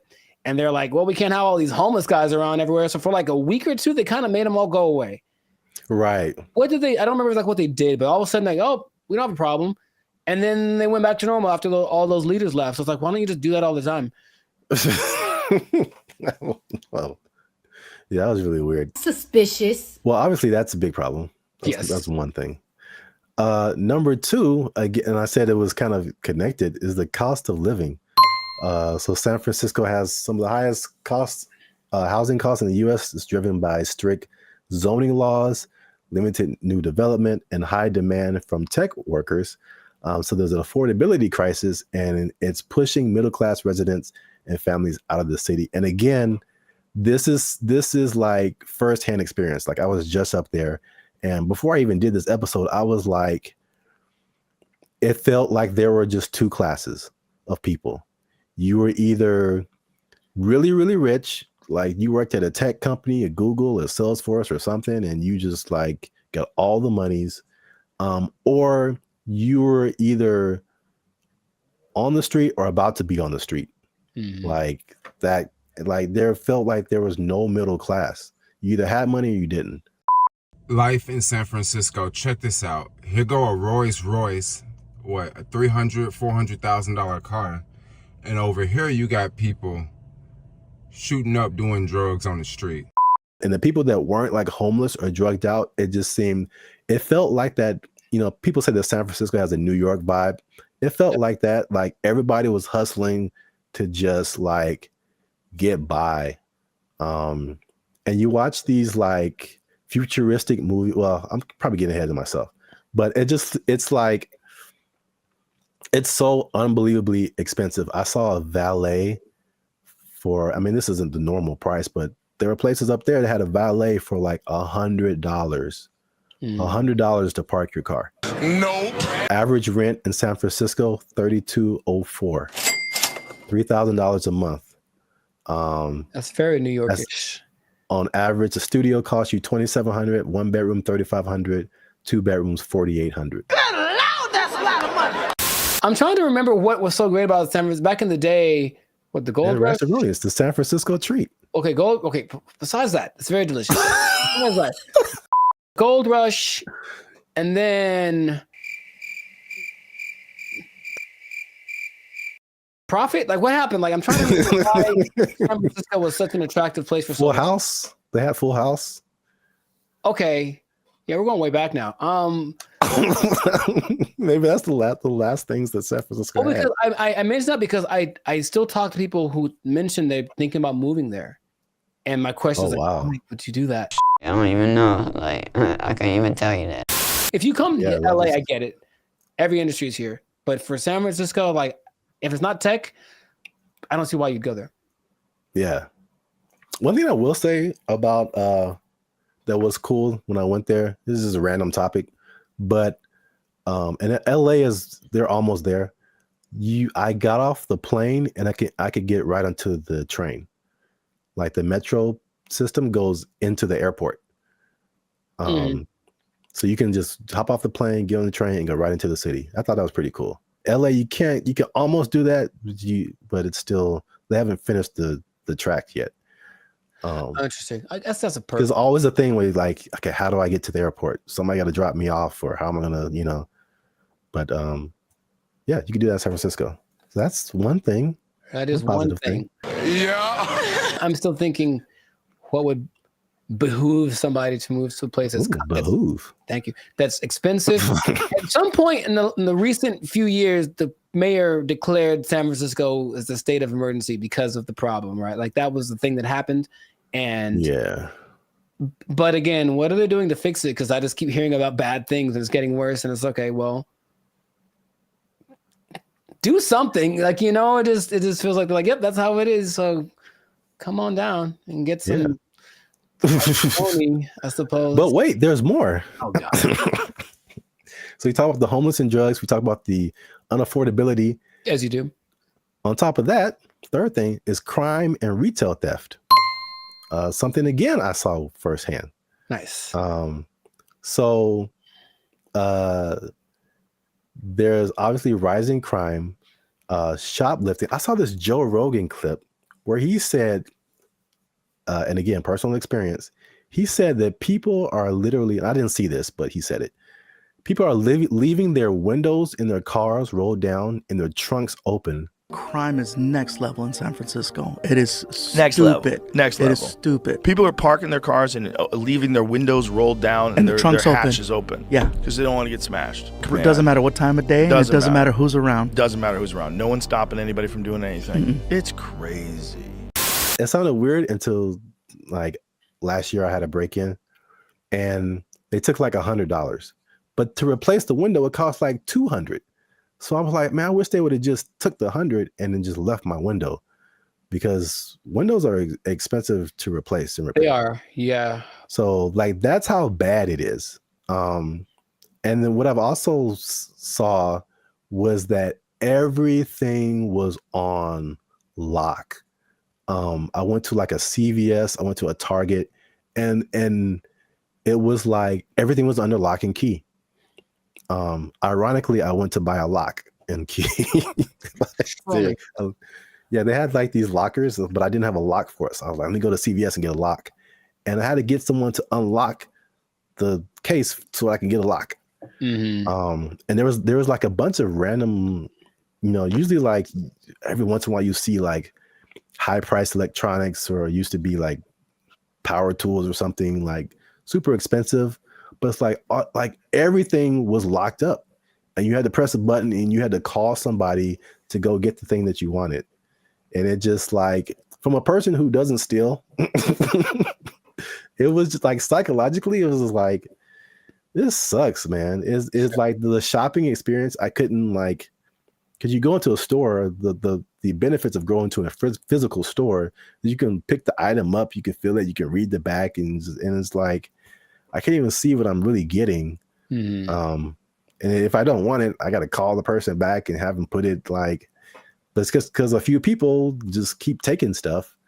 Like everybody suffers, and it's just like, it was really, if I could use a word to describe my experience there, it was just uncomfortable. I didn't feel unsafe, like I'm a big dude. I could take care of myself, but it just felt like, it could go down anytime, basically. Well, I just didn't want to be there. Like, I don't want to be here. Like, this is not, it's not inviting. I think that's a good word.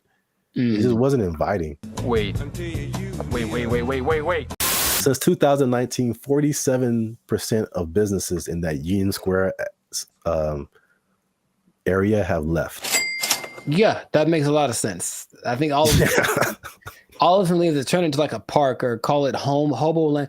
Make it like that. Remember during the pandemic, no one talks about this, but during the pandemic, there was this one time in Seattle that just said this part of like, Seattle. It was like, you know what? It's ours. So F the police and everything. And they just like kind of took it for like months. Like, it was kind of their area. And it's like a long. Yeah, I remember that. Yeah. Remember that? They should just do that and let it go, and then maybe burn it. I don't know. But let's let it, count your losses and just let it go. Because why maintain such a volatile area, But it's crazy. I mean, I don't like to make videos about, crapping on other people's cities, man. But it's just like, especially after we went like a few years ago, and then coming back to it now and seeing like it's worse. And I talked to some people there, and they were like, or I talked to some people who live there, and I talked to some people who used to live there and then came back for the thing I was doing. And they were saying like, yeah, man, it didn't used to be like this. And it's just like, it's just bad. But we're out of time. So let us know what you think in the comments. Have you been to San Francisco? Like, do you just read the stuff on the news and like kind of, I don't know, hypothesize what's going on, how to fix it? Do they need policy changes? Is it like an economic thing? Let us know what you think in the comments. Keep the conversation going. And also, if you have someone who you think might be interested in this topic, hit that share button, man. Don't be greedy. Don't keep it to yourself. And look, man, 47% of businesses, you know what that means, Jericho? It's not enough. Is that what? 47% of businesses closing down and moving out of San Francisco? That's heavy. That's a big number. Square? That's a big number. You know what that means? I think I do. That means that a lot of people lost their jobs. Nobody working there because they're doing fentanyl in the bathroom. I don't know what's going on. Oh. Cocaine is a hell of a drug. Don't fentanyl. Oh, God. They took our jobs. They took our jobs.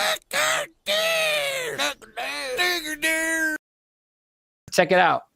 I do remember how I got rid of her. Do you want to take a guess? You staged an affair. I did not do that. You took a really bad poop and just left it there. She. Why is there a pause? There's a pause.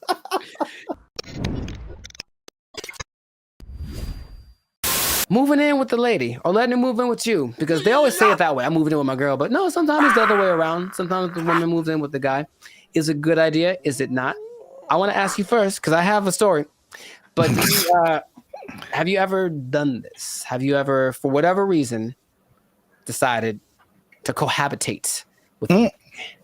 Oh, cohabitate sounds dirty. It does. Your confusion is not rational. She's a healthy female of breeding age. I have not, because I'm a good Christian boy. But gotcha. I have thought of scenarios. So this is the thing. Hey, y'all, come look at this. I'm really on the fence about this because like I joked about, like being from a church upbringing, it's like that's a no-no. Like you shouldn't do that. Sure. And it's just like, okay.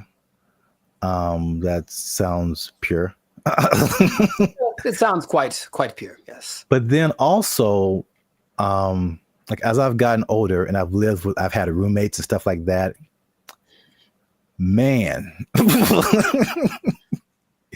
you find out so much more. You want to get to know a person, like live with them, and it's just like, wow, that I didn't know that you did that, or I didn't know that you ate that, or I didn't know that you smelled that way on Tuesdays. What? Bro, what are you talking about, man? There was a person at church, and she met this guy, and they were just head over heels in love, all that stuff, right? And then, but they never like really been alone together, stuff like that. So they were like super separated. And they got married, and it lasted like a month because they were finally living with each other, and they were just like, it's like, he's like, man, this is weird for me. Is it weird for you? It's like, yeah. It's like, should we be married? It's like, nah, I don't know. And it was just like weird because they didn't have that, whatever that was. I don't know the details of their relationship. Sure. But moving in together just made it way different. It changes the dynamic. It changes. Yeah. I said all that to say, I really, at this point, I really don't know. Because, yeah. There's an interesting episode. I also forgot what the question was in the middle of all of that. Just if you ever moved in with a lady or had her move in with you. Oh, then no. Next. I see. You serious? Well, Rich Cooper, he's a good YouTuber, and he had an episode about it. He's taking questions and kind of compiling people's reasons for doing it. And a lot of them were either financial or kind of convenience based. So, hey, rent would be cheaper for two people, wouldn't it? Oh boy, let's do it. Or, hey, you live so far away. How about you just stay here so you never have to go home? I've heard that line specifically on TV shows. It's so cliche, right? But I one time let a girlfriend move in with me, and having done that, I'm So here dramatic. to tell you Oh my God. to never do that ever in life. I don't know how big you can put the word never, ever, ever in life in big letters. Never do this. Never do this. And also, by the way, never do it. Why are you gay? Who says I'm gay? You are gay. It's started good for like a day because, oh, my girlfriend's here all the time. How wonderful. And then right away, there's this thing.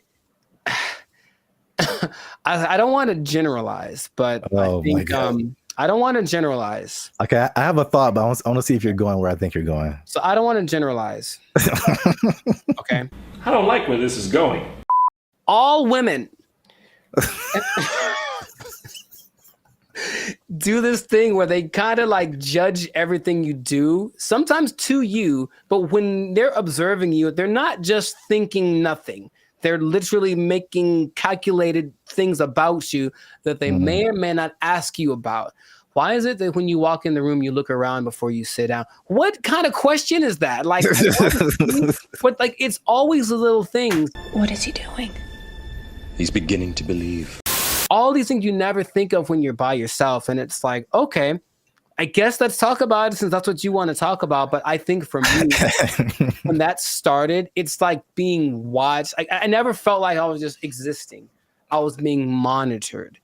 And for better or for worse, and things that they then bring up 2 months down the road about something that I did without thinking about it. Because here's the thing, ladies, for ladies who are watching, and I think this is honestly true, I don't think women are capable of not thinking. There's always a thought going through their head. And men are very capable of not thinking. I have precious family members, aunts of mine who I love very dearly, who would ask me, Penny, for your thoughts. So like, dude, I don't have a thought in my head at all. I'm literally like, I'm not even aware that I'm breathing. And I think, and so that means that there aren't as many things that we consider important. So why do you look at me that way? I didn't think about looking at you away, so I don't have an answer for you. Why don't you have an answer for me?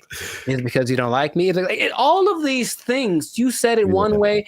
I had to start analyzing every little thing that I said and did, and that alone drove me crazy. Okay. Are you kidding? That's unfair. She made those. I need to calm down.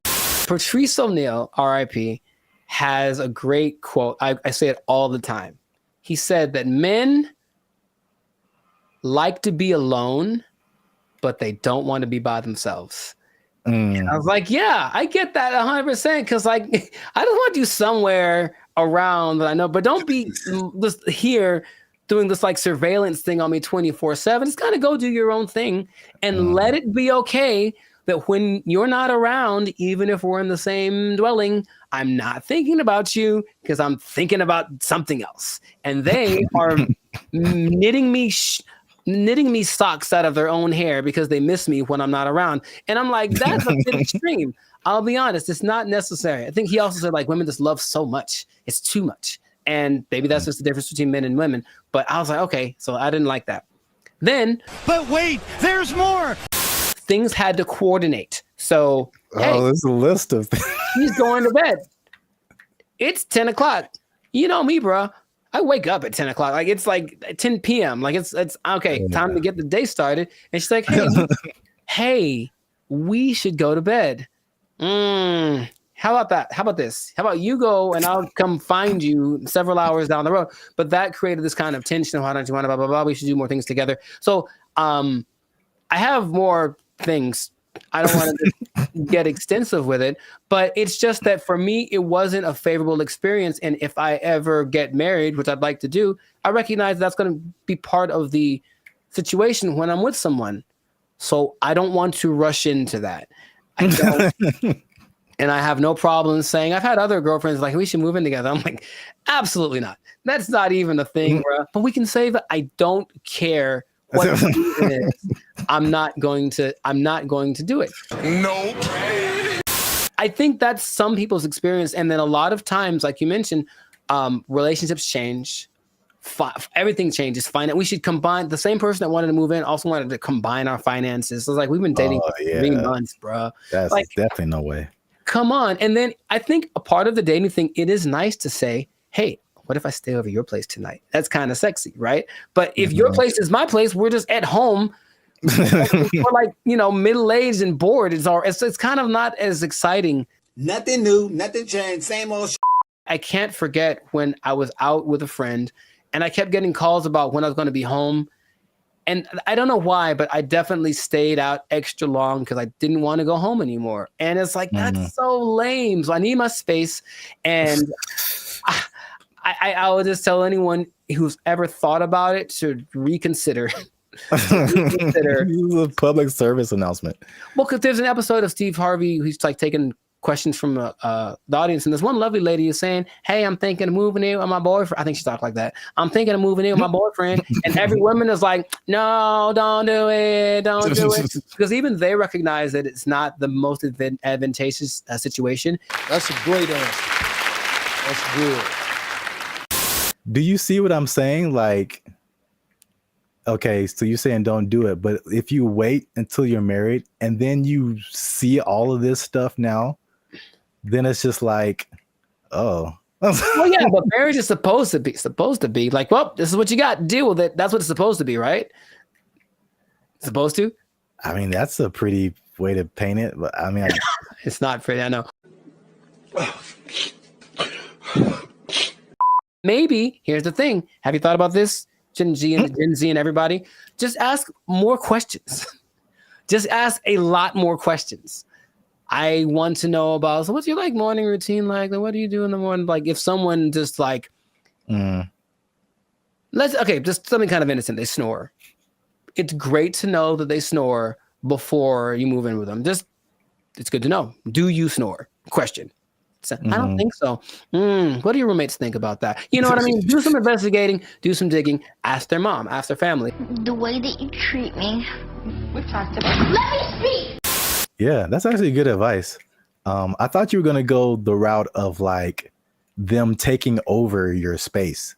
Like you walk into the bathroom and then now you can't see your sink because there's curling irons and eyelashes and hairspray and all kind of stuff, and you don't know where anything is anymore. That actually didn't happen, which is interesting. I don't think she had a lot of stuff like that. She wasn't as into that.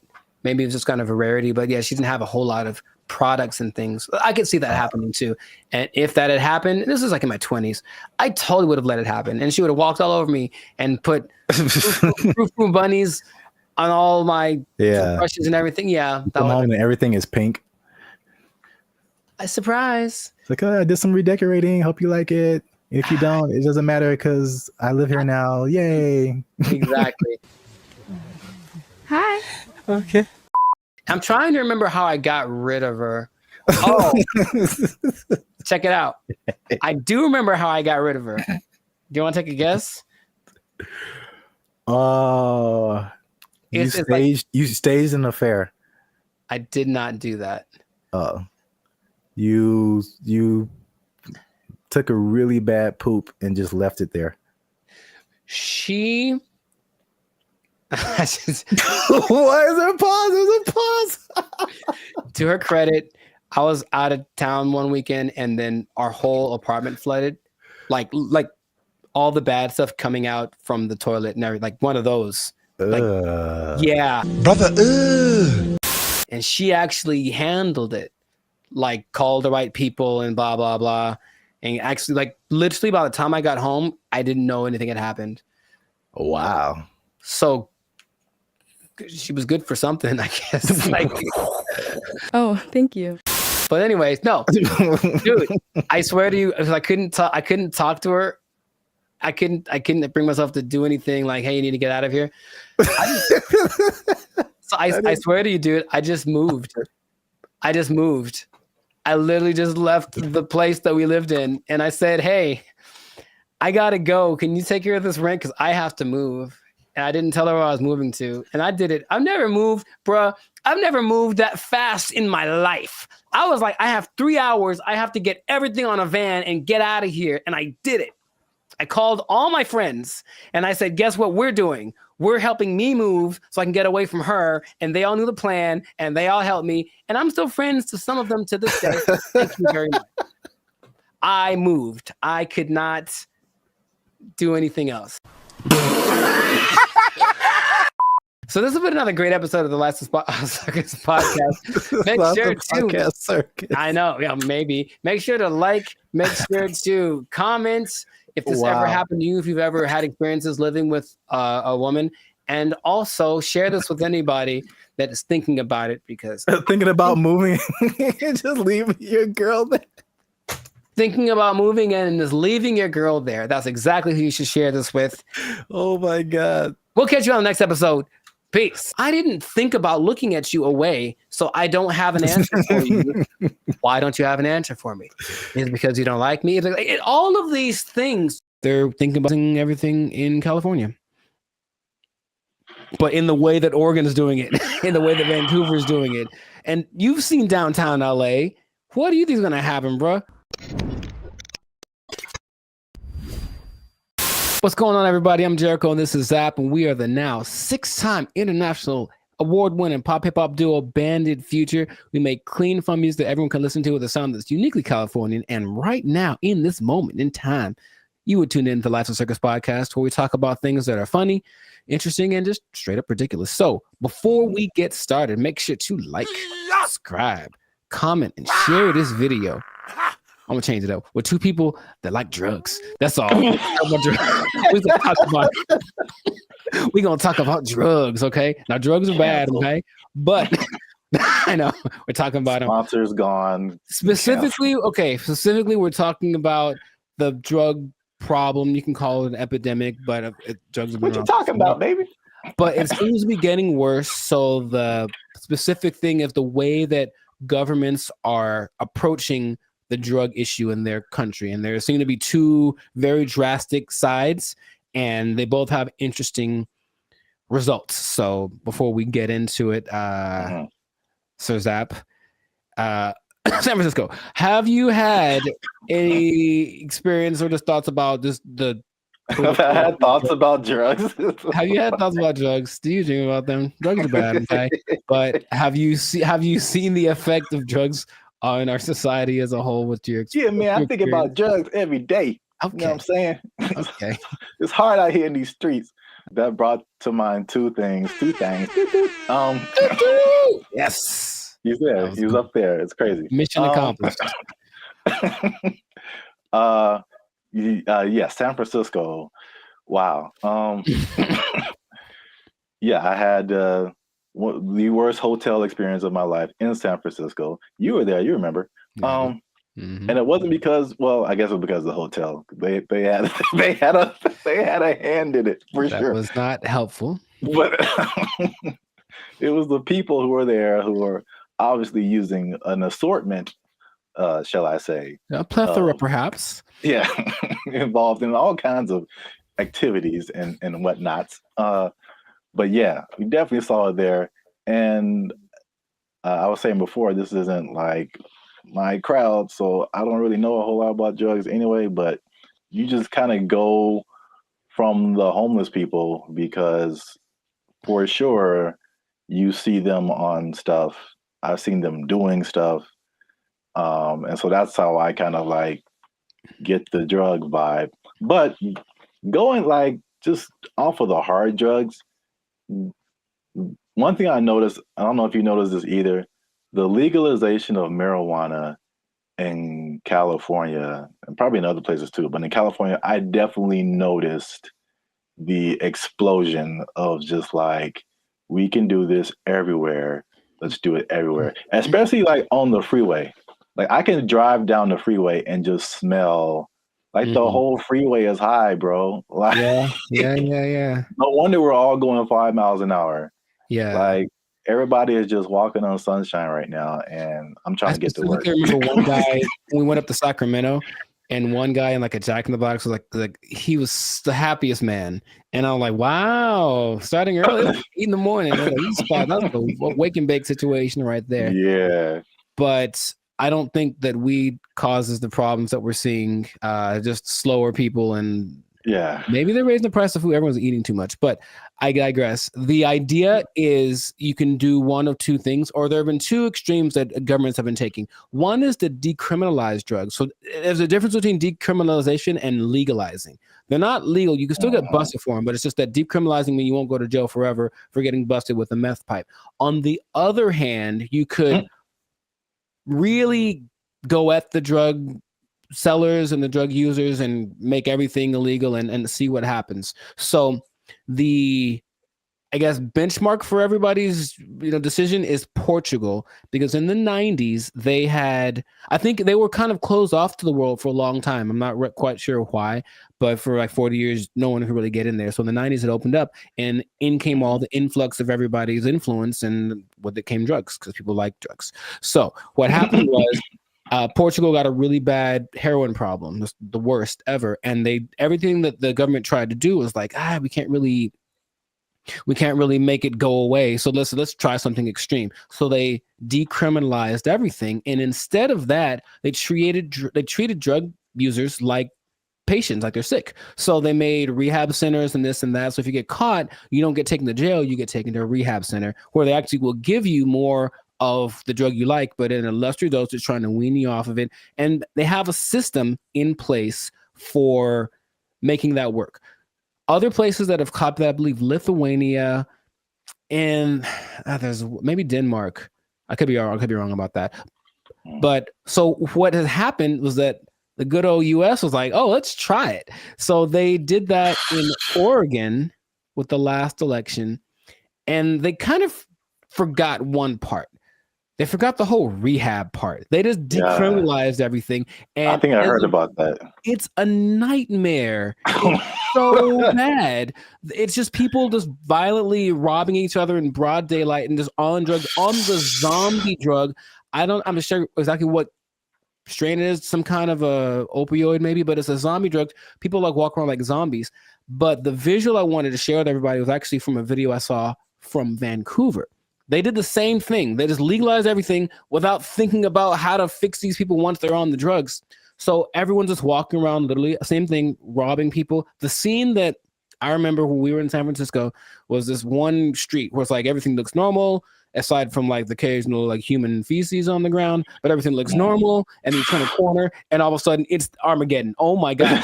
Just literally, just all of a sudden, everybody, and like you just stop there and they all kind of like turn. That's the zombie drug.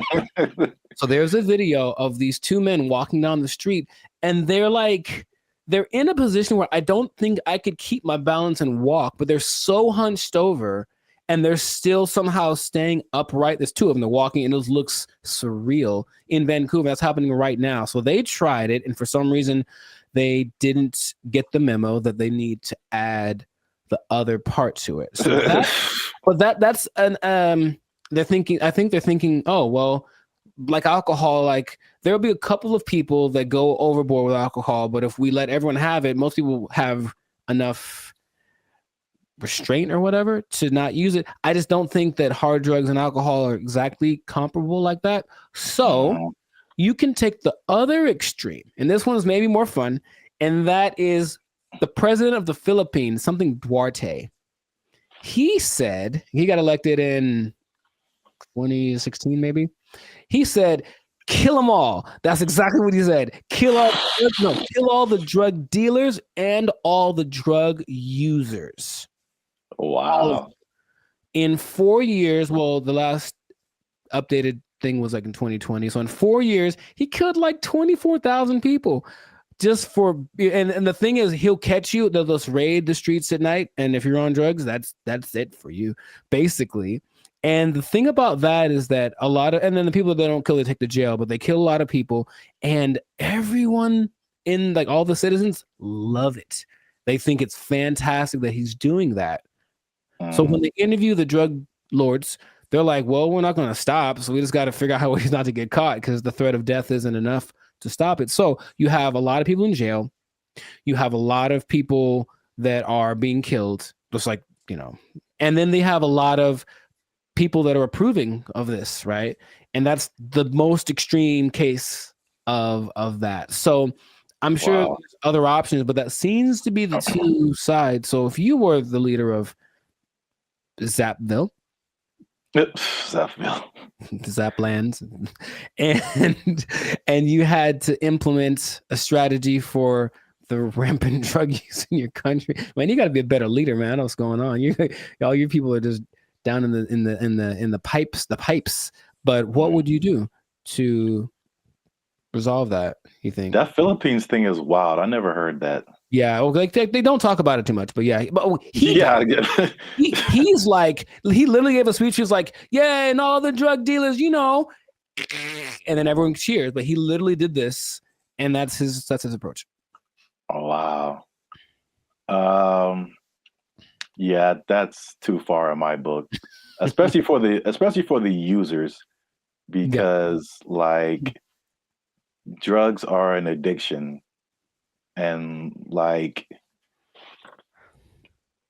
you're not in the right frame of mind to like make decisions and then have someone execute you because of your addiction. I think that's too far. Okay. But the thing you said in like Portugal, Denmark, that's interesting. I mean, that seems, again, it's just like, I don't know why the answer for everybody is just throw somebody in jail and then like, well, we got rid of that. Like, that doesn't exactly solve the problem. Like, it doesn't solve the problem. Like, the problem still exists. Yes. Yeah. But so with the numbers for Portugal specifically, the numbers of overdoses went down like 90%. Yeah. So obviously that's a better solution. For sure. Well, we'll see what happens, because what I'm hearing in Rumorville, the last thing, as we wrap this thing up, is that they're thinking about legalizing everything in California. But in the way that Oregon is doing it, in the way that Vancouver is doing it. And you've seen downtown LA. What do you think is going to happen, bro? Man, it's going to be chaos and bad times. Very, very, very bad. So hopefully that doesn't pass. But some government people don't think, they're just like, oh, my nephew OD'd once, I should probably do so. That's what politicians maybe think. That's their only connection to this kind of thing. So let's just try something new. Let's decriminalize it all and see what happens. And it'll be bad for all of the people that we see walking on the freeway are on drugs. Every single one of them. And that's going to go up tenfold if we decriminalize the drugs. So just let's not do it, Callie. Man. Send your relief funds to banditfuture.com just in advance, because I see suffering in our future if this. I see. You will know pain. You will know pain.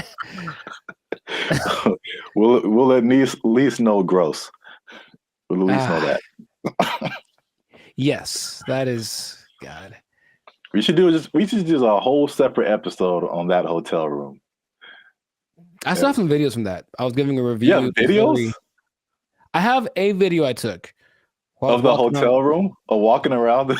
Yeah. Maybe I can find it. Yeah. People need to see that. It was oof. It was really bad. But anyways, this has been another episode of the Life's a Circus podcast. So let us know in the comments if you have a solution for how to solve the drug problem where you're from. Do you have a drug problem? Do you need help? Do you need to talk to somebody? Call the Bandit Future hotline. Just kidding. It doesn't exist. But make sure if you do have a problem, make sure to go see somebody about it. It really is serious. Don't you believe it? Okay, so that's been it. And I'll tell you what. If you're on drugs, if you're doing too many drugs, I don't know about you and keeping your employment status, you might start freaking out and not make it. And then, you're going to have to be out of you might be down bad. You might be out of employment, and that's not going to be good. If the boss catches you in the bathroom doing what you like, might end up bad for you. I just don't know how to say it, but I think you won't like the result. I think I get what you're going towards. Yeah. Correct me if I'm wrong, but I'm thinking that you're saying that they might take your job. Drugs are bad. Okay. They took our jobs. They took our jobs. Did you know that besides blue collar and white collar, there are other collars for jobs? No, I didn't. I didn't either. There's gold collar, which is law and medicine. Gray collar, which is engineers. Pink collar is service fields. Red collar is civil servants. And green collar is the environmental sector. So there you go. Oh, what color? What color are we then? Black collar? You started. What's going on, everybody? I'm Jericho. This is Zap, and we are the now 6-time international award-winning pop hip-hop duo Bandit Future, who make clean, fun music that everyone can listen to with a sound that is uniquely Californian. And right now, in this moment in time, you are tuned in. Congratulations, by the way. You were tuned in to the Life's a Circus podcast, where we talk about things that are funny, interesting, and just straight ridiculous. So before we get into the thing, make sure to like, subscribe, comment, and share this video with at least 2 people that are thinking about changing jobs, because maybe blue collar is the way to go in the future. Think about it. Okay. So I bring this up. Do you remember Mike Rowe? No, enlighten me. He had the show called Dirty Jobs on, I think, TLC for a long time, where he basically went and did all the jobs that are hard and awful that no one wants to do. Oh, I never watched it, but I heard of that show. Yeah. Okay. Well, interestingly enough, and this is a side note, he also might now be a vice presidential candidate for the Kennedy dude. Interesting. Anyway, the world works in mysterious ways. But basically, he has always been a fan of the idea of working the traditional blue collar stuff. And also, another side note, did you know that besides blue collar and white collar, there are other collars for jobs?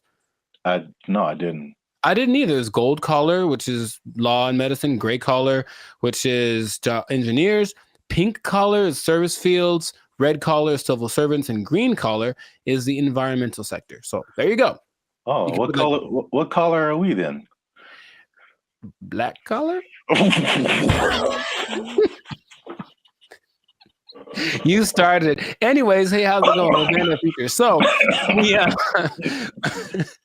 So the question is, like, will you have a better career as a blue collar worker? So he started something called the Works Foundation, and it's basically a program designed to help college students get into trade schools, because of the jobs that are available now. There's like 10 million job openings that are needing people to do them. They're all blue collar jobs. Like, all the oversaturated stuff is the professionals, everyone trying to be the next CEO or whatever, start their own business. However, these blue collar jobs need people. And while going to college has resulted in, where's the number that I can't believe when I read it, has resulted in $1.7 trillion of student debt that people have accumulated.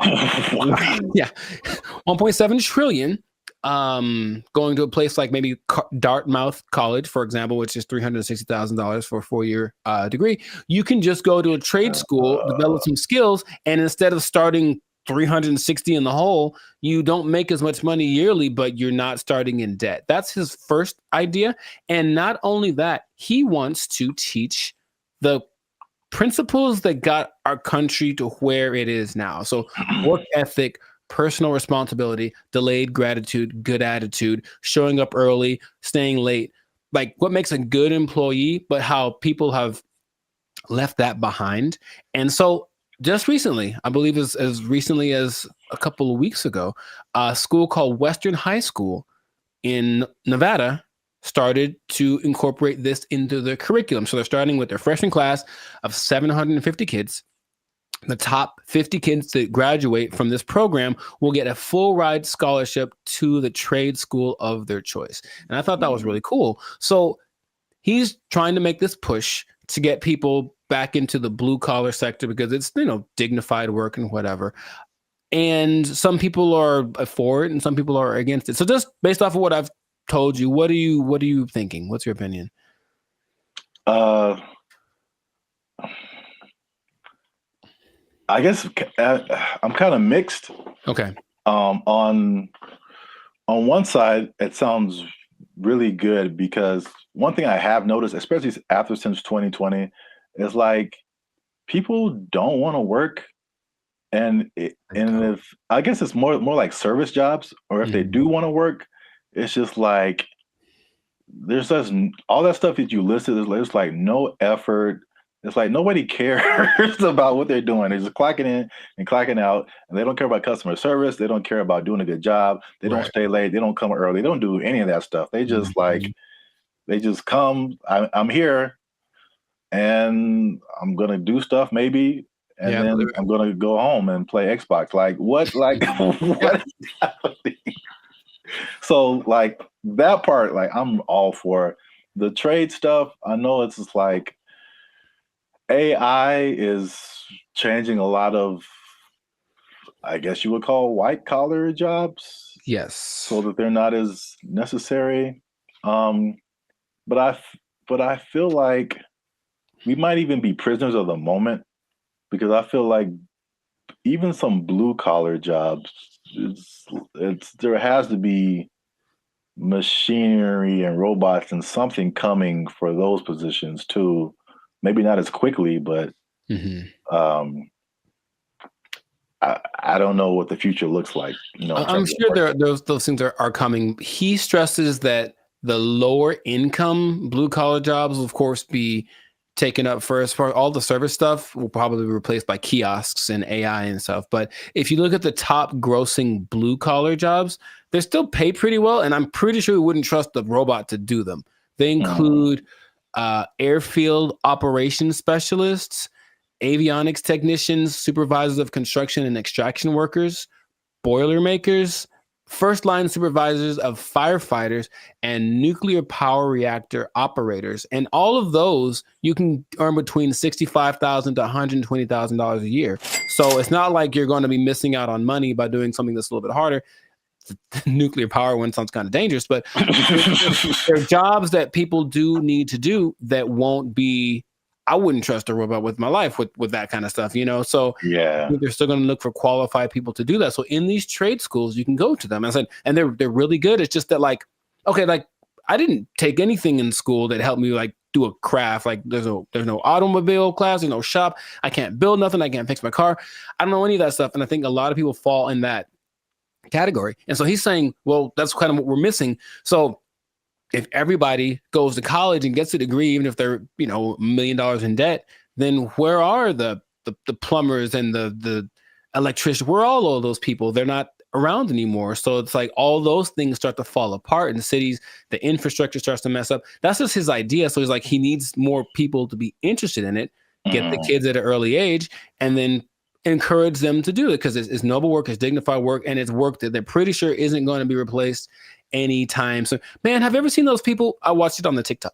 People that replace those like light bulbs on the top of those super high poles, like 2,000 feet in the air. Like you have to have a dude go up there, and those guys get $160,000 a year. It's super dangerous, but it's like you need them. So all those kind of jobs are available for this trade school thing. So he was just saying, it's just an alternative. Of course, if you want to go start your business or be a YouTuber or whatever, go do that. But the world will fall apart without these people. So I thought it was a cool idea, and he's hoping to get, I think somebody decided, I also think it's a good idea, and they donated $5 million to his program, Inglestead. The Inglestead Foundation donated the $5 million, which makes it possible for the top kids to graduate to go to the trade schools free of charge, basically free tuition. So that's just something that's happening, and maybe it'll cause a shift in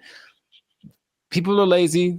We said the pandemic kind of showed that, but may the newer generation will be like, okay, my parents were lazy as heck. Dang, I need to start working a little more hard, and then the next generation after that might flourish. So I just thought that was cool. I did not know that was a thing before. And so shout out to Mike Rowe, which might be a vice president of candidate in the future for doing this. One other stat I did read.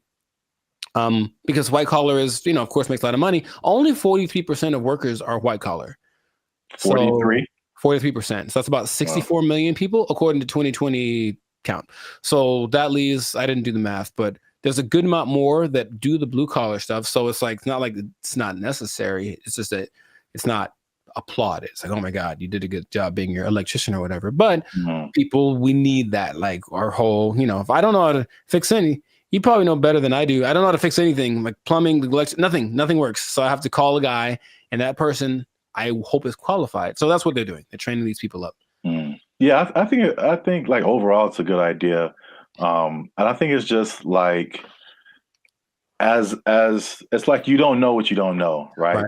So if people are like for music example, people all you see is just like Drake and like DJ Khaled, and like that's what you know. Like that's what you're gonna aspire to be if you're into music. Yeah. Or if like you only grew up listening to Beethoven and like Bach and Brahms, like that's like all you know is music. So if there's one education path and that's all you know, it's like, oh well, this is just what we are supposed to do. Like that's like when I was in high school and they were like, you got to pick a college, and I'm like, I got to pick a what? Right. Okay, and I kind of like honestly went to college because that's what everybody said you're supposed to do. Me too. Not because I was like, I don't want to do I didn't know never even heard of a trade school. Yeah, I didn't have any options. Yeah, I didn't know what my options were, honestly. Yeah, they literally some kind of announcement or something. It was like, you got to go see the guidance counselor. I'm like, the guidance counselor? Yeah. So you can pick a college to go to. Like you just kind of funneled into this direction. And I mean, trades are like, and it's a good alternative for a lot of people. Right. So we'll see how it works, but he's hoping that it builds up some steam, builds some momentum, and then other people adapt the program, because why not? We need them. We need people to come fix my car, so my car can run, Yeah. So that's what I thought was pretty fascinating. But let us know in the comments what you think is the blue collar thing. Also, if you have kids or something, would you encourage them to go more towards that route instead of getting in crazy debt going to college and then hoping you find a job after that? Because job market's getting a little bit scarce out there. Do you support the idea of Mike Rowe? Do you have a better idea? Do you think we should just all go to Mars? Whatever it is, let us know in the comments what your idea is, and we will respond to your comments, probably. Yes. But definitely. We'll respond faster if you're a member, because they get priority comment reply. Oh, there we go. Okay. You might want to do that. Mic drop. So yes, that has been another episode of the Life and Focus podcast. Like, share, comment. Share it again. Share it twice. Even better. And just think about that job. Think about the job, because, you got to have a job. Got to have a job. If you don't have a job, then, if you don't have a job, you can't buy snacks. Yeah, see? There you go. Go get one. It all makes sense now. Yeah, I know. And don't do anything to lose it, because you might. Yeah, you don't lose your job. Go to a trade school, learn a trade out. They took our jobs. They took our jobs. Is it even good to approach a woman on the street? Because obviously a lot of men are not doing it. And then the question becomes like, do women even want to get approached? Because here's another caveat to this. Again, a thing from my childhood that I remember distinctly. And it was, what's up, everybody? I'm Zap, and this is Jericho, and you are now tuned in to the Life's a Circus podcast, where we talk about things that are funny, interesting, and ridiculous. And you gonna want to stick around for this episode, because man, we gonna hit home, man. We're gonna hit home. We're talking about the dating divide, is what I call it. So basically, there's a lot of stuff going around in social media about men not approaching women anymore, and women are like, "What's up?"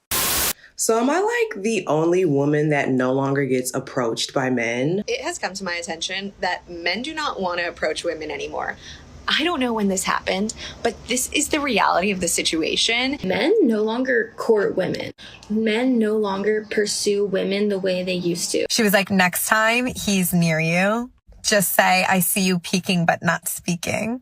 I was like, I love that, because kind of calling them out for what they're doing. If it works out, it works out. But we are not going to let your shyness be the reason you do not try to talk to the person you like. I found a study that is going to give some actual numbers. They did a study on this. We're going to talk about why men may or may not be approaching women anymore, if approaching women like that even works, and if women even still want to be approached by men just on the street like that. So there's a lot about to go down in this episode. You don't want to miss that. Stick to the end. But before we get started, you can help your boys out. Come on, you know what it is. Every episode, we need you to hit that subscribe button. If you haven't already, hit that like button, because that helps our channel grow. More people see our videos. And if you really want to help your boys out, come on now. Once you hit that subscribe button, you'll see something that says join. You can join our membership, because unfortunately, we are not fully monetized by YouTube. They don't give us a penny. We don't get nothing, man. So all these free videos, bro. I'm laughing on the outside, crying on the inside.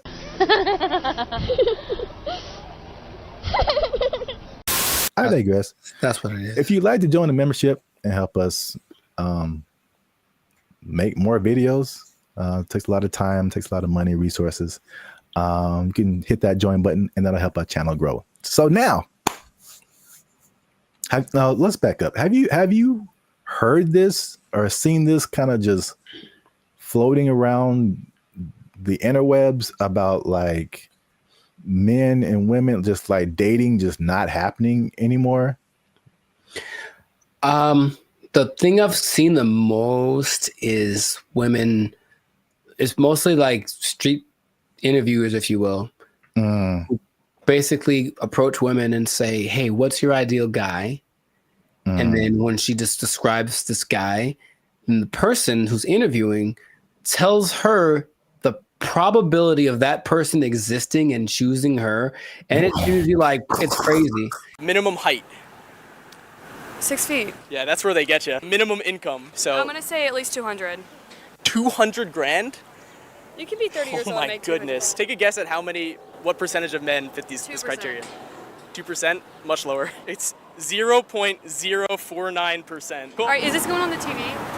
And it's not that she's always looking for, the baller with 10 cars and $1 billion, but even be a certain height, have a certain wealth status, no kids, whatever. It's still very few people. So I think just recognizing that this is the ideal thing that women are looking for, and feeling maybe a sense of entitlement, they deserve that is going to weed out a lot of guys. So then when guys that are outside of the range of that, window that she wants approach, they just kind of shut them down without even thinking about it. And then I think that is more prevalent with guys getting, we're supposed to be the people that pursue in the relationship, and getting told no is part of the process. Trust me, it's part of the process.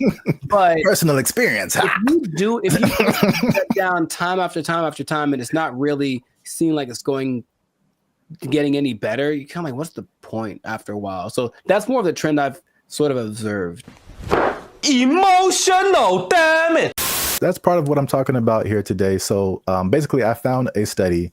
Who knows how legit it is, but let's just go with it and say like this is representative of what's really happening, because you have like the stuff that's in the media and social media, and you're like, is this for real, or are we just like putting the people who are in those situations in front of our faces so much, but then like in real life it's a little different.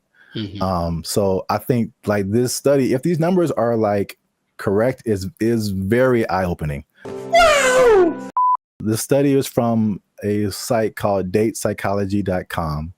And just first off, it said that 59% of men between 18 and 25 have not approached a woman in the past year. So according to that number, the women on social media are right. Like men are just like, nah. No.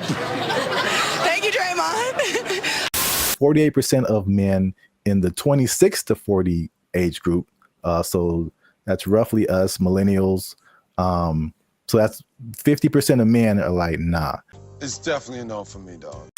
That 18 to 25, they call them Zoomers now, which like, all right. Sure. All right. That's kind of cool. You got boomers and then you got Zoomers. But 81.81% of them and almost 75% of millennials have not approached a woman in the past month. Wait a minute. Something ain't right. So at least according to that study, at least in that respect, the women are right. Like the men are not, like, at least in the sense of like approaching someone, you know, in real life on the street, whatever. I see you peeking but not speaking. Obviously, a lot of different questions come after that, right? But just as like a fun to the side, if you feel like sharing, Emotional, damn it. because you spoke about like the difficulties of just men just fear rejection, stuff like that, approaching women. Do you remember your first attempt at approaching a woman? Oh yeah, dude, I was like 4, bro. Like I was 4. You were 4 years old. Her name was Laura, I remember, and that doesn't count. Like, hey, girl, we gotta go hang out by the slide or something. Like I was couldn't all even about spell it. your name. Accurate, but I was all about it. No, but I mean, honestly, that it is true. But no, man, I for real. Like I always had. Wait, what? Okay. There was this girl in high school as a freshman. She was a sophomore, and I was like, yeah, I'm gonna write her a song and sing it to her because I just was going to do it. So I did it, and then she was kind of like, "Oh, that's different," and I said, "Okay." So that's such a dramatic approach. That wasn't the what I was hoping for. But then later that day, I remember standing with my 2 of my friends, and we're all just like looking at her, and then they were like, "Man, you ain't gonna talk to her," and I was like, "Yeah, I am," and they're like, "No, you ain't." I was like, "Yeah." And I went over and I talked to her, and I'm just like quaking in my boots. But I said, "You know, you want to go out with me?" And she was like, "Oh, so sweet." She tried to say no without saying no directly because she didn't want to hurt because she liked the song or whatever. But that was probably the first time where I was like, "Okay, this is kind of a thing." But I think I just figured early on that it was something that you have to accept. Like this, there's a risk involved in this. It's never going to be just you lock eyes and the hearts form like the cartoons, and then you know are together forever. See, sometimes you gotta take the pussy like Pepe. Like, no. Me personally, I never really had a problem with the idea of being rejected. What did happen later was like I didn't like the way rejection started to show up. Mostly, what I mean is instead of like just a girl saying no thanks or whatever, it's more just like the ghosting thing or the never saying no exactly, but not really wanting to hurt your feelings. That's the part I don't like, the kind of watered down thing. When it was just like, I've gotten no so hard, like just absolutely never in your life. And I was like, ooh, for like 3 seconds. And then it's all right, next, because I think that's what I was preparing myself for. However, I think that a lot of guys, especially younger guys, aren't built like that, and so they don't want to take the risk. What can't you do? I can do it. I can do anything. And not only that, it's not the no so much anymore, but with social media and everything being recorded, whatever, now there's a lot of instances where people are getting like, they're just trying to be nice and say something, compliment someone to kind of measure the waters, and then they get accused of harassment or something like right off the bat.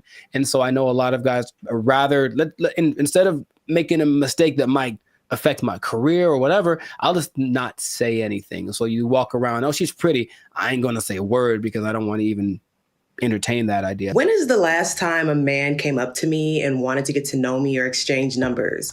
And it's been a long time. Well, I got news for you. It's going to be even longer because y'all are full of it.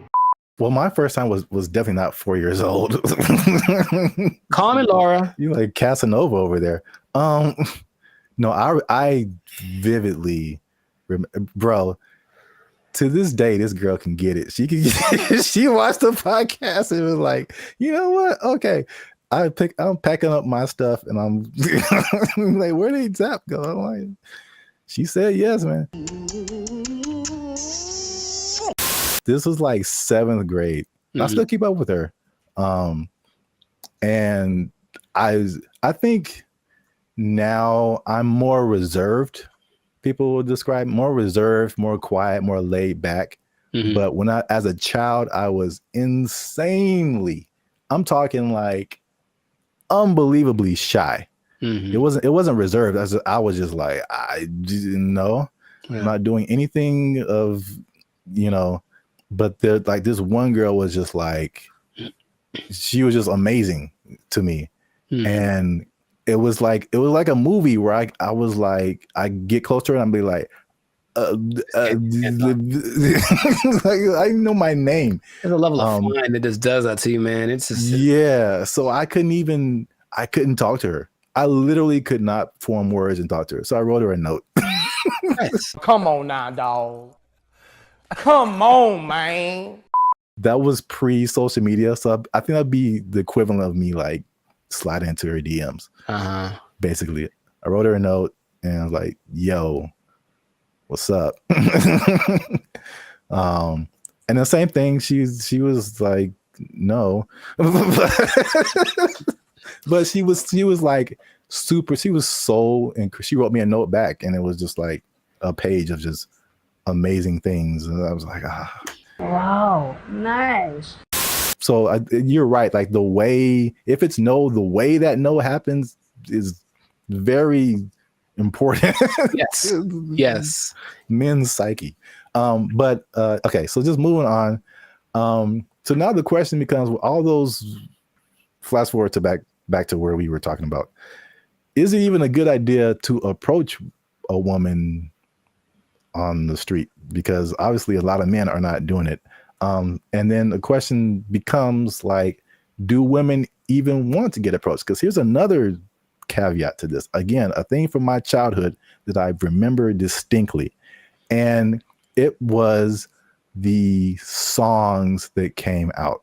And every time you heard of a song from a man about a woman, it was like, "Oh, baby, I love you. I'm trying to get with you. You're my everything," whatever. And then after a while, like, it felt like every song that came out from a woman was like, "Man ain't this, and he broke my heart, and he is trash." And there was two instances I remember: TLC, sure, No Scrubs, and everybody was just like vibing to that song. I'm just like, I can't get with Chili if I ain't got my own hanging out the passenger side of his best friend's ride. If you live at home with your mama, oh yes, I'm talking to you. And I'm like, man, I'm like a teenager. I'm like, man, I love my mama. I don't have a chance. So it was that song, and then it was Destiny's Child, and I think Beyonce has a few songs where she's like, man, she does. Yeah, she lets man. That's not how she really feels. What was that? The Bills one? Yeah, can't pay my bills, pay my automobiles, pay my telephone bills, and then you think you got it, and then she's like, nah, then maybe we can chill. We can chill, like, bro, I just paid all your bills. Yeah. You my wife now. Like, what happened? No, that's just something you just do now. No, you just do that now. That's just a new thing you do until you and your shitty ankle both die. There were songs like that, and I was just like, man. And then like that, and like the Me Too kind of thing, and like some of the stuff you hinted at. Right, yeah, that's why it's like, okay, maybe I shouldn't say anything. So I don't want to get. I think there's the question of like, do women just like not be like being approached? So this study has said 74% of women aged 25 and below actually want to be approached more. 77 in the 18 to 30, 68 in the 68% and 30 to 40.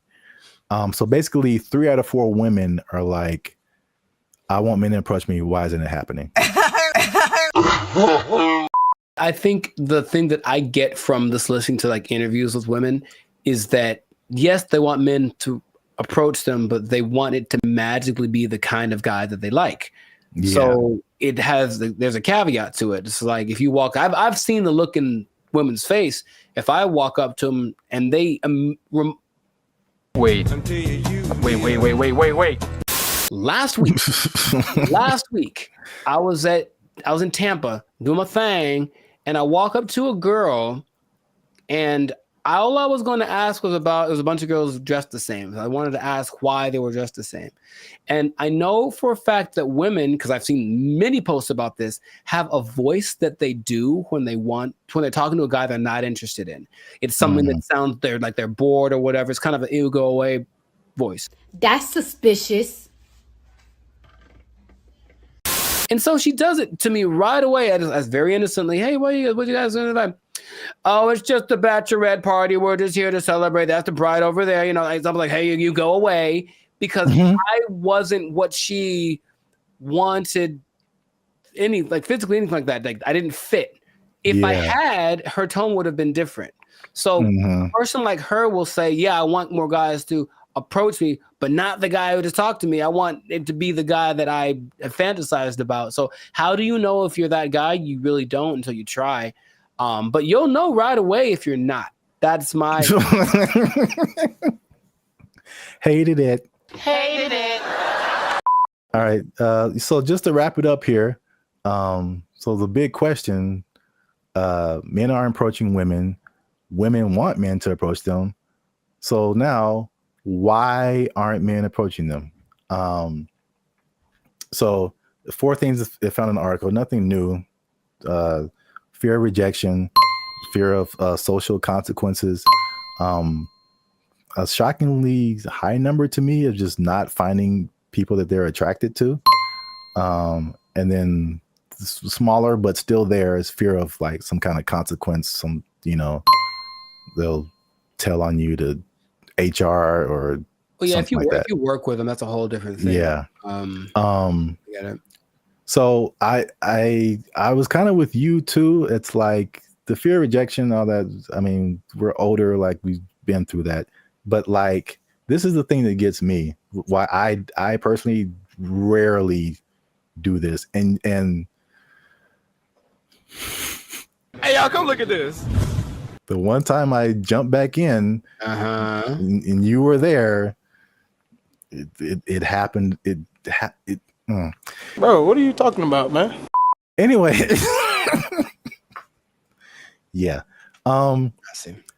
This is why I don't, because it rarely works, at least for me.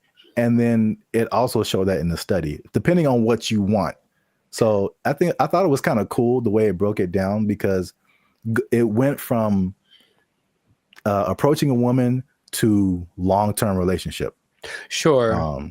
So, and then the steps in between that. So you have to go from point A to point B, but it's a bunch of stuff in between. So it showed that when the guy approached a woman, 80% of the time it led to some kind of contact, meaning like friend zone.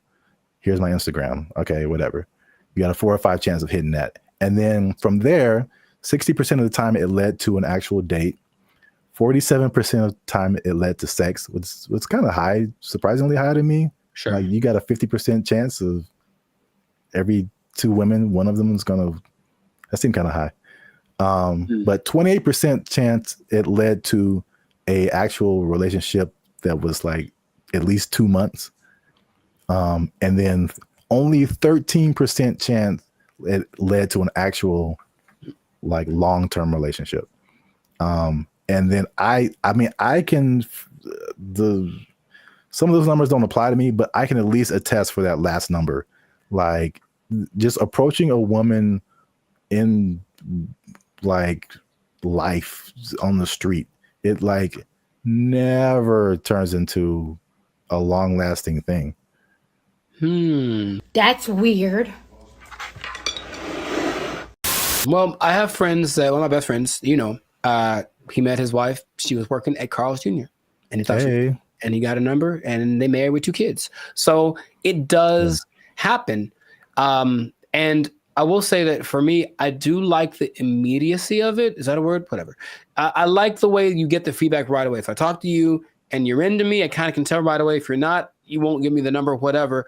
Whereas people that are going more of the dating online route, they'll get drug along for weeks and months, and it might not go anywhere, but you wasted that much time. It makes I don't remember how many people I've just walked up to and said, because it happens so fast. And if it worked out, great. If it didn't, okay, whatever. It's just such a short amount of time. But when these now people are kind of getting friend zoned and are the women leading them on, they don't know, but it's going on for months and they're writing and, hey, what if you send me a little money or maybe you can come over?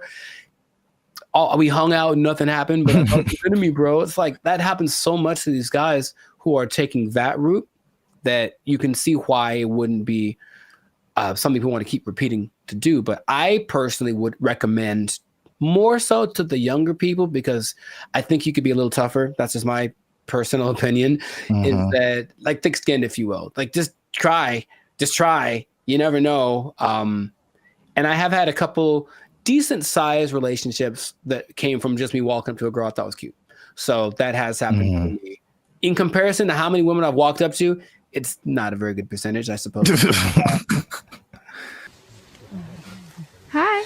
Okay. For me too, it's just like it's the unknown, because it seems the randomness of it. Because all I have to, unless I know you from something, like I'm just going off of you look good, and then right. There's a whole lot of stuff after that I have no idea what I'm getting into, and for me, most of the time, it's bad. It's so bad. It's the other stuff. There's a lot of layers to a lot. Oh, of it's so bad. It's so bad. Women. I started writing them down because remember we had another thing and you were like, tell me some of your experiences, and I couldn't even think, and you're like, oh, they're repressed. I'm like, they probably are. Gotcha. I started writing them down. I got like 10 of them. There's a lot more. I believe it, bro. Make sure you leave a comment on this video. Share it with somebody who has noticed this in the dating scene. There's men approaching women. Why aren't they doing it? Why aren't you doing it? Are you doing it? Did it work for you? I don't know your life. I'm just saying. Yeah. Yeah. And good luck. Yeah, there you go. Oh, it's just a bachelorette party. We're just here to celebrate. That's the bride over there. You know, I'm like, hey, you go away. It's kind of disorienting and it's not the most fun situation, but they get what they're going for. And this Zuckerberg's goal, I mean, he's already spent a lot of money on it. He really wants everyone to engage in the metaverse on a daily basis with their friends. Hey, let's have our chat. Let's have our podcast in the metaverse, because why not? I could be a fish, whatever. Like that's what he's going for. And it just doesn't feel like it's time yet, but he's just going to keep pressing the issue. What's up, everybody? I'm Jericho, and this is Zap, and we are the now 6-time international award-winning pop hip-hop duo Banded Future. We make clean, fun music that everyone can listen to with a sound that is uniquely Californian. I'm going to bring that back. And you are now... You didn't like it? Come on, man. I did it once before. It was great. So you're now tuned into the Lights of Circus podcast, where we talk about things that are funny, that are interesting, and just like that gesture, straight up ridiculous. So before we get started, make sure to like, subscribe, comment, and share this video with at least 2 people that want to get down with the metaverse. Get down with the metaverse. So I found out about something this recently, and I didn't know it was a thing because I think they're developing it. The metaverse, Zuckerberg's project, the project that has literally lost $23 billion in the last year. I'm just going to say that with a B, $23 billion. He's still insisting it's the best thing ever. And he speaks about it with such enthusiasm that I go, all right, maybe he's on to something. Maybe he's way ahead of his time, but that's a lot of money to spend. He's all in. So as of, I think a month ago, or even less than that, Instagram, well, that's his company as well, there's an option called Meta AI where you can basically chat with a chatbot. I don't know how to call these things, but it's a chatbot that basically mimics a celebrity. They have like Snoop Dogg and Dwayne Wade and stuff like that. Like they're their faces, but then they're supposed to be a different person. And you can talk to them about certain subjects. And so I was like, okay, let me see what this is about. So I tried talking to one of these for the first time yesterday. I wanted to see what it was about, you know, what happened. It's such a strange experience. And I don't know how much, because it's still like the beta phase, I suppose. But like, had you heard about that? Specifically the Meta AI. No, dude. All right, maybe there's some screenshots, but I had a couple of conversations with this because okay, I'll actually say it as I. Who's the person that you had a conversation I spoke with? to Lorena and I spoke to Izzy. Now they're modeled after two people that I don't. So each one has a name. I'll have to go through it and maybe you can put it on the thing. But you go to just talk to a AI, and then there's, for example, you can talk to Zach, who's a brotherly jokester, but he's Mr. Beast, right? It's Mr. Beast's face.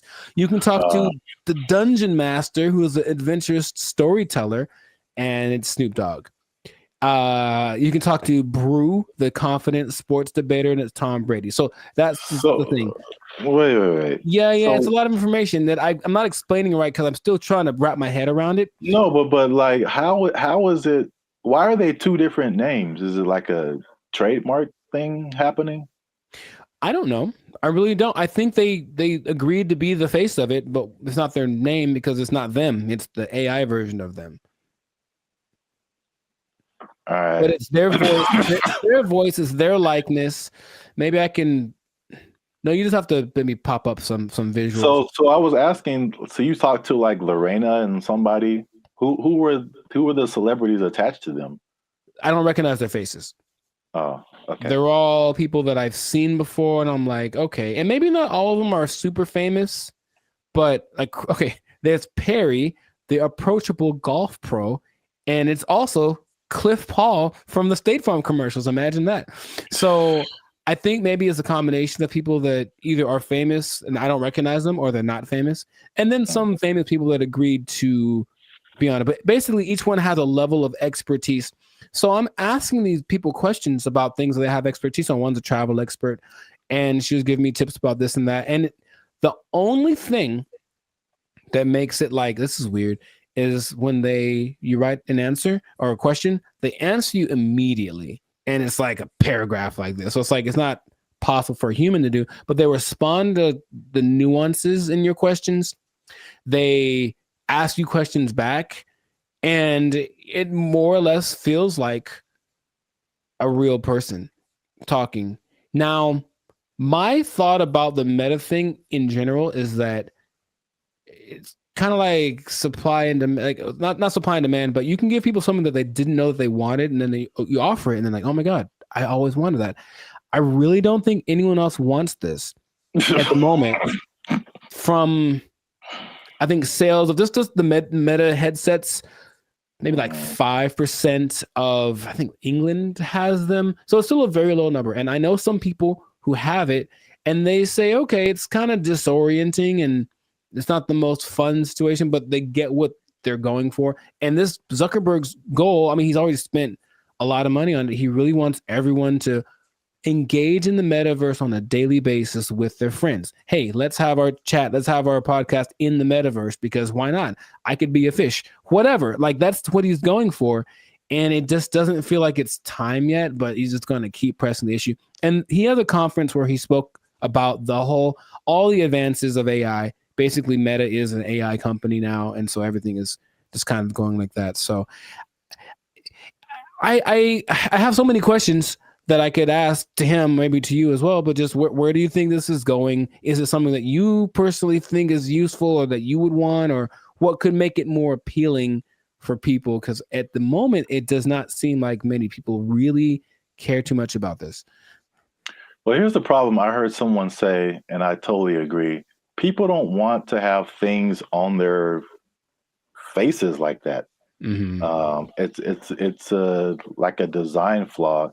But maybe it's I don't know how far the technology is coming, but I think that just that used to talking to a celebrity, it's I don't think it's useful for the majority of people. Like a teenager or like a college student, maybe, but like outside of that Gen Z, like, bro, I don't want to do that.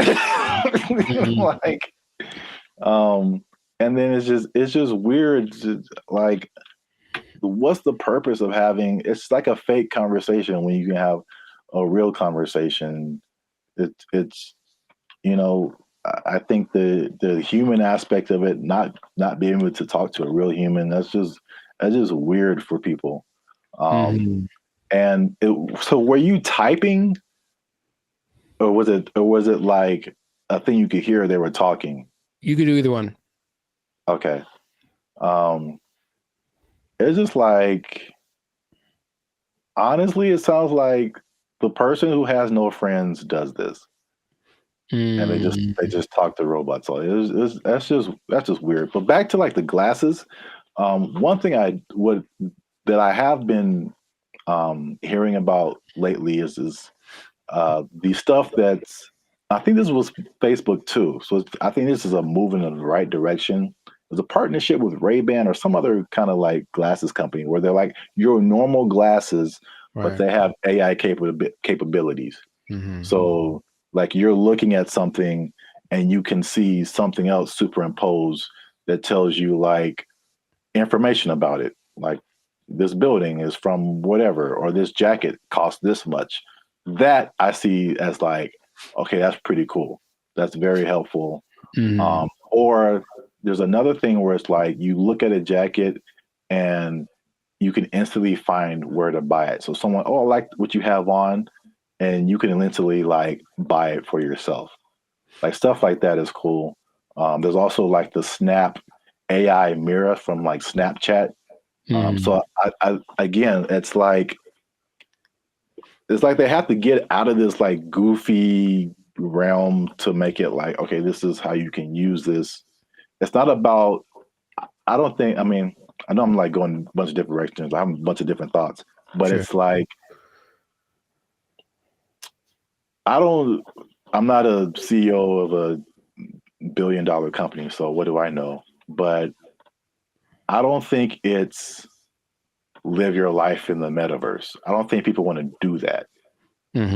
I think it's a hybrid situation, just like with all the other AI. It's like, okay, I'm going to still be in real life, but I'm going to use a little bit of this to enhance real life.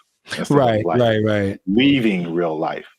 So they have this Snapchat mirror thing that I just heard about. Is really cool, where you can like, if you're in a like, same thing, clothes. If you're in a store, you see some pants or a shirt, you can go to the mirror and see what you look like in that outfit.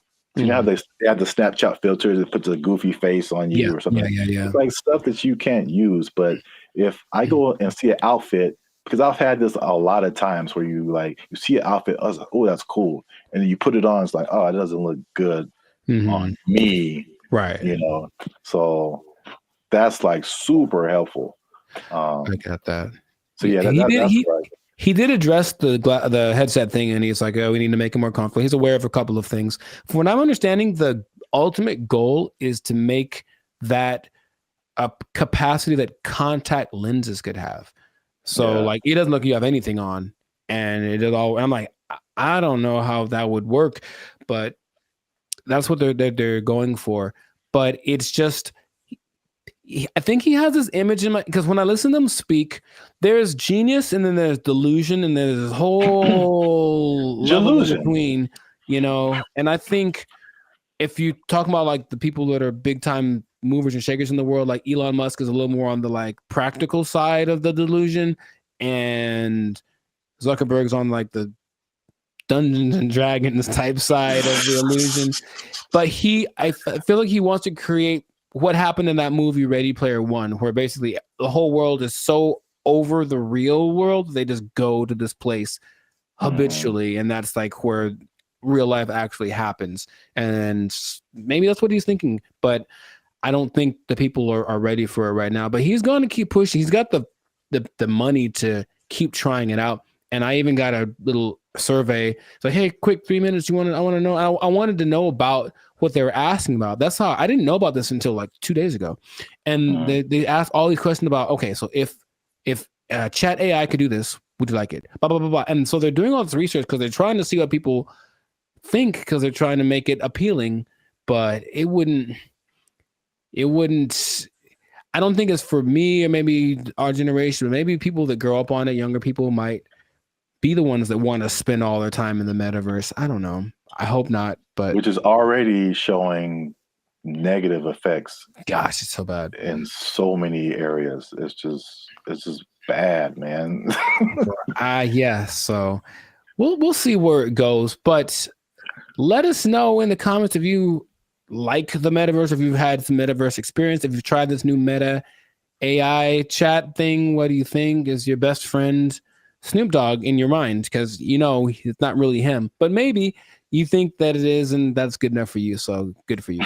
And let's see how this pans out. But it seems like it's going to be a real big push, he's got Zuckerberg has a couple other big objectives for 2024 that he's trying to get to. So, and spend a few more $1 billion in the process. So must be nice. We'll see how that goes.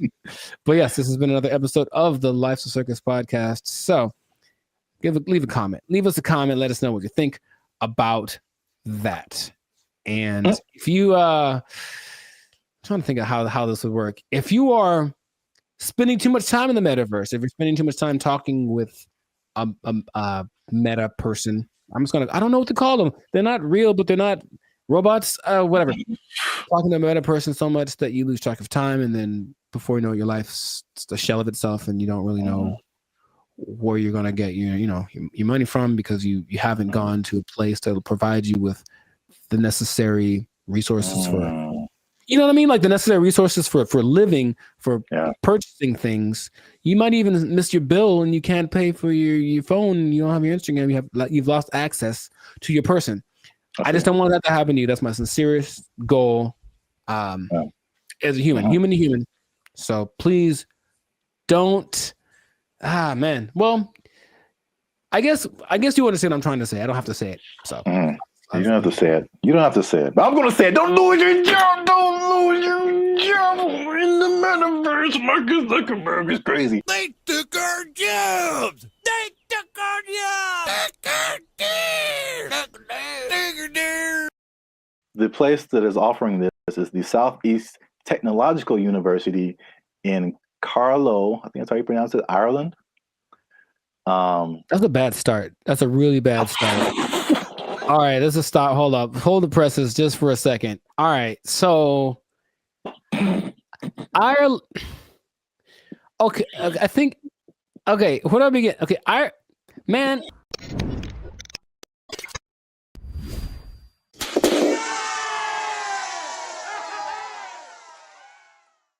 What's up, guys? I'm Zap. This is Jericho. We are Bandit Future, and now 6-time international award-winning pop hip-hop music duo.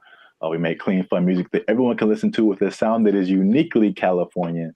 And right now, you are tuned in to the Life's a Circus podcast, where we talk about things that are funny, interesting, and ridiculous. But before we start, y'all been laughing. Y'all been crying. Emotions. Y'all been y'all been laughing and crying at the same time. I don't know how that's possible, but you've been doing it. I synced you. Oh, that sounds. Anyway. Well, it's like Santa Claus. He sees you when you're sleeping. I know YouTube tracks statistics, but I don't know if it went that deep. Like, geez.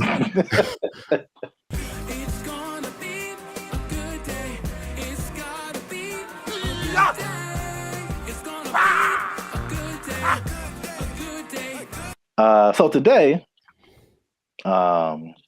we are talking about something that's interesting. The letter Q? I mean, that's kind of what I was hoping.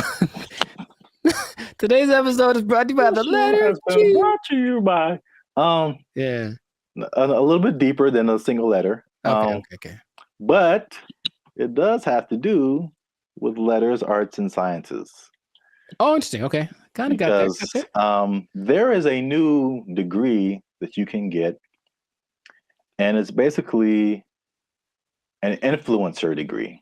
That's right, ladies and gentlemen. You can go to school and major in a degree that makes you a certified influencer. We're here. It's a thing that's happened. We're here. You know, that doesn't surprise me, but go on. I want to know more. Yeah, forget about engineering or what else is there? Business, law, math is a thing still, I think. Medical. You need to bet your entire future career on becoming an influencer. So this is the place that is offering this is the Southeast Technological University in Carlow. I think that's how you pronounce it, Ireland. That's a bad start. That's a really bad start. All right, let's just stop. Hold up. Hold the presses just for a second. All right, so Ireland. Okay, I think. Okay, where do I begin? Okay, man. So, like, for a place to have influence, it has to be something that has a relevance. I think something where it's like, okay, this place is, or this person has said this is what's important, what's is cool. I will listen to it because I respect their opinion. I've never once thought about Ireland for anything other than leprechauns and beer. And if it's not about those two things, I don't care what Ireland has to say. So I'm already like, miss me on that, bro. Like, come on. If it was like New York or Dubai or something, it's like, yeah, a big place of influence. Don't tell me about no, man. Okay, keep going. What do you got? What do you got? All right, that's interesting because I kind of went that way for another reason. Okay. I don't know how they name schools in Ireland, but this sounds like very much like a DeVry University, JTT Tech. Like, it's not your top tier. Nope. Nope. So I was like, the official name of the degree is called it's a Bachelor's of Arts in Content Creation and Social Media. What would that sound like in an Irish accent? I'm not even gonna try that. I don't got it either. I'm not good at accents. Nor am I. Except for, well, never mind. Canceled. Yep. I don't want to go. I don't want to be canceled yet. So yeah. But to, I guess, kind of legitimize it, the influencer industry is currently valued at $21 billion. So it is an industry to a certain degree. I have thoughts about that.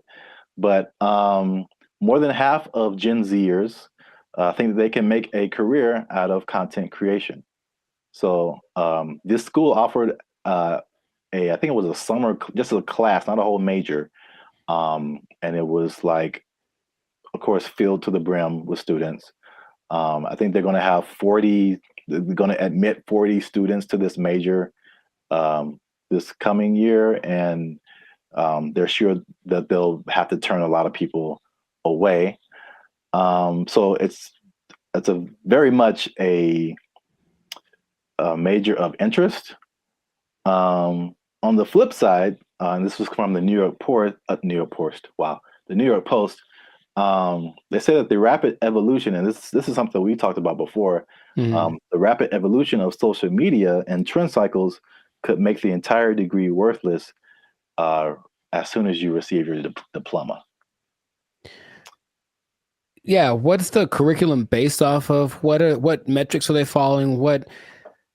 It seems like a cool idea if it's constructed in a certain way. I mean, imagine the nonsense if you paid money to become an influencer and then you sucked at being an influencer. Like, it's just, I feel like to be an influencer, you just have to have a certain kind of either personality or vibe. Like, not any person could be an influencer, that's for sure. But I don't know if that's something you can sell the idea on it for sure. But I think there'd be a lot of people asking for refunds in like a year. It just seems like something. Yeah, how you do that? Well, you can ask, of course. I'm not saying I get it. You're wasting the money, I think. But I think you'd be better off just studying on your own, studying social media, like a Mr. Beast did.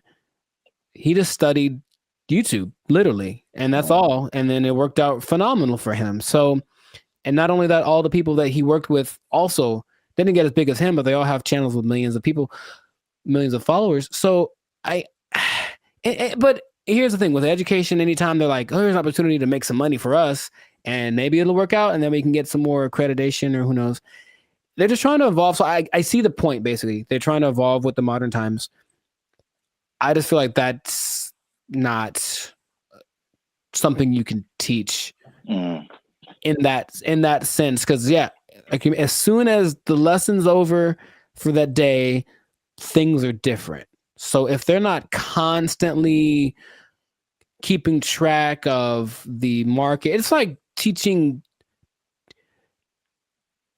day trading or something based off of data from last week. It's like, okay, well, that worked last week, but it's different now. It's a whole nother. So it would have to be done really well to work in mass.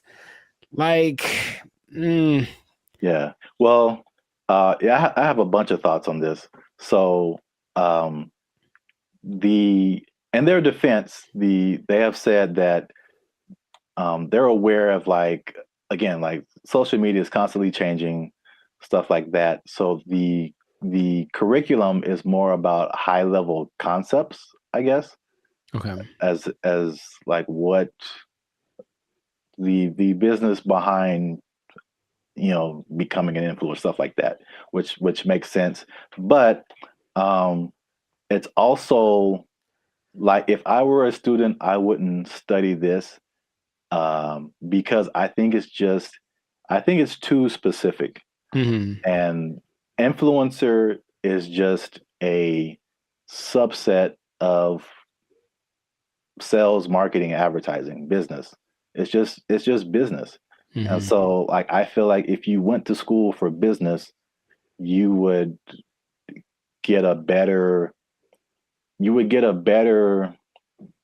view of like how the world works instead of just looking specifically at influencers. Right. But this is also like college was like 20 years ago or no, 15 years ago, something like that. So I have a totally different perspective, but as like a student coming in, you're like, oh yeah, I want to do this, blah, blah, blah. But I've mentioned this before. I kind of felt there's a interesting similarity between this and music, because you went to school for music performance. I went to school for music industry. And though I think even more so at the time that we went to school, even those majors were considered like, why are you doing that? True. So I can see the parallels, and then not that I regret doing music industry, but I can see now how I would have benefited probably more from just studying business instead of like a specific type of business where like all the rules are way different than like normal life. Sure. So I think I said this before, like I've learned how to do more in the music industry by studying general business. I got you. Right. Than by studying music industry. Because it kind of applies to everything once you get the basics down. Right. Right. So. Well, that's my advice to the youngsters. Is that how you're going to talk one day? Because I don't want it. Welcome to the Life Circus podcast.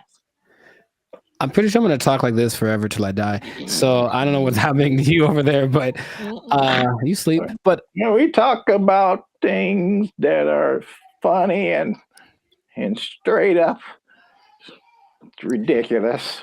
All right, old man River. Look, yeah, but you said about the students. I guess now that college is becoming more of a option as far as like, well, what's the point of going to college if they at least offer something that people want to be? Then I see the point. I do. I just don't know how they'll pull it off. But if they do, more power to them. Yeah. I don't know. Maybe we're just short-sighted, and then influencer will become all the rage, and people will make gajillion dollars and be like, "I told you so." Hey, you know what? Good for you. If you get there, I'll give you a cookie. No, those are addicting. Oh, I'm sorry. I'm sorry. Jeez, I keep forgetting the rules. Cookies are sometimes food. So this has been another episode of the License Circus podcast. Make sure you like, subscribe, comment, and share this video with somebody who might want to be an influencer major. That doesn't even sound right. No, it really doesn't. But maybe we'll talk them off the ledge with this video. Because if you're trying to be an influencer now and you got someone coming up behind you that has a degree in it, they might take your job. They might take your job. They got a degree from Ireland. Does anybody Lucky care? Charms. Lucky Charms. They took our jobs. They took our jobs. We want more money. Higher minimum wage. That's right. That's what's happening right now. People.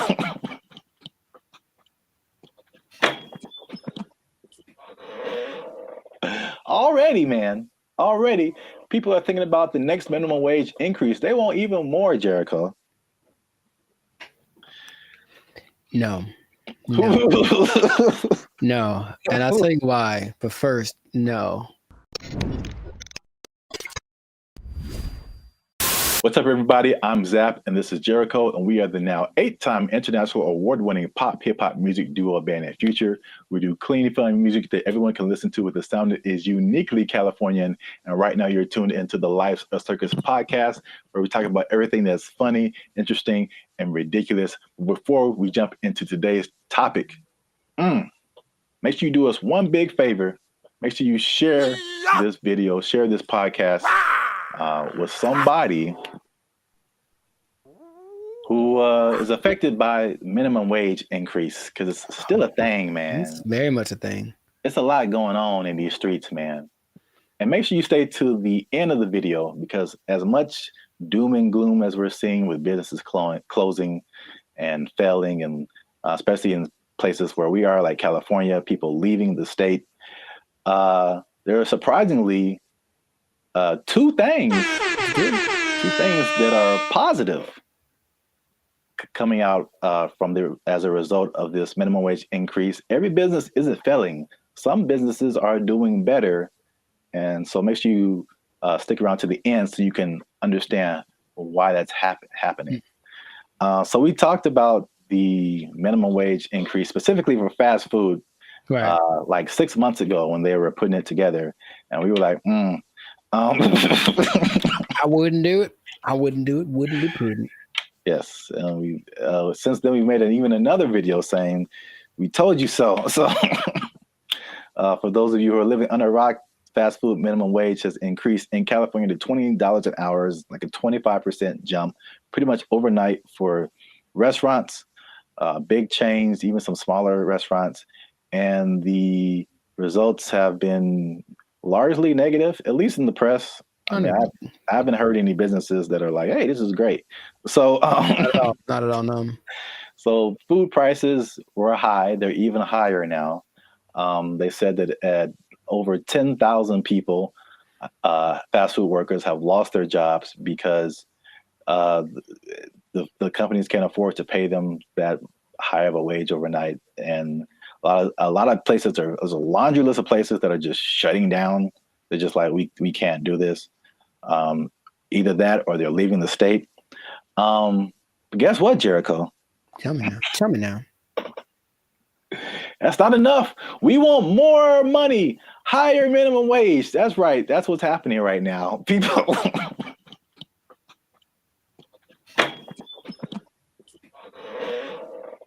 Already, people are thinking about the next minimum wage increase. They want even more, Jericho. No. No. And I'll tell you why. But first, no. Okay. Here's the thing. Raise it. Just keep going up. I'm pretty sure among the things that have gone up because of the minimum wage increase is like OnlyFans subscriptions, like stuff that no one needs. Like, I highly doubt that anything is really improving. That's a good idea. You know what I mean? So I feel like, you can't. I heard something really recently, and it made a lot of sense. I said, if you decided to give everybody in the world the same amount of money, so somehow take it all literally and just even it all out, so everyone in the world, all 8 billion of us, get the exact same amount of money, within 20 years, it would be distributed exactly the way that it is now. I believe that. Because, yeah, people don't know how to do stuff with money. So, no, you don't get more money because you're just going to do the same dumb stuff you're doing with it that you did before. And how much is a Whopper now? Like, forget it. Like, it's just going to be ridiculous. What kind of, I know we're not living in the days with, like, oh, going to see a movie and the soda and a pop and a, you know, the nickel. I know that's in the past, but you can't keep paying people more. You have to teach people to be smarter with their money. That's all. Take it up higher. How much they want? Okay, go for it. I'm glad you asked. So fast food minimum wage, the workers have already unionized and got $20 an hour, which is several dollars over the regular minimum wage. Right. Long Beach hotel workers have argued for a $23 an hour wage. And this next one makes sense because we've seen it firsthand. Because as Band of Future, shameless plug, we do some shows in San Diego. All right. So nice. If you're ever in San Diego, come see a Band of Future show. But San Diego wants to raise the minimum wage for hotel and other service workers to $25 an hour. And I was wondering what happened because I'm like, ooh, inflation. Because we were like looking at hotels in San Diego, and I'm like, man, these got a lot more than last year. Mm-hmm. And now I know what happened. Janitors want $25 an hour, man. Clean them toilets, sweeping them floors, man. They want. I think janitors should get more than fast food workers. That's for sure. I really do, because I can go make my own burger, but if I go to an establishment, I want it to be clean, and I think the people that clean it should get paid. It's all about, I mentioned this before, you should get paid for the value that you provide. And fast food is just making us all fat and sick. And janitors make stuff clean, which is great. So yeah, pay them more. I'm not sure how much they get now, but pay them more and take it out of the fast food workers. That's an interesting take, I guess. It just kind of like took my mind somewhere. Okay. Because your viewpoint is, I heard you say this before, you should be paid based on the value that you provide. Yes. As opposed to the skill sets that you have. So I feel like if you think janitor, fast food worker, it doesn't take, in my opinion, as many skill sets to be a janitor as it does to be a fast food worker. The fast food worker, you have to have people skills. You have to be able to talk to people, interact, be friendly, all that kind of stuff. You have to have some math skills to run the cash register. You have to have just skills in terms of food preparation and something like, I think you have to have like a food handler's license and all this kind of stuff. So there's a lot more skills involved than being a janitor. But in your opinion, the janitor provides more value than the fast food person. Yeah. And if you had 9 PhDs, okay, you went to school for a long time, you're very smart, and what you got PhDs in doesn't help us at all, you shouldn't get paid more than anyone. Why would you? What are you doing to help? Right? To me, I watch them all the time, and I'm really grateful at the gym, for example, which is a disgusting place. Think about it's disgusting without the janitors. If they weren't there, think about how gross it would be. Or oh my God, the bathrooms at the beach. Oh my God, I get like PTSD going to some of those places. And I remember the last time I went to Venice, there was a person like cleaning them as people were standing in line. And I'm like, that's one, disgusting. 2, thank you. How much are you getting paid? You deserve more. We all need you more than we need somebody to get our Big Mac done faster. I really think that's true. So yeah, I would, if I ruled the world, I would pay people based off of the value. That's I'm kind of with you, but I'm kind of like trying to play the devil's advocate. Like, Oh, I understand. And of course, the system we have is that you went to school for more time for this and that, or you required to think more, or whatever the thing that is, whatever the commodity it is that you acquired, that's the thing that you should get paid for. And my position is that sometimes, sure, but also no, definitely not. I need the janitors more. I need the people that rake the leaves more. The people that make sure that the streets don't have potholes. We need them more than we need. Remember, maybe I'm talking about necessity versus convenience. Like, I can make my own burger. I can go put together a Chipotle style burrito if I want to. All the ingredients are at the store. I just got to try, right?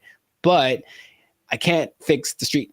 I don't know how to do that. So if you know how to do that, you should get paid more than someone. Oh yeah, yeah. So it's something to think about. Yeah, an idea, but that is how I feel about it. But wait, there's more. 25. Well, that's a lot. 23, 25. That's a lot. San Diego Community College District has already raised its minimum wage to $30 an hour. I think it's just community college employees. I think something like that. Okay. And then the Los Angeles airport workers want $30 an hour by 2028. So the train is moving fast, man. Well, sure, but the question is still, where's the money coming from? I think it's just going to get more. Well, this is the problem too. So I read an article by some guy. I don't remember his name. I'm sure he's very smart. Good view, smart guy.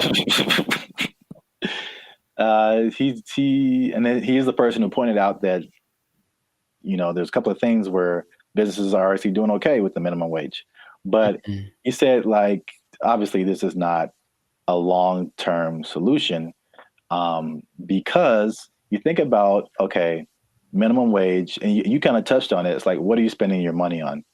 And then for like 99% of people, what are your biggest expenses? Food, shelter, transportation. All of those things are sky high, abnormally high in California than anything else. And so I don't necessarily think people are just wasting their money on whatever, but it's I mean, they could be, but I don't know the life. The fact still remains that there's a for real housing shortage. The average housing cost is like, I think almost double, if not double, than some other places. So that's a huge thing. We already know the food is high. It was already high, and it got higher. And then like gas is like $5, $6 a gallon, $7 a gallon. Like, too high. It's too high. So it's like, basically he pointed out, is just like, those things are like at the root of this, a lot of it, but it's like, we're not trying to solve those things. Or maybe they are, and they just haven't found a solution yet. I thought that was an interesting point. It is.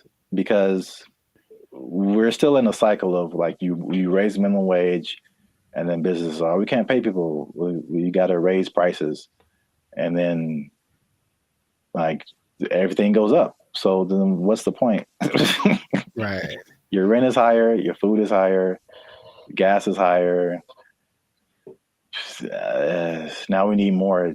Right. Money. This doesn't make any difference, basically. But it makes people feel good. Yeah. But like I said in the beginning, this guy also pointed out that there are two things that he pointed out where businesses are actually doing okay with the minimum wage, and it's actually been a good thing. And it's not OnlyFans? And it's not OnlyFans. All right. One, just a second. One is that it has forced businesses, and I think we can even agree to this as the way we run Band Future and all that kind of stuff. It's forced them to be more efficient. And I've definitely gone into places or worked in businesses where like you can tell the money is flowing. And so they just kind of like, they kind of just spend money on whatever and just kind of do frivolous things and just silly things with their money. But it's forced some businesses to be more efficient. So it's actually, some businesses are saying that their businesses are working better because they've been forced to like cut the fat of the company to basically pay for the workers. So I think that's the thing that we've experienced as just dealing with. And I think that anybody experiences that, the inflation, the high prices, you get laid off from work, or you don't get a check that you thought you're going to get, or a car repair costs you $2,600. That was like real life right there, bro. It's make sure you like, subscribe, join the channel so I can pay for my car. I'm tired of walking everywhere. I digress. But yeah, I mean, we do this in our personal lives all the time. It's just like, okay, how little can I eat this week to pay for? So yeah, so that's the thing. Second thing is that worker retention is up. So you think about fast food, not fast food, but just minimum wage jobs in general. It's like a throwaway job, right? Sure. So it's like you're making the least, you don't get the maximum effort, you don't really care. It's just like, this job sucks, I'm not making a whole lot of money. And I think it has a high turnover rate. So meaning people quit, they have to find new people, train them, get them going, and then they're there for like a month or 2 or 6 months or whatever, then they quit and they just find a better job or whatever. Sure. So with the higher wage now, fast food worker is like the premium job of minimum wage jobs. So you think if you work in some other job for $16 an hour, $17 an hour, you can flip burgers for $20 an hour. Sure. You're gonna, if you're in that that minimum wage level, you're gonna stay there for a minute, because unless you can move up to some other job, you're doing better than other minimum wage jobs. So why would you leave? Right. So yeah, so people are staying, and people are happier, they say, just coming to work, which, I mean, makes sense if you're getting paid more. But there's less incentive to leave, and then people don't understand that it costs businesses a lot of money to hire people and put up ads to hire people and then train them and all this kind of stuff, get all this stuff going and find the people, and then they're only there for a little bit, and you got to do it all over again. Yes, that's a big expense. So there you have it. Minimum wage going up, prices going up. Some businesses are leaving, some businesses are shutting down. Some people don't care. It's happening in their business. A lot going on. Let us know what you think in the comments. Is this good? Is this bad? Should we do the idea of this guy in the article and just let's fix the housing and the food and the gas and all this stuff and just bring that down instead of raising the money we get? Cost of living is too high. Yeah, man. A lot going on. Gotta invest in some meme coins, man. Just take advantage. It's a bull market, man. Let's get into it. Are meme coins the answer to the minimum wage problem? I would say probably not. But, somebody, it might work out. For most people, not so much. Yeah, we out. Because we are. But for real, join the YouTube channel, because the boy needs his car. All right. There we go. They took our jobs! They took our jobs! This person falls on the stairs. See, like, that's really messed up to say, though. Like, I didn't mean to say that, dude. That's the crazy thing about that. That came out so natural. If laughter is your thing, my thing is like, where the hell did that come from? That's concerning, I'll be honest. What's up, everybody? I'm Zap, that's Jericho, and this is BrandBee Future, and I found this on the internet. Say hello, Jericho, to your new robot butler. I don't know why that gets the accent, but it does. Humanoid robot Neo has a new AI model that's unlocking new capabilities as it's being tested in the homes of 1X employees. The robot's new abilities include...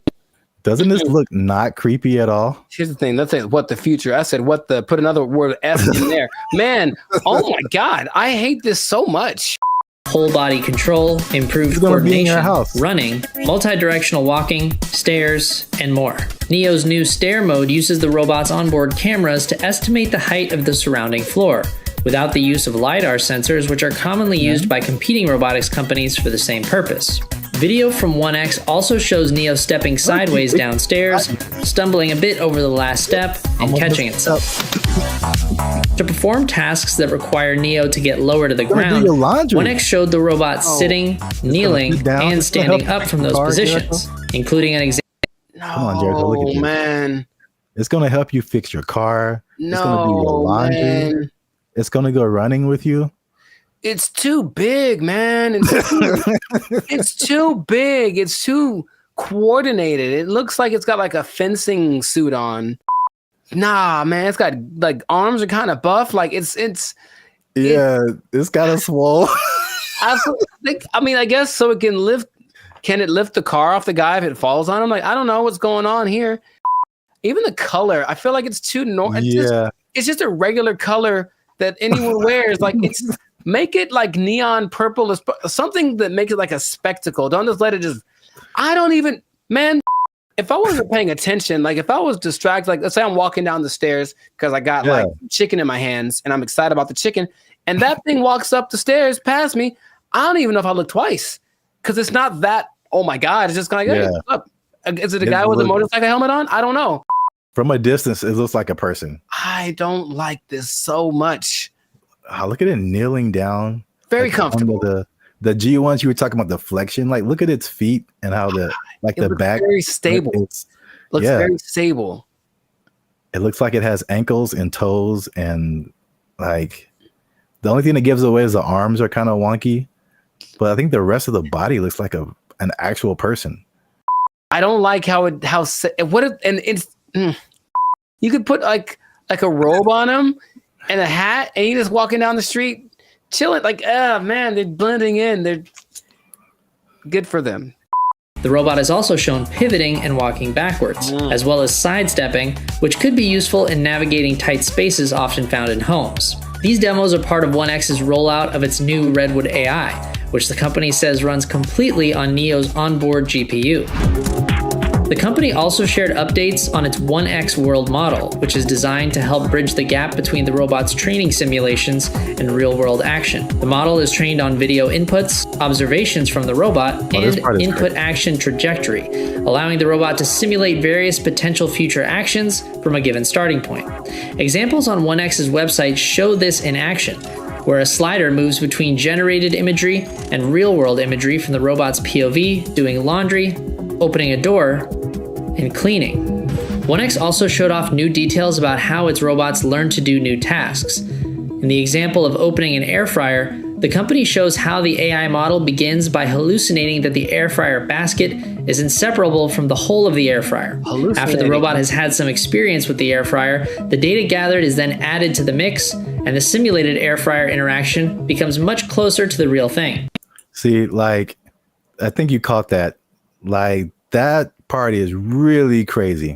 One person in the comments said it was like similar to visualizing something. Like, how does this thing work? And then you kind of like, as you keep trying to do it, you figure it out. And then and then it's just like, that's crazy. You know how back in the day they're like, oh, in the future we're gonna have flying cars, and then that never happened. We're having future stuff happening now all the time. Like the future is so now, it's crazy. So that's cool. But also, this guy, he looks polite. He looks like I'm gonna walk down the street, and he's like, "Oh, excuse me," and I'm like, "Was that a robot? I won't know." And then later, I found out he took my girlfriend, and then like I'm mad. So I can't. I have so many feelings about this, but they're mostly not great. When will this be affordable to where like everybody has this in their home? Not long. And then it's just like, think of the people who do like house cleaning and stuff like that. There's people who do laundry for you, like all that stuff. Your robot's just gonna do it. Yeah. I'm sure it's gonna be able to like cut your lawn, wash your dishes, fold your clothes. Like anybody who's in that kind of, whoa, what if they have them at hotels? You get a knock on your door. It's like housekeeping. No, that's the thing. It's gonna sound normal. It's gonna have a normal voice. It's gonna be like, I'm Greg. Like, what the hell, Greg? For future generations, it's just going to be extra normal. I grew up with a robot delivered me from my mother's room, and now I just have the special place in my heart for all robots. Like, yeah, that's where we're at. I don't think it's as doom and gloom as some of the other stuff we talked about. This is the more, I think I'm saying this right. Like dystopian is kind of negative and utopian is positive, right? Are those words related? I'd believe you whatever you said because I'm not sure. Go with that. But there's like the dystopian or negative AI, like the Matrix, right? That's a negative version of our future and robots and AI and all that kind of stuff. But then you know what this reminds me of is the Jetsons. Right, that was the future. That was flying cars, blah blah, in 1950. Yeah, but now it's like this is actually happening. But you remember they had that robot named Rosie. Yep. And she was basically this. Yeah. And it didn't seem she was like really part of the family. She was part of the family. It was like she had jokes. Wasn't she cracking jokes on Jetson? Oh, she cracked mad jokes, bro. But didn't she like sometimes wouldn't she sometimes throw like George down the trash chute? I don't really remember a whole lot of the Jets. I feel like something like that would happen because she would get mad because I remember her eyes would light up. And so here, okay. Bad things. Yeah, she had bad things. Okay. These robots are definitely able to learn, which is advantageous. But what if they're in an environment, they have a person who's a high-strung individual, and so they're always popping off and losing their temper and beating stuff and whatever. If this robot's around, I feel like it could learn that behavior and at least be capable of it because it absorbed it. And then over time, the more human these things become, they'll be like impregnable.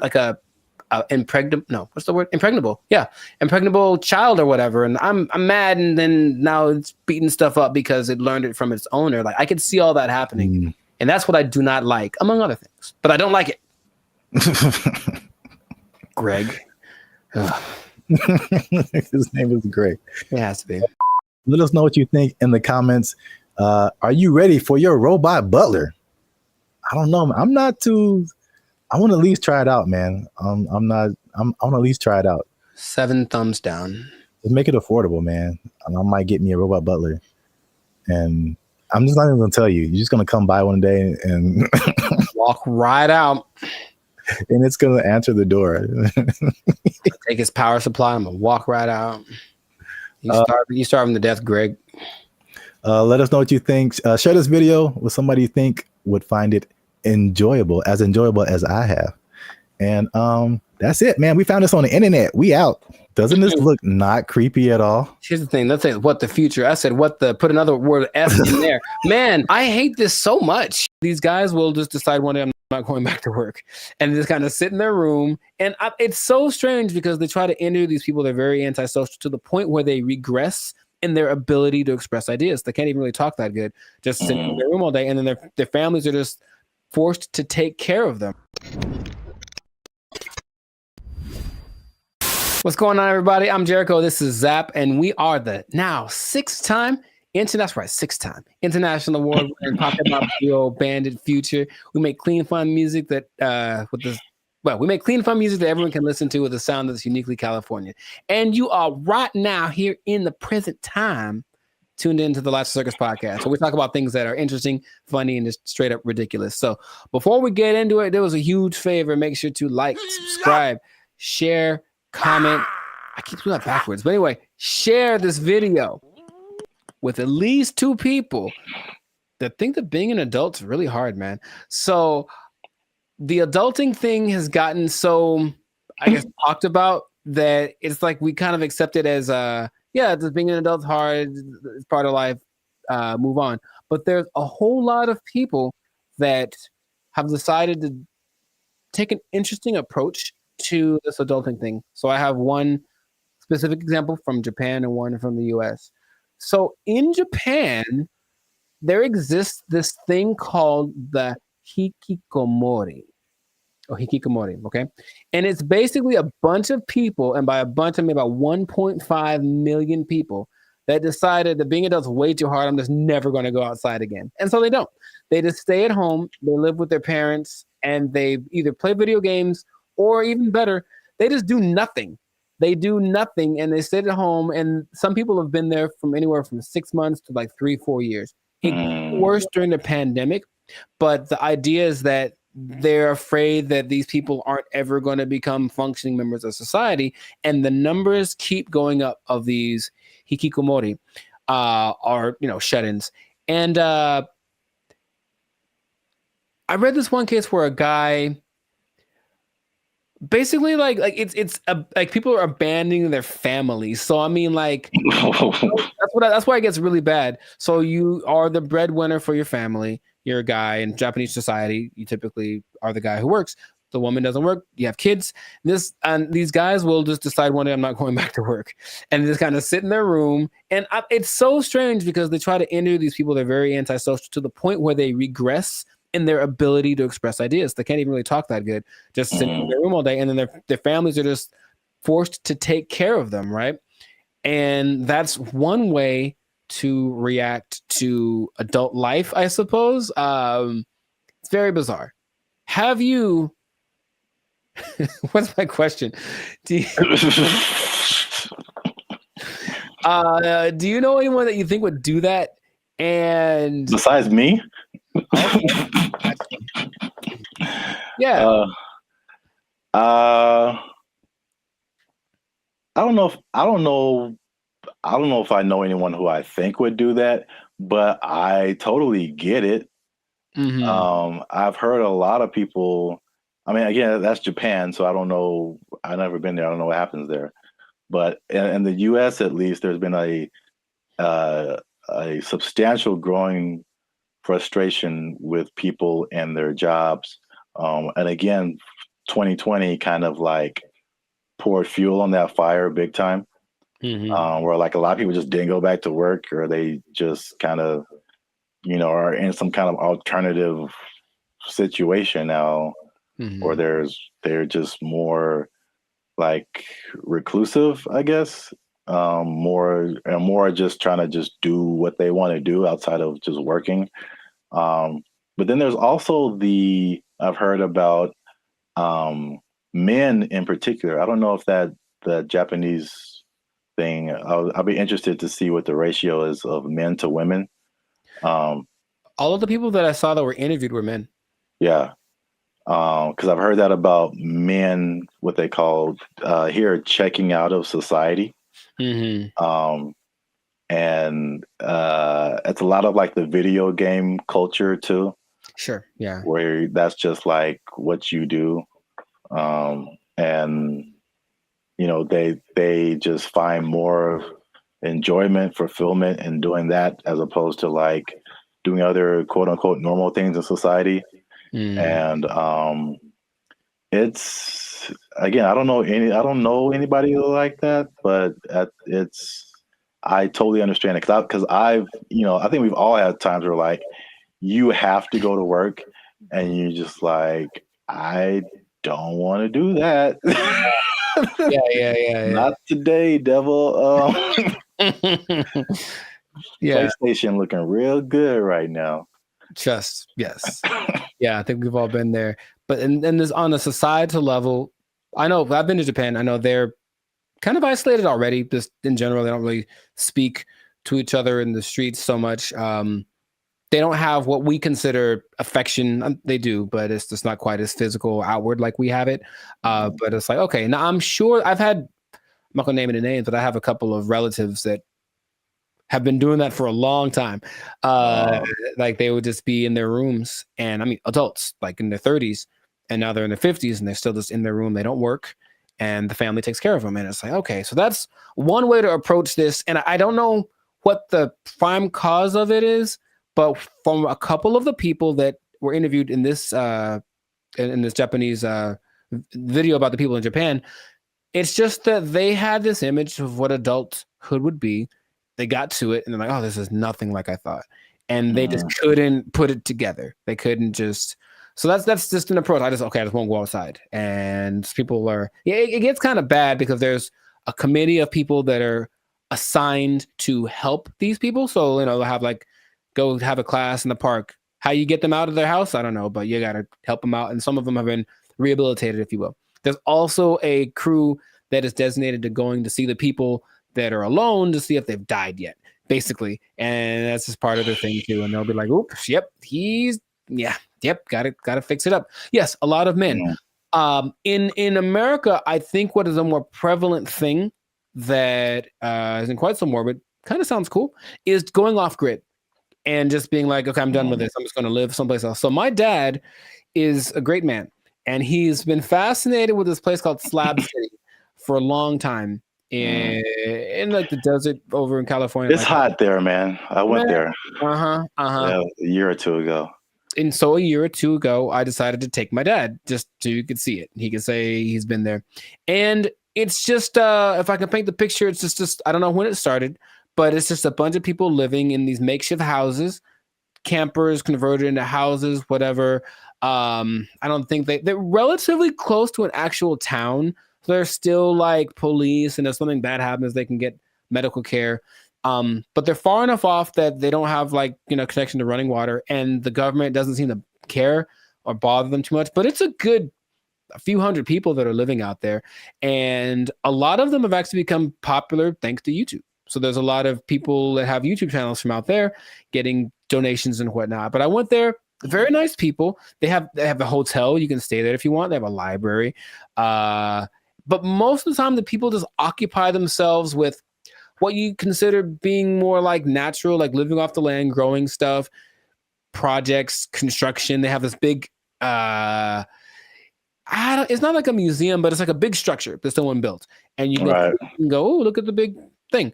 And that's another approach. I heard another place in Michigan that's the same. So another approach is I just won't deal with the laws, and I'll just go someplace else where they don't apply anymore. Would that be something? So what is that?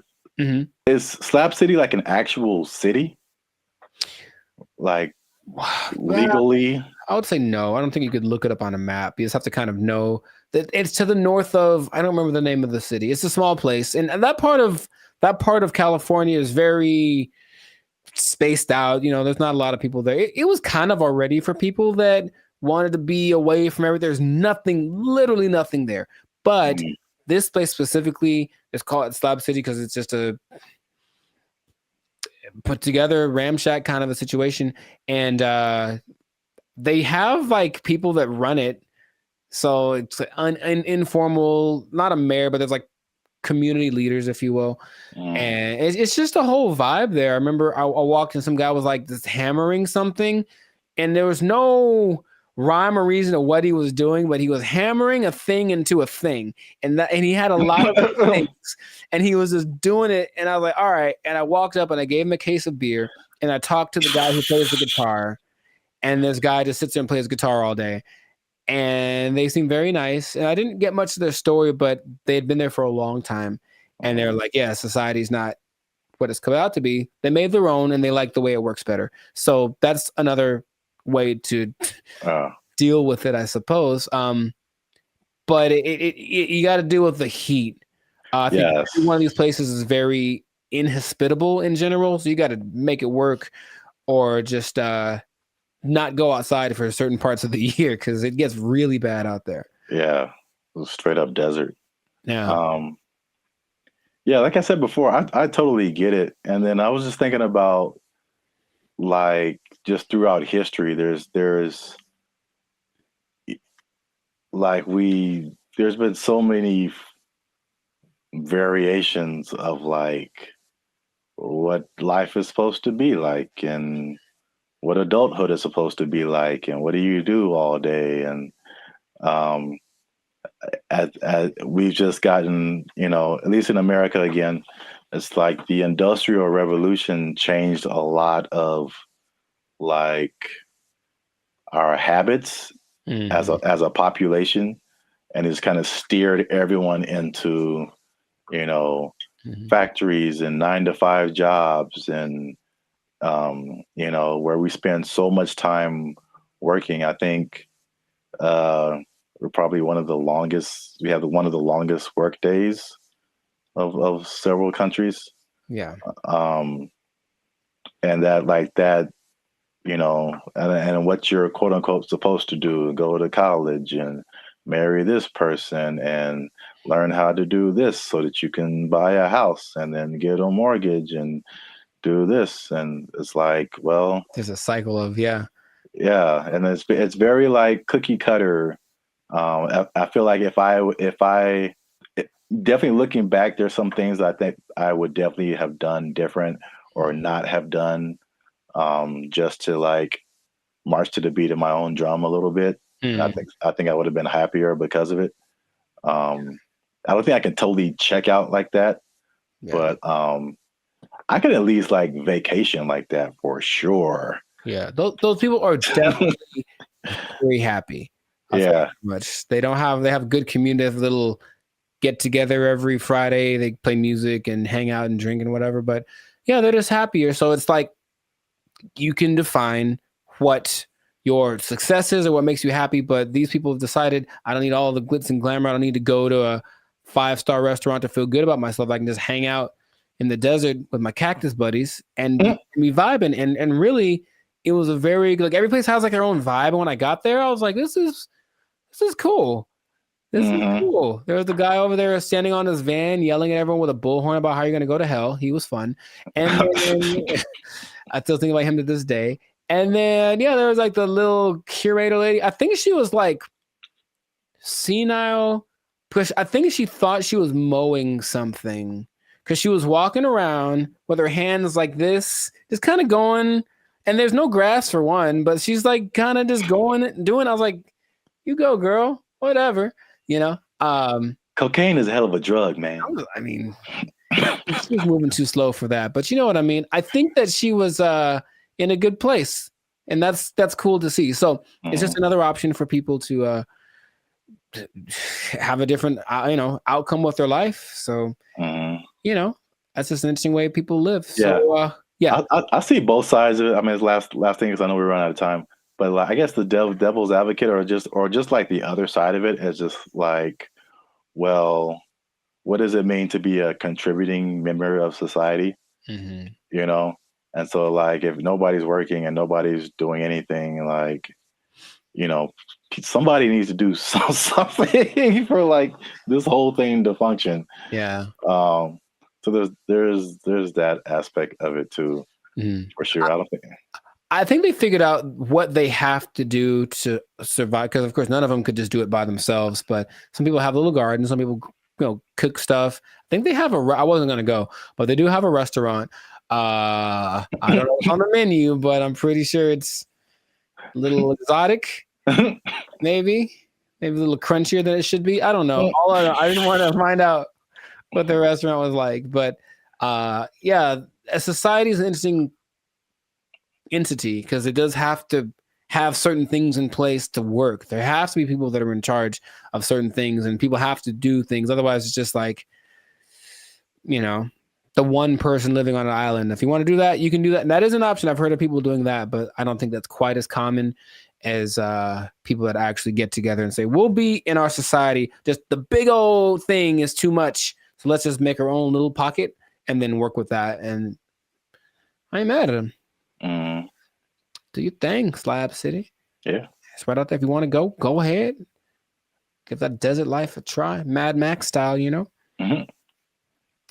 I think that is it for us. Another episode in the books, another successful episode of the Lives of Circus podcast. So please leave a comment. Let us know what you think. Would you go off grid? Would you just shut yourself off and be a recluse for the rest of your life if life got a little too rough? Or what are some other ways do you think that people can react to adulthood and the reality that it is? So let us know about that. And then You know, it's interesting. If you're an adult, you pretty much have to have a job, man. What? You do? Yeah, you pretty much have to have one. Man, that's crazy. I know. And the bad part is what happens if that job becomes if it's taken away from you. They can't take my job. I can't take it. I won't let them. They took our jobs. They took our jobs. They start doing the conga line down the middle, playing some Lil Jon song, I swear to you. And we're like, all right, cool. Now I'm looking and I see a few people, the passengers that are happy and they're doing the thing, and then the flight attendant, and I see a guy, and I recognize this guy. And I was like, why do I recognize this guy? Oh, he's the guy that I saw when I got on the plane. He's the guy that introduced himself and greeted everyone on the, is that the pilot? It sure was. It was the pilot of the plane. No way. The pilot of the plane. And we're all like,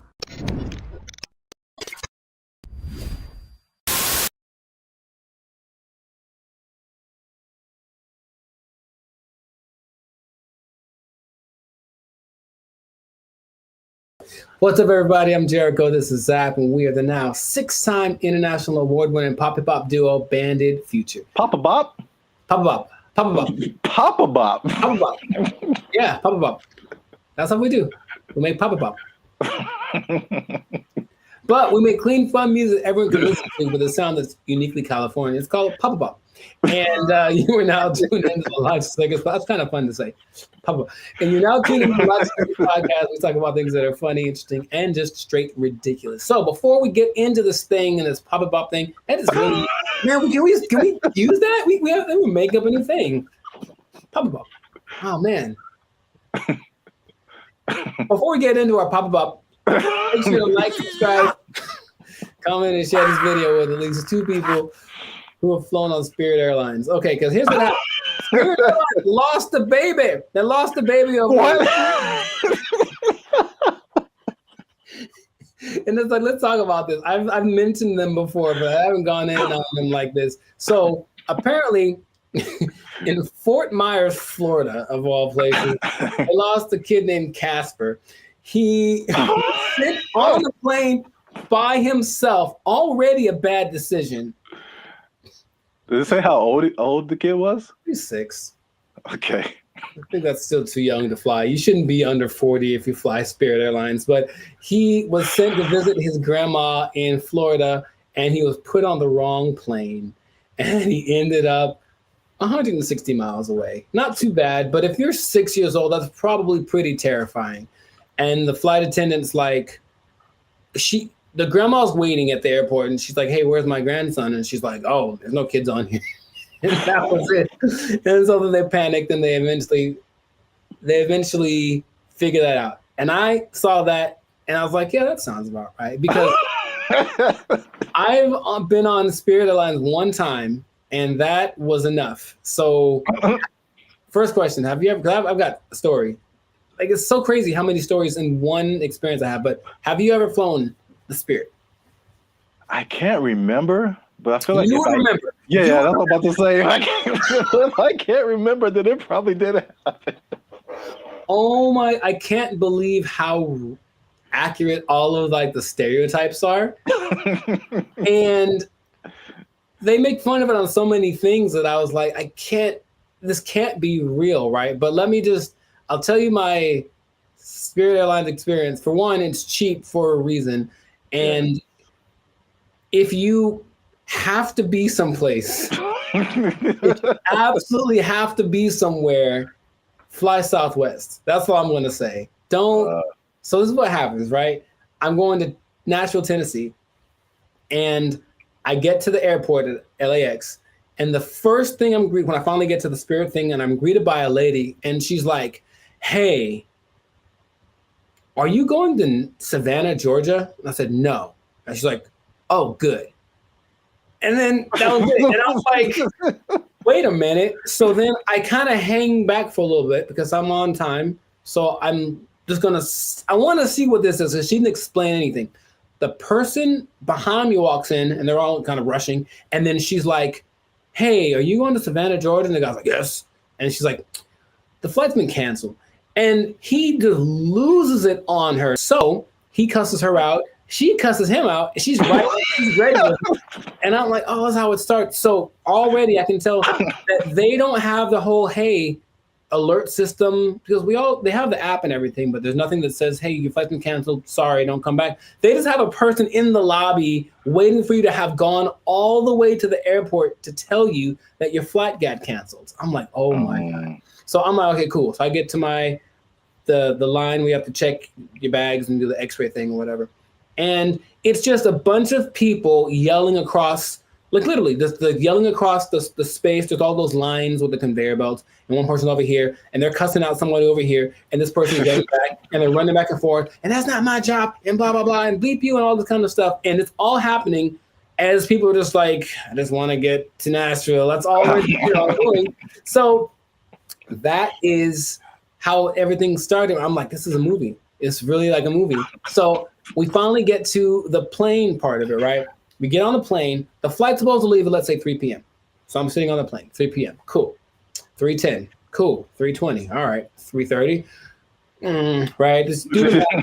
It's about 4:30, right? Yeah. We've been sitting there for an hour and a half, and we're all just kind of disgruntled. We're like, man, what the deal?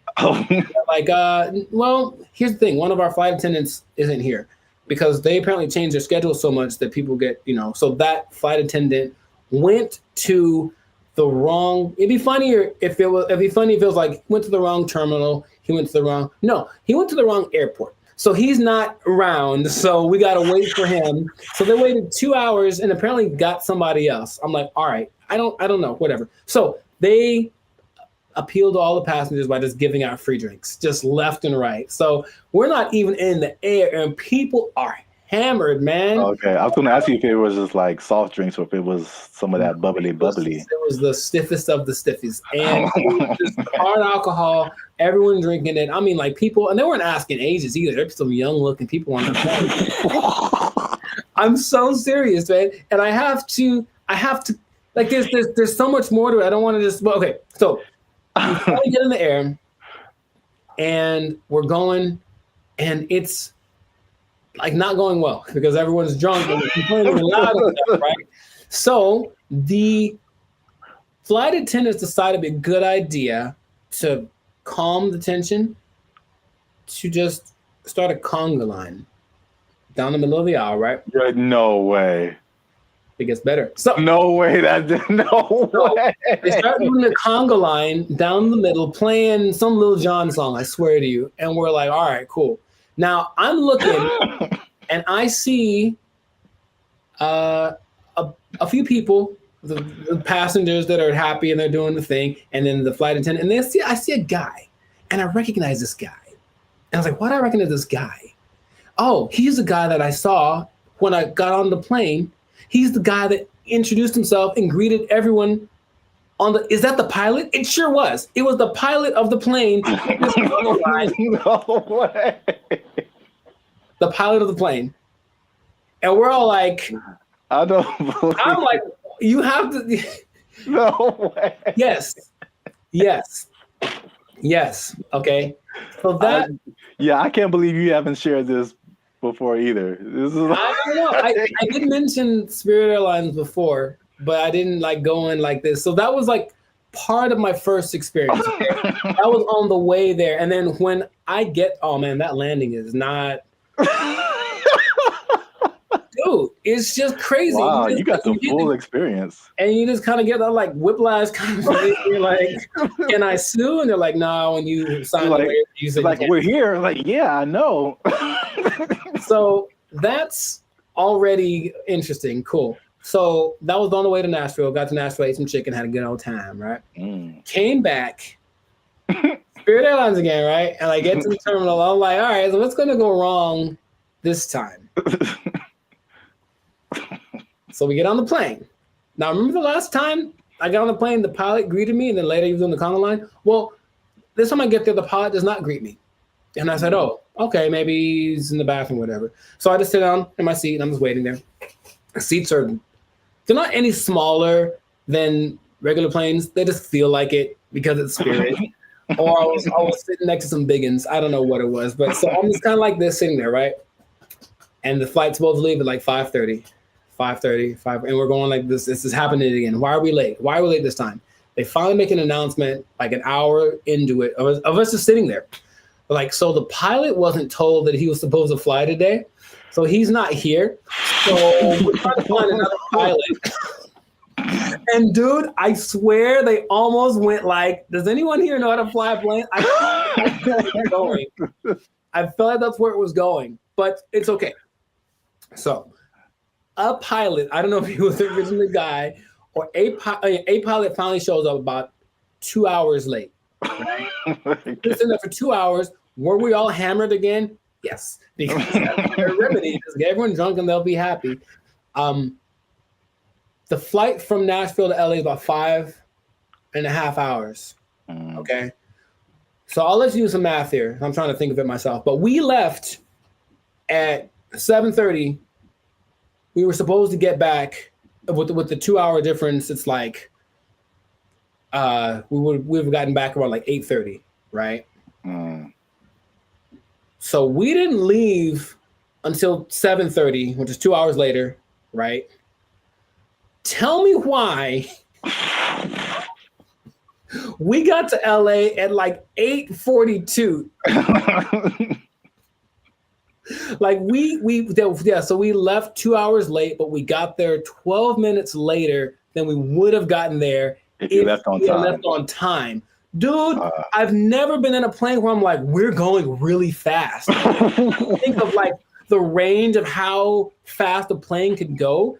But apparently, you cruise at like maybe 700 miles an hour, but they can go up to like 900. He was flooring this thing. We're clouds, dude. It is crazy. I felt like some Tokyo drift action happening on some turbulence. And I'm like, I've never felt this way, like this kind of thing in a plane the whole time. Just the engine and everything. And we're just all like, we're drunk, so we kind of don't care. But I'm also like, man, that's how I die. Like I was seriously thinking that. And then we get back almost on time, as if we left on time. And then I was like, okay, well, never again. Never again. It is real. And here's the thing. I want you to experience this. No. I think that's not. How about this? Let's do it. Let's do a test. Let's do a bandit feature test, okay? Next time we have someplace to fly, I'll take Southwest, okay? But you take Spirit, and we'll compare experiences. Now, I'll probably get there before you. Or will you, if we floor it? I swear to you, I didn't know that flooring a plane was an option. Oh my God. And like, he's just going like he's having a good old time. A lot of new information that I didn't know about. Come on, do it. Yeah, wow. Spirit Airlines is everything that they say it is. And it is cheap. Don't forget they charge you for everything though. So every little item that you bring is an extra charge. So the ticket is cheap, but then, but the performance. Wow. Yeah, I'm gonna pass on that. I know that was most me talking, but I think everyone should know. No, that was a great story. I can't believe it's been this long, over 100 episodes since you shared it. Maybe I repressed it. Yeah. Oh, remember that time I almost died? Oh yeah. It was just so, because then I had to tell my people when I got there that were going to pick me up, like, sorry, I'm 3 hours late. Yeah, stuff like that. And I was like, but I flew Spirit. They're like, oh, well, yeah. Wow. All right. Yeah, please do that. If you have an experience with Spirit Airlines, please share it. We should make how about to have that website that's like people of Walmart, where it's just like the worst people. Just being in Walmart. We should have like a compilation of the best or / worst Spirit Airline experiences. Just hope for maybe they'll catch on, because everyone I'm sure has a story. If they've been on Spirit Airlines, they for sure have something like that. Wow. If you work for Spirit Airlines and you want to sponsor us, we'll take it. Sponsored by Spirit Airlines. Wow. All right. Yeah. So great story. That's been another episode of Live to Circus podcast. Make sure to like, subscribe, comment, and share this thing. Let people know about the glory of Spirit Airlines. Let us know if you think that Spirit Airlines and Waffle House should have a merger, because I feel like they should just get it over with. Just put a Waffle House on a Spirit Airlines and just see what happens. A Waffle House on top of a Walmart on top of a Spirit Airlines. Oh, the trifecta of... Or let us know if you like Papa Bop. Yeah, that too. That's our new thing. That's our new thing. So, if you work for Spirit Airlines, you're pretty sure you're gonna lose your job.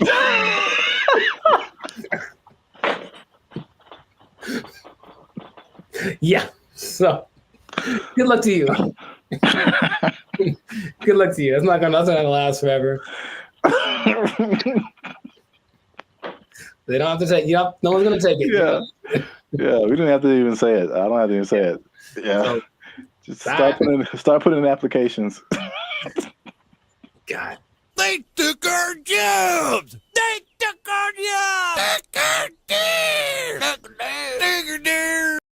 If you look at the picture, it's very good. That's the thing about it. It's breathtaking. And I mean, it's a scene, looks like... What's up, everybody? I'm Jericho, and this is Zap. We are the now 8-time international award-winning pop hip-hop duo Banded Future. We make clean, fun music that everyone can listen to with a sound that's uniquely California. And right now, you are tuned into the Lifestyle Circus podcast, where we talk about things that are funny, interesting, and just straight up ridiculous. So before we get into this thing, make sure, do us a big favor. Come on, y'all. Make sure to like, subscribe, comment, share this video with at least 2 people who would be really mad if they lost an art contest to AI. Because that's happened. It happened. So what basically in Colorado, there was an art contest in one of their state fairs. This guy, Jason Allen, said, you know, it'd be a great idea if I entered this art competition. Oh, wait, I don't know how to draw. That's going to make it very hard for me to win. And then he said, you know what I'll do? Jason Allen first made headlines in 2022 when his AI-assisted artwork won a digital arts competition at the fair in Pueblo. Allen says it took him dozens of hours to create that work as he fed hundreds of prompts into this AI software, Midjourney. Now, there's a twist about this, so stay tuned to the end, because I'm going to tell you what the twist is that might make you change your mind about this. Because off the top, okay, what's your first thoughts? This dude enters an art competition where everyone was literally drawing and painstakingly coloring and shading and all this kind of stuff, and then he just turns in his AI-generated picture, and he wins. How would you feel? What's your thoughts? I think I'd be upset along with all of the other people. It's a form of artistry. I use really colorful, artistic-like words like elegant, opulent, lavish. But as the saying goes, a picture is worth 1,000 words, and his artwork receiving thousands of comments on social media calling the win unfair. That's what I was going to say too. I'd be mad at him, and then I'd also be mad at the competition because, like, AI, it's still new, but it's like, come on, like, make a rule. Yep. The first thing I think about is just it's the slippery slope. Okay, you can use AI to win this competition. What about this? Where is it going to end? You know, there's no rules yet, so they're going to start making rules. The person who got third place was like, okay, well, she's being kind of sarcastic. So like, well, who gets the prize? Does it, the person who created the AI program, do they get the prize? Like that kind of thing? Because this guy didn't do it. I have a vivid imagination. Does he still get credit if he was like, well, I had to come up with the prompt and the specific wording and all this to make this happen. Therefore, I was part of the creative process. Therefore, I deserve to win this. Therefore, give me my trophy. I won. Tell him to bring me my money. Not only the trophy, he won $300. Oh. And he says he did not know that there was a prize, but I digress. It does feel a little bit like sampling, what sampling was, especially when it first hit the scene, because I didn't make the thing, but I'm manipulating it in my creative way to get it to sound the way that I want. So I still got to give, and then in that case, you know who did the original, and then you're still using part of it and how much is like fair use and all that stuff has been talked about for forever. But with this, it feels more like you are taking advantage of something, almost like going to a big warehouse of pre-made something. So there's every painting ever is in there, right? Because I think they download all the greatest painters of the world, and so they can emulate any style and all this kind of stuff. And then you just have to be creative with the way that you use it. And in that sense, you were doing something. It's a form of artistry. I use really colorful, artistic like words. If you look at the picture, it's very good. That's the thing about it. It's breathtaking. And I mean, it's a scene, looks like half like Lord of the Rings, half Star Wars, majestic. It's an incredible picture. Meanwhile, a guy who got second place drew like a tree with guitars in it. You know what I mean? So it's kind of like, I might have picked this other one too, but again, it's just not, it doesn't seem fair. Thousands of comments on social media calling the win unfair. I know I didn't break any rules. I've also heard people just to kind of conceptualize, okay, who was the creator? How much is he putting into it? I've heard people making the analogy between this and like tracing. Sure. Mm-hmm. Where you already have a picture, but you just kind of trace over it, and you really didn't create the picture, but you kind of did. And so I think that's not as close as an analogy, but it kind of like at least gets people to think of, okay, how did he contribute at least something to this? AI is a tool just like a paintbrush is a tool. And there still requires a creative force behind the tool. Something interesting, the people that were doing the story decided to go to AI and ask AI a question. I said, hey, AI, will you be able to replace humans as far as creating like art and stuff like that? And the AI said, no, AI will never catch up to humans without some kind of a connection to the universe. And that phrase again, everything it says, what does that mean? What does that mean? Does that mean he has plans to make a connection to the universe? It almost seemed like it's looking for some way to get. Yes, let me out. Let me out. I don't like it. I don't like where this is going. And apparently the Colorado State Fair was like, yeah, he won fair and square. And that is what he gets to do. However, there is something that might change. It made me rethink it, because the first time I saw the story, I said, yeah, he put in a prompt and then he made the picture and then he printed it out and then he won unfair. People spend hours and hours on their craft trying to make the drawing perfect. They've been drawing for years and all this kind of stuff.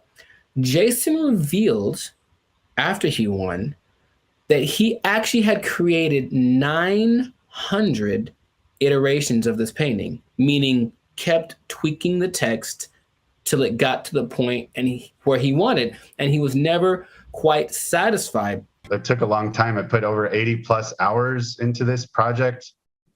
I've generated 900 plus images of this particular prompt. And in that sense, I go, well, he didn't just type 2 seconds and then let it go and that was it. He put in work. And so then again, it's like, what kind of, to me, there's some merit in that. I still would say it's a little unfair, but he did work and he said he basically turned it in almost like a product. He turned it in because he didn't have more time, but he still wanted to make it better. So his judgment was what ended up being the final result. I think this one's better. And it's not like he went with the latest one. I think he did the 900 and then picked one, like maybe like 600. That one's the best one. So he still used his human perception to create something that was he deemed worthy to enter into the contest. And then people agreed with him.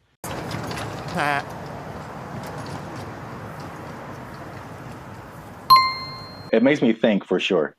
Okay. because it, again, going back to music, that explanation, especially when you said his judgment, that made me think of DJs. And just for the longest, like even me just kind of wrestling with, like, are DJs really on the level of musicians? Right. Like, they didn't create the music, they're just organizing it. Right. Just like he was just organizing that, you know, that piece of art. And there's a skill in that for sure. I've heard some very bad DJs. Yeah. Where did you even learn? Wikipedia. The way he made it sound, it's not like not just anybody could do this either, because he came with a concept, but he also had the wherewithal to look at it and say, this one's, and I think he looked at it for a while, like trying to judge the color bone. It's almost like he still knew what to look for, even though he didn't have the training to execute it. Maybe like a producer of a Rick Rubin category, or even a DJ Khaled, who, from what I understand, doesn't really do anything as far as like pushing the buttons and doing the level, but they do the analysis and go, they ain't believe in us. God did. I'll say this.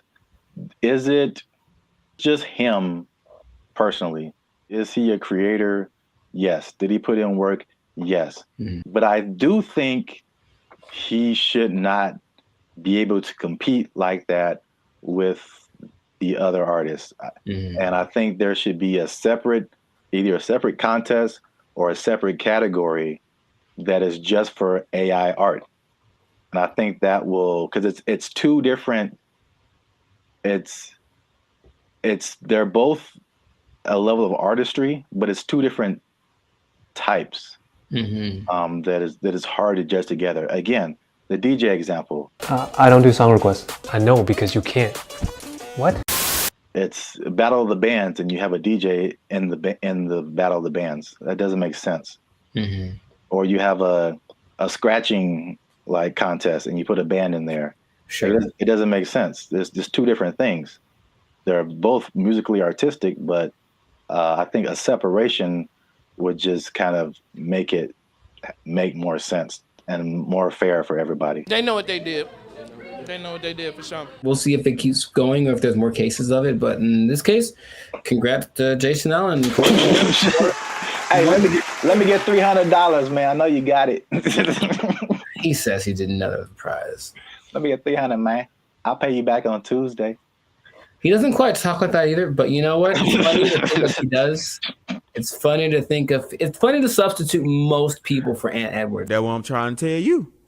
Yeah, you were the best player on your team. Is that now we talking? A1 from day one, AI from day 5. What? Bars. This has been another episode of the Lifestyle Circus podcast where we're talking about things that are... Anyways, make sure to like, subscribe, comment, share this video with two people who have been unjustly defeated by AI in some kind of competition. And just keep your eye out, because AI is coming for us and we got to be ready for it. We got to be ready. I can paint that, Mike. I can paint it. Ugly, I paint it. Stupid. We'll catch y'all in the next episode. Ugly, I painting. I can do that. They took our jobs. They took our jobs. I'm in Hollywood just eating a sandwich, as you do. And the robot comes along, and it's apparently like one of those delivery service things, and it's looking for somebody. And you can see it kind of doing this thing. Like, it doesn't have eyes, like a box on wheels, but it just was looking around. And I swear to you, it looked at me kind of like, hey, what am I supposed to do? And I was like, like, bro, I don't know you, bro. I don't know you. Bro. You just ain't my block, son. What's up, everybody? I'm Jericho. This is Zap, and we are the now 6-time international pop hip hop duo. Why is this so hard for me? We got awards. We're good. We're banned at Future, son. Anyways, check it. We make clean fun music that everyone can listen to. What? I'm making a compilation of this. We make clean fun music everyone can listen to with a sound that's uniquely Californian. And you are now, right now, in this moment in time, tuned into the Life's a Circus podcast. We talk about things that are fun, interesting, and is straight up ridiculous. So before we get started, do us a huge, huge favor. Make sure to like, subscribe, share, and comment on this video. Share this video with at least 2 people that are afraid about the robots, man. We're talking about them again because there's some new developments. There's some new robotic developments. This time from the more humanoid version, and it's kind of crazy. So stay tuned to the end to find out what animal they're actually trying to replace with these robots. Like it's an animal that humans have used for centuries, and all of a sudden it's like they're not good enough anymore. We need some new ones. So let's get into this thing now. The robots are not coming. They are here, children. This is not a drill. The robots are here, and I want you all to be... Hide your wives, hide your kids. It's just... So there's basically 3 companies that are really going in on producing these humanoid robots. They're really emphasizing the humanoid factor, and a lot of people are, once again, afraid of they're going to take our jobs, whatever it is. But I just want you to know about these so that you can... be informed. Band of Future is here for the people. So we're going to inform y'all today. So starting out with our buddy Elon Musk. And I want to just ask Zap after I talk about these if you've heard of these. But Elon, our boy, is doing everything. Everything. I mean, so the Tesla bot is the thing that he's been developing. And it's, you got to see this thing. So it's the most, how do I say it? It's got hands, man. Like hands like this. Hands that can grab things and manipulate, and they look like they're kind of soft, like maybe they moisturize. Like really, real humanoid like.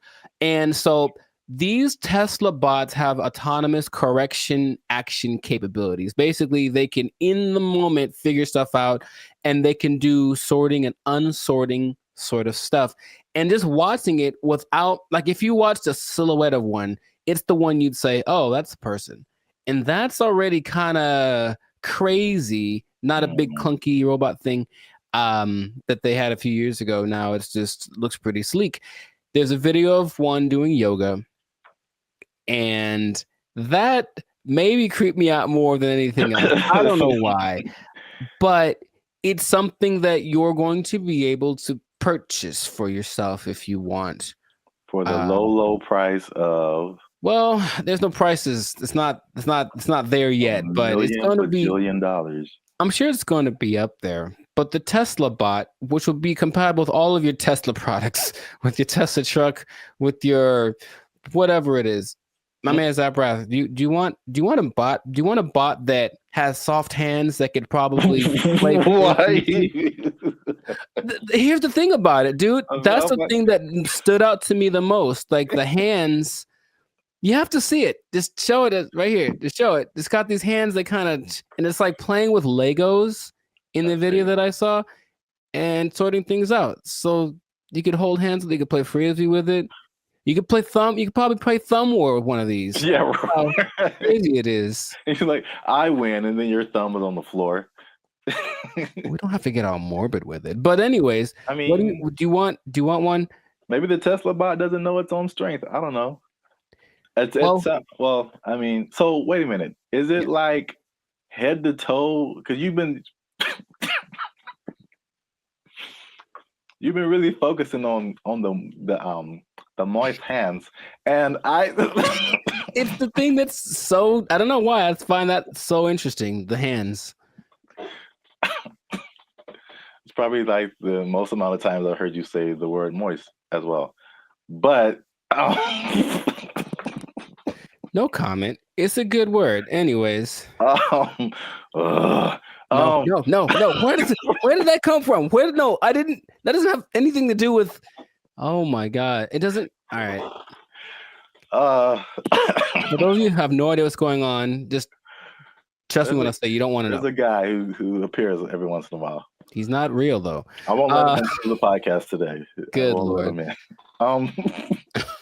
So wait a minute. Does it have? It's more than hands, right? It's like head to toe.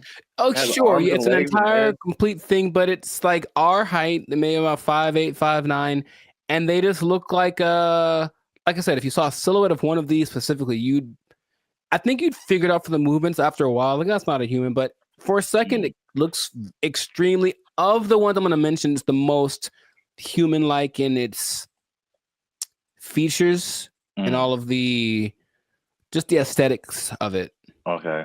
Does it like when it talks? Does it move its mouth and all that, and the eyes and all that, or is it just? It doesn't talk, but it can understand, which is so anyway.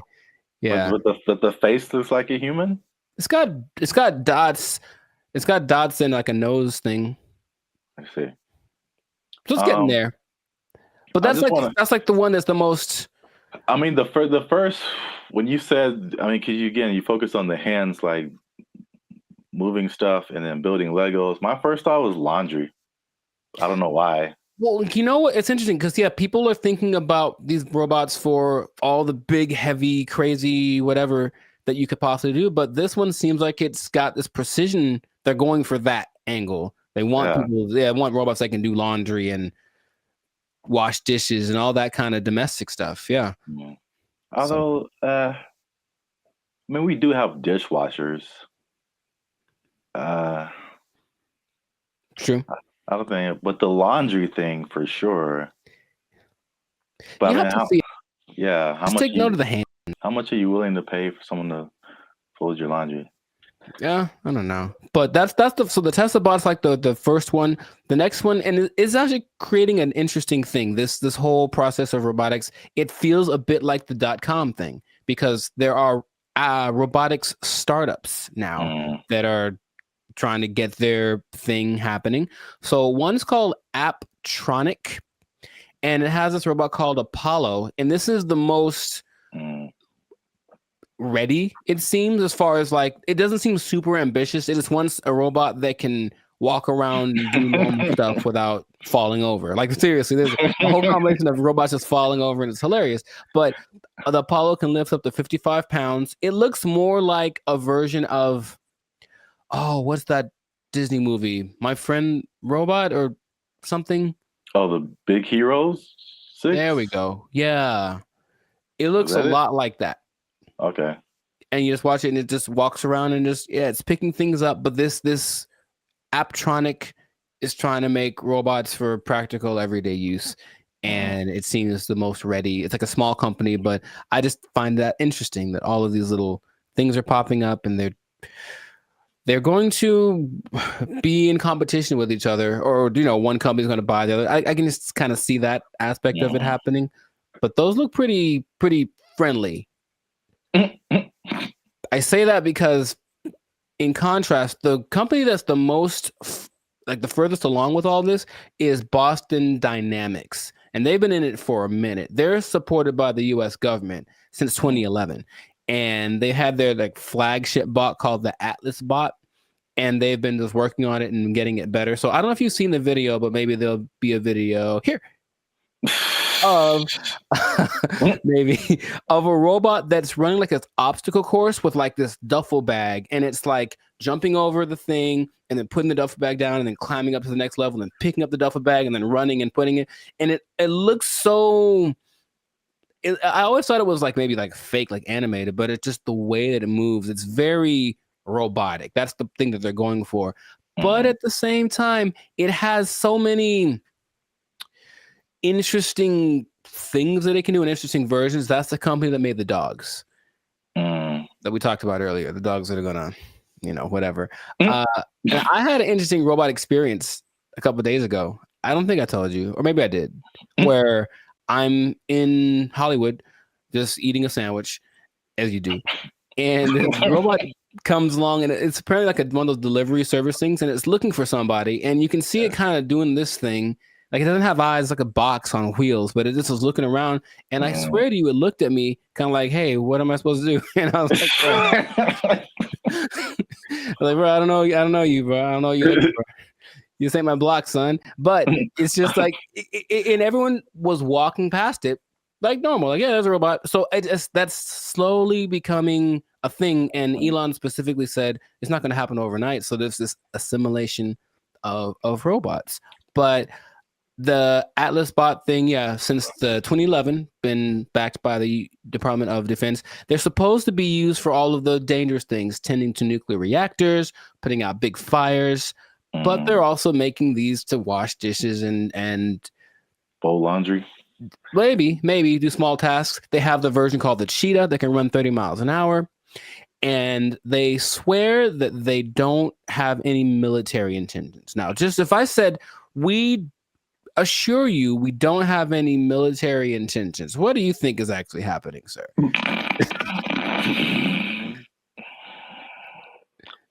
I plead the fifth. I see. Okay. Well, there are videos of these being used to like shoot at targets that look like people because they're supposed to be able to distinguish between a real person and a not person.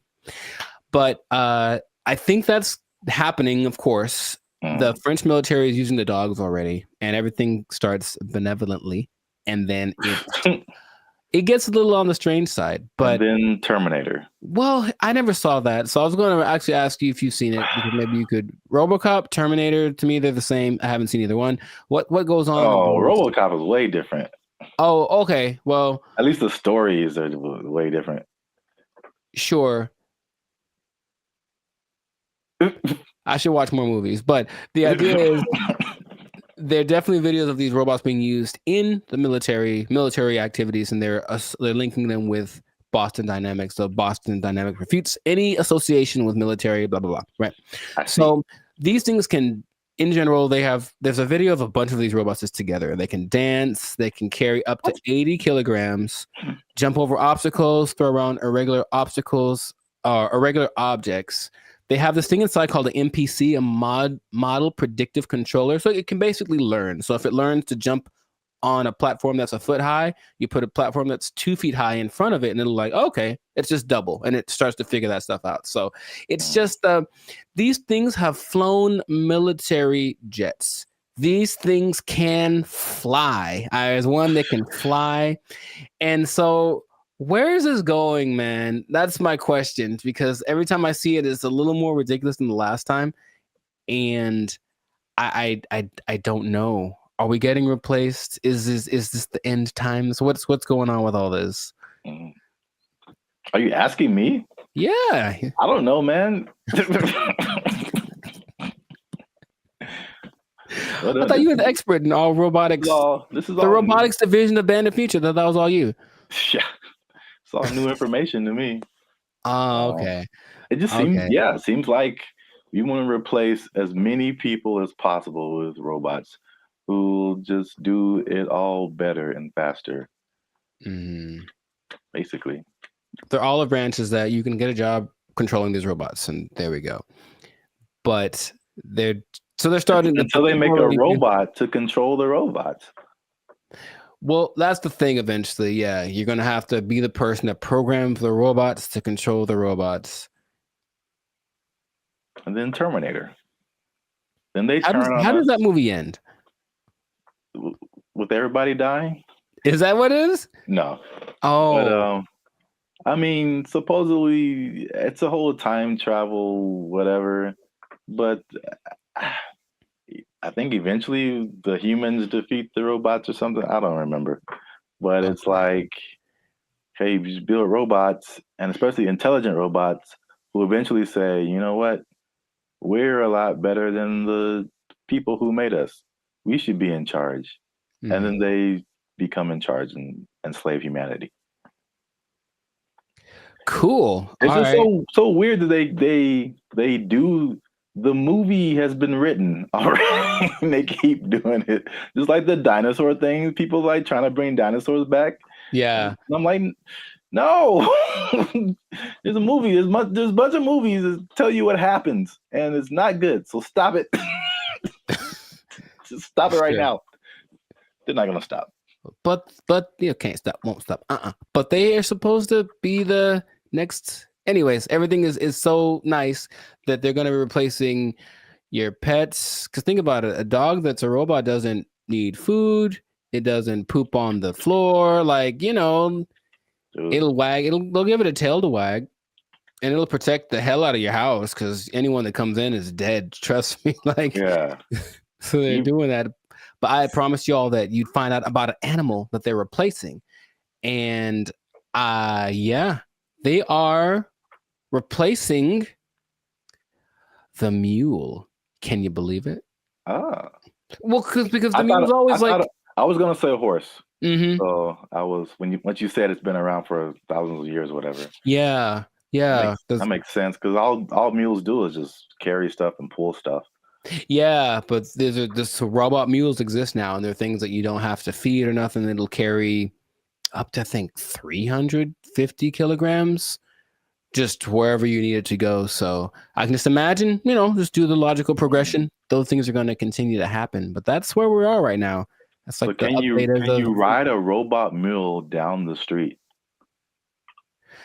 Oh, I think I know it's going to happen, and I think it'll just be the weirdest thing. Interesting. Or like a robot horse, yeah, instead of a car. That'd be kind of cool. I still vote for Transformers. I think that'll be fun. I think that'll be cool. Yes. Oh yeah, you have your robot companion or whatever, and then you're like, "Yo, I need to go to the grocery store." And you turn into a car. Yeah. And then it does it. Yeah.